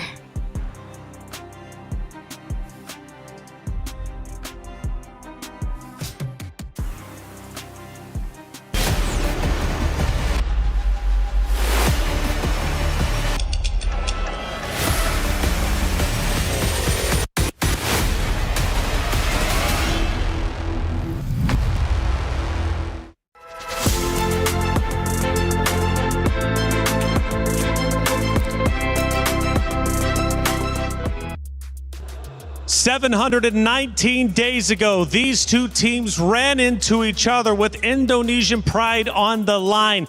Now, 719 days later, it is Falcons Indonesia who finally get a map win over the Titans of Team Vitality. Finally, something might be happening, and Vitality is now at risk of having their key crushed and their championship repeat absolutely eliminated. Welcome to the desk. I'm Taylor Reflections Noble. Nice to leave for the first time today. Leo, first off, how you doing, brother? You all right? I'm doing well. Oh, yeah. Merci for asking. And I don't remember where I was 17 and 19 days back, but I do remember being in Saudi Arabia about a year back, watching Vitality run through MWI 2025 with a perfect record. Yep. So I know how historic today is that they finally concede a game, not a match, a game over to their rivals in Falcons Vega ID. But still historic. Naisu, we take a look at the match stats and they tell the story. You go back even to game number 1, though, it was like, man, Falcons were so close to getting the win. This time, though, they did not waste the opportunity. They didn't at all. And I know for everybody out there, the gourd from Livy was great to see, but I think they had to come together as a team here because there was a moment, right, where they were struggling in the team fight.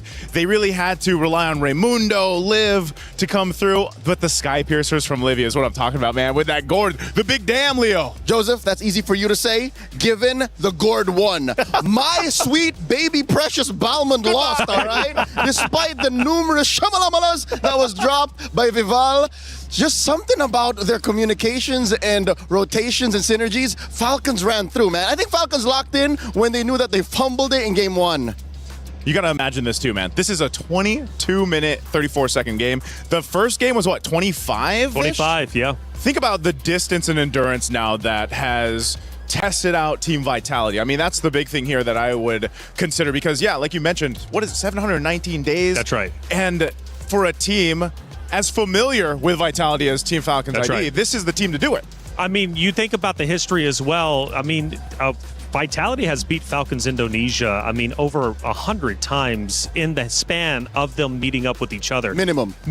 So the fact is, getting this map win is truly historic just for that namesake alone, but also for the fact that Vitality, in their MWI run last year, went flawless. They did not drop a single map. Here, they went flawless in their groups. Come to knockout stage, now they show that they can bleed. They nearly showed that against MIBR loss, right? That 26-minute game.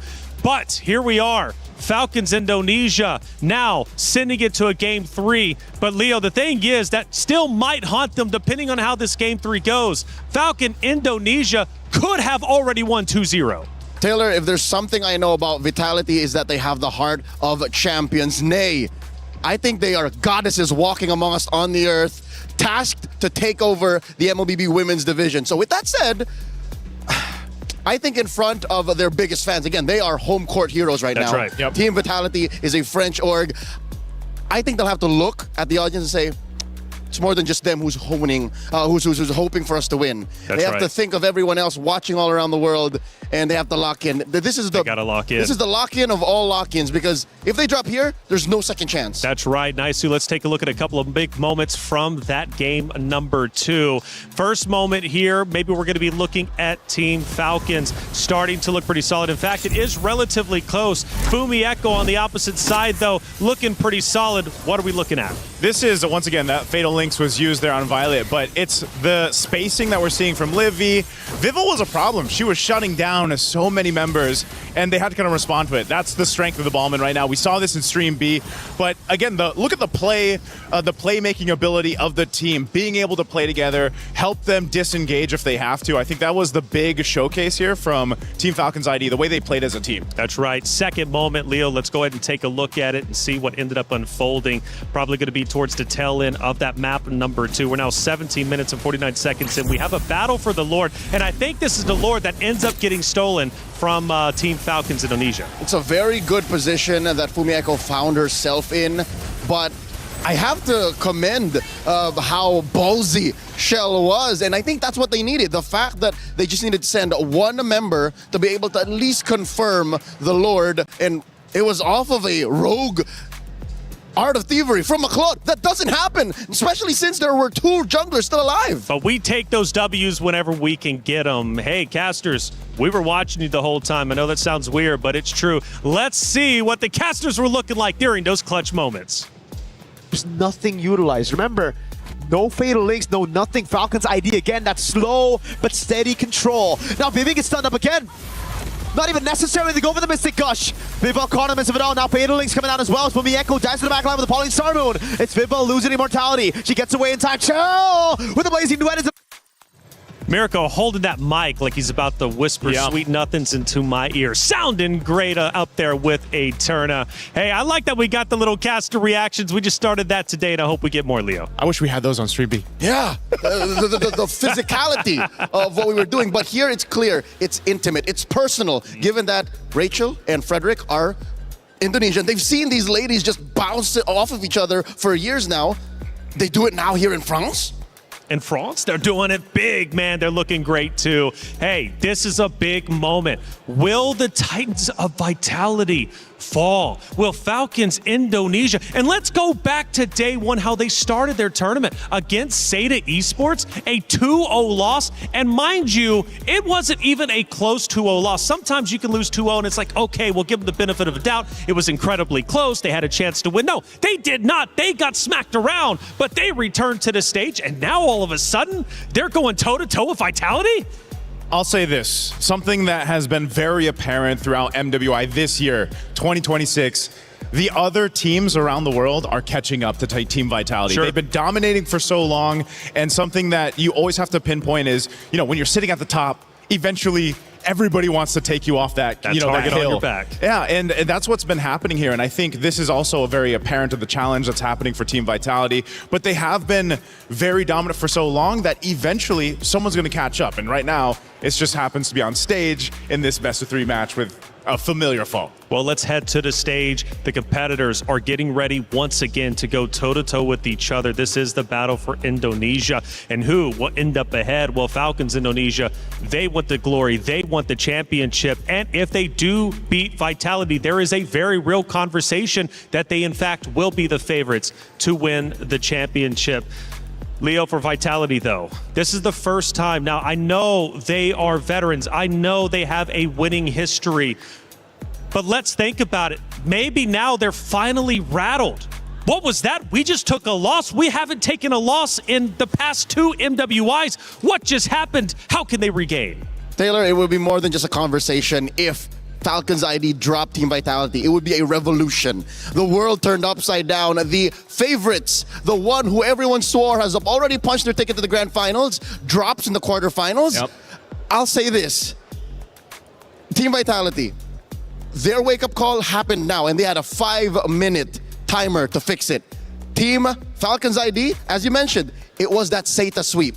So they had, 48 hours to wake up and get into their playoffs form. Map reveal, dangerous grass. I think this is Team Vitality's chance. Some way, somehow, find an assassin on Vival. Dive a bit deeper. Assassin, why do you think Vitality on dangerous grass is the favorites? The Balmond, as much as I love it, is a very honest hero. It just walks up to you and says, I'm going to stand my ground. It's up to the rest of my team to fix it. That's a 2-step, 3-step plan. In dangerous grass, if you can somehow get, what's the best assassin right now? Nolan? Nolan, Ling? maybe? Ling? One of those, you can shock your opponents into submission. That's my game plan for Team Vitality. I wonder if that's what's going on in Team Falcons ID's mind too. Leo, are you telling me a Ballman can't surprise him from dangerous grass and give him the shalom? I'll tell you now, I've tried. This is not the best plan. That's true, that's true. You know, yeah, maybe one of the assassin picks, maybe also the roam, utilizing the dangerous grass map. This says, I'm sure that's not it. The flying clouds are there, but if it is dangerous grass, that's one of the things you can play around. Obviously, the map there, the map space that you have to work on. These bans, though, pretty similar. I mean, the Guinevere has been popping off lately. The Atlas was a utilized tool that Team Falcons actually use in the hands of Raimundo, and she's not going to get that. So what are they planning here for that first pick priority? And by the way, boys, we are in fact playing on Flying Clouds. So we are finishing where we started this best of 3. Okay, that being said, allow me to double back. I was expecting DG, all right? Apparently we're going to FC. Flying Clouds, it's all about fighting. It's not flying, it's fighting. It's fighting. So I'm okay with a fighter. I'm okay with like a Boxia still open. Yep. Belleric, Esmeralda. I take it back. Honesty might actually be the best policy. So maybe there is a room. Honesty is the best policy for this one. First pick is what we're going to find out. The carry being banned out too kind of gives some insight on what Team Vitality might be looking to pick up here. But this is the thing, man. We saw so much variation with first picks over on the teams that competed on Stream B. And over on Stream A, I mean, that's basically what it showed us of the meta. It's very versatile right now, a lot of unique picks, but in this time, again, with 2 opponents who know each other so well, what is the plan? A Moskov early pick. We didn't see this at all in Stream B. It's been months since we've seen a first pick Moskov, and if ever, even in blue. It rarely ever happens, but what this sends over across the red side is, yeah, we're gonna play for that mid-game power spike. We want some macro control. We want to split the map if necessary.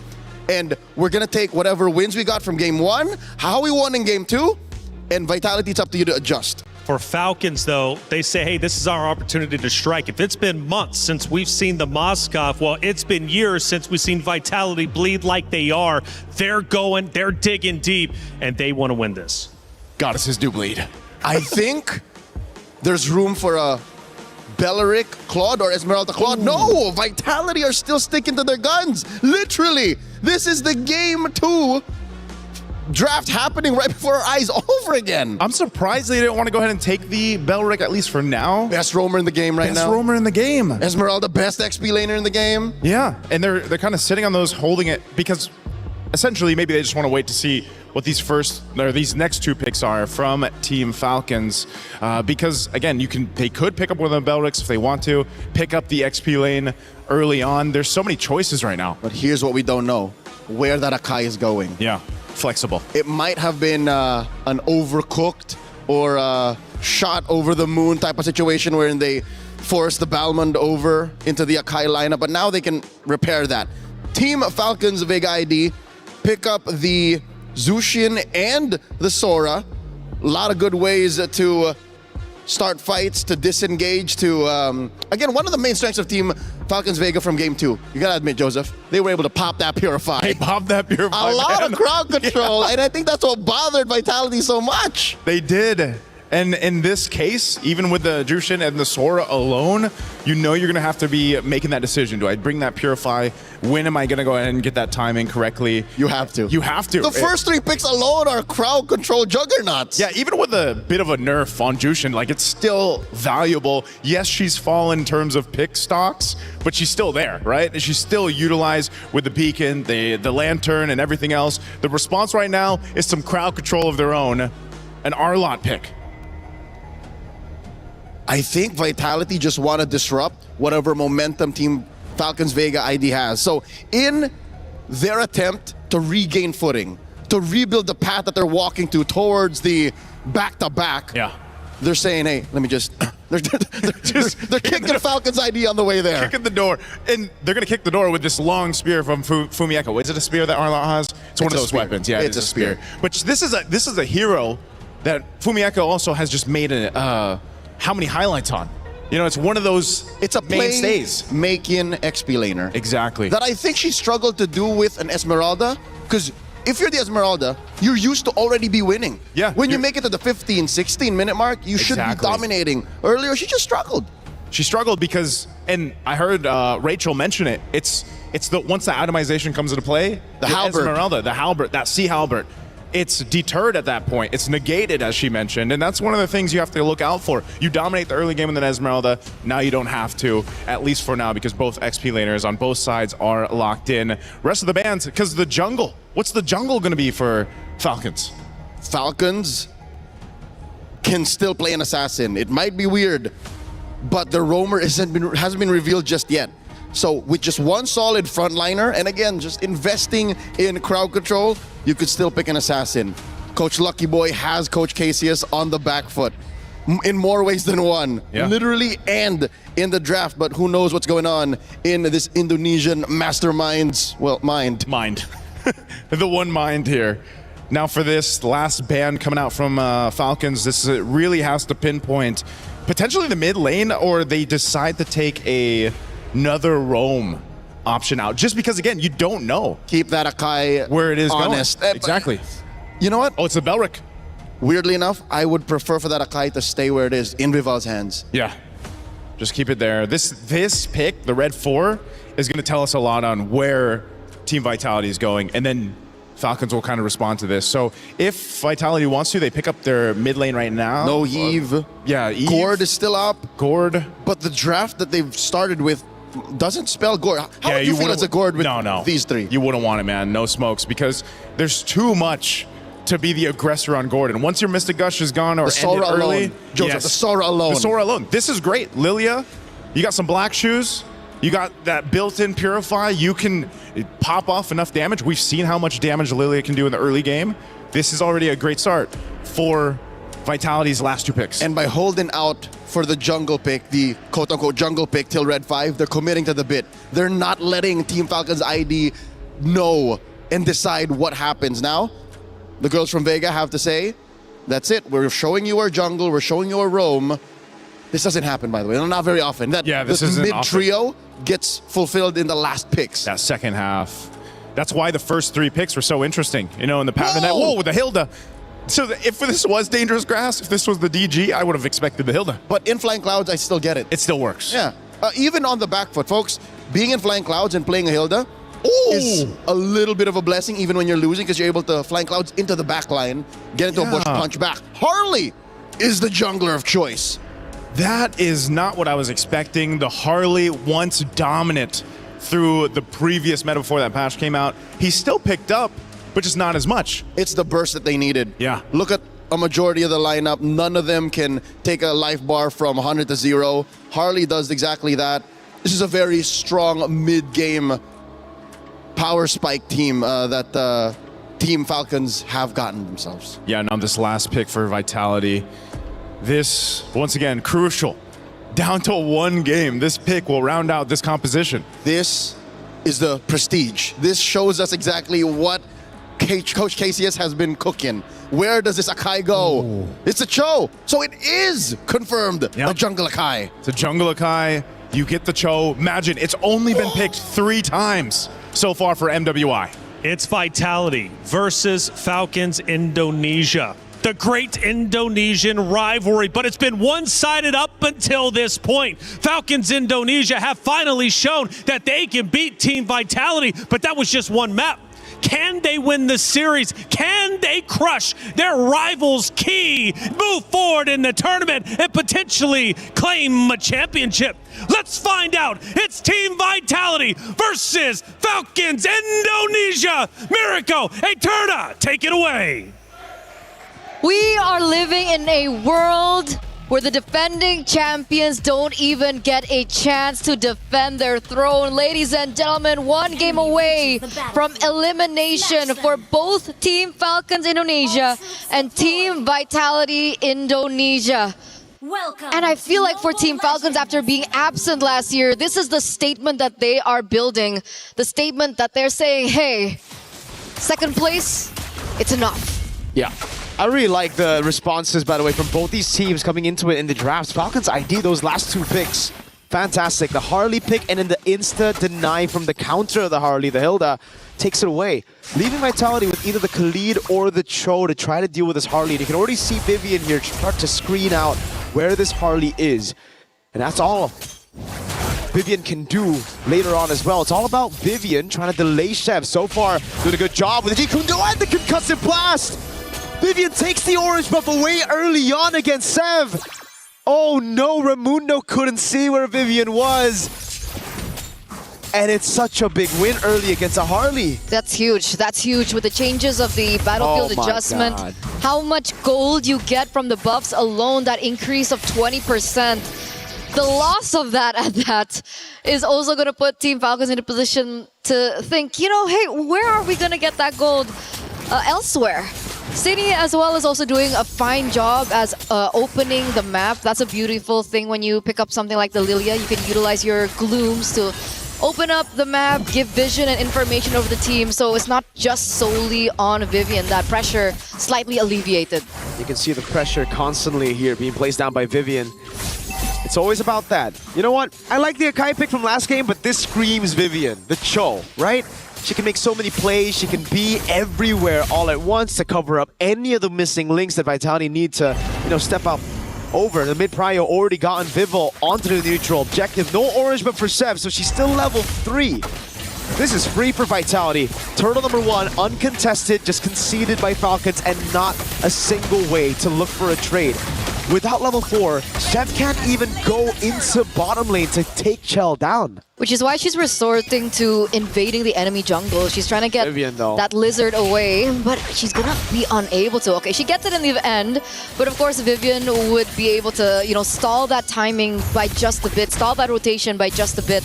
But look at them go once again. Big skirmish. Vival just pops in a heavy spin. Zeb has already utilized deadly magic, so Vival can actually just constantly go and put in the pressure, try to invade the jungle. She's got to respect Falcons with their damage though. So it will just be the disengage for Vitality. They'll be happy with the first turtle and they'll play their game again. It's so uncanny, right? Because we think that because of how fast the rotations of the Harley is and how fast the wave clear, as well as, you know, the creep clearing is, seeing Zev at level 4 compared to the Akai, who was nerfed quite a bit, by the way, at level 5. It's just something that you don't see every day, but Team Vitality, they know the scopes, they know the limits and how to execute it properly, and this is the situation that we are in right now. As they go for another invade onto Team Falcons, they're not allowing Zev a moment of breath and respite. There's the patience as well from Vivian, not to just use that way the dragon straight up onto the first girl she sees. Raimundo gets pinned down. The Shifting Skies takes her away from the kick. Way the dragon to onto Livy. The SOD is accurate. Forces Cini with the black shoes. Now Vival, no heavy spin. It's an all-in as Fumi Echo is able to dive into the final slash, and now it's going to be Livy with the Crimson Beacon. Cini's already gotten rid of Sev. That's both the junglers down, but look at Vivian and Fumi Echo working in tandem together to get those resets for Fumi Echo. Now again, it's a vengeance over on Livy. Vivian with a dive as well. Fumi Echo wants to dive. The Purify there. The Lantern Flare to bring Fumi Echo inside again. But it's the dive straight up to Cini, picking up a kill. And then the wave shoved in as the turtle will spawn. Perfectly timed for Vival to respawn back in the game. Essentially, it's a 2-for-3 trade, a 1-for-1 trade earlier on as Fumi Echo gets that kill, but she has to give over her life for it. It looks like Team Vitality are quick on the second turtle of the game. Vival is still ahead by just a bit. Actually, Zev's caught up. So the setup is there. Let's see the retaliation coming in from Team Falcons. The retaliation is a trade up top. Remember the main carry last game, Liv, getting all the free farm and then building up to be an absolute menace in the late game. And so far, so good for Liv. Done a good job against Chell in that lane. Rotates up top, stays away from these fights, and constantly just builds on gold, farm. Let's see if she can do what she did in game 2. And I wonder if Team Vitality want to adjust to the mistakes from game number 2. Do they want to go for more onto Liv? But it looks like Zev. That's a lot of damage. A flicker out as well. Vivian gets away. How? With a sliver of health. That's literally on the brink. And City with Fumieko takes the main win con of Falcons ID. Down up top. Raimundo on the hill. They're now going to be caught with a heavy spin. Free resets for the vengeance of Fumieko. Raimundo very low, taken out by Fumieko. I never want to see Vivian on the Panda ever again. I just want to see her on Cho. And we haven't seen her on the Cho so far here at MWI, so it's a breath of fresh air for sure, giving her a hero that's a lot more active around the map, allowing her to make a lot more plays, and that's how she was able to secure the title in the first place. Mother of Tanks, being one of the backbones of Team Vitality in these team fights and these skirmishes, and there she goes again! Almost a solo kill against a tank. It's a solo kill for Vivian on the Cho against the Harley. Now she'll die, but she already did what she needed to. How is she doing this on a Cho? So worth. What a worth trade. A roamer for Zev. And I bet you Zev is going to be caught quite behind of the Akai again. Wow. What? Aggressive Team Vitality here. A different change of pace for them. Absolutely not the safe Team Vitality that we saw from game number 1 and game number 2. Here, active from the get-go. They get a structure down bot and they completely and straight away collapse onto the final turtle of the game. This is perfect turtle for the defending champions here in game number 3. There was an attempt from Zev on the Harley, who's been sokoliled by Vivian on Cho. Oh my god. The Harley should have an advantage by now at this point of the game, but now without the advantage, and then you take a glance over Vitality's composition, you look at their composition here, and there's no one to target for Zev. The Arlet's too tanky. The Kai for sure. Yep. That's another kick on Zev. Vivian's reading her like a book. Zev gets out. The trick was already used. Vivil's just gonna walk her down, and look who's coming. Fumieko with the cut in the final slash. He's forced back to the Panda. Vival will happily collect that kill. Chell in the mid lane with the Blazing Duet and also the BMI back. Baits them all into the rest of the team. And all this time used by Cine up top to zone Liv from the farm. Fumieko with constant pressure, not letting them back away for free. They're shutting everything down this time around. A 4,000 gold lead. Counting for Team Vitality up until this point in time, and they are collapsing once again. You can see the dive coming in from Vivian, but Team Falcons are quick to read it. Heavy spin utilized already. They are going to get a structure. They don't get a pick, they get a structure. And I think Shell is going to get another one up top. It looks like it's going to be 2. No heavy spin, but it's worth it, man. No retaliation from Falcons at all. Tier 2 up top, Tier 1 in mid falling. And look at Vival trying to take it away. The purple buff gets taken out by Cine. Violet has to use the Shifting Skies, and again, oh, Vivian! Wait, the dragon kicks her away! Sev cannot move. The final slash finds Sue, and now Vival is going to collapse under turret. Violet's going to be chain CC'd. It's Fumieko with the dive. Vivian wants a bit more, but cannot find it. They're going to go for the Tier 2 in mid, and I hope they call it a day.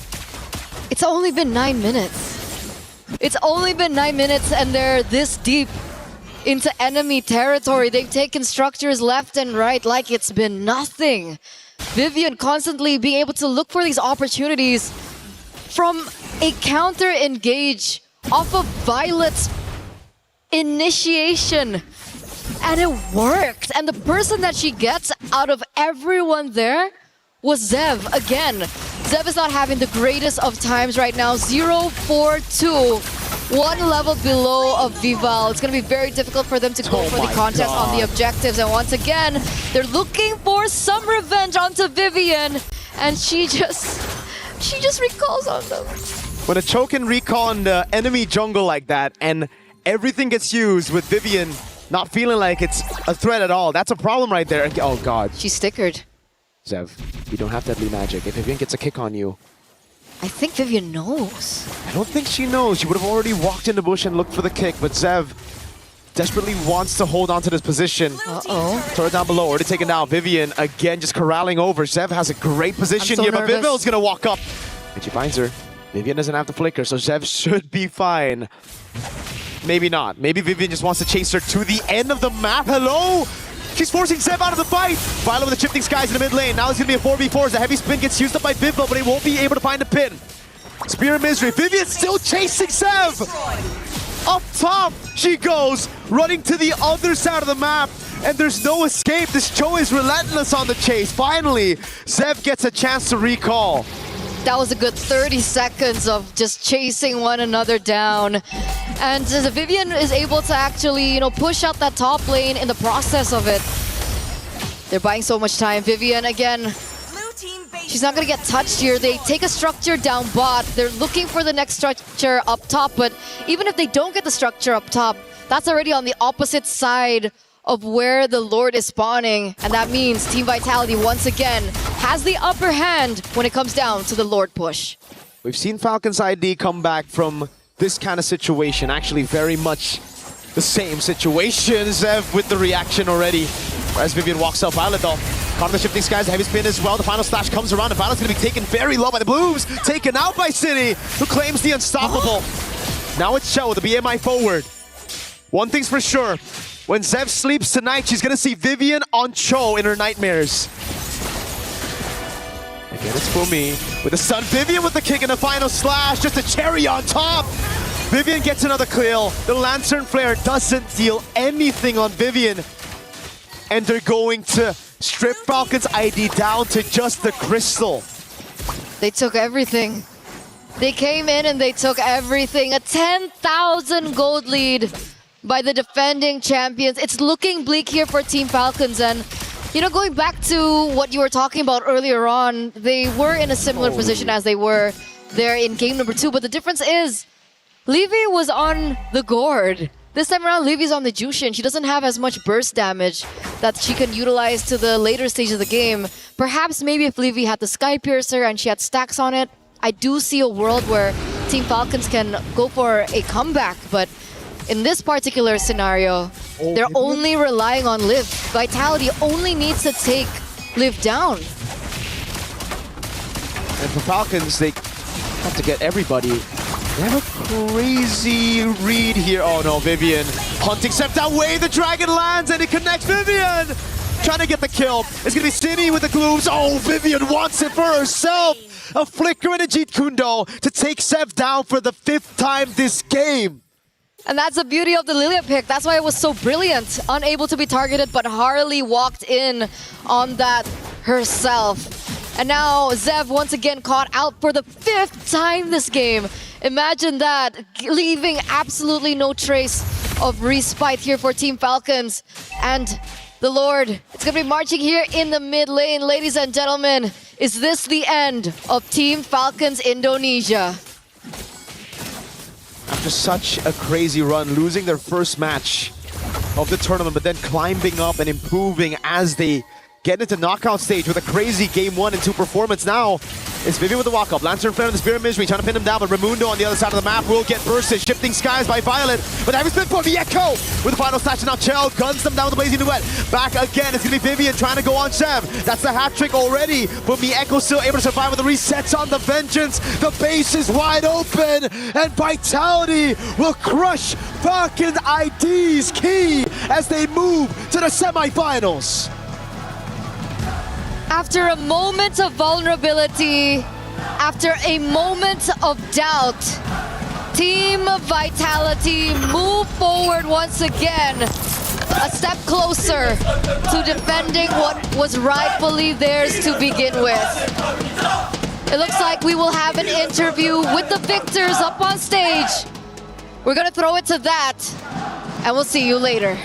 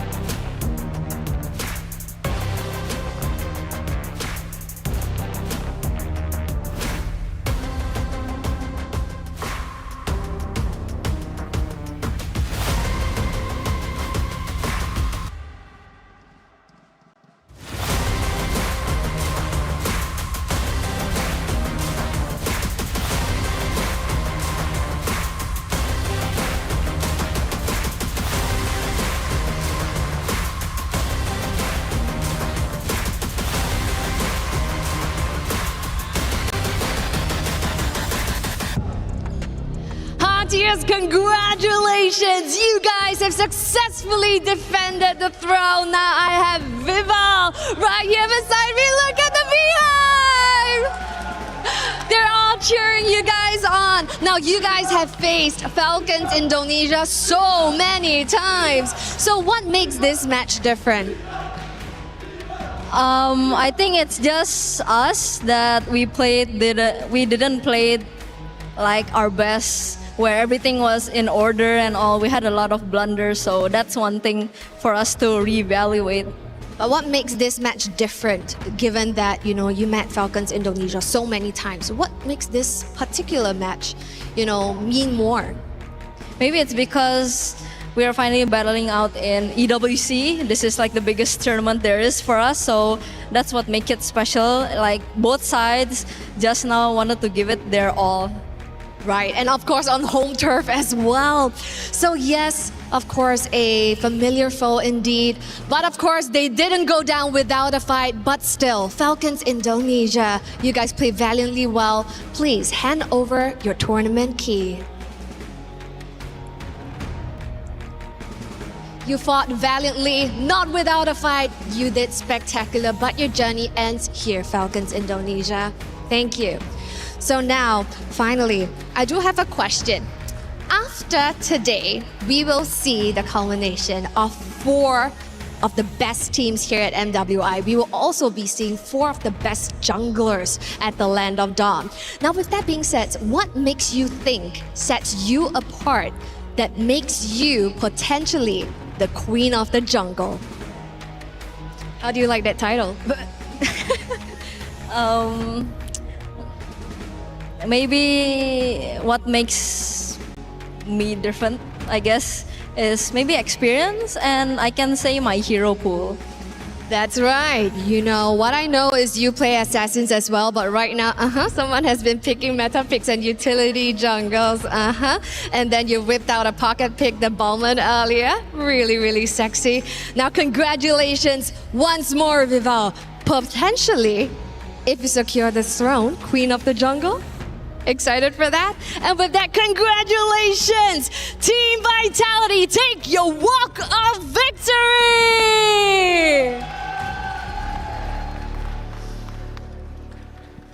And now, of course, it is time for the classic, the key crusher. You take opponents' dreams and you crush them. But of course, this time, I got very special guests behind me. Les fans de Vita qui sont là pour faire du bruit, évidemment. Un max de bruit, s'il vous plaît. La première clé qui est détruite, on va continuer pendant tout le week-end. Oh, let's wait for this to be set up. And let's wait for this to be done. Of course, it is time for the security. It is time to take a look. And it is time to hear the noise.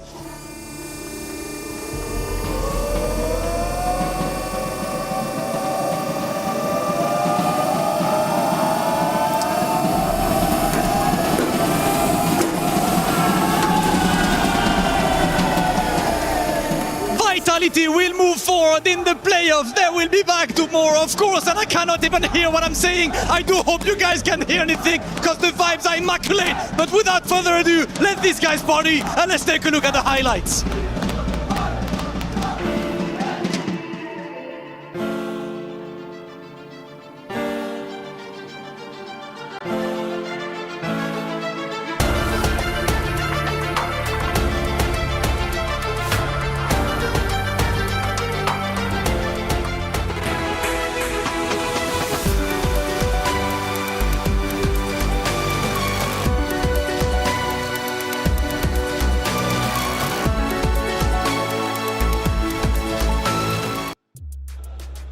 Excitement all around the venue as the home crowd supports the home team of Vitality as they get a tremendous win over their Indonesian rival, Falcons Indonesia. What a matchup it was. It went to a Game 3, but that Game 3 wasn't like the first 2. It was a blowout as Vitality was done playing around and they cement themselves into the semifinals. Boys, a great series overall. But man, oh man, do we got to go back to that game number 1. If Falcons Indonesia, if they just slow things down, work with the Lord, they win map 1, they win map 2, they are your victors. But that wasn't how it ended up playing out. That didn't happen that way. Unfortunate, for Falcons Indonesia. We usually say, these mistakes lead to objectives. Objectives lead to game losses or game wins, But that tends to be the case, and that's the nature of our game. I wish it was that simple, honestly, because the world we live in now seems to be the world that everyone expects to have been on. But for the past, hour and a half, it seems like we were in the Twilight Zone, or at least on the way through via a black hole. The stats, though, do confirm that we are still here in Paris, France in 2026. In reality. Watching Falcons versus Vitality, the head-to-head between Fumieko and Violet. Okay, just a quick recap of what the draft was all about. It seems like they both relied on a metagame and a draft that they would have just gone to if it was a championship match, right? Yeah. That's what it feels like. Even Cheryl went, oh, you guys have successfully defended the throne.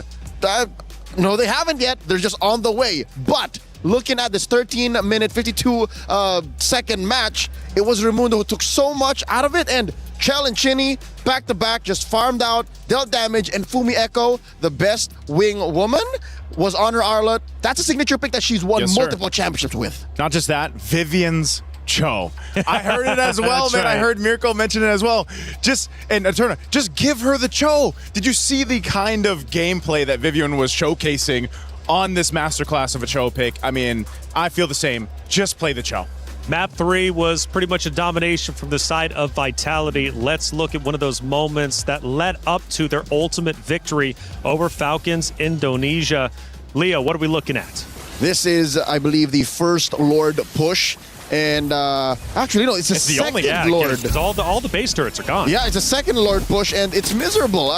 The fact that the Hilda on Raimundo can't go nowhere. This was post the moment where Sev was chased down by Vivian. There's at least Sev gets close to the base. It's the finish. I think there's very few moments that we could have actually watched and broken down, because if you all just check them out, it would be the same thing. It's just Vitality, taking names, and kicking butt. That's right. It was Vitality taking turrets left and right. And when they pushed the base, you could tell they were angry. They wanted to destroy Falcons Indonesia. They didn't want to just take the crystal. They wanted to take the entire base over, and they did so one base turret at a time, and then ultimately pushing in. And my lord, you could definitely tell that Vivian was angry too with the way she was playing. She is one of the more vocal players on Team Vitality. Of course, with Cindy as well, given our interviews earlier today. But Vivian said, enough is enough. I'm the queen of tanks. I am the queen of MWI, and I'm going to prove it here. I think she's more than just the queen. She's the mother of tanks. The mother of tanks, man. And all of these other tanks wouldn't be on the earth without her. That's true. That's true. She's so good with the hero pool that she showcases in all the matches. And I like, too, that we mentioned in with Cheryl's interview, we might be potentially looking at some new queens or a queen of the jungle. Oh, yeah. Queens everywhere, queens on stage. But who will be the queen by the end of MWI? Well, Vitality takes a step in the right direction, defeating Falcons Indonesia, who, let's face it, had an incredible run. Making it to the knockoff stage is such a tremendous feat. They do fall short, but they did something that nobody from MWI 2025 EWC could do, and that was take a map off Vitality. Yeah, I love that. Again, for Team Falcons Indonesia, they are a team, like I said, that knows Vitality so well. They've played multiple times against each other, and they are the team to bring them the distance. I mean, think about it. Yes, it could have been one of those cases where maybe they had swept Team Vitality. Think about the headlines that would have ended up being. Well, unfortunately, that doesn't happen for Team Falcons. You know, and Leo, you made up a great point before we headed into that match, and it was the fact is that the teams have truly caught up. Other regions are catching up to what Vitality is up to. They dominated an era, and let's face it, they're still dominating now, right? But teams are getting better and better, and Vitality needs to keep on their toes. And I think this close call, the almost sweeping loss, was enough of a wake-up call, a reality check to think that, hey, we are a shoo-in for the grand finals, but we have to still earn it. Again, looking at the stats here, this game shows just how dominant they can be for Team Vitality. You know, if you poke them too much, the whole team gets mad. And this is the type of result that you're going to have, man, because, again, we talked about Vivian, her highlights there. Chell really didn't even get the opportunity on the Claude to just hit that power spike that we usually see on the Claudes. Game ended too quick. Game ended too quick in that case, but it was everything they had in the early game that just kind of took things all the way to the win there at this point in the game. I mean, under 14 minutes is insane. It definitely is insane. And man, I mean, honestly, by even just minute 10, I mean, we could definitely tell that the map was about to end. There would be no comeback attempts from Falcons Indonesia like there was in map number 1, sadly. But hey, again, a great effort. Taking a map off Vitality is something to truly be proud of. We've got Rose on site with an interview with Vitality's Chell. Let's listen in. Hey guys, Shell here from Team Vitality, and oh my, that was an intense 2-1 full series. First of all, congratulations, because you are one step away from defending your throne. But let's talk a little bit about Team Vitality as a whole this MWI. People online have been saying that you guys don't look as dominant as last year's. You know, every now and then you guys are dropping games here and there, and you know, hard games also come and go. So what are the preparations for tomorrow's semifinals match? I know that just now it wasn't the best game that we did. So I guess it gives us a lot of material to review, and we'll make sure that we come back stronger in the next game tomorrow. Okay, now Shell, let's talk about game 2. What happened there? There was a lot of mistakes from my part, like my bad. But I knew what I did wrong, and I'll make sure not to do it again tomorrow. I think it's nice that you guys are already self-aware on the problems at hand. Easier for you guys to revise it overnight. Now, I know it's a tough ID match, the first one, you know, as you enter the knockout. So perhaps a message for your fellow Indonesians in the room to Team Falcons ID? I think Falcons ID, they were solid as a team. Their teamwork is great, and they are the best opponent so far. Aw, thank you very much, Shell. Congratulations. We'll see you tomorrow. That's it from us. Thank you, Rose, as always, for that great interview. Again, not only from the interview on stage with Cheryl, but also, of course, with Rose. Vitality realized we made some mistakes, individual mistakes, team mistakes. We've got to come back bigger and better than ever, especially if we want to win in our semifinal matchup and ultimately, potentially, the grand finals. So recognizing that even though we've seen fire from them, we've seen excitement from them, we've seen trash talk, it is nice to see them humbled every once in a while, realizing that potentially their tournament life could be on the line once again. Shell also mentioned that Falcons Vega ID are actually their toughest opponent yet, and she didn't give a time frame. I think she meant to say in the past 2 years, because they were the first to make them lose a map in that said time frame since MWI 2025.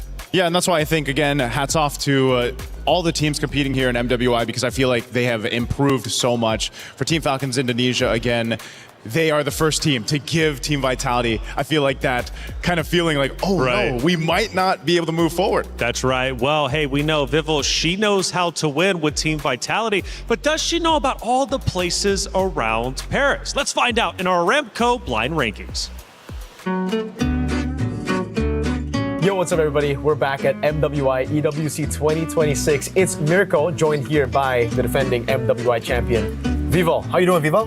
I'm great. We are going to be playing a bit of a game, blind rankings of locations here in Paris. There'll be 5 locations. You're going to have to rank it from 1 to 5, and there are no changes, no swaps. Got it. So you have to lock in for this one, all right? Our first location is Disneyland Paris. I gotta rank that at first place because I really like theme parks. Yeah, have you been there? I have been there before. Okay. Eiffel Tower.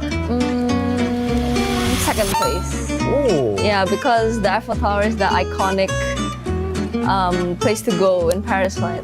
The Louvre Museum is our third location. I think gotta rank that at 4. Oh, not an art person? No. The Seine River. Oh, that's nice. Yeah? Third place. Third place. Have you been like on the boats? Yeah, across the Seine River? I've been on the boat. Have you been to all these locations? I actually did. Oh, there you go. So this is coming from experience. The Notre Dame Cathedral of Paris. Technically, it's locked in here. Yeah, It's at 5th place, and I feel great about the ranking actually. Yeah? Is it exactly the way you would rank it if it's not blind rankings? I think I would move the Cathedral at 4th place. if I had So the Louvre would be at 5th if you were able to swap. Catch MWI EWC26, see if she can defend her title with the rest of the team. That's it for us.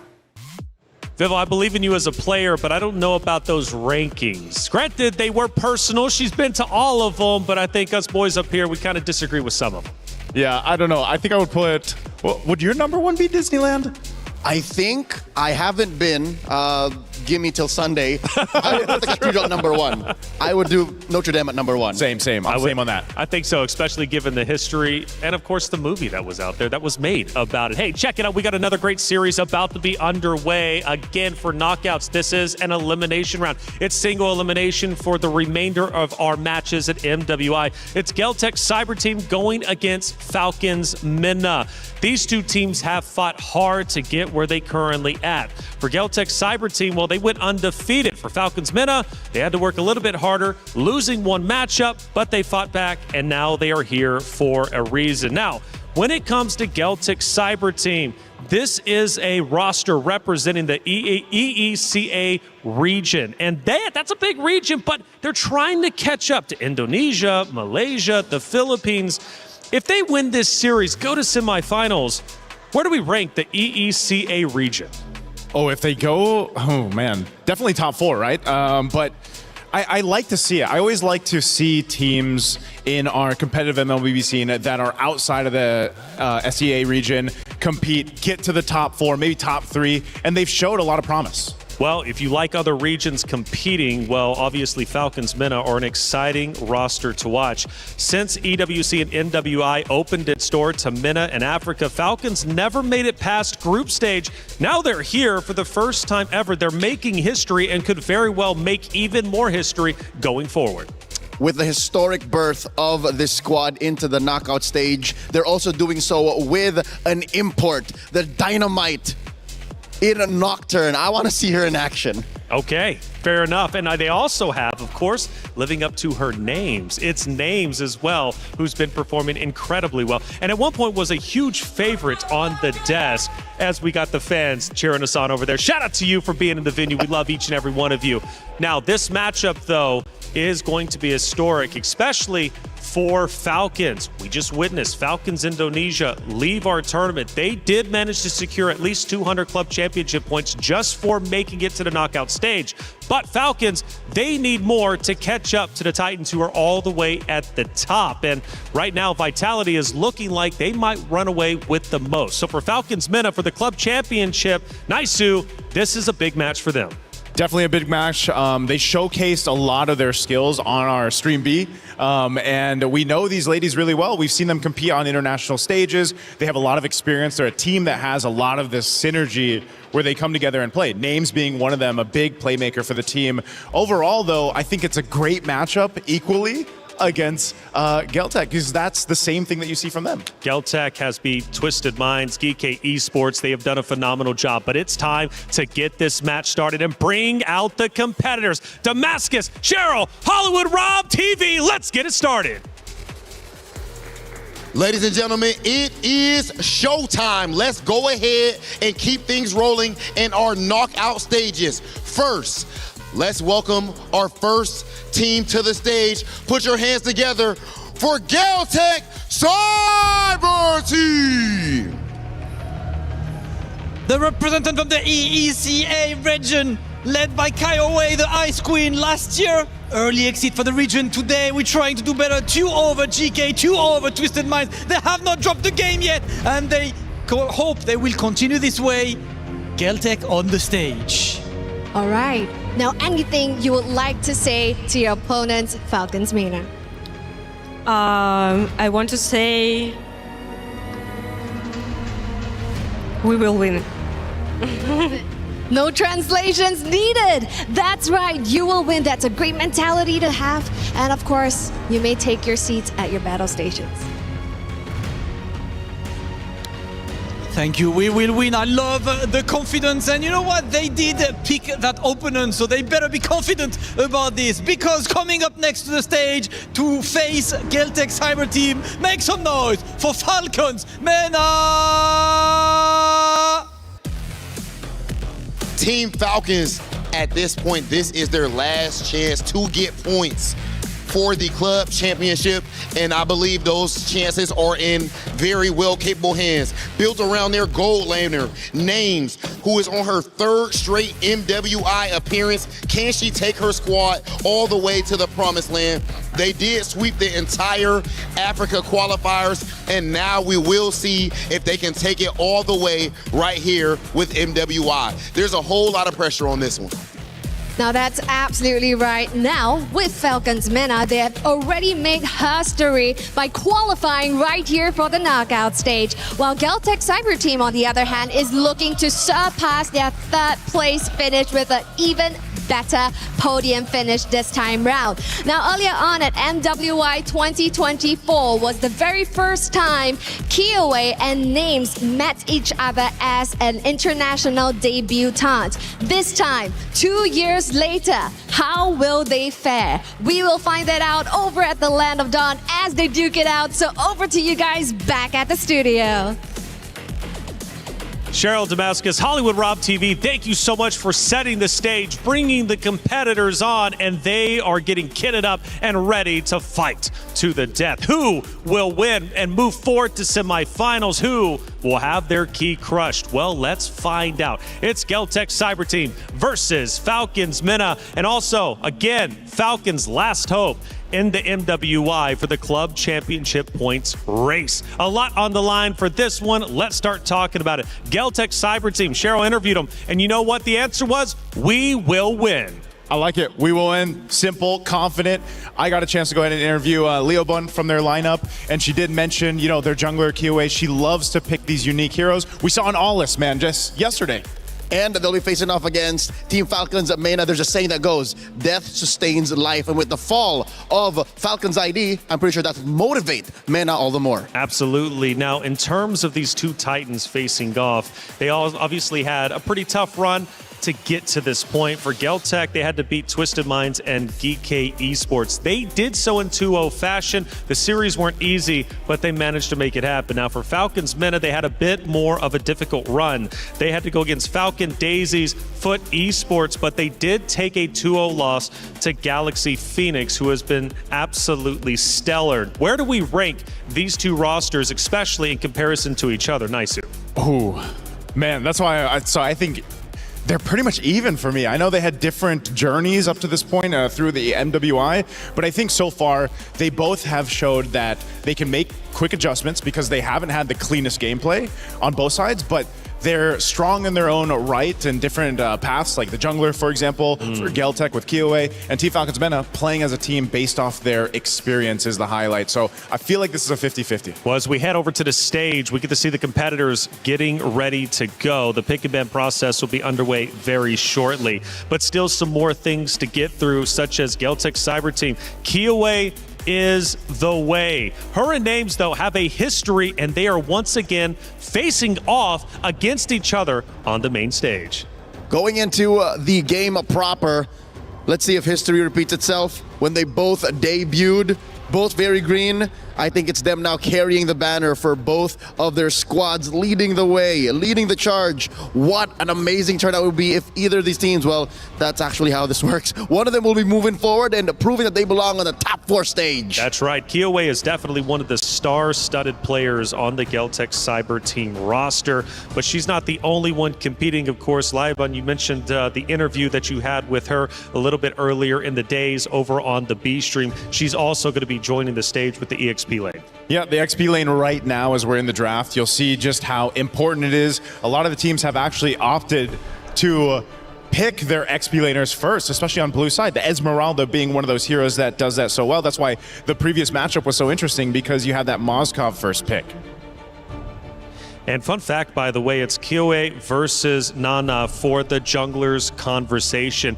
And Kyoei, to me personally, MWI is a motivation because behind every girl, there's a history. Everybody here worked very hard. That's why I believe everyone should take a look at what we can do on that very stage. Kyoei brings a lot of pride for her roster. I think it's good, man. Again, the way that Geltec has performed so far, their journey up to this point, they've showcased so many interesting things. I mean, and I know some of them might have been seen as mistakes. I'm thinking the Louis Yi diversion send with the Clint. The Aulus. The Aulus. There's been so many good moments from them that I'm wondering if they look at that and say, you know what, that's a part of us. That's our personality. That's the way we play. We laugh about it, we correct it, and we move on. It's a brand of the region. Davai. I would not want to see Geltec turn into the next macro team. This is them. You expect them to fight. You expect them to get in there, play in the paint. Opening picks, Beleric has been banned out, so that means Esmeralda's open. Carry might actually be a big pick here. You know what I'm saying? I say it's got to be. Yeah. It's got to be, I think, the Esmeralda. That's probably the safest, I would say. One of the picks that they could go with because, yeah, most likely you're going to face off the trade.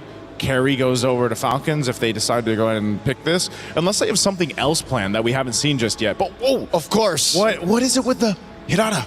Okay, so Hirata has gotten relatively silent for the past maybe 12, 18 hours after yesterday, but here we are.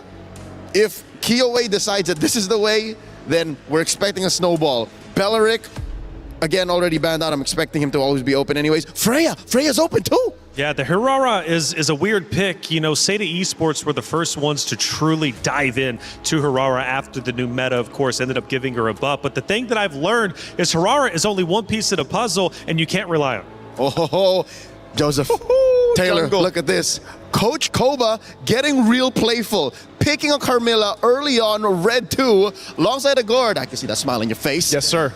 I'm not smiling about the Hirara, though. Yeah, no. This Carmilla says nothing about what the draft is going to be. This is mind games. Smoke and mirrors. Smoke and mirrors, that's the way to play it. Leo, I was saying this earlier on. I was like, man, I think when we get to the knockouts, we're not going to see a first pick Hirara. Right? I love the way Reflection says it, by the way. It validates me a little bit, but that's the thing. The Hirara is something that teams have been trying to test out, fumbling around with, and now in this best of 3, where it's this single elimination now in knockouts, can they utilize this? Can they actually make it work? They'll pick up a Claude to go ahead and put in the gold lane with this so far. Okay. Quick run through and a review of how the mechanics work. If Kyoei times it well, the Curse of Blood will actually not trigger. True. And that may even save heroes that get out of range, like, say, Tokyo's Claude, because if the Curse of Blood is triggered while the Hirara is in her iframes, it will not connect. It won't connect. So that's all, it's timing, but it's also the micro skills, that ability of Kyoei. And then there's Charizla, man. I'm actually so surprised. It's been a while. He's only been picked once in MWI so far, but the Rizzler is back. And is this the right move? Because you were working against the Carmilla. A good answer to the Carmilla. Exactly. Because when you're the Carmilla, you want to play in front. You want to be able to get the perfect COB. But with the Terizla, there's a threat of a counter penalty zone. Moskov closes up the first phase for Falcons Mena, and you know what something tells me? They faced off way too many macro teams in the past 2 days. And that they just want to have an answer that can kind of clip back across the map. Yeah, just choose that way. I mean, this is one of the things, right, where Names has been able to do relatively well. She plays the Moskov. Remember, just earlier today, feels like yesterday, but just earlier today, how many SOD she was landing. That ultimate of the Moskov. She was on point with them. And so hopefully she's got that accuracy here too, because that's going to be really important on the way they play the map. If she's going to be split pushing, joining the team fights at the right moment to win those team fights, when that Curse of Blood or even the Mystic Gush are expended. Going into the second phase, Coach Koba first bans the Valentina, while Coach Osprey here taking out the Hylo, so they're not quite sure just yet. I don't know where that Carmilla's going. I'm not so sure if that's a jungler or a roamer, so we'll start taking out solid frontliners so that eventually our backline, if we do invest in one through the blue 4 and 5 picks, can kind of survive. Still no mid laner for Geltec Cyber team. What is left? Got to be an Eve, man. I don't know. There's. I'm thinking the Eve. You already got the Terizla. You can fight in literally a penalty box at that point. That's true, and you kind of want something to answer back to the straight line, the true damage that's coming out of the passive of the Gourd. Yeah, I was actually thinking the last ban from Falcons Mena should have been the Eve. Yeah, not the Lilia, but they go that way anyway. So let's just say it's the Eve for Geltec. What else do they need? They still need that roam option over here, which is integral to making the Harara work. Like we mentioned, for that most successful that we've seen with the Harara performances has been because of that roam option. They can still get that. Yep. Gatot Kacha is still on the board. Red 4 here, though. Do you go with your XP now? Yes, in hopes of not revealing that jungle pick. Coach Koba, you have to commit to the bit. Hold out for it. Because that could still be a roam Carmilla. Even though naturally we've seen her in the jungle. Mainly for this. Yuzhong got banned. I was going to say, you need more ways to pop that Purify. You gotta pop that Purify. There's Sora! Sora, all right. One of the best to do it. One of the best to do it. Picks that up, got your crowd control, set up potential so that the Carmilla doesn't have to be the only one to do that. You can follow through from the projectiles. And deny the natural predator to Gourd. Fun fact about Sora, Sora has only lost once today, okay? Only once, and that was during our last matchup, map number 1. Until then, Sora had a 100% win rate. Sora's a menace. He's always been. And it tells you so much by that red 4 ban. Exactly. The Valentina. Yeah, but they don't want, and that was why we were so surprised earlier today too when we saw the Sora and the Valentina actually face off. Joseph, what if? Yeah. Atlas red 5. Atlas red 5. He's open. It would make it even more deadly. Imagine all of the linking. Too much layering. Okay. Geltec's going to take one out of the book that we saw from Vitality. They'll take a Cho. They've got the Jushin. That's a lot of crowd control. Everyone but the Claude can actually either slow, stun, or knock you up. Yep. Hirara to a smaller extent. But are we going to get it? Could this be the Atlas for the all-in? The Wombo combo, link y'all up and call it a day. This would be the most Wombo combo we've seen in a while if it is the Atlas. They can afford to do it. It's game 1. It's game 1. You might as well. What other roam would you want to take here? Unless it is a swing on the Carmilla, but I'm not sure if it's actually going to be. And I think that's the major decision that Team Falcons men are trying to decide right now, just because, again, the mere fact if they get the upper hand in game 1, they're off to already a momentous start in this best of 3 I series. would trust Nana to get there with it. Oh, so it is. Okay. Yep, it's the usual. It's a roam. Hold up. Wait, it's a roam Carmilla. Is it a jungle Alice? Huh? It has been a while since we've seen that. And it's been a while since we've seen these two teams face off against each other, but it's also a classic. Kiowa versus Names. Geltec Cyber Team versus Falcons Mena. For Falcons Mena, not only trying to make history, but also trying to stay alive for the club championship race and represent Falcons on the biggest totem we have at EWC. Geltec Cyber Team faces off against Falcons Mena. Let's get it started. Miracle Eterna, take it away. This was a matchup that Nucci really wanted after her previous accomplishment by taking her previous opponents down. And she finally gets it here and now with a very interesting and peculiar draft. The Alice in the jungle, Nana once again flexing her versatility in that role. Ridiculous to bring this up so late into the tournament as well. We'll find out if it actually works. Again, though, at the start of the game, we can see Sanjika and Koejo holding the mid very, very well. Already winning the trade. Names in the bottom lane. Gonna have to deal with Kiowa double dash. Baiting out the Purify early. Quite a big win for GCT already. Yeah, you can see the control coming through there, and it looks like GCT also want to look for something even more. Already going in for the invade into the enemy jungle. The Cho and the Jushin in the mid lane. That mid duo, it's going to be difficult to try and look for something. As the pickup happens, Syrinx getting caught. Nana with the walk up too on this Alice jungle. I think GCT will have enough shred to deal with Alice.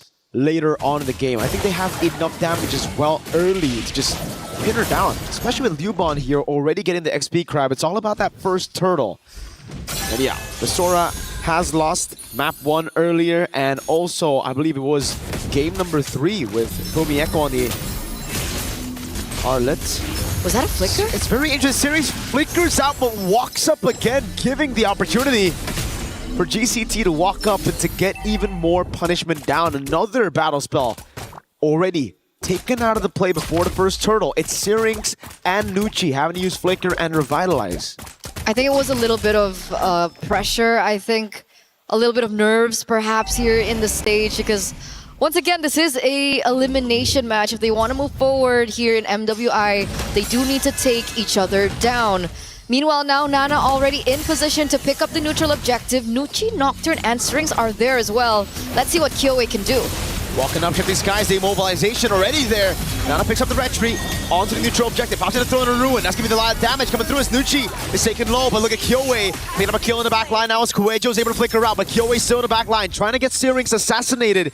Kyoe caught against 2. Mystic Projectile lands as Sanjika pops in Crimson Beacon, and Kuejo jumps into the Jikundo. Just one more hit onto Syrinx with no flicker. Great Mystic Projectile with the region, and now it's Kuejo stuck against Nucci with a stun. She gets away. Oh! Nana with a fadeaway pick. Eventually, it all gathers into a 1-for-2 trade, and it looks like Falcons Vega also pick up the neutral objective. So far, still, it looks like Falcon Vega pick up the control here, despite that early control from Geltec. And right at this point, Kyoe, we don't really feel the impact just yet. What are we waiting on from Kyoe? Wait a second, could be a solo kill up top. Right now for Kyoe, it's the cooldowns. It's all about the cooldowns when you're playing Hirara. It's all about how you can get those sliding skills up as fast as possible. Kuejo gets away with the Jikundo there. The SOD from downtown Names! Playing it safe the entire laning phase, but striking when necessary. What the heck? And now the Spear of Misery to pin Tokyo down. BMI, but Syrinx is right there. Frozen Blazing Red to throw the ruin. Gives Nana the killing spree, and it's Falcons Mena who are just running away with this game.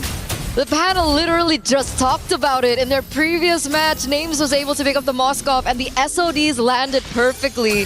And then we see one right at the get-go here, 3 minutes in, and she gets a snipe of her own. An imbalance for the lane, despite Tokyo being able to survive for just a bit until, well, Nana came in and said, no, Kyoe! Gets away with the untargetable Curse of Blood though. Double untargetable, that was Kuejo walking up, getting stunned, and now a turret for Falcons Vega. Turtles up, but GCT cannot contest. It just seems like Falcons Vega are gonna go for another fight. Nocturne is the one who forces out the Crimson Beacon. Yet another big resource burnt out as Nana will just book it straight onto Turtle 2.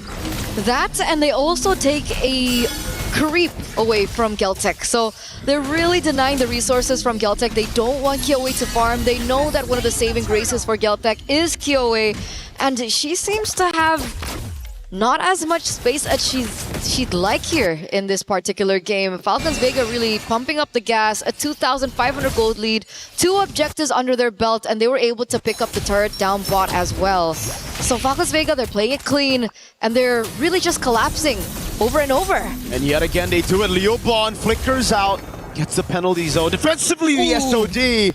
Close, but not close enough. Kuejo now with the Jikundo, able to get the Jikundo down, but no way the Dragon just yet. Shifting skies brings Kyoe right into the midst of it all right now. No untargetable. It's still on cooldown. Names takes her out, and Sanjika has to use the Crimson Beacon defensively. Now, can they get a trade in the bottom lane is the question. Nana rotates over. Tokyo's gonna have to respect this. And up top, it's all Falcons Vega. Picking up a turret for free yet again. Down below and now up top. They don't get the trade. They don't get the trade. They deny it away from Tokyo. And Tokyo is forced back here. You can see Nana just chasing her down. And it looks like the composition from Falcons Vega is working really, really well. They're using brute force between Nana, Nucci, and Nocturne. And they're facilitating Names and Syrinx. Quite similar to, I would say, game 2 of the other Falcons that we saw earlier on. Unfortunately, yes, Falcons ID sent home earlier today. Falcons Vega have no intention to suffer the same fate as their sisters. So far, so good. They've done a good job at balancing that safety with the right amount of aggression. Speaking of aggression, man, forcing it out. Oh, it's still in range of the Mystic Gush and the SOD. Again, at this point, that SOD is an execute. Who needs Flame Shot? Who needs Flame Shot when you have an SOD that lands like that? 2 out of 3 so far for Names. And she is really working with this Moskov. I think this is one of her new power picks from the, you know, old Clint, Brunos of the world. She's finally picked up another hero that really suits her. And it's working really, really well for them as well. 4,400 gold lead. You can see the turtle already spawning back into the game. But Nocturne is already in position to deny Kyoei from entering into that vicinity. And I think she knows that. Kyoei only focusing on the buffs and looking for something elsewhere. There's nothing for them to trade it with. This is getting very scary for GCT. It's only a best of 3. Getting that game 1. Huge momentum, huge morale boost. They're always doing a good job here, just farming up a storm, but question is, will it be enough? Tokyo on the cloud as well, under farm compared to Names. Uh-oh, Kyoei spotted, unable to get these waves. Falcons Vega, such a good way to suffocate their opponents, not to conceal. Cancel for the Mystic Projectile, straight into the Mystic Gush. Now Kyoei jumps onto the Moskov, but Names has a Spear of Misery. Now Kyoei's on cooldown. The Curse of Blood, not even necessary. Lantern Flare knocks Nocturne up, but Nucci gets the stun on Kuejo. Now Names with the SOD and the Misery. A double for Names. What a follow-up. What a follow-up there by Falcons Mena. You'd think that they were, you know, just chilling for quite a bit, but it looks like they still have their eyes on the prize. The insta follow-up coming in from Names and the initial stun there from Nucci. You can really feel the chemistry just beating into their gameplay, and they pick up yet another structure in the bottom lane. It's looking bleak for Geltec as even the buff gets taken away, and it's in the hands of Names, of all people. 5-0-1. She better get the orange buff at this point, man. She's the hyper carry right now, dealing so much damage, and at 8 minutes, almost completing that DHS to make it the Swift Trinity. A whole 1,500 gold ahead of her laner as well. This is just fantastic stuff from Names. So she afforded all that without her Swift Trinity. And without the Bargain Hunter as well. Usually you'd expect a Bargain Hunter for a Moskov that does, I mean, to get this Swift Trinity early on. Kuejo, way to drag it out to Nucci. Nucci's gonna find a Curse of Blood very soon now. She's gonna wait for the moment as well. They can see on the SOD lands again. The Spear of Misery locks her down. Names with a monster kill. 6-0-1. She's tearing it up. She is for sure. And what I wanted to say was, before Kuejo could afford these things, right? Of course, Kuejo is expected to open up the map, look into bushes, look for opportunities to create a turnaround for Falcons Mena, but at this state in time, the damage it's really amounting to something. Names is already with her Swift Trinity.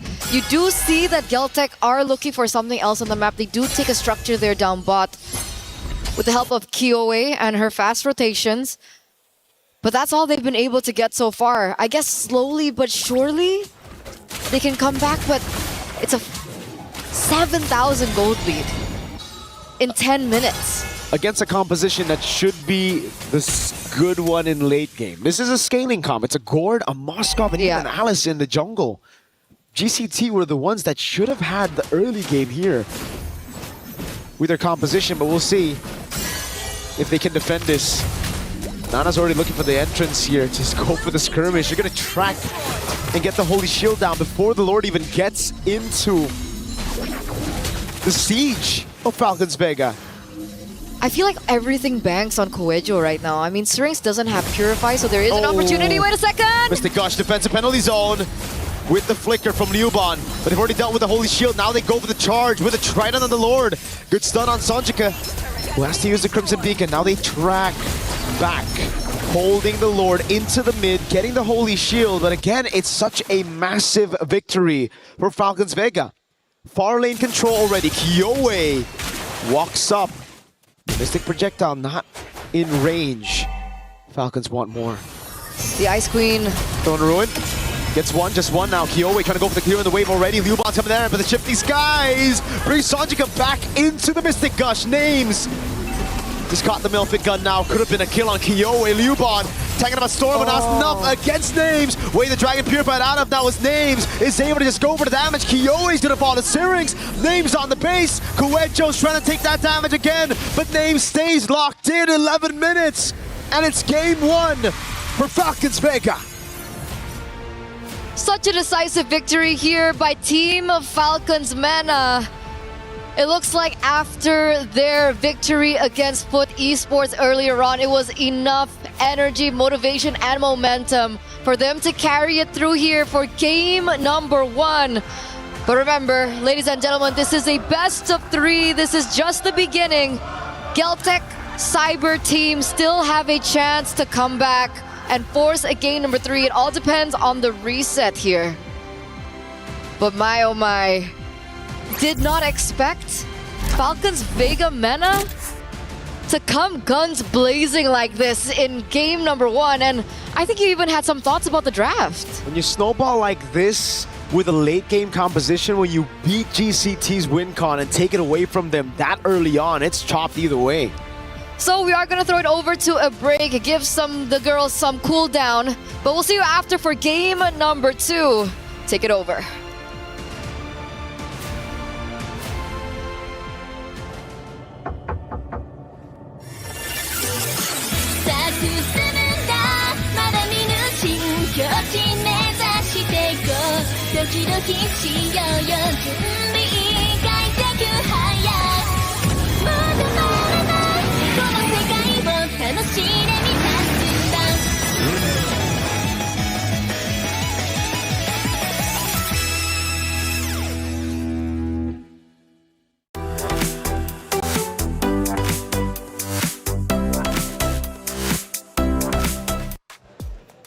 Falcons Mena have already made history coming to this very stage, making it to the knockout rounds. They continue to do so by winning round number 1. They are 1 round away from moving forward into our semifinals. Boys, a great matchup. Falcons Mena coming in a lot stronger than I was expecting, quite honestly, especially given the fact that Geltec Cyber team won 2-0, 2-0 in their respective groups. Falcons Mena surprising everybody.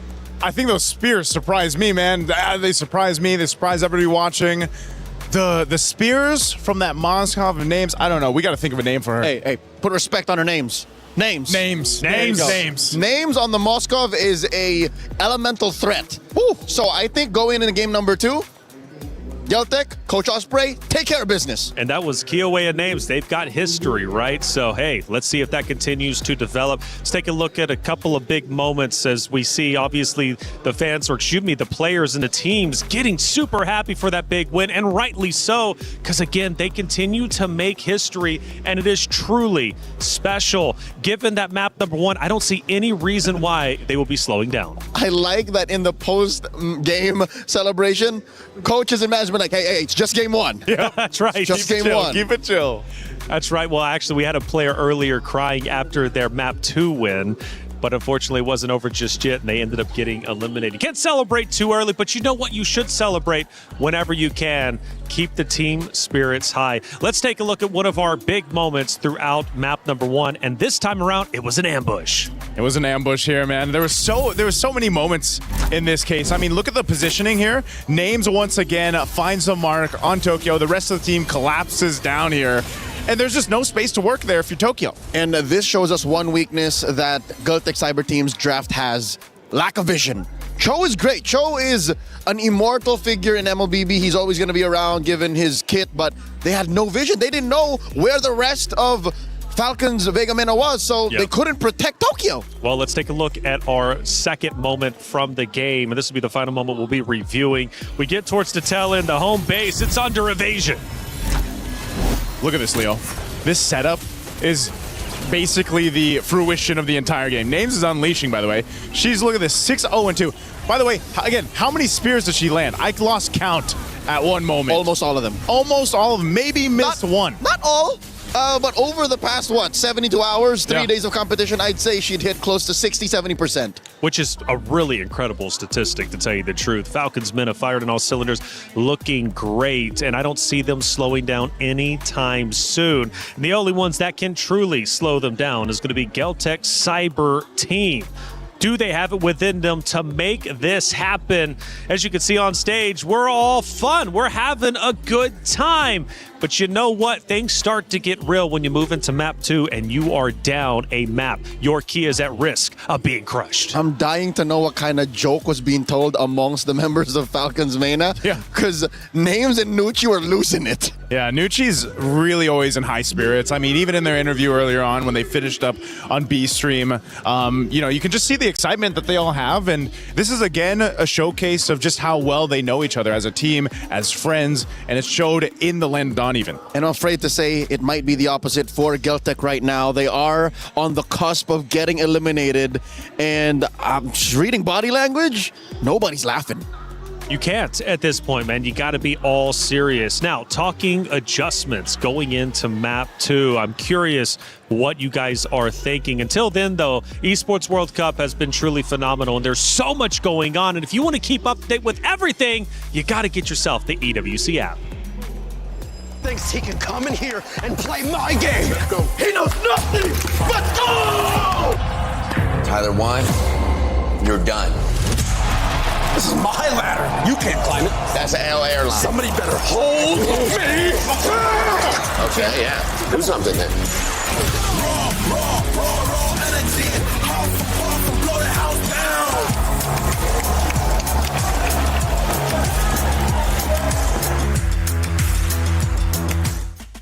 EWC app, it's live now. All you have to do, of course, is just scan the QR code that's going to be on your screen momentarily to get involved. Like I said, the Esports World Cup is truly phenomenal. There's so much going on. And if you think you can call it, if you think you've got what it takes to see who's going to win, well, go ahead and put it all on the line. Scan the app and let us know how good you are. Not only through that, but also in our chat as well. Make sure you're keeping active. Let's take a look at a couple of our stats from that map number 1. And clearly it's going to be favored heavily towards Falcons Mena. Oh man, 11:37 on this one at 12-1 in favor of Falcons Mena, and you can just see it across the board. You know, they started out strong and they finished even stronger for this one. You get nothing, ma'am. Not a single turtle, nor lord, at least a turret. So Geltec have to revisit that. If there is something they're going to change, Joseph, just one thing. Name it with me. 3, 2, 1, Hirara. Hirara, yeah, I was going to say Hirara. I've said it so many different ways, but yes, Hirara. Yeah, they needed something out of the jungle to actually help out because Koejo was just taking too much. She was a sandbag here. Names was just taking names, farming heroes instead of minions. Syrinx to carry, of course, the gourd. Big smile on big Papa happy, Knight's face. And Syrinx also the best wing woman. So again, the draft was just almost perfect for Falcons. Geltec, not even in just execution. I'd say the draft needed a good tweaking. That's right. We take a look at our stage once again, and the pressure heats up. Falcons Mena on your right, and the Geltec Cyber Team on your left, the team that needs to improve going into map number 2. If they force a game 3, who knows what's going to end up happening. But right now, Falcons Mena have too much momentum, it seems anyways, after that map number 1. Now, you mentioned the hero selection. I want to start breaking that down a little bit more. Falcons Mena clearly did their homework, but do you think Geltec Cyber Team fell too far behind in the hero select? You know, I think it starts with when we've seen Geltec Cyber Team do really well, they do these kind of weird drafts, right, Daniel? I mean, they pretty much decide to go with whether it's the Alice, whether it's the Louis, whether it's the Clint, whatever it might be. Sometimes it's the method of madness that makes sense for these teams competing in MWI. We go into Flying Cloud. By the way, Sora, I don't know what percentage it comes to, but only lost once today, and that was earlier to Vitality. But Sora might return again because we're going to Flying Cloud. This is one where Sora has been quite dominant. Flying Cloud should, on paper, benefit Geltec. It allows for them to keep fighting, keep going, and reconcile possible execution mistakes. But here's the thing. Going back to the question at hand, Did they fall behind on the draft? I'd say yes. The early pick Hirara might have been such a big target that Falcons main attack that said, hey, just deny that, attack elsewhere, and force the Hirara to deny snowballing and put her on a defensive position, makes the hero an assassin already half as efficient. Yeah, because it almost feels that way, right? This is the point of the Hirara pick that we've been talking about so much. If she's first pick, if she's stopped in the jungle, that's the thing about assassins right now. The jungle assassins, if you pressure them early on, if you stop them from even getting a hint of momentum, they seem to struggle extremely terribly right now. I don't know what it is about the current meta. That's why, despite Moonton's efforts in the recent Scarlet Embers update, when we all thought, hey, they killed the big three, Fredrin, Akai, Baksha, they didn't. We still live in a utility world. Praise be, opening with a Baksha. Yeah, I was going to say, speaking of the Baksha, there's one of the big three. Lock it in. You know, this is good. Yeah. He appears. Pick it up, roll around with it. Again, this stalwart of a hero has, I don't know what his the cross KDA is for Baksha right now, but I know it's one of the junglers that has the least deaths out there currently, just how fast you can move around the map, how tanky you are. And that's not even what proves his efficiency. He can die like 5 or 6 times and still do what the team needs. Him not dying just shows that the opponent had nothing on the squad. Pretty much. So how do you slow down the drive-by?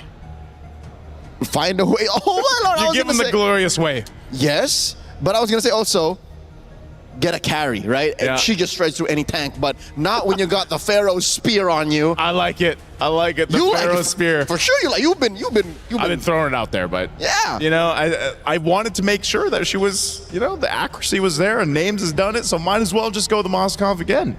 And the Hylos allows for a front line to exist, which is something that we didn't get to talk about much about Game 1. What impressed me the most about Falcon Vega's playoffs form is, in Game 1, despite them not having a traditional box, they were able to make one along the way. How'd they do that? The Sora starts it up, great initiations from Nocturne. You have the threat of the linking from the Carmilla, and that automatically just creates a box that doesn't have to be a physical box like an Eve. It's like a moving box. It's a moving box with the Gord too. Galtech now looking to try and dismantle that with a lot of on-ground damage, almost literally, with the Lilia, and of course the carry to answer to the Hylos. How does Mena close up the first half? Do they lock in the mid lane option now, or do they also pick up a jungler just to make sure that more aren't banned out? I mean, there's a couple things, and one thing that Falcons Meta has really showcased is that versatility in the draft, you know, and they've showed us here, they're going to go ahead and pick up the Fanny. Speaking of versatility, it's only been picked twice so far for MWI, and now we get to see it showcased here. There's Fanana. She's phenomenal with it. Phenomenal. I mean, there's got to be a reason why Coach Koba agreed to picking it here in Red 3. Good news is they're going to be able to protect it through the Red 4 and 5 bans, and then still Red 4 power pick. Which is, come to think of it, maybe the reason why assassins are still scarce in the current metagame. It's because you have to protect them. You have to find a way to get them to work in a certain environment. And looking at Galtech's draft right now, the box is what, 50-50 with the Fanny. You have to find her midair to stop her, or else she just goes roughshod. There you go. Getting rid of the Ruby. I wouldn't be surprised if Red 5 was a Cho. Red 5 Cho. Something to support that Fanny pick. These are basically the picks being banned out that just counter the Fanny directly. Yeah. The Hilda, the Ruby, deny her the purple. Yep, get rid of those. What's the last ban going to be from Galtech here? They still want to hone in on the XP option. We still need a mid lane or two from Falcons. Oh, yeah, Sora, because they can't invest in a Valentina anymore. Yeah. One of the few valid ways to beat a Sora, so they put Nocturne on check. Red 4, I believe this should be the mid laner. What do you want to take up here? Eve? Eve's open. Yeah, Eve's open. You're going against Lilia. There's not too much, unless you are looking to experiment a little bit. And you outrange the carry. Yeah. Eve seems like the only answer, unless there's something else up the sleeves here of Falcons Mena. This might be the swerve. There could be a swerve. But I do think, yes, Eve is the categorically correct answer. Because other than that, it's just, what, the Farsa? They're gonna hold off on the mid lane pick. They'll pick up a Lapu Lapu for now. Yeah, no rush. They know it's a Lilia, and they know that there's no way that Eve can get denied anymore. I wonder if that's something Coach Osprey at this current moment is thinking about, or if did it even cross their minds or come up in conversation? Yeah. I almost thought they'd just hold off on the XP just to see what the XP lane would be for Geltec first, but I think this is also just kind of showcasing how confident Nocturne is in her play and her ability to go ahead and fight off. Yeah. Coach, give it to me. Coach, let me take it. Coach. Also, it's another way to, in the early to mid, put the carry on check. Yeah. Keep that in track. Enough pressure towards the Lilia if you need to. You're kind of that front line. Yeah, which is just how they won a majority of game one. So just by being in your face. What's this answer here? Phovius. Phovius goes in the XP lane, and then a Kaja. Debut Kaja. Interesting pickup too, hero-wise. I mean, lore-wise, to pick up against Falcon's Mena here. Could this be the answer? Because I was saying that uniqueness of the draft from Geltec is what has helped them get to this point in the knockouts. And then it comes out again. This is unique. Right when they needed it the most. At match point against Falcons Vega Mena. One more pick, the mid laner. As we mentioned, is the Eve still solid? Would you still, even with the Phovius and the Kaja? Yeah, I think you still go Eve. Gives you control, gives you utility, fight around the objective. You know, you're not going to be too worried. I mean, even so, whoa. The swerve is here. Another debut of Vexana? Double debut in game 2 of this best of 3. I haven't seen enough Vexana in recent history. Correct. She's such a stationary hero. Where's this coming from? Where is it coming from? Well, we all want to know, and we want to know for sure if Geltec's Cyber team can in fact come back, or will Falcons Mena close the series out with a 2-0 victory, once again continuing the history they've already made so far. Geltec Cyber team, do they have it within them to come back? Let's find out. Miracle Eterna, sending it to you. We're at match point, ladies and gentlemen, here with DD. Whoa. The double debut. All right, we have the Vexana on one side and we have the Kaja on the other. This is ramping up to be a very exciting matchup. But one thing's for sure, taking a look at the composition from Geltec, the Kaja in the roaming position, they are looking for a ways to shut down Nana and perhaps names in the later portions of the game. It's crazy. They doubled down on it, man. I thought the Phobius was going to be enough and then they would go for something like Cho, right? But they didn't really need any more clear. They would already have it with the Lilia. You add in the Kaja and it just makes it so difficult for anyone to walk up without getting... And you can see it, right? Almost forcing a recall there by Nucci. You can already see that even Strings was caught low. And look at the Insta invade. Oh, Nana though, walking up with the cable, stunned up already. Nana gets away with Revitalize, helped out by the team, and still is able to get the purple buff. Not a successful invade for now because it's a Purify for a Revitalize. And look at the wave that Sonjika is going to be missing out on. Yeah, not the greatest of trades, but obviously they are trying to look for ways to shut down Nana early on, and they're gonna look for something more. I mean, technically the Lilia still clears very quickly. Kaja as well should be able to help facilitate that, so we can expect more aggression and more mid rotations, especially with Kyoe on the Baxia, ever as mobile. The zoning as well now for Nucci. It should have been one of the winning conditions for GCT, getting instant mid prio, but it doesn't seem like it's going to be the case coming into turtle number 1. Sonjika, she won't be level 4. Nana's already level 4.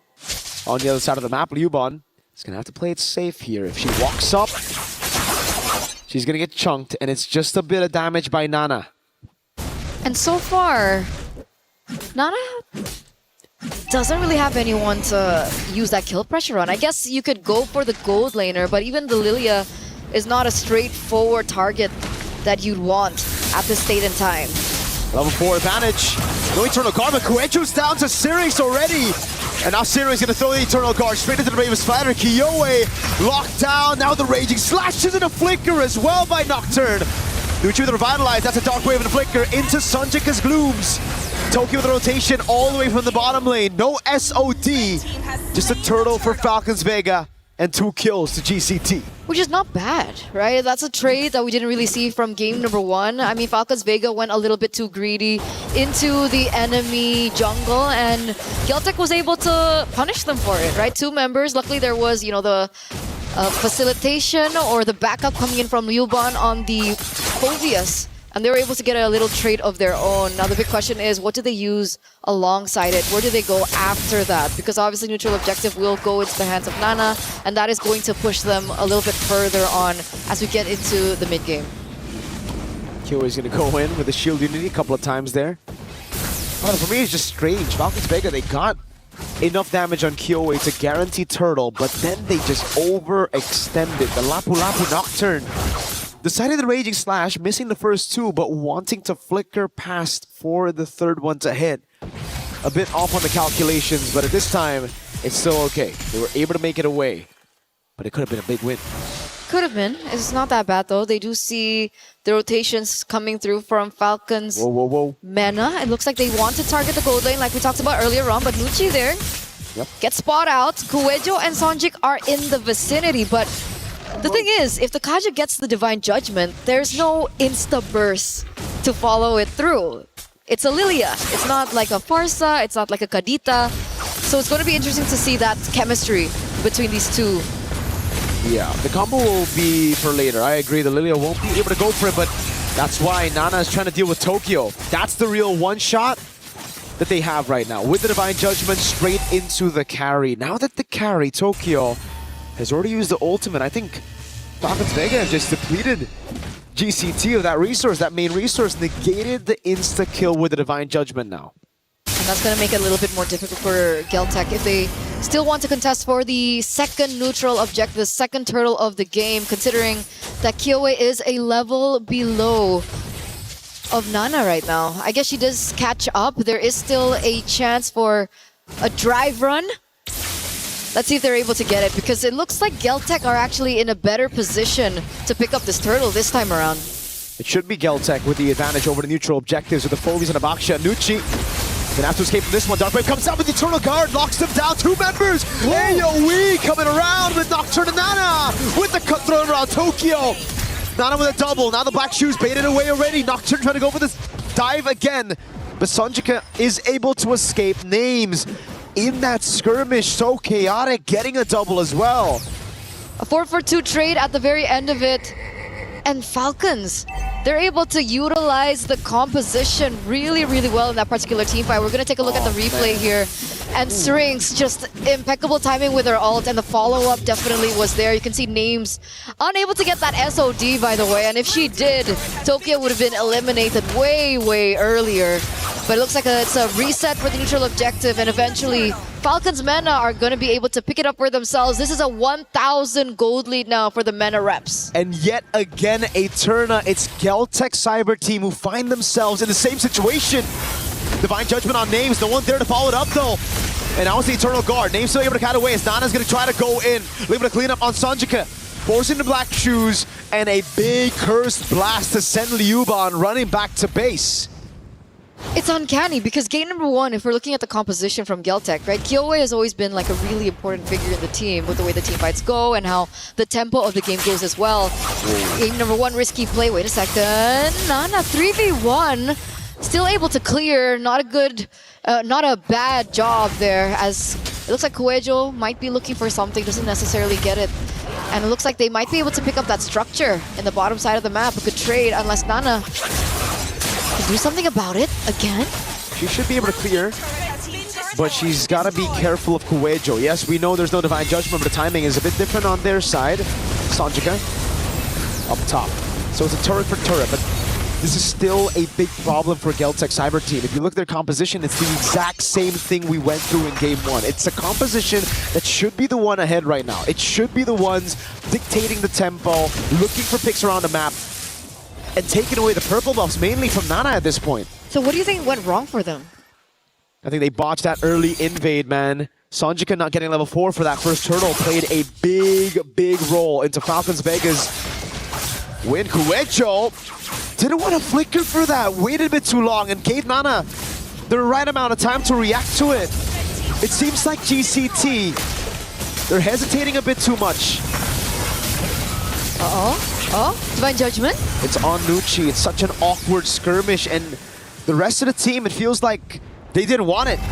It's almost like Coelho just wanted to get a Divine Judgment. The rest of the team called against it. And now it's a wasted Divine Judgment. Now there's no real lockdown to Nana, and they're going to have to rely on the Phobius. Liubot's bottom lane. Nocturne now with the Bravest Fighter. Zoning them in the back. Law and Order lands on Coelho. 3 turtles to the fanny of Falcons Vega. And it's so big. Nana 2-1 and 3. The Moskov is scaling again. What do they do at this point?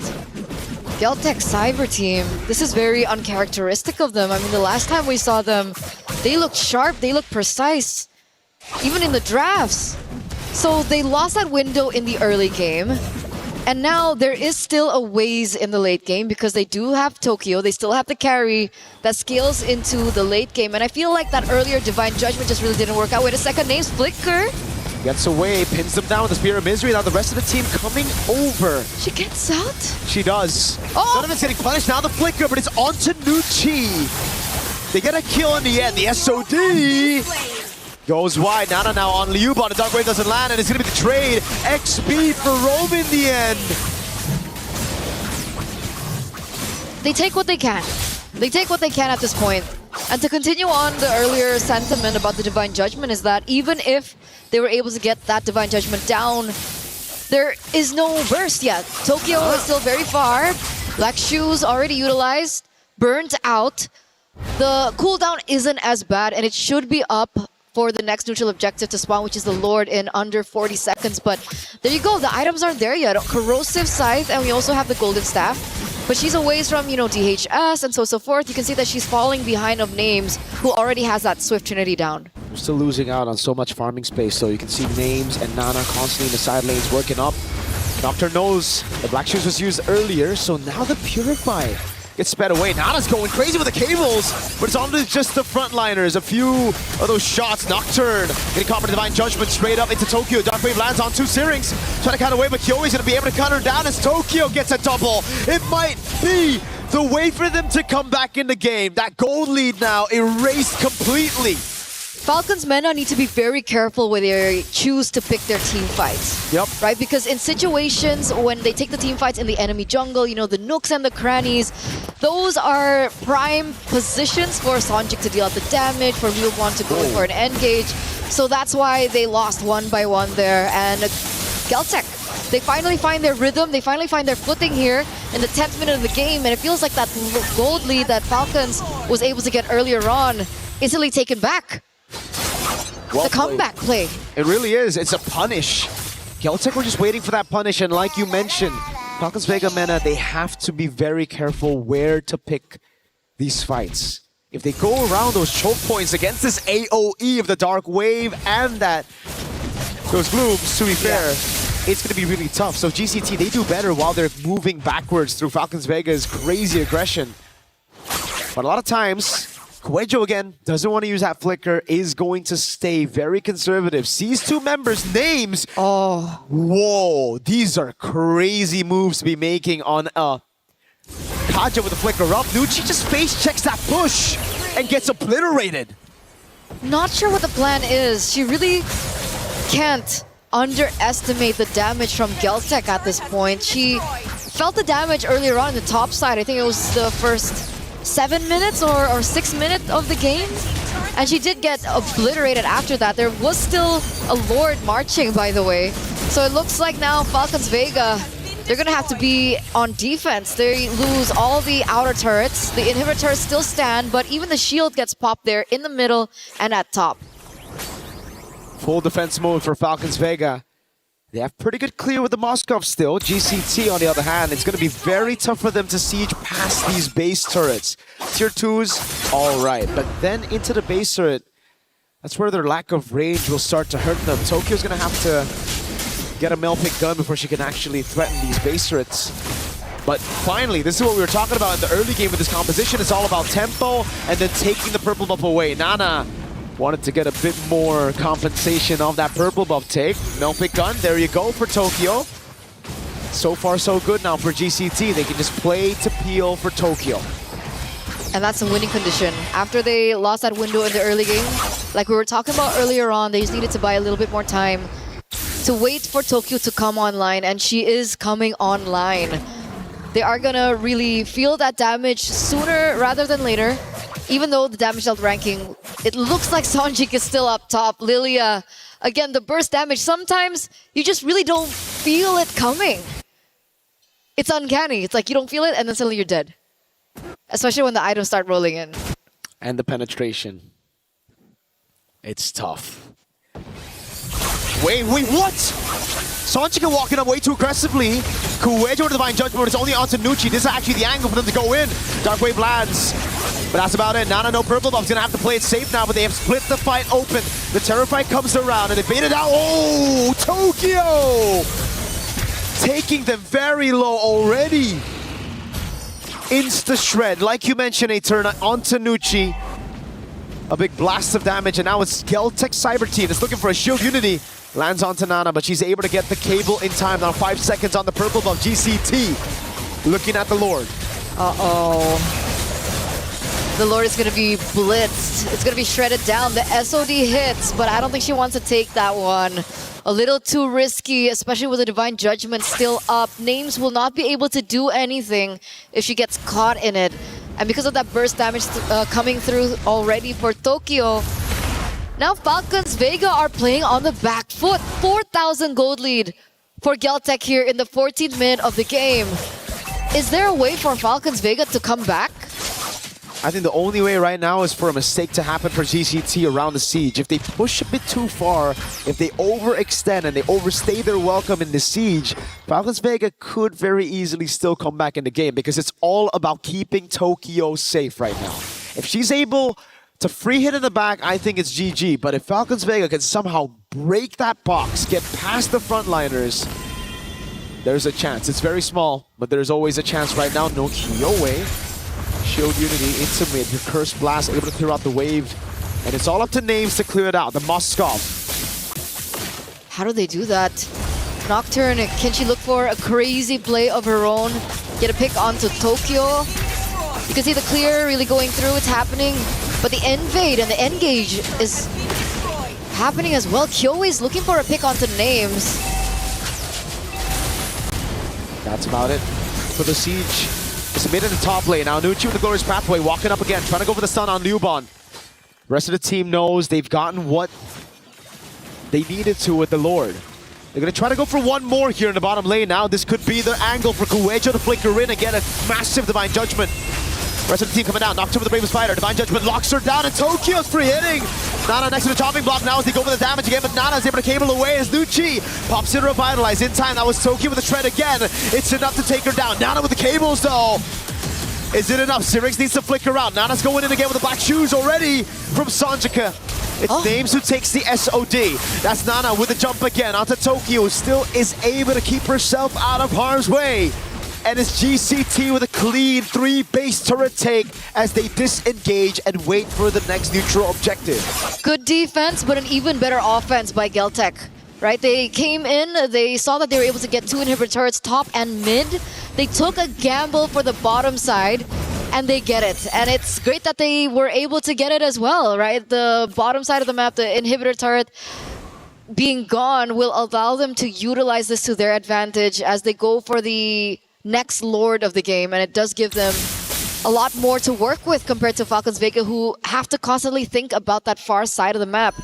They do still have the Moskov to work with, but with how fast Kyowe roams around the map, with how things have been really just unfolding in front of our very eyes here in game number 2, it feels a bit too risky if they send Names down there alone.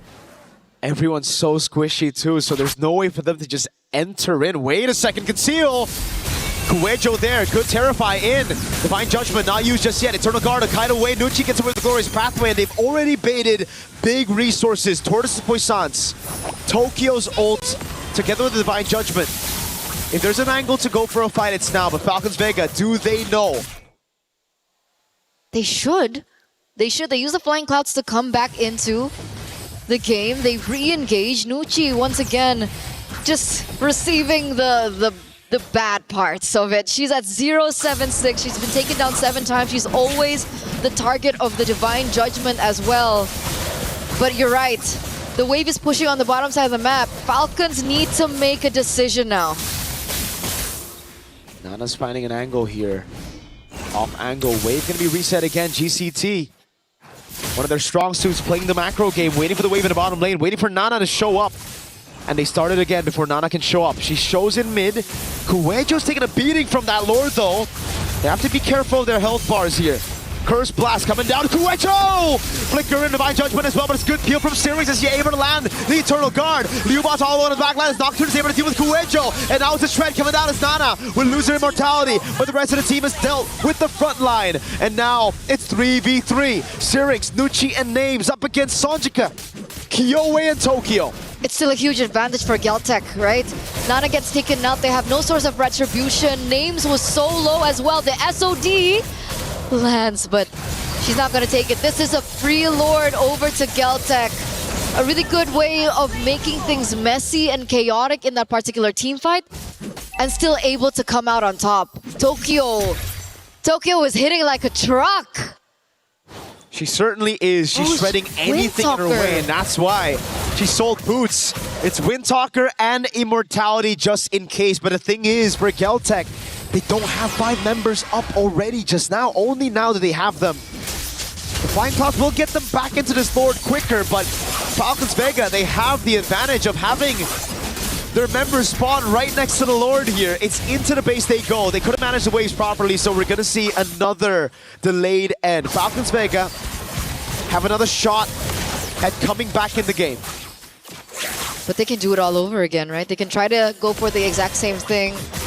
Because again, despite the Lord spawning on the opposite side of the map, it's still an advantage for Geltec that they can utilize. But look at this weird rotation from Kuejo as well as Kyowe. They're anticipating for a buff take and they're waiting in the bush there to open up a trap. They see no one picking up the bait, and Tokyo picks that orange buff for herself. They're just abusing this map control, utilizing to get everything out of Falcons Vega. No purple buff, no orange buff. Not even a single green camp given over to Falcons Vega. They're literally suffocating Falcons Vega inside of their own base, waiting for the neutral objective to spawn and not giving any chance for them to build a lead in goal to try to swap those items later. But it looks like there's a gamble. Wait a second, Nucci again? Does she want to go for 8? Divine Judgment and a Dark Wave. Nucci's going to pop the Revitalize, but she's going to go down. Kyowe zoning them in the back line right now, as that's going to be the bravest fighter by Nocturne, and the Flicker out as well. Now a stun onto Sonjika, who still has the black shoes. Nana tries to walk up. Waves good for GCT. Nucci is down. It's a one-man advantage. It was a gamble. It was a gamble made by Nucci once again, opening up the map, but they're not going to get anything out of it. It's just another death. The black shoes gets picked up there, and it looks like they want to still look for the end. The Curse Blast is doing a lot of damage.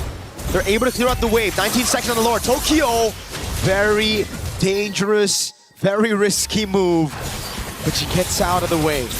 Nucci's up in 16, Lord's up in 8. Can they buy enough time? I don't think so. Geltec, yeah, they have a carry. They can shred this Lord instantly. With a Windtalker as well. So additional attack speed, but it looks like that's not the first thing that she goes for. She actually goes for the orange buff instead. That's going to give Falcons a little bit more time to, you know, come back into the game. What I really wanted to highlight was the fact that the Holy Crystal was built in by Syrinx. So you can obviously think that the damage will be felt. She has the Divine Glaive as well, so they have to be careful. Falcons, they just go to the other side of the map. They go for the far lane. They don't go for the contest. They let it completely go. And Geltec pick up this Lord uncontested. Falcons pick up a structure on the top side of the map. It's the only thing they can get. Yeah. They can't walk up to the Lord. If they do, it's an easy insta-kill for any one of their frontliners. And at this point, they need all their members to be alive if they want to defend this Lord. Geltec Cyber Team this time around, not losing a single member to... Well, what? Yeah, 300,000. No, Jesus. That mistaken, rather. Sorry. Not the best game. I mean, feels bad for her. Depending on what kind of roamer you are, this is the best game, right? You want to be taking damage. It's just... That's crazy, dude. 300,000? It's like more than the rest of the team combined. It's definitely a lot. But Mirko, this might be it. This might be game 3. Oh, Divine Judgment lands. Names. Immortality already. The Rose Gold. It goes through her. Monster kill for Sanjika. Now it's Nana in the back with the cables. Immortality going to be popped as well. Lord Evolve still in the mid lane as Nana buys the Rose Gold Meteor in time. And it's Kyowe to take Nocturne down. Nana again with the cables. Still has the Rose Gold Meteor. Series is right there. But the rest of the team will target it down to bring us to game number 3. A back-to-back game 3 here in the knockouts, ladies and gentlemen.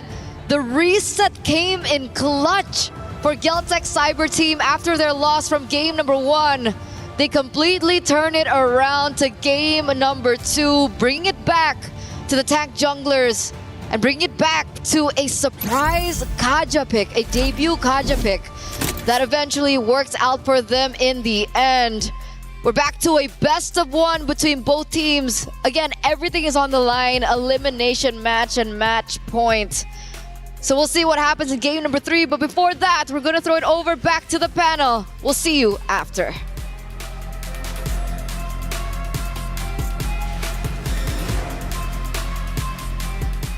We're there.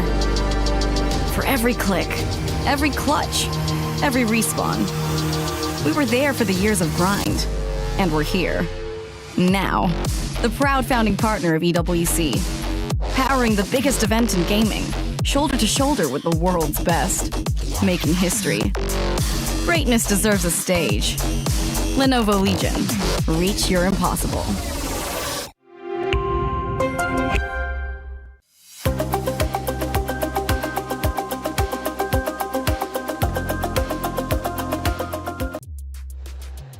Against all odds, we go 23 minutes for game 2. And Geltec Cyber Team take the win, which means we're going to yet another game 3. The knockout stages has been anything but entertaining. It's been incredible. It's been wonderful, and it's been awesome. And we will continue to go down the line of our quarterfinals, but still, we've got one more game to get through for these 2 amazing rosters. What changed from game 1 to game 2? Because game 1 wasn't even competitive. You know what changed? The draft. I think the draft was a big part. Leo and I shared some sentiments about that. Really difficult to have a Fanny, a hyper-scaling jungler like that, not being able to be protected well, and honestly, the Vexana pick left me perplexed. Oh, the celebration is in. You said don't celebrate too early. Well, maybe that might be the case for Falcons Mina, but of course, Geltec Cyber Team are also going to get their celebrations in order as well, Leo. It's the opposite of celebrations that fans of Falcons Main are having, because I had a conversation not just with Joseph. Of course, we have friends out there. Jonas, one of MENA's great names in MLBB, he was asking Leo, why Vexana? Why Vexana? We were saying that it was Geltec who needed to adjust, but they did more than just adjust. They actually optimized their picks. But on the other hand, it's Falcons Vega Main. I think they got carried away. Coach Koba, why? Why the Vexana? Carried away with the Vexana specifically? Yeah, I think okay, a lot of players say Nana's Fanny is almost the best. Some arguments to be had there, asterisk, but she's good on it. But Syrinx's Vexana. Joseph, when was the last time you saw Vexana in competitive play? And that's the thing. It hasn't been picked up at all in MWI just yet. They decided to go with it. Again, not sure why, because the Vexana works in a really specific way, right? The main thing is you have an Eternal Guard, it's your ultimate, you drop down, you have this extra kind of body on the field. She does have good damage within her first and second skills too, but other than that, it's just not the protection value that you would have got, for example, with an Eve that we were thinking would come up from the draft. Vexana almost has 0 combat resilience. You need so much more than that in the current metagame. Looking at this 23-minute bout once again, names still, the rich guy, she was given everything she needs. It's just, it was too much to ask for that lineup to win. Songjae, the carry, of course you're going to get that kind of damage down when you have a Divine Judgment on. Nucci took so much damage. What was that, 300k? 300k, I have to agree. That's significant. Yeah, that's so much damage to take. It's all of it. That's all of the damage. All of the damage indeed. We'll get to look at some of that damage heading into our first clip from game number 2, which went the distance. A far cry from what game 1 was. We're now at the 15-minute mark. We're now approaching the home base. Yeah, a lot of these base defenses that they tried again, you'll see that whole choreography. The Eternal Guard goes down while they deal with the Lord. But it just, again, when you're trapped in this kind of space to work with, once those tools are used up, where do you go from there? You know, and Leo, we were talking about this, especially on some of the later base defenses.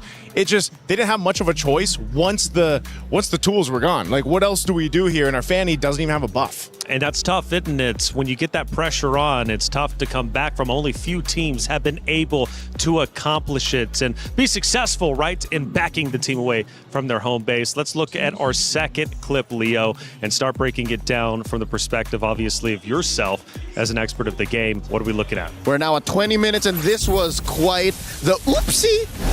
Nucci just face-checked into 5 members of GCT, and there's, I can say, about 100 other things that you should have been doing with that Flying Clouds, with this kind of map, and I'm pretty sure they're talking about it now. That's what I hope they're doing, so that we don't see the same kind of result, because no one saw this coming from out of nowhere. It was a draft that shouldn't have happened, with a result that no one was thinking could happen in game 2. Nice suit. Let's go to our third and final clip from game number 2. And I'm sure it's going to be towards the tail end of things. Now 22-32, and the Crystal is at risk of being eliminated. Main point there, Names gets dragged by the Divine Judgment. That's the Kaja ultimate. Once Names is gone, your main point of contention in defending this base are pretty much out of the picture. And Names was such a big part of what their concept was. Other than the Fanny, you rely on, okay, well, we can split push with a Moskov. We've seen it many times. She's relying on the spears. But once you're taken out of the picture with a Divine Judgment ultimate, you're pretty much gone. We have to appreciate, though, the composure from Galtech Cyber Team to be able to come back after that map 1 loss, because we were thinking personally it might be a quick 2-0 series. Not the case here. After all, Galtech Cyber Team didn't make it to this very stage by just rolling over and dying. No, they won and dominated their respective group, winning 2-0, 2-0, and they're coming in with a mission. Game 1 was their very first loss in MWI 2026, so that puts things into perspective. Now it comes down to one more game. No more flexing, no more experimenting. If you do, this could as well be your very last chance to do so. I'd hate to see a weird pick from out of nowhere again. We have to stick to the metagame. As Joseph put it, it's one or the other. The Vixana or the Fanny. Pick your lane. But sometimes going with the comfort picks, especially in stressful situations, seems to be the way certain teams end up going. But the question is, Naisu, who would feel uncomfortable going into this game 3? I mean, they've both been neck and neck. They have, and I would say that's the nature of the competition, right? For all of this, for all our competitors here, for all the female athletes competing for that championship, and to potentially get to the grand final, you're going to feel the pressure.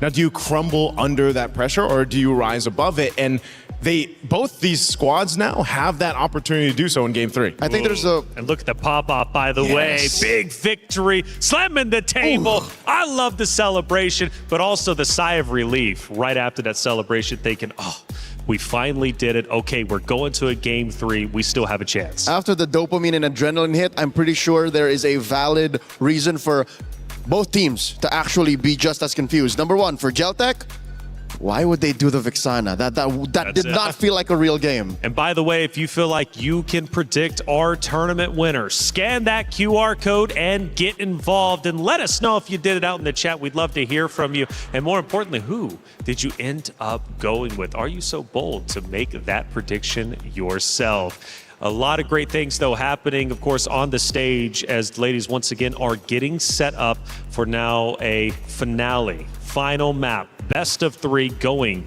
to map number 3. They've gone tit for tat. Now, map 1 again was a dominant form for Falcons Mena.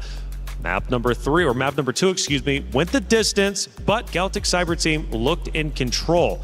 What will map number 3 look like? I know we're all waiting on bated breath to see how this is going to end up unfolding. Again, for both of these rosters, history is being made, you know, for Falcons MENA, especially for their region. They're looking to catch up to the top dogs such as Indonesia and the rest, right? They want to be the best region when it comes to the MWI, and of course for the ladies for MLBB. But you've got to beat Celtic Cyber Team. And for the club championship race, Falcons need this win in map number 3. Oh, I was hoping it'd be Expanding Rivers for map 3, man, because I was like, give them even ground, you know? Flying clouds from the last map, it either works for teams or works against them, like we just saw. It gives you so much room to just make mistakes and shoot yourself in the foot. Yeah. Hence that last clip featuring Nucci. But now in Expanding Rivers, you can just play fully optimally. Make the right rotations, draft better, and make the right calls to respond to your opponents. Not just a plan for the sake of planning. And I think that's where Falcons MENA are right now. It's a matter of recentering and respecting the metagame, respecting your opponents,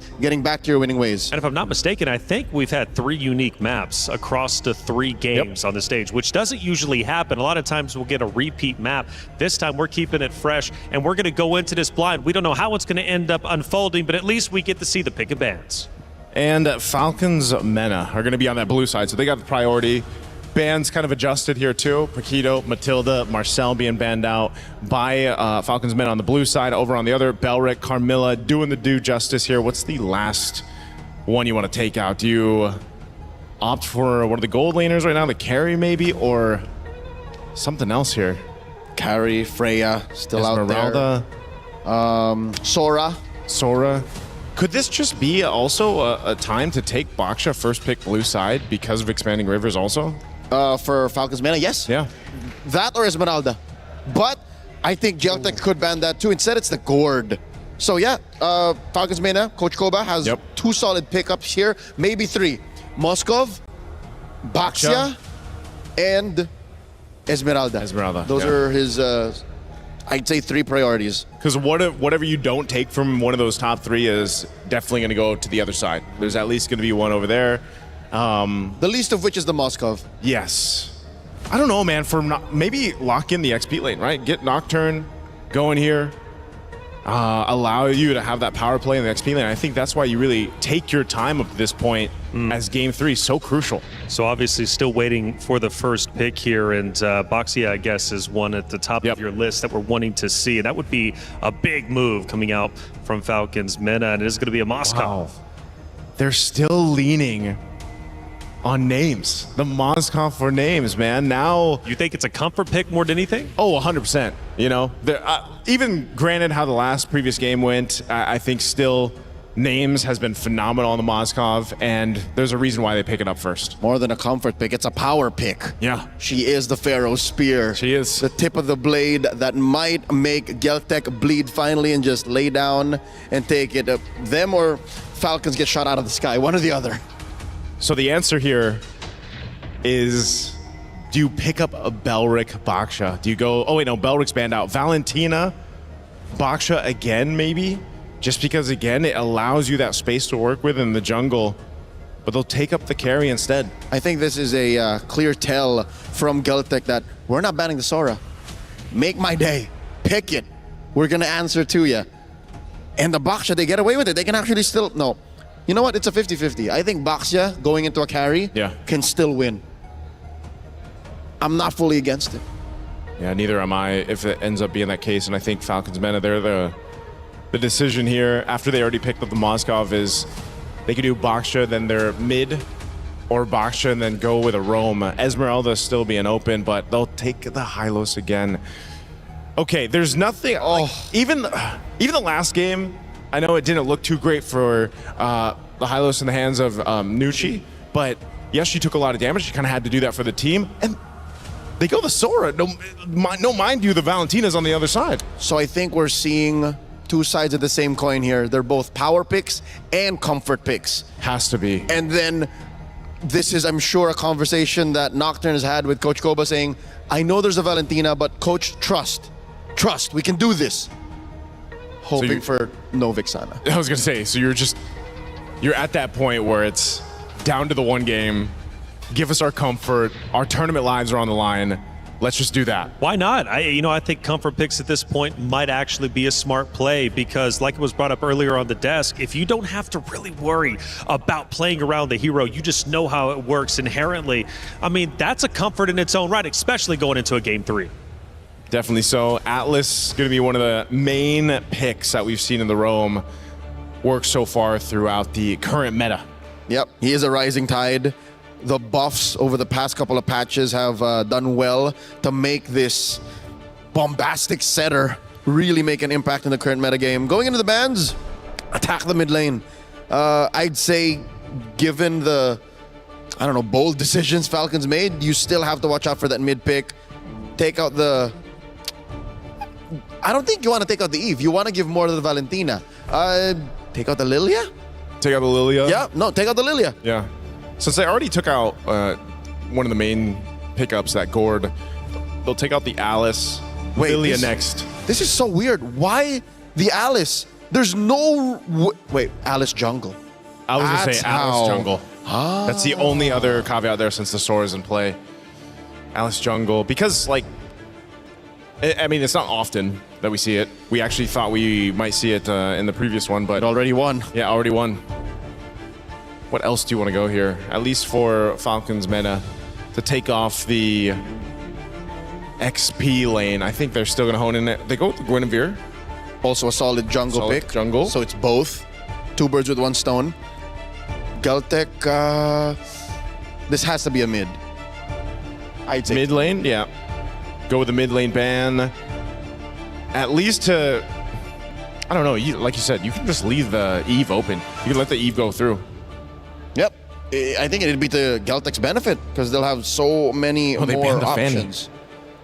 Okay. Take out the Fanny. You mentioned about Nana's Fanny in the previous one. I think it would have gone a lot different if, again, the composition was a little bit different because Falcons meta need that support if you're going to pick up an assassin jungler. So now that the Fanny's gone, I wonder if they're still going to opt for that. Knowing that both junglers haven't been picked up and how this has changed the course of the meta in its way, at least here for MWI, has changed where sometimes it goes this way where it's down to the last 2 picks for both sides. You don't have the jungler yet, and you kind of leave that swerve opportunity. So here for Galtech, do they just go with an XP laner now and then hold off on that jungle? Or just jump to the best jungler that they can think of now because they want to see what the XP laner has to deal with in terms of early rotations after Mena's blue 4 and 5. You're not thinking it could potentially be an Allis again, right? And Esmeralda first, so we're going to have exactly. suspense. That's what I'm saying. Yep. They want to have the element of surprise. So that could possibly be totally nothing, and they just go back to a normal meta pick, or everything that just shocks Falcons meta into submission. Now, 4 and 5, Coach Koba back in the driver's seat. I'd say, looking at Galtech's draft for now, and knowing how Falcons meta rely so much on names, maybe a tank jungler or a fighter, a tank or a fighter jungler. Tank or fighter jungler, Eve, but they'll go Lilia. Very good. At least a Lilia's there. Either of the 2 were great. Now for jungle option, what do you pick up? Oh, the YSS. Okay. So fighter. And a hybrid. Hybrid, basically. He's a tweener. Yep. In between right there. And then now for the last pick. And I think it's just so much better given that his ult Mountain Shocker provides vision, something that Falcons meta was struggling with in game 2. 100%. So now this is up to Kiowe. What is she going to put in the jungle? Ice Queen, what you got? She going to be cold with it, or is she just... Because if this is a standard pick, this would be one of the most standard compositions that we've seen Galtech actually play. And I would be all the happier for it. Same. I don't want no shenanigans. I want them to earn their slot in the top 4 by playing the best MLBB they got. Oof. Decisions made. It is the Allis. And I'll say this again. Leobon mentioned, I asked why the Allis. She said, you know what? Kiowe just likes playing the Allis. If they're going to make it a top 4, they're going to make it with style.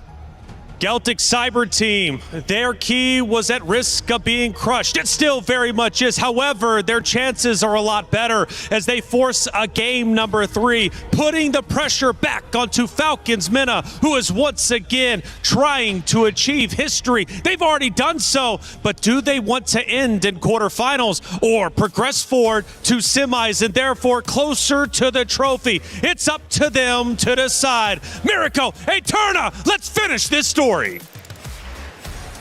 And finish the story we shall. Ladies and gentlemen, welcome to game number 3, the final game of this best of 3 series between Team Falcons Minna and Celtic Cyber Team. Tournament lives are at stake. Keys are going to be crushed after this. The question is, who will move forward and who will have to bow out? We're going straight into this with a very signature and unique Aulus for the Ice Queen. It's just so weird to see the Aulus, but it's already something that we've seen from Kyoe, right? She won on it too. It was with a Hanabi, I remember. It was kind of a crazy game. It's just give it up to Coach Osprey and the Celtic Cyber Team girls to pull off a pick like this and a Hanabi. Looking at the emblems though, nothing too crazy. Nucci already maybe suffering the same fate as the previous game. Liubon's taking a beating. Has to flicker out. Nocturne. Cancel that regeneration. Flicker for Revitalize. A win for Falcons Vega. So she still gets out this time around. I think her last KDA was 0-8 something.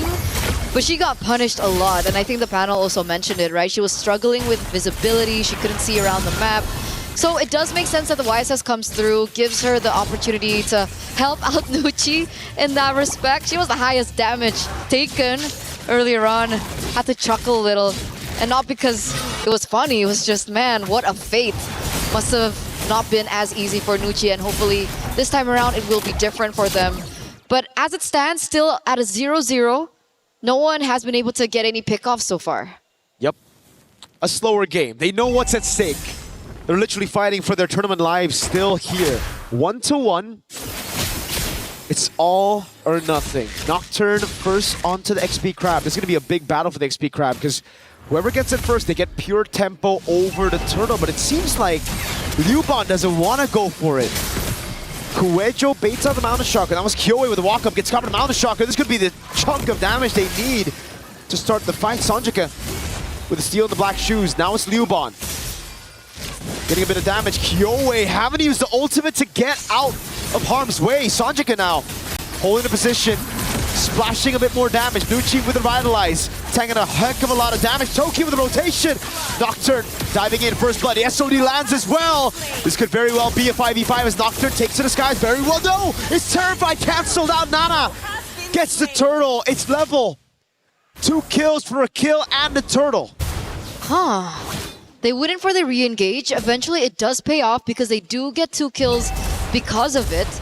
And it feels like a similar story from Game 1, Game 2, right? Falcons being able to get the neutral objective first. Celtic being able to get the team fights, and usually they're able to capitalize over that with another domino effect around the map.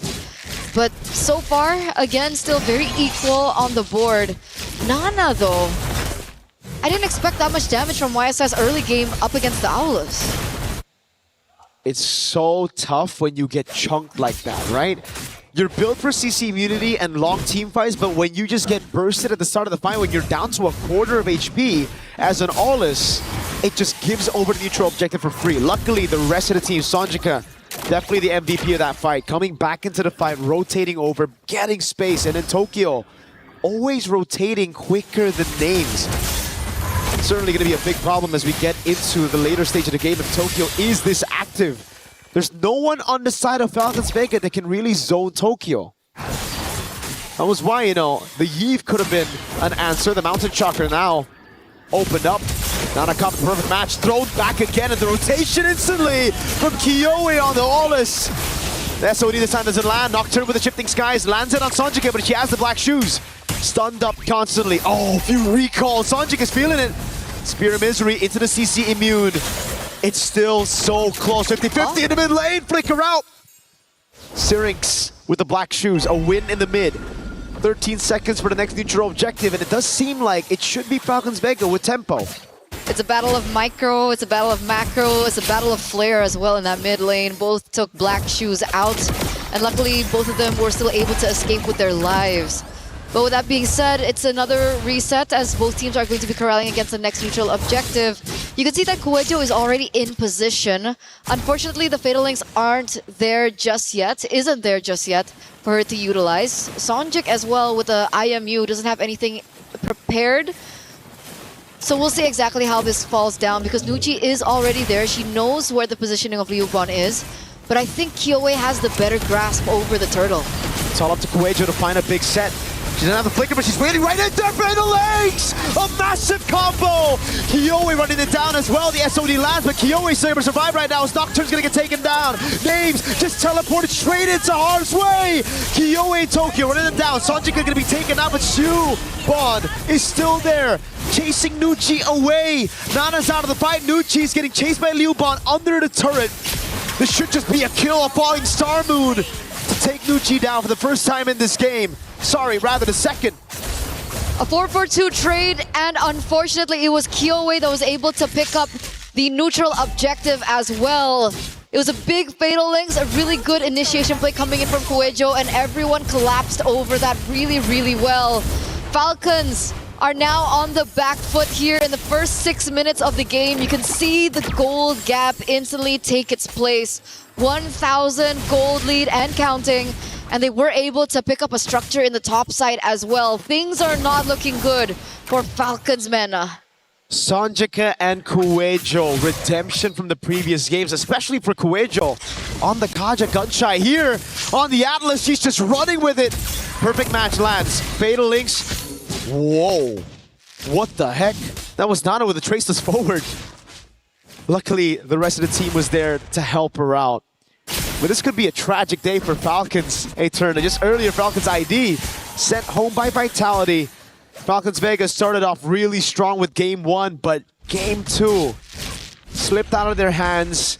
Then we have a game 3 where Geltec Cyber Team, for the first time in the series, hold a lead at the start of the game.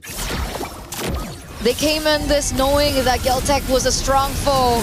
They wanted up again, but that's the Fatal Links. Baiting out the Purify, shift these guys by Nocturne, delaying the skirmish a bit. Nana with a rotation as well. Nocturne just walks into it.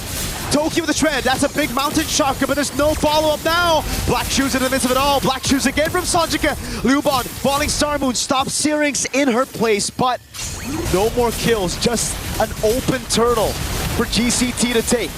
Another advantage that they are able to put in their belt, or under their belt rather, a neutral objective, a kill over, and they have as much map control as ever. You see the SOD being placed but doesn't get its mark.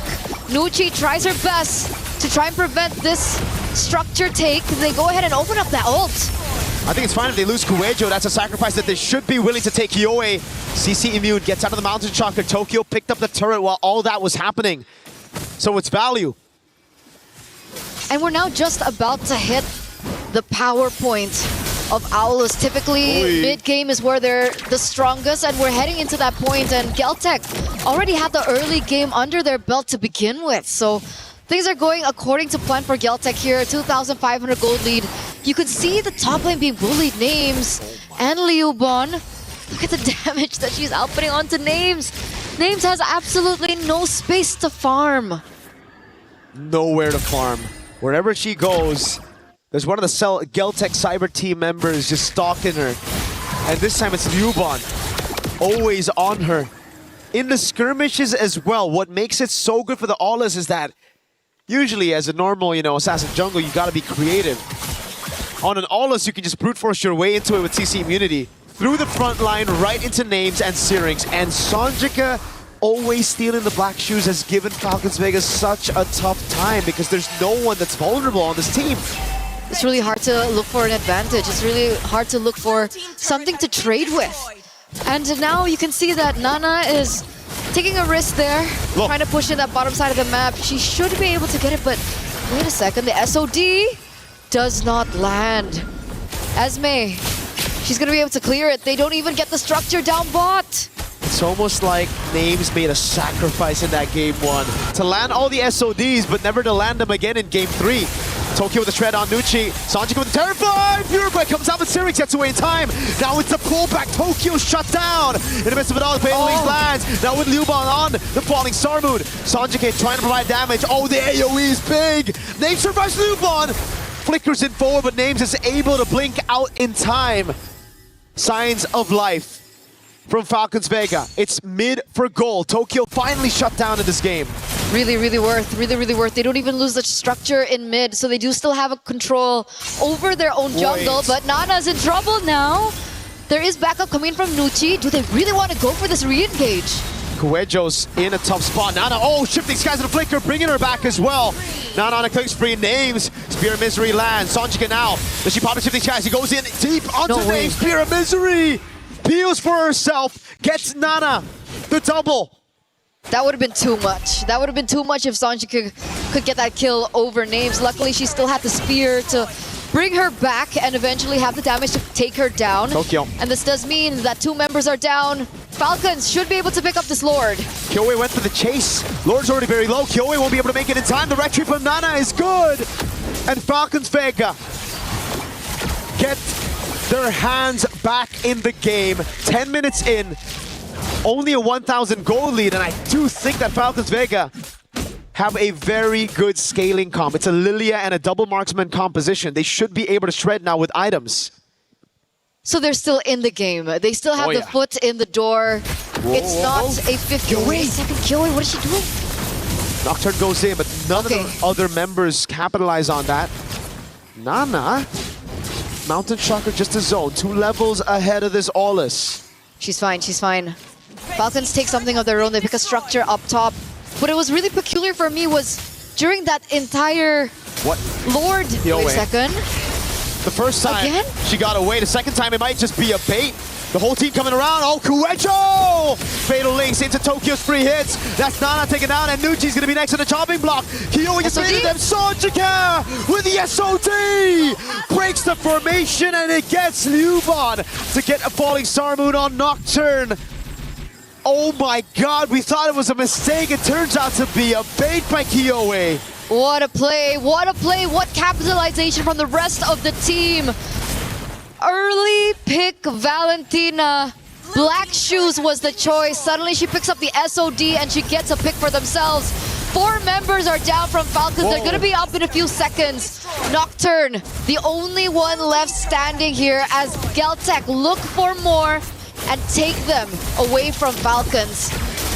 How did they go from a 50-50 to what we're seeing right now? It's these very thin margins. They literally just out-mechanic their way into that win. Logically, it shouldn't have been a win. Kyoe is out of the fight. It was a 4v5 they were taking, but they split Falcons Vega just right for them to capitalize. Again, Nucci walks up. Now the glorious pathway backwards. Oh! Kuecho! Fatal Links finds everybody! Kyoe gets a triple. Tokyo gets 1 on top. And it's Nana to try to cut the waves in mid. Wave bot is good. Nana's gonna have to pull a miraculous defense, but she's still handling the wave mid. She won't be able to recall in time. This is it. This could be the very end. And it truly is. And Nana will not be able to deny it away from them. Geltec Cyber Team pull a reverse sweep to make it the top 4. And they move forward, ladies and gentlemen, up against an experienced roster in Team Falcons MENA. Kyoe has brought her experience from her last run at MWI and have brought Sanjika, Kuejo, Tokyo, and Liuban forward here in MWI 2026. It was a symphony of skills together, baiting out those purifies in the prior fight, and then a massive Kuejo set into a follow-up from Sanjika. It was immaculate. It truly, truly was. We want to hear from them. We want to know what they have to say about that victory. And with that, we're going to throw it over to the stage.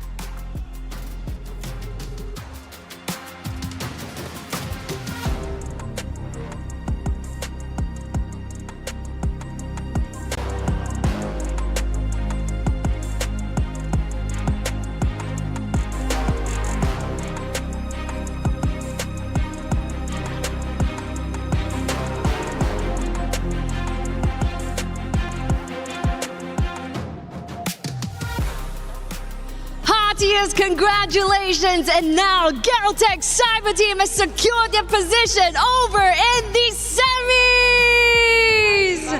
Wow, we, the team are so excited. You can hear cheers coming from across the floor right here. Now, we would like to ask, what happened in the first game? You guys had a real smooth game so far without dropping a single game, but that one game happened. What happened? Tell us more. У нас не было урона на миду, тренера налажали. Well, we didn't have the drop, but anyway, the coaches, the trainers somehow screwed up. Oh, so there has been a misdraft? То есть, получается, произошел мисдрафт. Okay, and then they regrouped and has taken the series itself, so congratulations. And now, we would like to have Falcons MENA hand on over their keys to Galtech Cyber Team.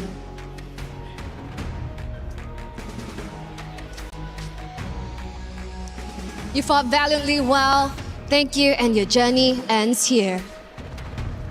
So now that you have the keys of Falcons MENA in your hands, how are you feeling right now?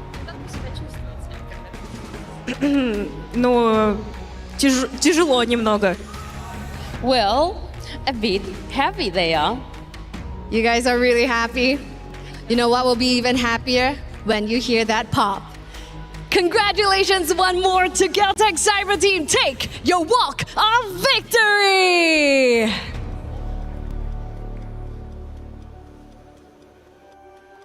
Galtech Cyber Team getting it done in the clutch when it matters most, and we've seen the trash talk as well. Love to see that type of energy. They hit him with the, I like that right there, baby. You know what I mean? Galtech Cyber Team showing that they are here to stay, and the trash talk wasn't enough. You know they're about to savor. You can hear their fans in the background. They're about to savor this key pop. It's gonna get serious. It's gonna get serious all the way. Congratulations to Galtech Cyber Team. You see what type of energy we have right here. You only get this action right here at MWI, ladies and gentlemen, EWC26. We have one match left for today. Let's go ahead and check out our highlights.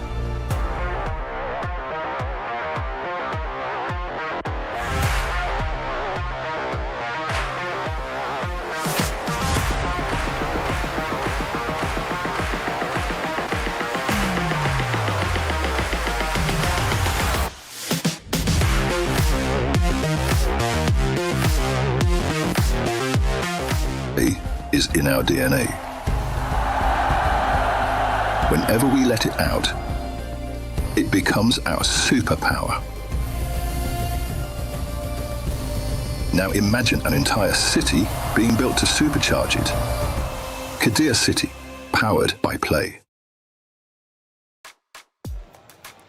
It wasn't easy, but they got the job done. Galtech Cyber Team get the win, crush the key of Team Falcons MENA, and just like that, Falcons are now out of the MWI, but a valiant effort nonetheless. And hey, shout out to the fans for Galtech Cyber Team showing up, not only cheering on their team to win, but also going over to the Crusher. Yep, it's unfortunate. Again, another key is crushed. Nature competition. Both Falcons now have bowed out. That's it. Back-to-back heartbreak. Heartbreak. I think they still get 400 total, or at least 200 points for sure for the club championship. But Falcons have had a tough run so far when it comes for the club championship, of course, run. Now, of course, there was a lot of great moments throughout that game. Number 3, let's take a look at least at one of them and start breaking it down of how Galtech was able to get this win in the end over Team Falcons MENA. As we take a look, Leo, what do we see? So this is the second turtle take, and this is, I think, the main storyline. Galtech Cyber Team are just all the more locked in. There may be a factor of, I'd say, fatigue, because Falcons MENA Vega have been playing since the morning today. That's true. They have, and they've had to go through the ringer up to this point. So endurance, that mental endurance, is something we always talk about here with our esports athletes. You have to, right? And you're right. They are, in fact, athletes. It's not easy to stay mentally composed, really. You have an early call time, you come in, and now you're playing this late in the day, but that is the nature of competition. Let's take a look at our second in-game moment. And we'll start to notice, I'm sure, Geltec starting to win this ultimately, 12-34. We actually have another battle taking place just outside of the base. This definitely looks like leftovers from the engagement patterns from game number 2. Nucci, far away from home. I'm looking at Nana. What was the plan? I'm sure the Mountain Shocker was there to be used. How could you not have told that there were going to be a kill squad nearby? How could you not be told that? Well, communication is key. They move on in, they destroy the Crystal, and ultimately take the win in just 13 minutes. And we did get some insight as to what happened in game number 1. Well, Naisu, it seems like it was a bit of a hero mismatch, maybe a misplay on their part. Yeah, it comes down a lot of the times we hear from the interviews and even our own kind of sentiments. The draft is so important in the nature of MLBB, the competition here.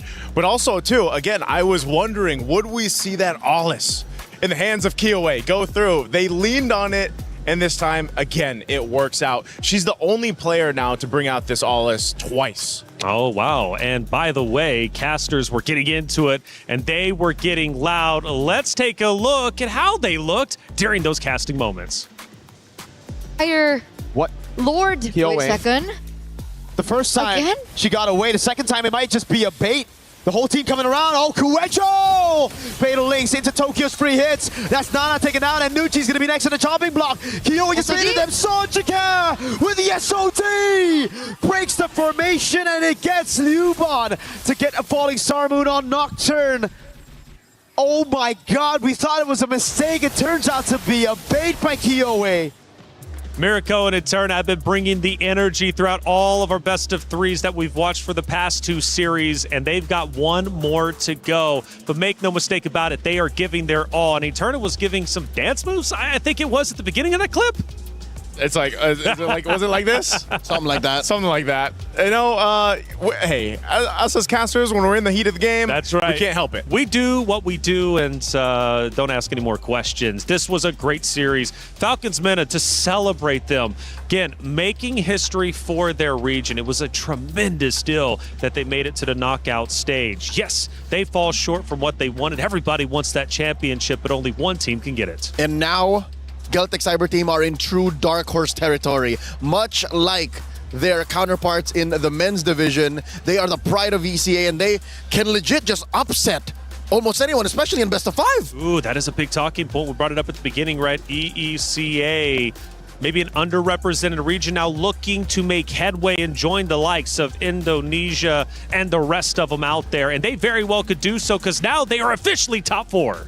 Top 4 secured right now. And yes, a big representation for the ECA region is something that they can hold high. Because top 4 against some of the best teams right now currently in MWI, let's see how they compete in the days to come. That's right. We'll have to see. Oh no, the disrespect after winning, the crying faces. And you know what? Well deserved. We love when personality is shown out there on that stage. No hate, of course, towards the other roster. It's all love at the end of the day. But in the heat of the moment, sometimes you just gotta emote on your opponents after getting a big win. And speaking of emoting, maybe we'll have that coming up. From what I'm hearing, Damascus and Trev were roaming around, and they got into some crazy business. All right, we're on the EWC venue. There's plenty of stuff to do for the competitive minds like us. We played basketball yesterday. We're going to play some more, Trav. Yeah, we're cooking. We're going to do this the reactions game here. It's going to be Hollywood, Rob TV up first. Hollywood Miles Morales, he said. Listen, give it a try. Let's take a look. How much does he catch? I don't think he's going to do too well, and he's been dealt in it as well. No. He's obviously got a little bit of a lower sense. Bro, he's a fighting game player. Oh, he didn't even see the first one. All right, no, it's not bad. Yeah, I mean, he touched it at least, but no. Oh, no. He's adapting. Close enough. Brother. Bro, he's not even seeing him drop. Peripheral vision is cheeks. No. No, this is... Come on, this is easy now. There aren't many. There aren't... I don't even want to laugh because I know I'm going to do bad as well.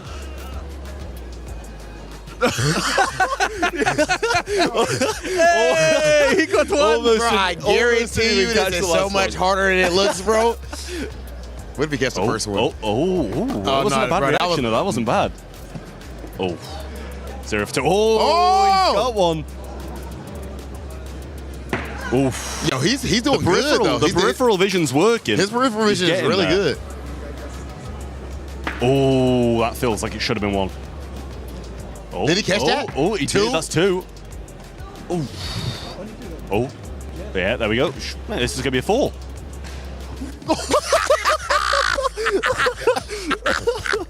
Don't ask us no.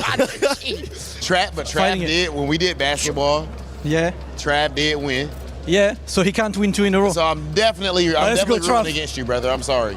I got to root against you this one time. Hey, look, he's in position. He ready. Okay. That was a good reaction, though. Okay. You got it? Yes, let's go. Last one. Almost. He has I'm one scared. right now. He got one right now? Oh, no. All right, still one. Okay, 2. Come on. What 3. we doing? Can he match it? 4. Yeah, that's it. Bro, don't. Can I be salty for a moment? His last 4 were the last 4 next to each other. My last 4 are like this one and this one. That's rigged. It's all excuses. It's all excuses. But we have the victor, and his name is Trav. Trav can't keep getting away with this. He won basketball. He took that away from Hollywood Rob TV, who's American, by the way. And now we just lost the reaction test. Somebody put a stop to that, man. I hope so. My goodness. But we're having fun around the EWC venue. It's a lot of fun in here, and I hope all of you at home get a chance to come and visit and check it out because it is nothing but good fun. Hey, welcome back into our desk. I'm Taylor Reflections Noble. Nice, Sue. And hold up. Wait a second. We got Zorn on the desk. How you doing, brother?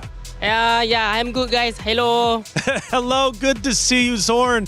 For maybe the people out there who might not know you, which you should, who are you, man? Because from what I'm hearing, you're a serious competitor. I'm known as a pro player, as far as you guys know, and now I'm here to be a KOL or media for Malaysia. Okay, and now one of the best. And now he's an analyst, right? So another feather in your cap. One of the best out there for sure. And you're watching the best in MWI play. These ladies are truly talented. Have you had a chance to watch any of them? Because coming up next is our unfinished business. Keyboy and Quinn get another shot at the trio that ended their MWI 2024 campaign. It's a revenge match, and the business is unfinished, but it will be finished by the end of this series. Now, for you, Zorn, you've been watching MWI. I'm sure of it. You've been seeing some of the upsets. What has been some of your favorite moments or maybe even surprises?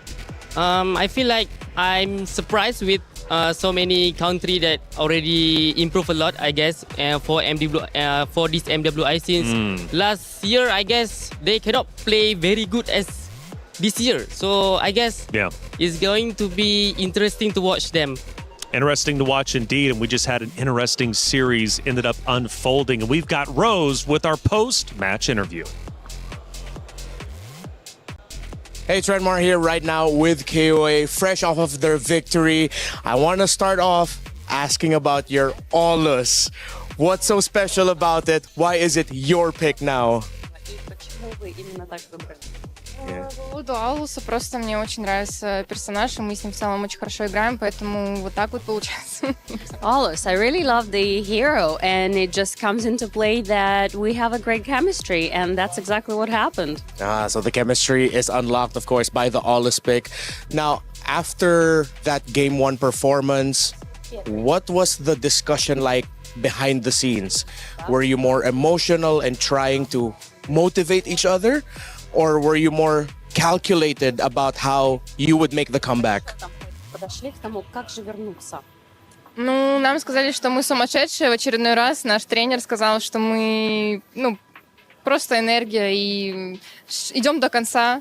У нас начинается вечерняя немножечко, как это сказать, шиза, типа, и мы в целом берем все в свои руки.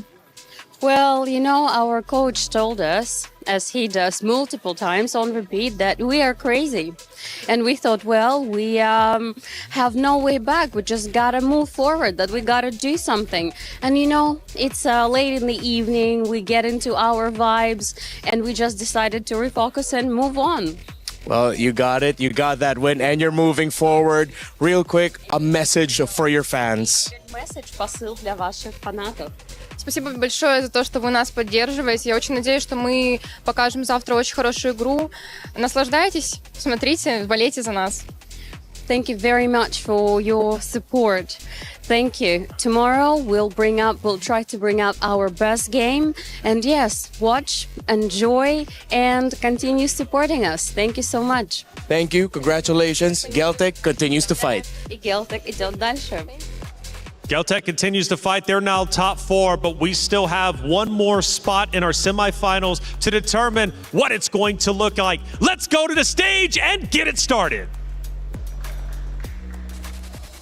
Thank you, Taylor. It's time to kick off with our final match of the day. The knockout round has been incredible, and once again, there is one team that will stay away as a victor today and one last out. Without further ado, let's get our first competitors onto the stage, qualifying out of Malaysia, Team Ray Young. Team Ray Young has pulled up this year with an absolute vengeance. They are representing Malaysia, the phenomenal region, a phenomenal country, and they're led, of course, by Quinn and Chiboy, who missed last year's event and have come back here to right all wrongs. This is a newly assembled team, but make no mistake, they play with the chemistry of 10-year vets. Chiboy, remember 2 years ago, exact same team. Anything you would like to say to Navi? Good luck, have fun. So friendly, but I'm sure she will not be over at the Land of Dawn. Take your positions at your battle station.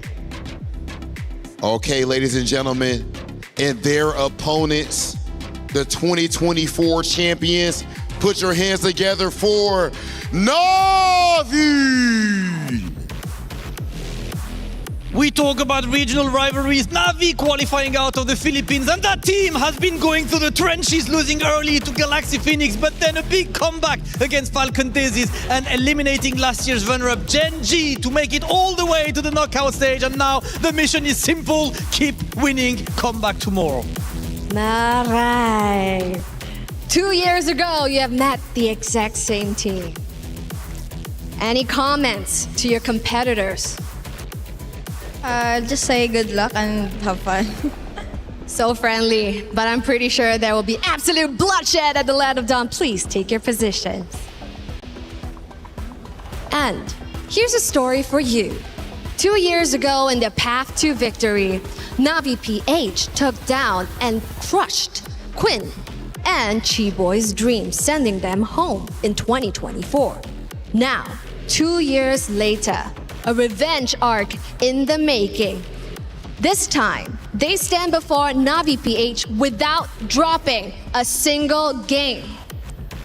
On one hand, it seems they look ready. Question is Navi ready? Let's settle that score over in the Land of Dawn. Over to you guys at the studio. Thank you, as always, to our stage hosts, of course, Damascus, Hollywood Rob TV, and Cheryl. Thank you for the story as well, setting the very stage, the history between these two great teams. This is our last quarterfinal matchup to determine what the semifinals will look like. Naisu, Leo, let's talk about it. It's Team Ray Young versus Navi. This means a lot for both regions. Just to add a chapter to the story that Cheryl told 2 years ago, yes, Navi PH, then known as Smart Omega Empress, dropped Quinn and Chiboy, and they lived happily ever after. In case you missed out, they became champions. They eventually did, and they rode their way all the way in a sweep, I believe, in that championship in 2024. So this is a great story of redemption, revenge, however you want to put it, for Team Ray Young. Team Ray Young has shocked us all, making it this far, not because it wasn't expected, but just because of how well they continue to play. Such a very talented roster. And they are officially known as the momentum stoppers, stopping those rosters who have the momentum, who try to push forward, but simply cannot take down this talented roster. If you had to pick one lady from Team Ray Young to be the decisive factor for victory, who would it be? I personally say, not biased because I'm a jungler too, but I'm looking at Tan. I think, Tan. As the Indonesian import, I think she does so much to make this momentum breaker character come through for Team Ray Young. And now I'm looking back at history. This is not the first time they're facing off against a Na'Vi. They took down Na'Vi MY in the qualifier. Yep, and I think either way at this point, I know Zorn mentioned this too. He mentioned that last year, it was so different watching MWI because the quality of teams, the quality of gameplay we've seen from these ladies so far for 2026 has been a huge leap in just performance and improvement. And so who's to say that maybe new history is about to be made with Team Ray Young defeating potentially Na'Vi here. That's right. And Na'Vi, by the way, has made great headway in our tournament. Also, not only winning the 2024 MWI with 3 out of the 5 members currently playing on that very stage, but also beating Jin Ji, a powerhouse, the runner-up from last year. But from what I'm hearing, not Ayanami, she's her, right? Bottom line, period. And she's been playing incredibly well since their comeback win against Falcon Daisies yesterday. Not Ayanami has shown a true mastery in her role. Gwen, Na Ayanami Diagon, a national athlete at that, has awoken. I think that's the key to Navi's rise throughout the brackets in MWI. The first couple of matches we saw her play, she wasn't her. She was not Ayanami.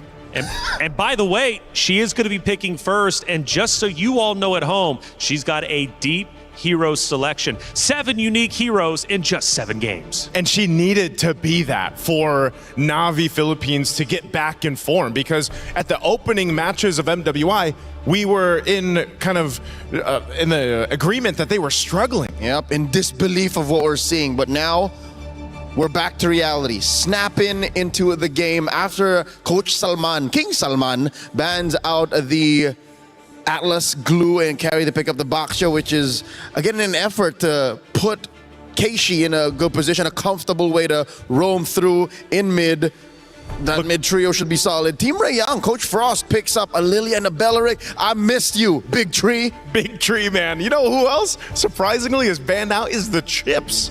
I mean, because Chip was picked up by Na'Vi yesterday. I don't know if it's still the only team to actually bring the Chip to play, but a good smart ban from Coach Frost and the rest of Team Ray Young here. This Lilia plus the Belric pick already pose a huge amount of threat, and that's why you have to pick up the Eve if you're Na'Vi. Again, Claude being the most picked gold laner aside from the Moskov right now is going to be the choice. These first 3 picks for Na'Vi are already solid across the board. Team Ray Young to match this. What do they pick up? Their jungler now? Maybe Esmeralda. She's still open.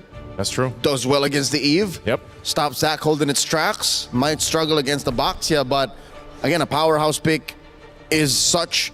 Yes. Given the metagame, overtuned, this one. Esmeralda? Still, I believe so. She's a little OP. Yep. And look at that. In your first 3 picks, you get 2 out of 3 best in lane. Yep. Eve is on the other side. I'm going to die on this hill. Eve is the best mid laner right now. Yeah, that's unfortunate. So I would say Gord is like, it's weird how much he's climbed in the meta. 50-50 maybe? Do 50-50. they share the podium? I don't think they share the podium. He's like almost there. You know, maybe I put him at like number 3, maybe 2. Who's the other choice? Other than Eve? Valentina? Lately Valentina, yeah. Lilia's working her way up. Lilia is starting to get there too. Maybe 5. A solid start for Team Ray Young. Going into the bans, Gatot Kacha, get out of here. Moskov. So, Na'Vi PH, the play seems to be choke out Quinn. So this could potentially be, because the carries already banned Moskov, you already picked up the Claude. Harith? Is it gonna be a Harith, a Harith, who we haven't seen picked up as much as we used to, which I'm not complaining about. It needed to change. That gold lane was getting a little stale. What else is there for the SEA Games gold medalist in Quinn? Granger? What else? Other than the Granger, maybe, I don't know if there's room for... A Bruno. A Bruno. We've seen that in the hands of the likes of Lunar. These are the choices left. Alice taken out of the equation by Coach Frost. King Salman. Oh, the there you Obsidian. go. Another one. There is an absolute that you have to get out of your opponent's hands. Now Quinn has to have a conversation with Coach Frost. They took it all away. What do I pick? Maybe just the Granger, Harith. Who else do we have? Bruno. Granger, Harith, Bruno. Those are your choices. That's about it. Unless they have something else planned. I know we did see a Clint also come to play. That could be something they lean on. But that's outranged by the Eve. Exactly. Guinevere for now. So this is the that's the your jungler. combo. The combo we saw in Stream B. What's the name of it? The Bellavere. Bellavere. Yeah. Bellavere. The Belric and the Guinevere combo is deadly. And it's worked a lot of times, just those two heroes alone. Yep, they set each other up. Exactly. Belric can taunt them, and then the Requiem or Lancelot's sister can come in and then extend the crowd control, and then, you know, have the rest of the damage dealers come in. Deep in thought is Rain. She'll be playing the Eve here. Yet to see not Ayanami's pick, and of course, a roamer. Yeah, a roam option. Atlas being banned out. Glue's not potentially there. CC for now for the XP lane. Good solid answer to the Esmeralda. Exactly. And the roam option, it's going to be an Akai. Okay, so we've seen Mirai. Is there a world, Leo, where it's a roam Baksha and a jungle Akai? I don't know. I was about to say, Keishi and Yakai, at least here in France, at least in MWI 2026, did not look good. Yeah. So I'd say stick to this. Stick to this. Heavy spin people into the RWM. Yeah, that's true. Last pick, Team Ray Young. They still need that gold lane option. What are they going to throw in here? There was so many bans towards Quinn. What is Quinn picking? Yeah, 3 in the last half of the draft. I'd say Bruno. Bruno's the safest. Yeah, Bruno's probably your safest. You can move around the Wrath of the Dryad. You have that setup potential already, but they don't. They go the Hanabi. How do we forget about the Hanabi? Of course. Now, in a lot of people's heads, she's still more a meme than a dream pick. On Stream B, it was a pick. Hey, but already in the opener, Quinn won via split push with a Hanabi. That was the first win, I believe, of Hanabi, of MWI. I hate that we forgot, Joseph. It's Team Ray Young versus Na'Vi. Unfinished business. Chi-Boy and Quinn get another shot at the trio that ended their MWI 2024 campaign. But just because you get a shot doesn't mean you will be victorious. Team Ray Young takes on Na'Vi now. Miracle Eterna, let's get it started. Another team on the brink of elimination, ladies and gentlemen, as we get to the final round of the best of threes of the day here at MWI 2026 at EWC. It's a time to be alive. Another Hanabi pick, a signature pick at that, and we'll see exactly how this all pans out. If it's pure front to back, the Hanabi can work. And I think Team Ray Young, yeah, they've made it work a couple of times. They mentioned it on the panel earlier. Young man from the Philippines, Leo, in the building, Naisu. That's not very nice. What? Oh, he's a building, dude. He's massive. He's like, he goes to the gym and stuff, right? Team Ray Young, though, this is a problem, Nora. Nora in XP against a CC. I think a lot of players now, they figured out the winning matchup. We were talking about this as well, right? Who wins against Esme? Not a lot of picks. CC's one of them. Does well. The other pick that I would like to see is a Dyroth. Ooh, the Dyroth. I think a lot of people have been mentioning it, you know, Stream A, Stream B, the Dyroth pick. Technically, it does really great in lane, and we have yet to see whether or not the Dyroth really pays off later on. Wait a second, Miko gets caught really low here. Yep. Does she get it off quick here? Okay, she still gets out. Yeah, it's just revitalize out, boom, there you go. The Dyroth, I think, especially if these teams want to start playing more of those assassins, physical assassins in the jungle, can work really well. Imagine Dyroth Paquito. Paquito jungle? Yeah. Or Dyroth jungle and Paquito XP? Yeah. Oh, you know what? You might be cooking there. Could also work with the Balman. I think the Balman is technically the better version, right? Because you have that shred. Leo loves Balman, by the way, just saying. We saw Bauman earlier on. We're not going to see it right now, though. We're going to focus on the Gwyn and the Boxias of the world. So far, everything has been quite passive. No crazy plays just yet. But we do see a rotation coming in from Tan on the Guinevere here to the top side of the map. But little do they know, there's 4 members from Na'Vi up top too. Yep, Keishi with the shield unity. I mean, to be fair, it's expected. Team Ray Young and Na'Vi, they're both very calculated. They don't just go in randomly and go for skirmishes. They wait for neutral objectives and they play it slow.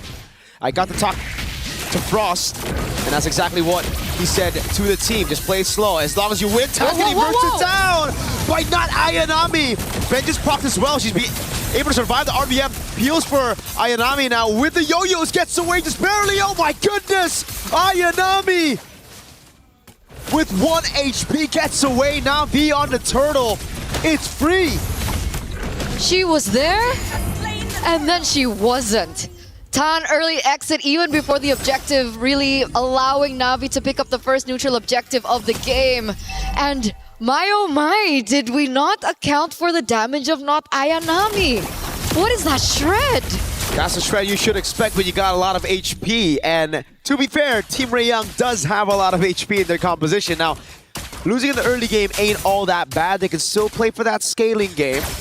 But listen, if this composition snowballs... Oh my god, Nora? Hanabi won't have a front line to rely on. That's the problem. Yeah, Nora, not gonna have a good time. Not Ayanami. I'll be surprised if she doesn't go see a Halberd first item.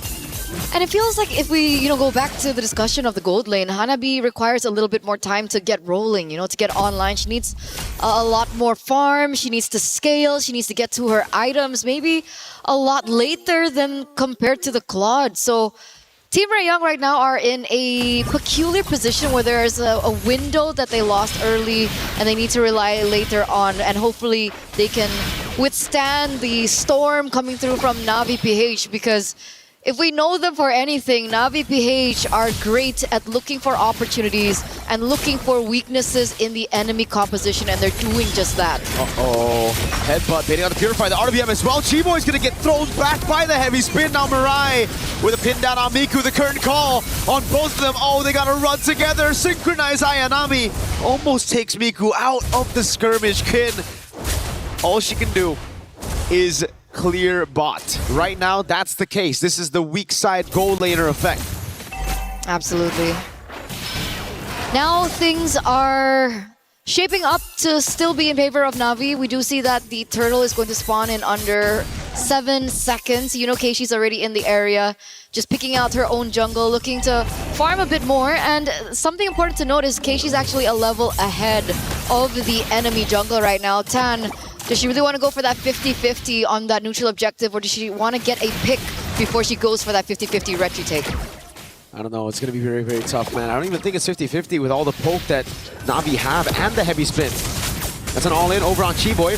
Wrath of Machai is going to be used up, but look at the heavy spin again. Able to pin her down for Keishi to get a free retribution as Rayan walks up with the Blazing Duet. Rain gets away as well. Now Riyadh goes back to the BMI onto Nora with the anti-regen honor from the passive. Ayanami just tearing her apart. Nora goes down. Rian's on. Quinn, she has CC immunity. She's going for a little bit more damage. Keishi's going to walk up, slam onto the minions. 5-0. Na'Vi are just clean. Brutal, brutal, brutal, brutal. They made a decision there, Team Ray Young, and it really didn't pay off. Maybe they'll understand that they need to play for Hanabi more. It looks like there are rotations coming in from Miku and Chiboy to the bottom side of the map, maybe looking for a punish on not Ayanami, who's sitting at 2-0-2. Let's see if they can make it happen. Ikebana lands, the taunt doesn't. The Wrath of the Drive though lands, but Ayanami is still able to survive for a bit. Gets 1 kill before she dies, but it's now going to be 2 on the board, and Miku might just follow next. Rain is going to go for the chase right now, and Mirai is looking for the cut. RWM dropped on her, and the Panda gets a big body slam to take her down. Rihanna instantly with the Blazing Duet. Headbutt and the heavy spins. Hands just pinned down. 8-1. This is a stomp and a half for Na'Vi. Whoa. Nora with a walk up.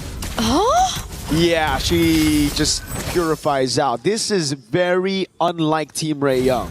Okay, I think they're really playing into the tempo and the momentum that has shaped from Na'Vi PH. And you would think as an experienced roster from Team Ray Young, they even have a gold medalist in the midst, that they wouldn't, fall into that kind of momentum. But Na'Vi, again, taking so much control over what's going on right now here in the 7th minute of the game. That was a 1-for-4 trade, by the way. They only took not Ayanami for the price of everything. But luckily enough, Team Rayong, they do get something in return. They get a structure. Keishi just really wants to go with the fights, man. This is Spatial Migration and the Vilo Requiem landing, but Keishi with the Poissons is unkillable. Quinn, though, is very vulnerable. Mirai with a pin down of the heavy spin. Tan and G-Boy isolated from the rest of the team, and it's just pickups here and there. Nora gets a trade in the end with Ayanami falling, but Mirai is practically soloing Miku with the helmet of the Blazing Duet. Now Rian's going to take the kill on Miku, and it'll be all good as Rain flickers out to safety against Nora. 13-3. That's a 10-kill gap in the span of 7 minutes. We were talking about them being two teams that really love the objective plays. Yeah. Two teams that really play slow, and yet this is what we're getting here, as it seems like Na'Vi PH are playing like they have something to prove. But here it is, the replay. You can see the collapse coming in from Mirai as well with the heavy spin and the follow-up damage coming through. Not Ayanami still is just wreaking havoc, and it was somewhat of a staple before, and it has come back again. Not Ayanami again being one of the pivotal roles here in Na'Vi PH from then and now back here again. And you can see it already, perfect turtle, that impact showing right in the Land of Dawn, man. Dominance Ice picked up by Mirai. She's got to be careful. She has a bounty on her. 3-0-6 on the roaming panda. That's kind of crazy. Huh? That's your what? She got more kills than right. Rian. If you cover the names, you'd expect Rian to have that KDA. Maybe she's like, you know, Rian, it's okay. Just chill. I can do it for a bit. I thought that was going to be like an inspirational message. Just, okay, Rian, it's okay. Do I want to bring up stoicism now? You know stoicism? That's how I deal with it. Yo, Winter Crown picked up by Tan. RWM straight onto Quinn. Blazing Duet is whoa. Maybe they need a bit of stoicism. It's a bit too crazy, a bit too bonkers. Rian gets punished for it, and now Keishi as well. Spatial Migration and the Violet Requiem. Right when you bring up stoicism, they start going a bit too bombastic here, Eterna. Okay, maybe it was stoicism for Team Rayong. See? You know, despite being behind for the first 9 minutes of the game, they finally see a loophole in Navi's gameplay and they completely punish and take advantage over it. They come back here. That 3,000 plus K gold lead that Na'Vi were building has now shrunk to only half. So Team Rayong are definitely still in. And it's scary because, again, Na'Vi is a gold laner that scales so well into the late game, and it's definitely going to be a problem when she gets to her power spike. Spike. It's very close for Quinn to get to that power spike. Ayanami. Curtain call, but it's only on Chi-Boy again to go for a fight, but now it's going to be all the damage placed out. Oh, Quinn gets pincered all over with a flicker. Ayanami survives again, getting chased out by Nora. Miku has to flicker out of the way. Ayanami is going back to sustain, and it's Nora who got baited by Ayanami. Now the rest of the team falling through, and it's Nora that pops into Purify, gets out with the help of Chi-Boy's Revitalize. That's the second time. That's the second time not Ayanami has done something like that and still is able to get out alive. She's so good at baiting, and Team Rayong always fall into that. Look at the space now Na'Vi instantly has. Team Rayong was able to find a moment of capitalization, and yet Na'Vi adapting again on the fly, and they have all it takes. They have the tools, but they don't have the ults just yet, so they do have to buy a little bit more time for those resources to come back up if they want to go for the 5v5 contest on the Lord. The goal lead's gone, though. Despite that crazy fight again, it's 14-5, but the goal lead is only at 1,600. Team Rayong, they gotta understand the winning condition now. They need to kite back. They need to be the ones to play around Quinn and Miku. They can't be the one chasing. Na'Vi losing out of that mid-prio. Team Rayong wanna gamble. Tan's level 12. Keisha's level 13. Now it's Rian with the Blazing Duet and the pin down as well. Wrath of the Dryad locking him down again as Mirai gets shut down, but the Retribution comes through from Keishi. RWM onto Chi-Boy. In the back is finally Ayanami falling to Miku, and Chi-Boy gets away in time. Lord for Na'Vi, but everything else goes to Team Rayong. It was a really good winter crown, I believe, for Tan. She knew exactly what Na'Vi wanted to do earlier on. Sure, she misses out that retribution and, gives the neutral objective over to Na'Vi. But at the very end of it, she wastes a lot of resources and allows the other members of Team Raeyoung to actually find more value in that particular team fight. So now they're going to have to push with not Ayanami. I know she's spawning in 6 seconds. So hopefully Na'Vi can still utilize the wave control and allow them to collapse together so they can get something out of that lore take. Because it looks like Team Raeyoung are in position to look for that clear before the structure. Seems like they've also figured out the fact that they need to kite back against Na'Vi. Na'Vi, crazy engage. They got that zoning as well. If Team Raeyoung chase though, however, they don't really have the right resources to get the Hanabi and the Lilia in place. So it's all about kiting back with your carries. Sure, you can have some few members doing their own thing. I'd say Nora can just try to split this front to back of Na'Vi, but everybody else gotta peel for Quinn and Miku. I agree. Lilia's starting to hurt. Miku's starting to hurt. She has 2 items under her belt right now, the glowing wand as well as the lightning truncheon, and that burst damage is not seen, but it definitely will be felt, especially when it gets to the team fights where they group up a lot, and I think Na'Vi are definitely starting to feel it now. I wonder what items Quinn is on now, right? Has she gotten every one of those Swift Trinity items? Yes. All right. She has the Golden Staff, Corrosion, and the DHS. So does she have the Melfic Gun now is the question. There you go. Melfic Gun on the way. The Fine Glaive just picked up by Rain now, so that'll certainly help with shredding down some of these frontliners who already have the Chastised Pauldron, and that is interesting. Ayanami, Sea Halberd only now picked up.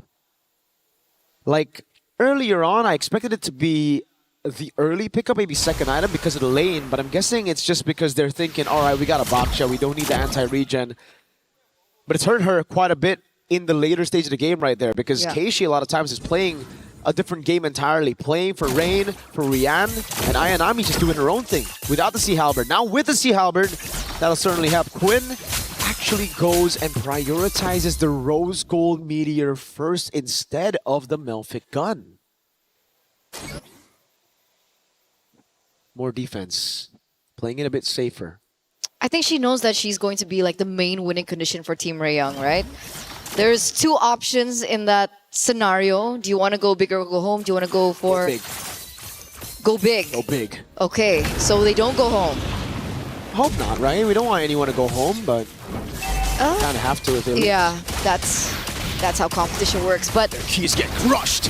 14 minutes in, 14th level here for Keishi. It looks like Tan has actually caught up. They go for the pincer maneuver again on Tam, but the winner crown buys a little bit more time as Mirai gets bursted down entirely. Quinn to the back line though, pops into Aegis, is able to kite for just a bit longer. Miku's right there, but it's Rian with a triple kill, tearing through the back line, and now it's Nora next. The Sea Halberd doing work. Ayanami trying to go for the dive. Tan and Nora surviving, but it's just a big win for Na'Vi.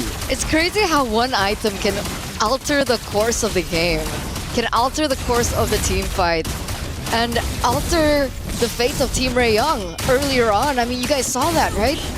The shred coming through once again. Nora unable to have the impact that she initially had, and we were talking so much about, the itemization coming in from Quinn, and little did we realize Rian hit her power spike as well. The Swift Trinity is already taken by her, and she was able to get 3-1-7, that triple kill in, and things are just turning around. 3,000 gold lead now for Na'Vi, and it turns out that's a 1k gold difference between both gold laners.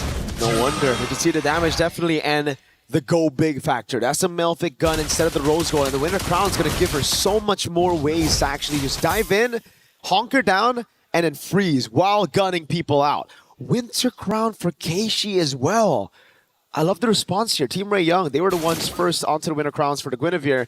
It's just kind of like a common item though for the Guinevere. It's like the usual build for her. Now for Keishi, she realizes that. She realizes that Team Raeyoung can actually start shredding down a lot of the frontliners, so she wants to delay the fights as well. Rain, just for a bit more safety, picks up another winner crown. So we got 3 winner crowns for Na'Vi. That's crazy.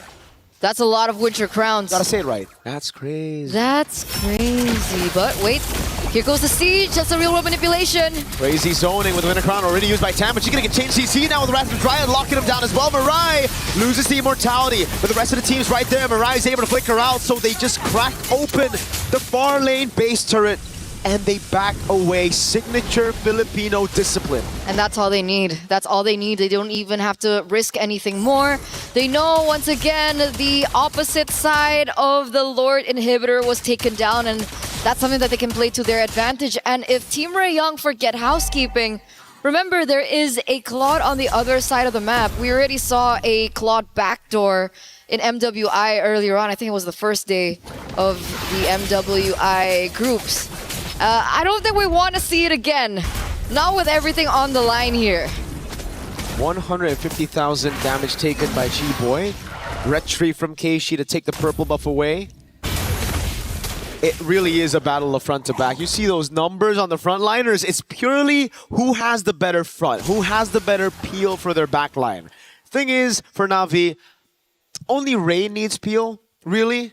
Rian's diving with the rest of the team, and that's really what's caused such a problem for Team Ray Young's backline. Miku and Quinn, they don't have enough sustainability to deal with a Claude and Ayanami walking up on the CC with all the CC of the Akai. And that's not even taking into consideration of the magic damage coming in from Rain. And Keishi. It would be interesting to see what items Eve has right now, like how far she's in. Fishing Lantern, Glowing Wand, Divine Glaive, Winter Crown. At this point, I wouldn't be surprised if that's a Holy Crystal. That but hurts. it's probably Blood Wings. That hurts for the frontliners, man. Oh, yeah. That's the reason Chiboy's been taking a lot. Number one in the damage taken, and look at the waves in the bottom lane. This is why Na'Vi just back away after getting that base turret. They have a slow push built up bot, and they know for a fact no one on Team Ray Young can be sent down below. So right now for Team Ray Young, it's either you gamble on a 5v5 or a Lord take, or you lose out completely on the bottom lane. They need to make a decision now. They need to make a decision quick, because the waves are still crashing there in the bottom side of the map. Tan, Macroed. You want to go 50-50? You're both at level 15 now. Oh, but, no. Huh? They sent Quinn to mid? Just for a bit. No vision, though. So that's why Na'Vi are going to play with it. And the bottom wave's going to crash into the base. This is big. Who are you going to send? Oh, they're hesitating. They don't know who to send, and it's already going to be crashing in. And again, they're just going back and forth with the waves still there. Na'Vi love it here. They thrive in this position. It's Team Ray Young that need to make a move. Nora's going to be the one sent down below, and this might be the time for Na'Vi to look for a 4v5 or to look to burst it down. Keishi taking position, forcing Nora away from that wave again, and that's going to be another wave crashing down as Chiboy looks for an opening. Wrath of the Dryad, and the heavy spin comes around from Mirai. That's an RBM as the Lord gets taken, and now Chiboy is going to lose her immortality. Isolated in front of everybody. Headbutt knocks her up for Ayanami to take her down. It is the perfect Lord dance for Na'Vi. So smart, so intelligent, and the experience is definitely showing here for Na'Vi PH. The winners of MWI 2024 once crowned champions, and it's definitely showing here. Not Ayanami, very smart build with the Winter Crown earlier on. She had it just before the Lord, and she utilized it in that Lord take, understanding the amount of resources that would be wasted to take her down, and the amount of time that she was able to buy for the rest of her team to do the work for her. 7,300 gold lead now for Na'Vi PH. 20 minutes already has elapsed, and that enhanced Lord is marching in the bottom side. They're relying on Miku and Quinn to be able to clear this as fast as possible. Whoa, Quinn's doing so much damage. Ayanami down very low. Blazing away in the ground. Mirai's gonna be caught by the Wrath of the Dryad earlier. Keishi with the Poissance. And look at that. The struggle for Na'Vi to take the crystal down, but they've taken all the base turrets. Team Ray Young, they have amazing clear with the Hanabi and the Lilia. What's been the problem has been the frontliners not really being able to peel for the backline, but when they're under that crystal, makes it a heck of a lot easier. Yeah, it's all good. It's all G in their own base. It's so much easier as well to go for the targeting. They don't necessarily have to go to that much of an effort. There's no possibility of like a backdoor play as well, a flanking play. And we can already see that Quinn, full items. Swift Trinity, she has the Malefic gun, and she also has the Immortal, just in case things go south for her. There's also another layer of defense with the Rose Gold Meteor. So she's going double defense actually here. Love to see it. Team Ray Young just doubling down on defense. Winter Crown again. Rian swapped it out earlier after utilizing the Winter Crown, going straight to the Immortality. Now we have a slow game again before the Lord spawns. And this time around, folks, it's another evolved Lord that we're waiting for. Another Winter Crown picked up. Mirai baits out the Purify. Big resource spent. Down for 90 seconds as the Lord will spawn in the game. And the bottom wave is still in favor of Na'Vi. Hell, it's not just the bottom lane, it's mid and top as well. So Team Ray Young, they're going to have a lot to deal with. It's these small things that Na'Vi PH are able to get out. Like something as simple as a spell that can really alter the course of these particular team fights. So it looks like they do and will be able to clear in that bottom side of the map, but it's still going to be pushing in favor of Na'Vi. So again, Team Ray Young are the ones on the timer here. They have 2 waves pushing in favor of Na'Vi. This is a headache, if anything, for Team Ray Young. They really have to dig deep into this one. And Na'Vi are not giving them any chance. Constantly resetting the Lord, not giving Team Ray Young any space. Ayanami will shove in mid to force these rotations and to force Team Ray Young to reveal themselves. Quinn and Miku both visible on the map. That means Na'Vi are going to go straight for the Lord again. They know Team Ray Young have no hold. Even in their own jungle, Na'Vi, a free Lord. This time it's evolved. They're going to have that damage reduction as they look to close this one out. They don't go for it. They don't go for the gamble. And I guess it makes sense. Their only hope now is to wait for maybe an overstep or an oversight from Na'Vi as they push in with the Lord. But like you mentioned, an evolved Lord is not a Lord to underestimate as well. So we'll find out whether we're underestimating the Lord or we're underestimating the clear potential of a Hanabi Lilia combo. Because if there's a composition that can clear an evolved Lord at 23 minutes, it should be one with a Lilia and Hanabi. That is true. That is true. Game 1 on the line here for Team Ray Young. Na'Vi Philippines looking to close this, but will they be able to? Chiboy jumps very low. Look at the zone already. Mirai in the back line now going to go for the zone, and Pincer down with the RWM as well. Hanabi and Lilia not able to go for the hits. The base just gets wide open, and Na'Vi close it out with beautiful macro. Match point now for Na'Vi PH. As they were able to get that very decisively, very clean, very macro-centric. And Na'Vi PH show you just how the small things in the game can lead to something big, can lead to mountains as well in the particular game. But of course, Team Ray Young, once again, like we mentioned in the previous game, they do have time to go for the reset. We did see a reverse sweep in our previous match, so let's see if we're going to game number 3 and see how they reset come game 2. We're throwing it over back to our hosts.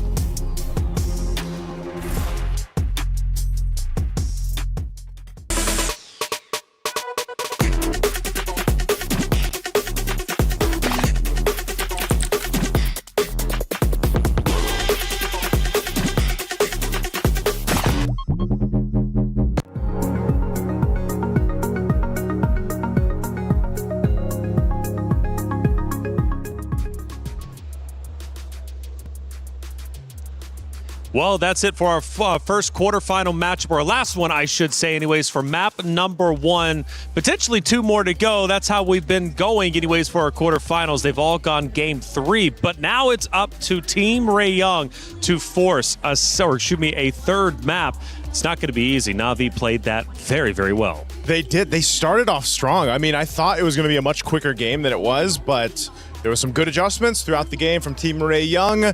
They did challenge Navi Philippines, kept them guessing, but I mean, this is a long game, 24 plus minutes, but they can bounce back. Who knows if they do that starting in the draft. After the first few engagements, I could have sworn it was going to be a quick one. Yeah. Maybe like a 13, 14-minute banger, but Team Ray Young, partially the reason why I think they took this past a 20-minute mark was the fact that their draft was solid. Even the Hanabi, I'm not even going to laugh at the Hanabi anymore. I've watched enough of Stream B, called enough of the matches to say Hanabi is a legit threat. So going into game number 2, in the effort to force a game number 3, take us all the way, finish the 3-3-3-3 streak, I'd say change nothing in the draft. Change nothing.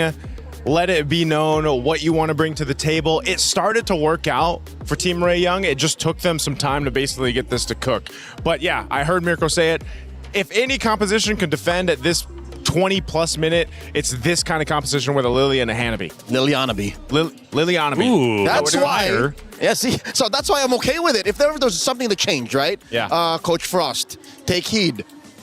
I beseech thee, change the order. That's it. That's true. The heroes are solid. It's just, it was tough for Nora to run into not Ayanami, especially now that she's awakened. She's definitely Ayanami now. She's not. She's not Ayanami. She wasn't not Ayanami. She's not a one, yeah. Now she is. You guys are ridiculous at this point, but I'm loving it. Not Ayanami was phenomenal. We'll be seeing her in just a second, but let's take a look at our first clip from game number 1. And obviously from this point, we start at the 9-minute mark, and I do believe the Lord's going to be spawning up relatively soon, but we have this massive mid battle. Yeah, this is what I was talking about. They started off strong. Navi Philippines had a lot of control, but then this is the combo. Why the Guinevere and the Belric are so deadly. There's so many options because the Wrath of the Dread was used before that. There's so many options for them to re-engage into a fight and win with that kind of composition. And not Ayanami, you just talked about her, not Ayanami. She actually had plenty of great moments, and this is going to be 2 of them because sometimes staying alive is almost more impactful than getting the eliminations. And there it is. Look, as early as the first turtle, she goes ahead and takes one down, serves up a kill, stays alive via the vengeance, and then gets on out. I muttered underneath my breath. I think, Joseph, you heard me say, oh, she's so dead. She's so... Oh, and then how often is that Rian, the gold laner, comes to the EXP laner's rescue, and then she keeps doing that. She continues to, again, not die. This is how hard it is to find a CC sometimes with a Brave Smite emblem, plus the vengeance, and in the hands of a player like not Ayanami.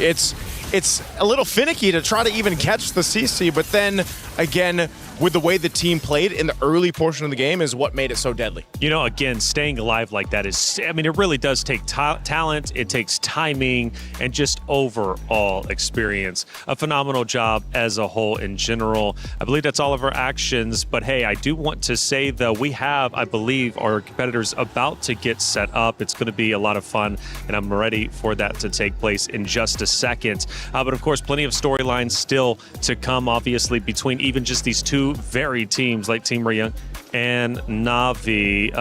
What are you expecting from round number 2? Round number 2, I don't know, Leo, you're probably in the same camp that I am. They need to go ahead and adjust the draft from there. I am. Not too much. Maybe the order, like you mentioned. Maybe just the order. But Team Ray Young has the tools that they need. They showcased it in the latter half of that game 1.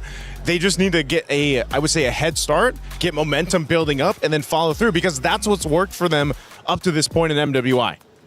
Emotions here, obviously on stage.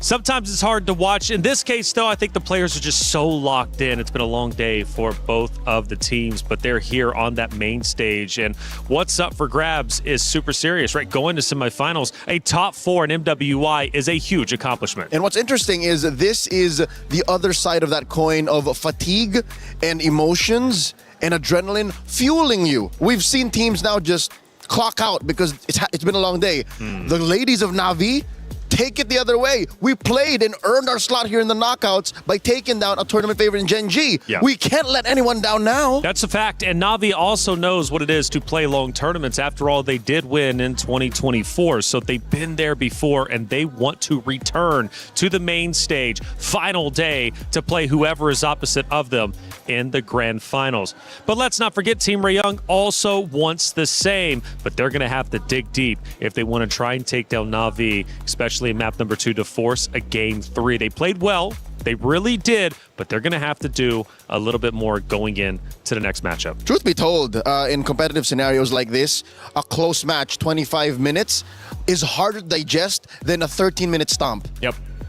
It's part of, I think it's just part of the way that it works, you know? At this point, you have to, whether you have these long games, 20-plus minutes, or the stomps we've seen, you take what you will and you just go next to the next one. It's easier because you're like, oh, this is where it went wrong. Pop, pop, pop. But in 25, with a perfect draft almost, such as Team Ray Young's in Game 1, you go like, where do we go wrong? Can we watch the tape again? Can we... Don't have the time. Yeah. You don't have the time. 20 minutes, it's not enough time. You only get a 10-minute break after all. We head back to the stage, and the players are getting set up once again. It's not that long of a break, and I love that you guys brought that up. Look, a long 23-minute game.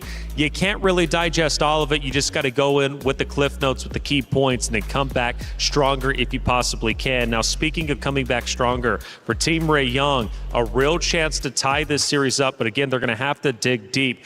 What's the gameplay? Because the hero selection honestly wasn't bad on either side. Yeah, it wasn't. You know, the teams that gave those defeats to Navi Philippines in the first days of MWI, they did one thing. They really honed in on one member of Navi Philippines. Leo, we remember this. You remember this. We were casting it. They really honed in on the roam, Mirai. They just continued what we quoted as they just honed in on her, bullied her, took her out many times.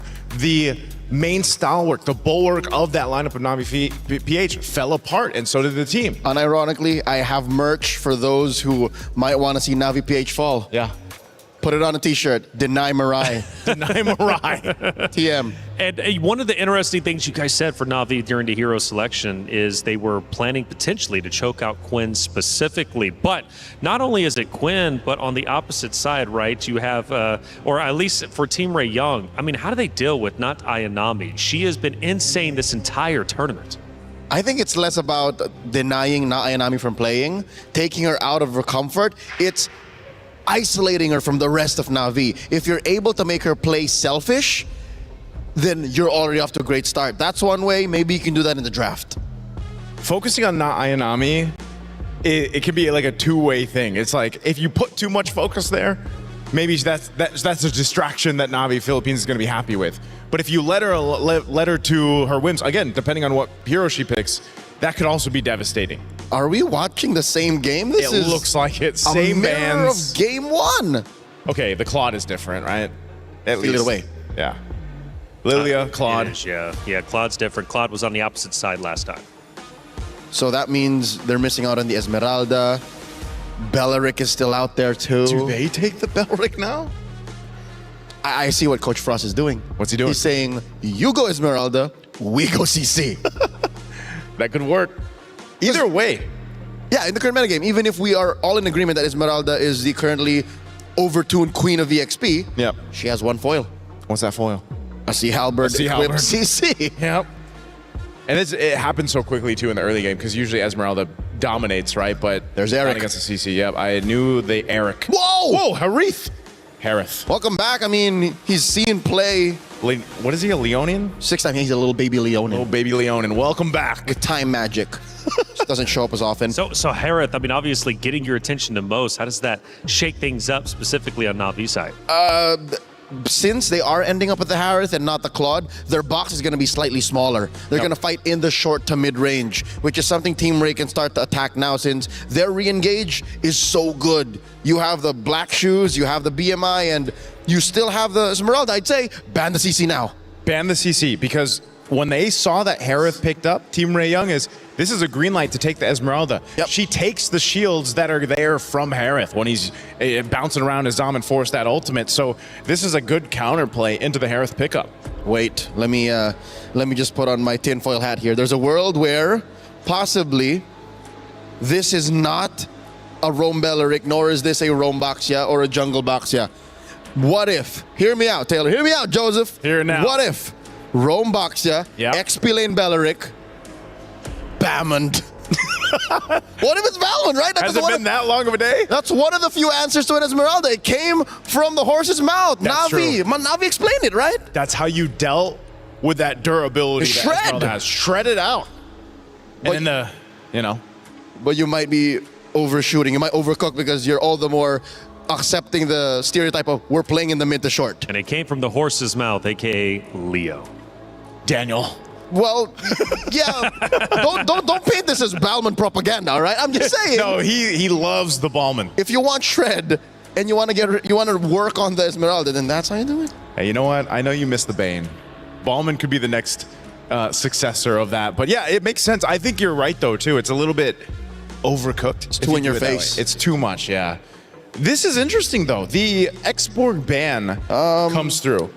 This is possibly telegraphing the fact that Na'Vi want to play in that short to mid-range. Yeah. And imagine how difficult would it be for this front line to survive and to succeed when you're getting scorched, getting barbecued. I was gonna say, you know what else is counter into the tree? Fire. That's it's right. It's either the Valier or the X-Borg. So no room for the Valier though. No room for the Valier. Might as well take out the X-Borg. This was actually played earlier today as well, if I recall. As a jungler. And which is exactly what Team Ray Young still needs. They're going to pick up the Gatakacha. This also has been kind of slept on throughout MWI. It looks like Team Ray Young, whatever conversation they had with Coach Frost, there was one keyword, re-engage. Yep. They have all the tools to re-engage, man. The only thing that would be better is the Matilda, but... That's true. What are they? So jungle-wise, if they want to lean into that re-engagement against a Baksha, because the Kai's gone, we don't see the likes of Fredrin. Are you ready for this? I'm ready. Harley. That's the double Shadow Jutsu That's true. duo, right? That's true. BMI and Space Escape. Yep. Even if they nerfed his Space Escape a little bit, he's still deadly. There it is. Yu Zhang, Valentina. Last picks here for Na'Vi. This is good. I mean, the Valentina, you have... What do you mainly take here, though? Avatar of the Guardian or maybe the Black Shoes? Avatar of the Guardian is your main choice. Black Shoes we've seen do very well in recent memory. That's a weird ult that's usually used defensively but can win you fights.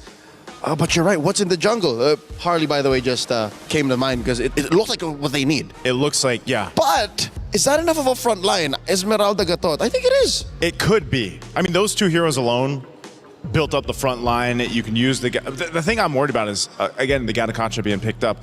If you're not able to actually jump in offensively with the Avatar of the Guardian and you have to defensively use it, then that's the thing. There's the Suyo, though. That's going in the jungle. Last pick for Team Ray Young. How could I forget? Ooh, it comes down potentially to this. Na'Vi is one map away from moving forward in the tournament and getting that much closer to reclaiming what they lost in 2025. Can they make it theirs? Well, they're going to have to get through Chiboy as well as Quinn, who are still on that unfinished business because they want a shot at taking down the trio that ended their run in 2024 MWI. But time might be running short. They need to get to work. It's Team Ray Young versus Na'Vi, map number 2, Miracle Eterna. Let's get it started. Potentially the final game that we are going to be seeing here at MWI 2026 if Na'Vi PH get their way. But of course, there is still potential for Team Ray Young to come back here in game number 2 in this best of 3 series. Let's head over into the land of Dawn. It's not potentially the final game. It is the final game if you're Na'Vi. You gotta look at it that way. 2-0. But Team Ray Young, they've got a solid composition, and it relies on, I think, what we've seen more of from Team Ray Young towards this tournament, right? It's a lot more aggressive. It's a lot more, all right, in your face with the Suyo. Thing is, though, they picked it up against a Baksha, Harith, Valentina, and a Yu Zhang. There's going to be so much punishment for Tan with the slightest of mistakes. So if you want to be the best, you got to literally be the best. And you gotta beat the best, all right? Suyo, definitely not the easiest of matchups here, but hey, if they're able to make it work, then that shows the level of potential and the level of skill that they have here and the mastery of it in game number 2. But so far with the Lilia, you know, being in the mid lane, she is gonna be able to clear a lot quicker. It looks like Rain can't be as aggressive as she was in the previous game. No, not as aggressive, but it's still kind of like the passive early game we expect. If there's no neutral objective, no real crazy fights. Tando picks up the XP crab, takes it away from Ayanami. But do they call her not Ayanami, right? That's why. Is she Ayanami or not Ayanami? No, I confirmed it. It's Ayanami, but you can say not Ayanami when you want to, you know? It's like So second not surprise. Ayanami or Ayanami? Nora is doing a pretty good job in lane right now with the Esmeralda. Despite going up against Yuzong, you'd expect Yuzong to do really well. Keishi getting a quick wheel on Tan. The battle for Prio. Who gets level 4 first, Nora or not Ayanami? We'll see. We'll see. It looks like both of them are actually at level 4. But it looks like the mid laners are the ones that are falling quite behind. Rain is still level 3. Meanwhile, Miko already has that black shoes down. And that's a black dragon form for not Ayanami. Boom, bang, bada bing. Instant neutral objective take. Every single time you have a Yuzong, as long as she doesn't get ganked early on, you don't lose out on that level, you get level 4 quick, it's almost guaranteed. Unless, you know, you're like the goat of MLBB or something like that, Carl or Nepomuceno guy. And we learn, you know, black dragon form is required when we want to get the neutral objective or just fights in general. Okay, we learned that from someone very wise once, but... He's not with us anymore. He isn't. He's alive, but like, you know, he's just... Yes. Yeah. Yes, that is true. That is true. 3 minutes in, neutral objective take for Na'Vi PH, and it looks like Team Rayong are still struggling to look for something on the board. Obviously, they do still have Quinn to fall onto in the later stage of the game, but of course, they do need to be able to work with the lane because the Claude and the Harith matchup is a definitely interesting one. I think it was something that was way more popular back in the day. We don't see the Harith too often anymore, and there's a reason for it. But, oh, look at this interesting lane, Quinn and Rian. Yeah, Rian's doing a good job right now, just freezing a wave. And Quinn, I think early on, lost out on a couple of trades because Rian is a level ahead of Quinn. Interesting stuff. You'd expect the Claude to actually do quite well early on of 1 to 3. But it's Rian really pushing the pace. Look at that, more and more damage piling onto Quinn. Now 2 levels ahead, she's going to have control over the gold crab as well. Keyboy and Tan have come to help though. G-Boy is in the building, obviously still has the AOG if they want to go for an engage, but it was just pure backup here, making sure that Quinn has the time and the space to farm, but Nora, will she have the time and space? She's still able to get out, but G-Boy? Walks up, gets a passive AOG onto Mirai, but it's going to be caught by the Wrath of the Dryad. 2 members. Zaman force back up. Miko's going to be taken very low. Splash of damage from Rain. Just a little bit more on a basic attack to take her out for first blood. Rain has Black Shoes. Quinn in the midst of it all now. The Black Shoes going to be procced by Rain as Quinn might be caught as a flicker in. And Keishi's on the other. Miku falls. A double kill for Rain. And Na'Vi go up 3-0. Now the Black Dragon comes around. And it's the Zone Tan away from her orange buff. When Na'Vi is silent, they're just building up to that one moment when they know, yes, it's now, it's time to strike, and that they did. Rain and Keishi on separate occasions were able to find great picks over Team Rayong, and that's left them on the back foot. They pick up the neutral objective, and they get way more pressure on the map. What a play once again from Na'Vi. 3-0. You'd know a thing or two about that, right? I don't recall what you were saying. In a month. Na'Vi up top, gonna try to go for the clear and the siege. Rain down below, gets caught with a taunt, no flicker here. BM and a Blazy Duet. Whoa, AOG forward, gets a knockup, but gets quelled down. Now it's Ayanami with the Furious Dive. Lands onto Quinn. It's a 2v4 with Rain dead already, but they still get the favorable trade on the gold lane. So worth. Rain for Quinn, a really, really good moment there from not Ayanami as well with the Petrify, just really locking Quinn down. She was definitely unable to escape, and the damage output after that was really the nail in the coffin. You can see Tan here trying to do something, but she can't. Goes in for a recall. Mirai as well doing really good at zoning. Keishi's going to be able to get her hands on the enemy jungle, and that's going to put Tan in a bit of an awkward position. Already a level below of Keishi there on the Baxia. Leads across the board, 1,600 for Rian.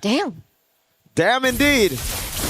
It's looking tough, and this is what happens when the Harith wins out in the lane early, level 1 to 3, and then you get all the control over the gold crab. Such a good lane for Rian so far. It's been fantastic, and you can already see how desperate Quinn is getting. Trying to get farm in the mid lane as Rian just zones up top. Look, doesn't shove. Gets the gold crab, rotates straight into the mid lane, now catches the wave up top, and it never shoves over so that Quinn can get free farm. That's why I told you from game number 1, right? It's these little small things that Na'Vi have been able to do that really amounts to a lot. Like something as simple as a small rotation, a small move, a trigger of a single battle spell, and so on and so forth. But it's led us to this moment that Na'Vi are now leading with a 3,000 gold lead. Quinn now has absolutely no choice but to try and push in that top lane, but Flicker? Yeah, Flicker's out of the way, has the chrono dashes. Oh god, Chibo's gonna be caught in the backline. Ayanami assassinates Miku. The AOG cancelled and she's taken out before she can even fly. Quinn gets a trade up top, but look at Keishi. Can she cancel in time? Does she know where Quinn is at? No, unfortunately not. A taunt comes down. Nora in the mid lane, a Terrify from Rain, and that'll be it. Another 2 men down there for Team Raeyang. Nora might be the third. Oh my god, the chrono dash is synchro vision. Rain with a splash of damage. Black shoes away. Now Keishi trying to go for the cut. Mirai zoning them. The taunt lands on Chiboy. 7-1. 5,000 gold lead at 7 minutes with a Suyo down in levels.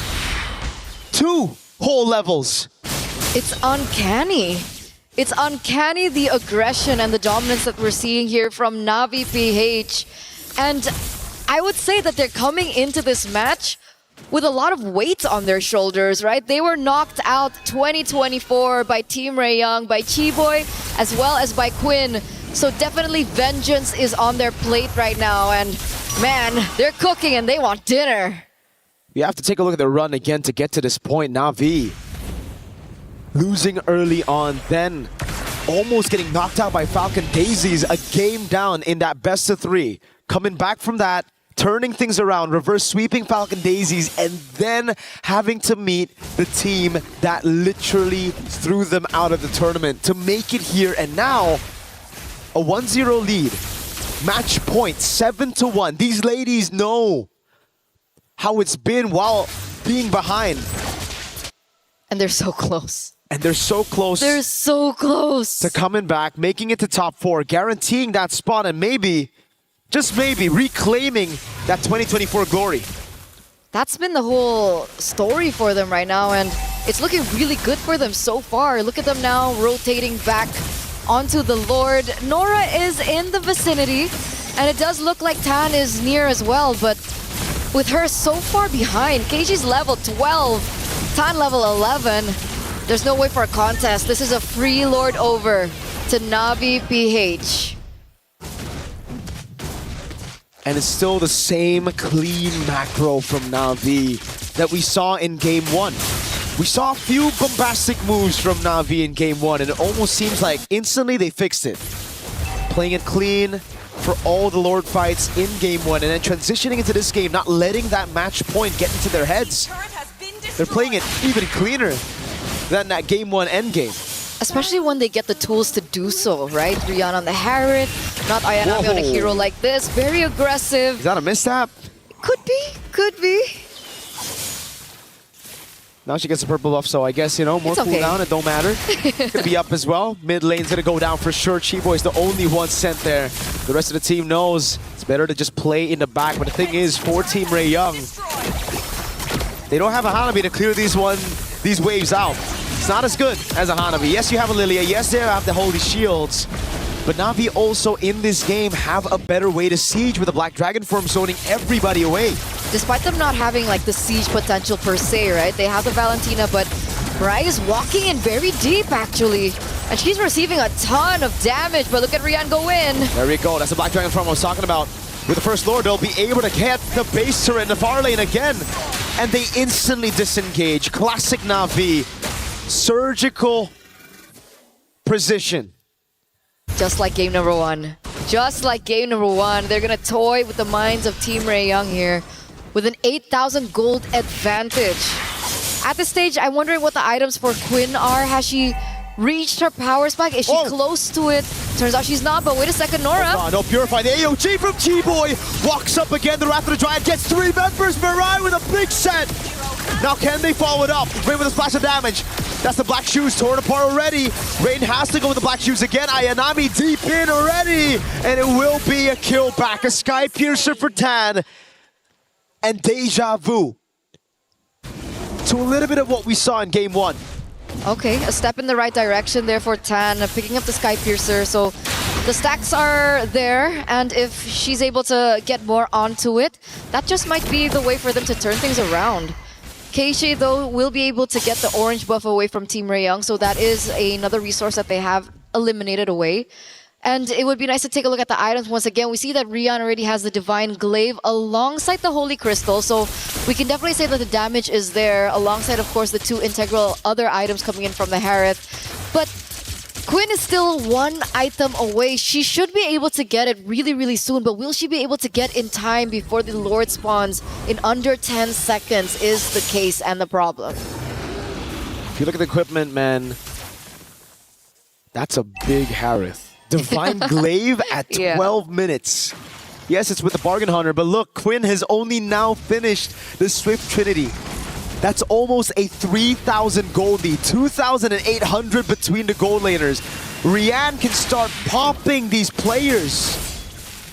She has purple buff too. Oh god, wave down below is great. Team Ray Young, they have to go for the gamble. That's the only way. They have a Soul Sever, they have a Retribution, but Navi's got a Black Dragon flying across. No way for Tan to look for the opening. Another free objective to Na'Vi. Yeah, they don't want to gamble. They tried to go for scouting, maybe look for a precise moment where they could grasp on an opportunity to maybe take one member down from Na'Vi, but they don't find it. Considering that Tan is a level below of Keishi still, going for the 50-50 might have been too much for them to handle. Again, the inmates from Na'Vi, they're taking everything away from Team Ray Young. It's looking personal now in 13 minutes. This is the form we were expecting coming into this tournament. A shaky start to the tournament, but they found their way back into that form. Rain up top. Has the black shoes, doing a good job zoning. Mirai zoning everybody from that mid lane for the minions to take the turret. And now is the Black Dragon form used up by not Ayanami. Slashing down, zoning Tan away. Rian's already used his Aman Force. Lord gonna be cleared up again. Team Ray Young stripped down to just the Crystal. The Wrath of the Giant catches them. Miku has the black shoes, but now it's going to be Chiboy jumping in with the AOG, finding everybody. Tan getting against Sky Piercer stack, but it's Rian with the retaliation already. Rain! Just a bit more damage. The Rose Gold Meteors right there. Tan, Soul Sever. Nora still able to stay alive as Rian goes in for the Synchro Fission. Bloodwing spot in time. Zaman Force coming out as Rian goes for the pop, and Keishi takes Tan out. A big mega kill for Keishi. The Synchro Fission again. Rian's going to go for the kill under the base. Not quite enough as Quinn gets the healing from the fountain, but they have more waves. It's a 2-for-3. It's a 2v3, and they still want to go for it. Nora. Oh, mega kill for Rihanna to double. Nora's going to be next to the chopping block. Rihanna has no mana, and it saves Nora. Just in time. Chiboy back up. Waves. They need to handle it now for Team Ray Young to survive. Rian has no mana. Nora's dealing with the wave in the bottom lane, but she gets caught in the shield unity. That was the AOG to try to help her out, but it's the AOG from Rain. Stolen away. Now it's Chiboy's. Tan walks up with a Queller. Tries to clear it up with a Soul Sever, but Na'Vi, stay objective. Welcome to the top four, Na'Vi. After placing so low last time around at MWI 2025, Na'Vi PH, the 2024 champions, come back. And they come back with a vengeance. They woke up today and chose violence up against the former rivals Team Ray Young, as they will be the ones to crush their keys later on. They did it. They found their revenge here. What a time to be alive. They must be so excited as they move forward here at MWI. The dream for the PH former champions are still alive. We're gonna talk to them real soon as we throw it over to the stage.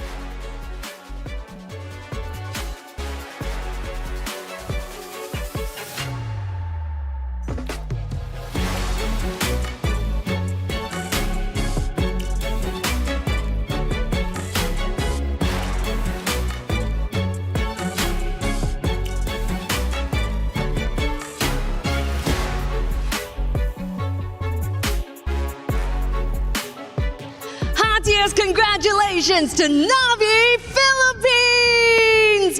And here I have Marai with me. Congratulations.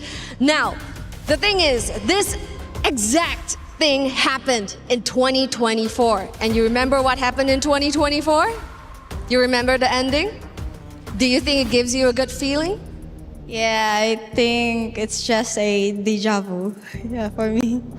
Deja vu moment. We really hope you keep that momentum. Now what's coming would be what you earned here in this matchup. Team Ray Young, please hand on over your keys to Navi Philippines. Respect, you guys did amazing. As a Singapore representatives, you guys did MYSG really proud. Your journey ends here. Amazing showing from Malaysia. Thank you, Team Ray Young. And now, Marai, next question, all right? It was a little bit shaky, at the start, but with this matchup, you guys looked flawless. So now you guys are heading over to the semis. Is there anything you would love to say to all the Filipino fans out there who are literally sitting on the edge of their seats? You can say in Tagalog. I just want to say that thank you to everyone who is believing in us, especially we had a rocky start at first in group stage, and yeah, thank you, and keep supporting us up until the playoffs. So can we say, Pinas lang malakas? Pinas lang malakas. Take your walk of victory! It's Navi Philippines! An ecstatic win for Navi Philippines, staying alive in this tournament, and we mentioned it, their start was extremely difficult. They've been through the trenches, but is there anything better than an early loss to just get that confidence back? It is time to go through the grueling process. That is the key crusher. This is the 8th key that's about to be crushed today. 8 dreams that went completely out in shambles, and this is the final one of the day, to the delight of Team Navi and all the Filipino fans out there. Ooh, a good old loud key broken to finish the day. Another dream is shattered, another dream is up in the air, but Navi's dream is still alive. Team Navi will move forward to the top 4 tomorrow. The playoffs are going to happen tomorrow, and Navi has an evening to celebrate and to get ready for tomorrow. Now today, we have seen 8 keys crushed. 8 teams that we have said goodbye. But throughout this long day today, it has unveiled 4 teams who are gonna make it over to the semis, and us being one step closer to crowning a MWI champion. So this is us, our final key crush for the day. And this is Cheryl and Damascus signing out. Back to the studio.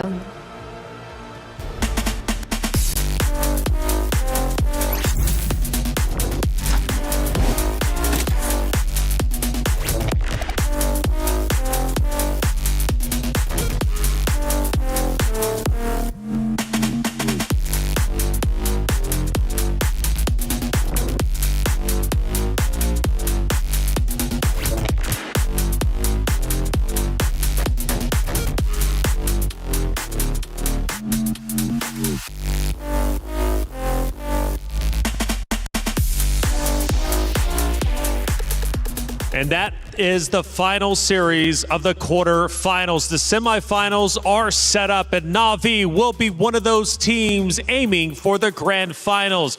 But shout out to the hardworking team of Team Ray Young, who battled very hard to get to this point and making it to the knockout bracket, man. Knockout bracket was just absolutely phenomenal and a huge accomplishment they should be proud of. Despite this not going the distance of what we expected in the quarterfinals of the knockout stage, I think Team Ray Young still put on quite a show. Terima kasih for representing MY and SG, but tonight, how could you defeat Navi, who is what Cheryl was referring to as back to their winning ways. This is the championship run, possibly. Absolutely, and they are, in fact, making a championship run. And they've taken down Titans, not only Gen.G, but also in this case, right, Team Ray Young, who had a phenomenal running throughout their groups and ultimately here coming in to the knockout stages. But Na'Vi is on fire, and it looks as if they are poised to go into the grand finals. We take a look at the statistics, and honestly, pretty reminiscent of game number 1 outside of the game time, which this time was shorter. Yep, and you can see it. They controlled the macro, the objective that they had to, and that seems to be the key issue here for a lot of teams when they do eventually face up against Na'Vi, who has again found that form. When they find that form and they are in this position, they're nearly unstoppable when it comes to taking objectives, fighting against that. Yeah, I mean, definitely so. Their stats don't lie. Na'Vi is on fire, and they're looking great. Now, of course, as some of the teams do move forward into semifinals, that unfortunately means Keys were crushed. As we go through the day, some talented rosters unfortunately had their heart of the competition, their key crushed, their route towards the grand finals officially coming to an end. However, again, I celebrate the fact any of these teams made it to the MWI stage. Regardless, we must celebrate them even though they had an earlier exit than they wanted.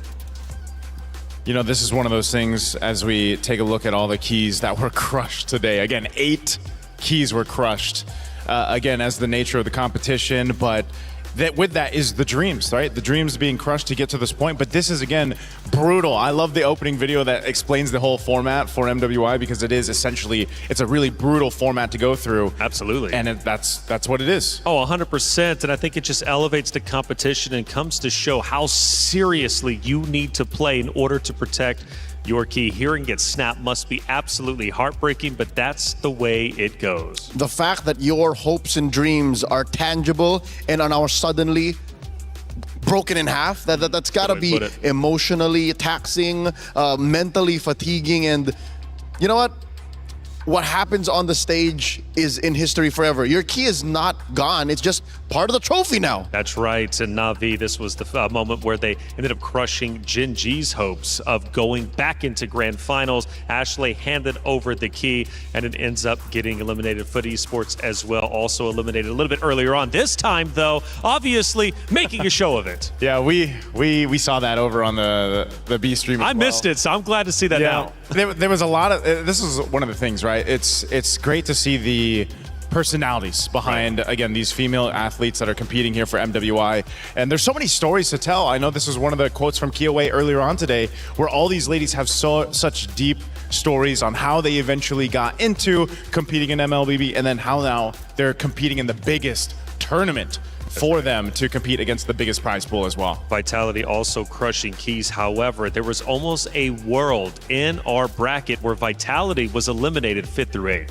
Not to mention the world where possibly Falcons as a club could have gone back-to-back and scored so many points. Absolutely. To have locked in 2 teams in the top 4, but that's not the world we live in. Not at all, right? We are in reality, and that is Na'Vi crushing the final key of the day, Team Ray Young. It snaps in half. Now, one also brutal aspect of EWC to add on top of the key crushing is that the competitor who wins the grand finals, who wins MWI, can choose up to 3 different crushed keys to use for their very own trophy. Yeah, we talked about that earlier today, man. You know, just exactly whoever ends up being the champion here for MWI 2026, who do you choose, you know, to add to that trophy case? And for us to have just talked about it, there are 2 teams in the top 4 now who have actually done it. Team Vitality and Na'Vi. And looking at some of these emotions, again, you'll see elation, happiness as the teams win not only maps, but ultimately series, but heartbreak as well as you see tears flowing from the competitors' faces. And this one, man, well, actually, maybe not this one, but a little bit later on, just the tears flowing down the face truly breaks my heart. It never gets easy seeing the keys get crushed, and ultimately never gets easier seeing some of these competitors on stage crying. Here's our knockout bracket as it stands. We went through all the quarterfinals today, and now the semifinals is set up, and it is looking epic. Oh, I love that, man. Galaxy Phoenix versus Na'Vi Philippines. That's a rematch. That's a rematch that needs to be made. And then, of course, Team Vitality versus Geltec Cyber Team. Oh, that is the tournament favorite versus the penultimate dark horse. I like the way that sounds. It's not going to be easy for any of the competitors, but obviously it never is to be a champion. But one thing is for certain, for the 4 teams in semifinals, they are just 1 series away from being guaranteed up to 2nd place. Hey, let's start recapping the day and see how everything ended up unfolding.